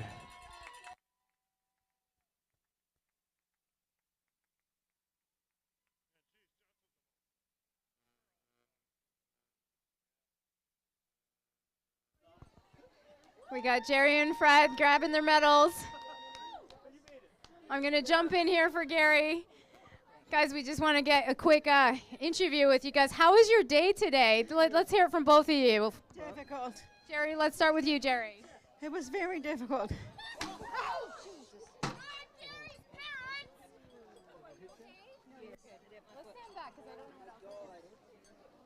you just get hit with the car? Are you?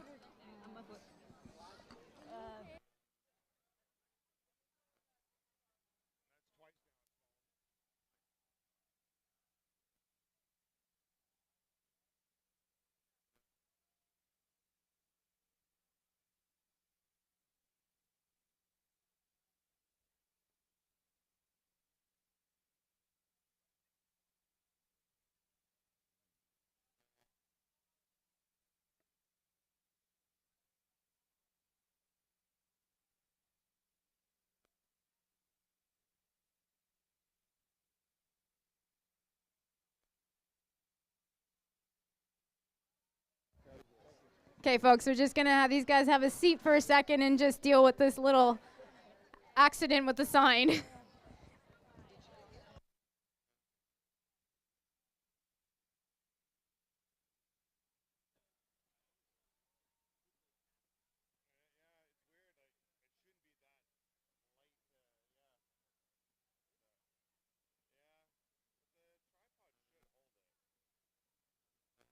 So somehow the clock decided to knock my mother in the foot at the finish, which is incredible. Got her toes. They're swollen and purple, but she can move them. They're not broken, so we're good. Plus, she's tough as nails. My mother was one of 14 growing up, so she... Mom, you said we're just doing, like, how was... We found it I found it very difficult because after 6K, my knee was hurting a lot, and Fred had to help me a lot up to the 13K because it was really, really technical, right? Yeah. So he would let me put his arm on his shoulders to go down the hill, and then he would put his arms in the back and drag me up the hill, and. Because my knees were so bad. But thank Linda, she gave me extra strength Tylenol, and that's what got me here. And she gave him salt pills, and that's what got him here. Dad, I was talking to runners. And I also want to take Leanne, because she stayed with us for 6 kilometers, and then after that we felt comfortable following the signs and that, right? Leanne Benson from Winnipeg, Manitoba, who also finished at 71. Dad, I was asking runners, and so many runners said they were interacting with you out there and cheering you on and helping you along. Talk a little bit about what that experience was like. Well, it seems like every second runner went by said, "Are you Gary's parents? Are you Gary's parents? Are you Gary's parents?" It was like a recording. But we enjoyed talking with people out there and cheering them on, and they were cheering us on as well. The last thing, you guys were here 10 years ago when Reed was born, 72 hours before the start of the race, because we really timed that great.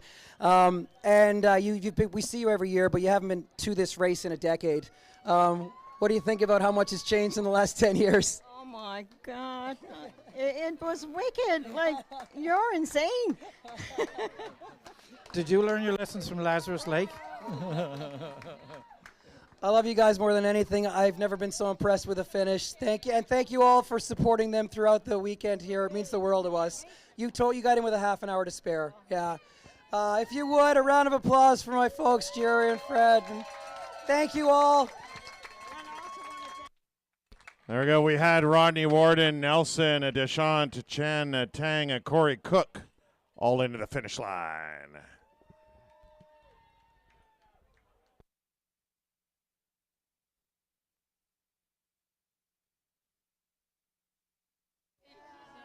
You dressed for the occasion.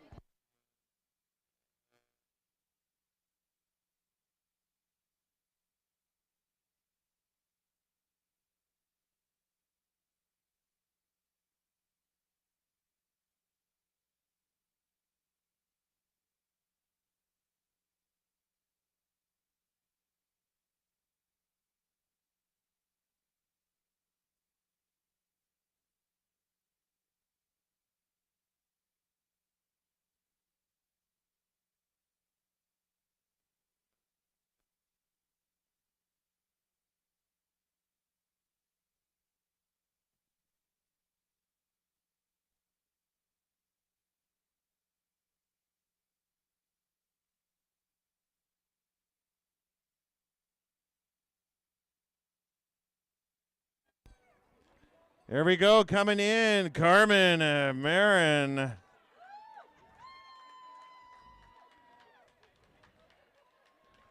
Welcome to the finish line, 50-50, first time.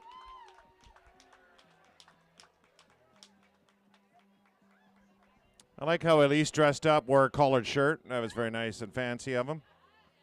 Yeah.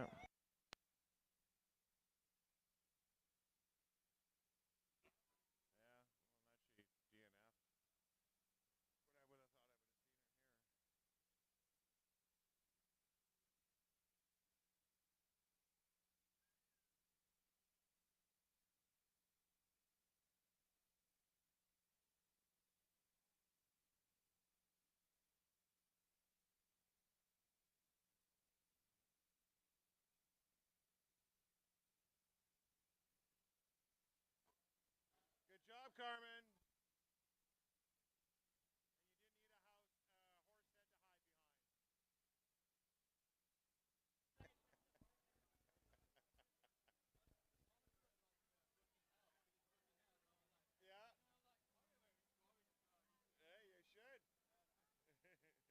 How often are you going to be able to get to wear it anyways, right?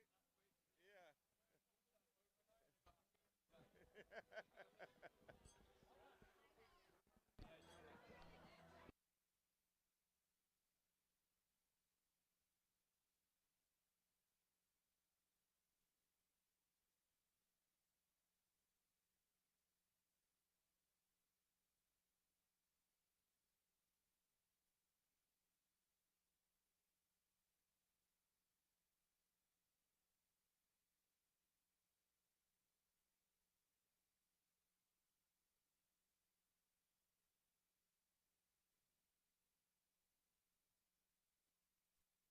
10 o'clock. Yeah. So as a heads up, the 50-kilometer race this morning was a 10-minute delayed start, but we're still on an 11.5-hour 50K clock time.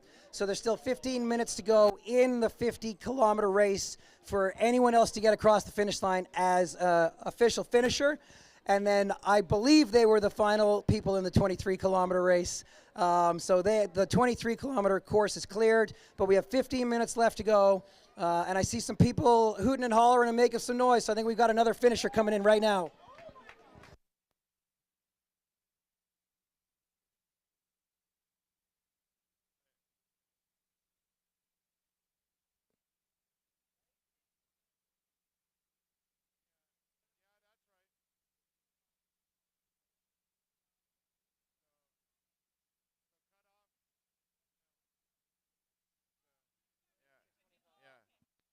50-50, first time, Joseph Roque.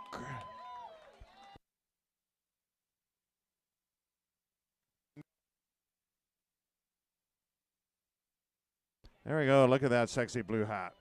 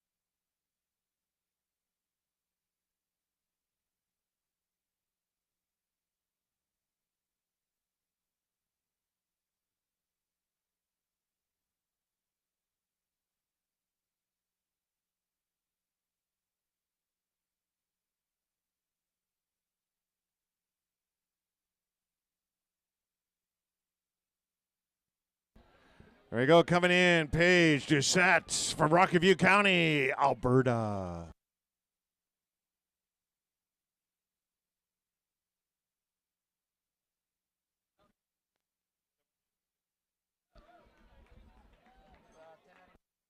there we go. Stacy Krieger, Paige Doucette, Indianapolis, and Rocky View County. So just a reminder, if you have drop bags, you have to pick them up. So go get your drop bags. We're going to be shutting that area down in maybe an hour, so you want to get those. There we go, Janine Avellino coming on in. No really excited dog to bring her in, so. Oh, how do you have the energy to be that excited still?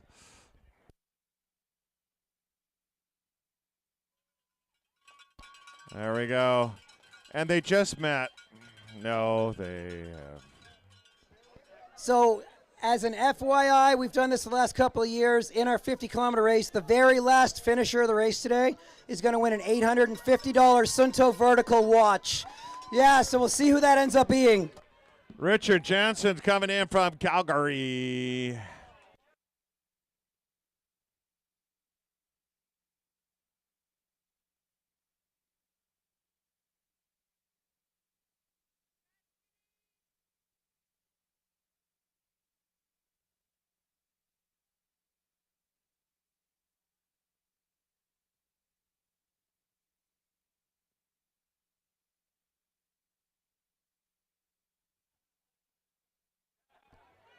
And coming in from Calgary also, first time with a hat, Duncan Shoot.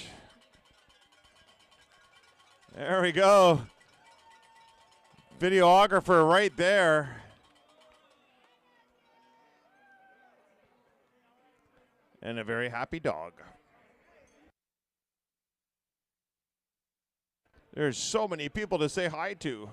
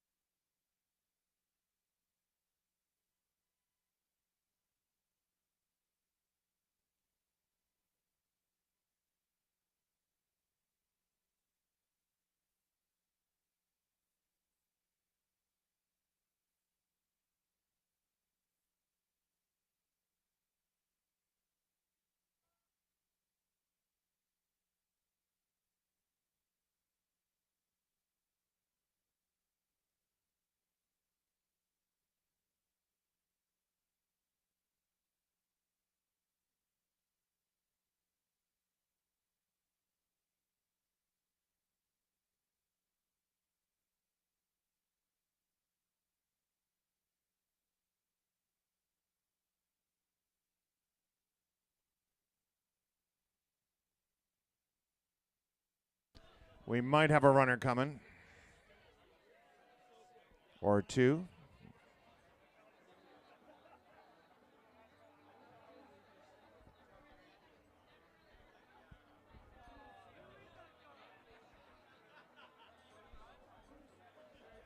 Here we go. From Coquitlam, Monte Martins.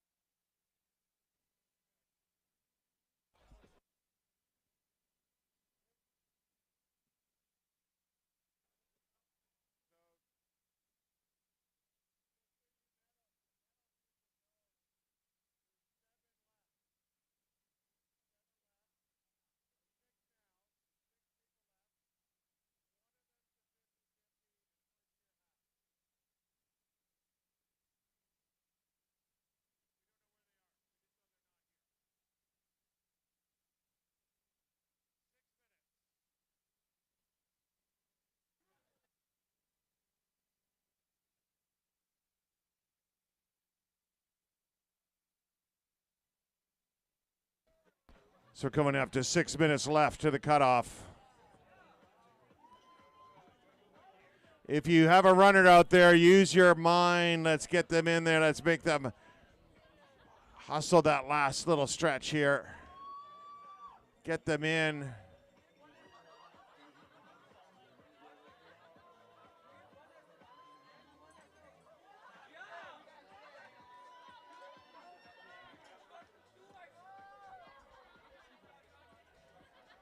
Here we go. Here's one runner coming on in.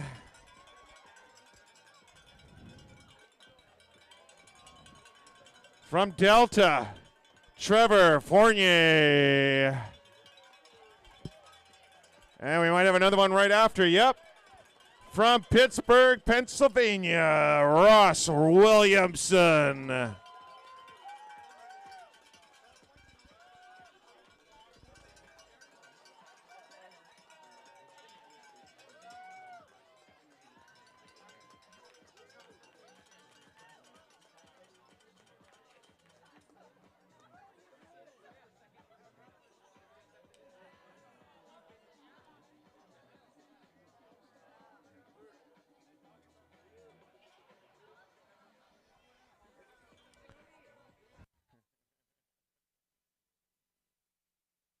Some people run for a cold drink. Some people run for some chocolate. But sometimes just a cuddle with a dog.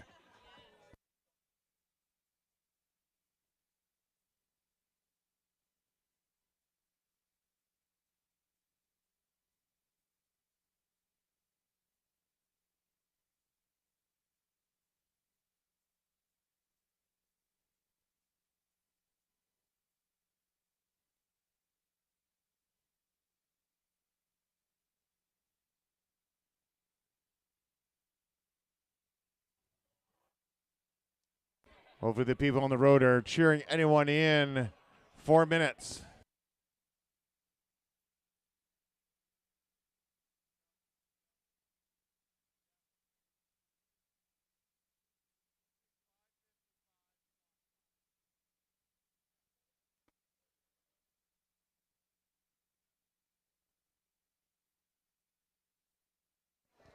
All right, everybody, here's how it works over the last 3.5 minutes.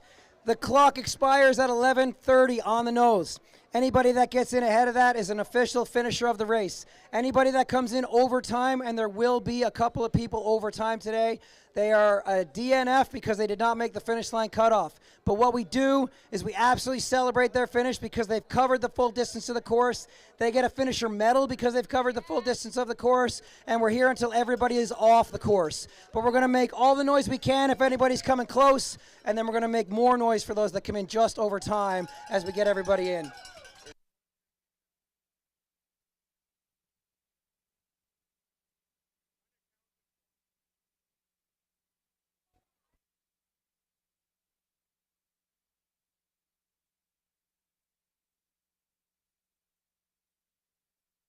Two and a half minutes. So if you see anyone on the road, cheer them in.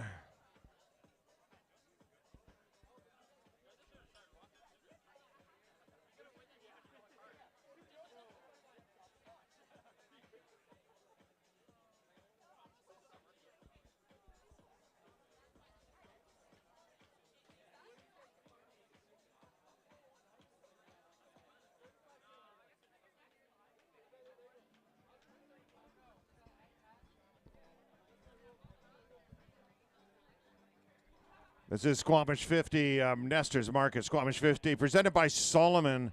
We do want to thank our amazing sponsors, Nestor's Market, Solomon, RBC, Sunto, Executive Suites, NAC Nutrition, InBiz, Miller Capilano, Allison Brom, Backcountry Brewing, Whistler Smartwool, Land Cafe and Studio, Athletic Brewing, Run Go, Capra, Stronger Strides, Hill Sound, Territory Run Co., Epion Massage, August Jack Motel, Broadway Run Club, Freebird Table and Oyster Bar, Canada Wide Communications, Westland Bakery, Ridgeline Athletics, Triton Automotive, Industrial, Coast Wilderness Medical Training, Trail Maps, Squamish Connector, and the Ninja Gym.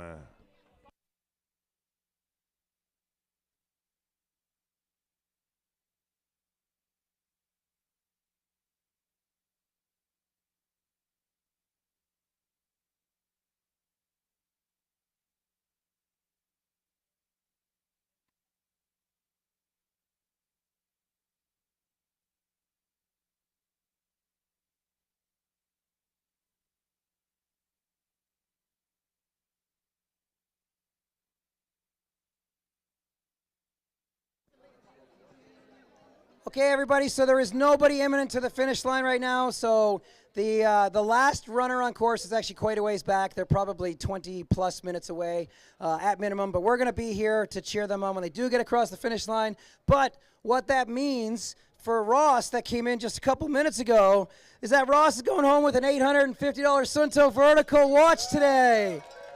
You are our last official finisher in the 2025 Squamish 50K. Ross, there's a new watch, and then tell these people what you just told me about your experience here coming into that and expectations. Oh, that was the hardest race I've ever done. I was originally signed up for the 50-50. I had ankle issues, doing PT, all that nonsense, and the doctor told me not to downgrade to the 50K, but I did anyway. And it's the best race I've ever run. Massive accomplishment, and you said you're going to be back next year for the 50-50, right? Well done, Ross.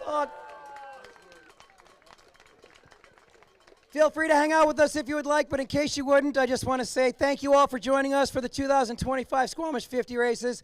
It means the world to us that you join us every year for us, with us, for us. And the last thing I would ask you to do right now is one more time, please make some noise for the 375 volunteers that made this all possible this weekend. Thank you so much. I hope you have a wonderful rest of your day and rest of your summer. Like I said, we'll be here till the last finisher, but if not, safe travels, and we hope to see you again.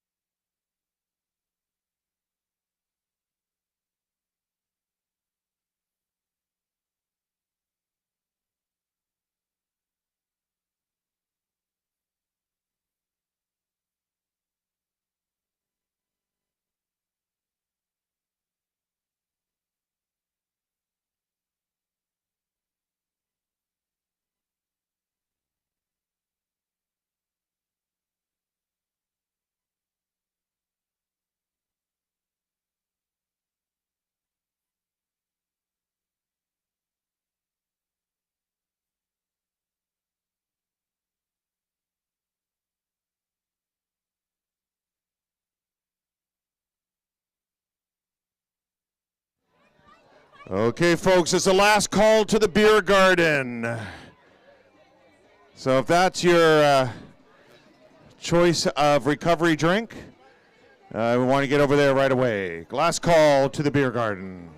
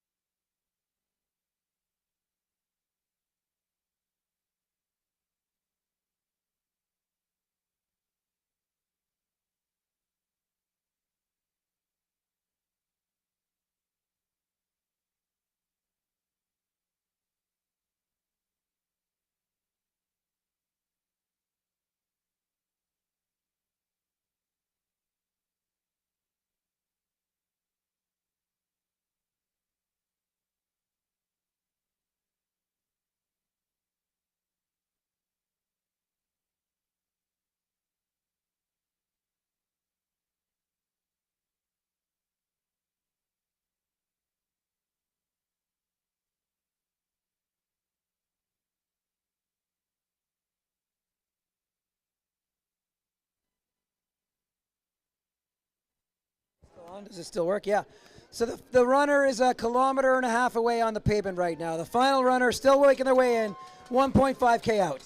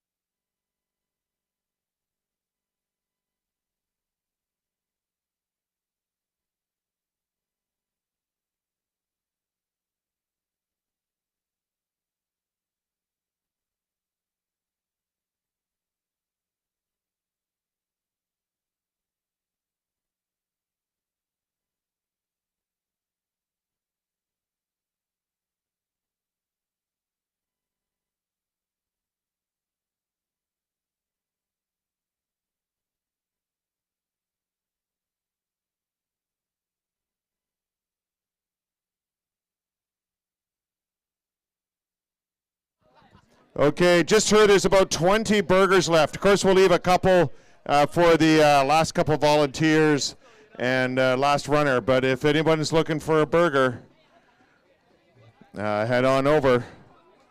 If anyone's needing some meat and a bun.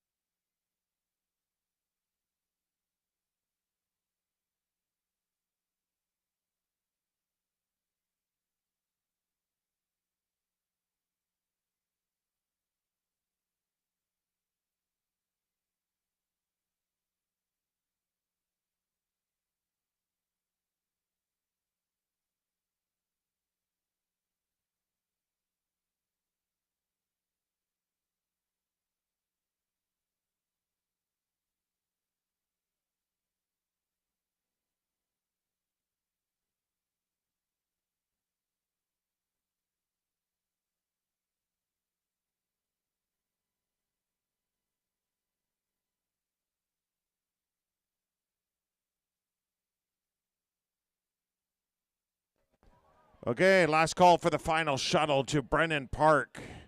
If that's where you need to go, work your way over to the shuttle area there. It's leaving at 6:20, so 4 minutes. That's a last call.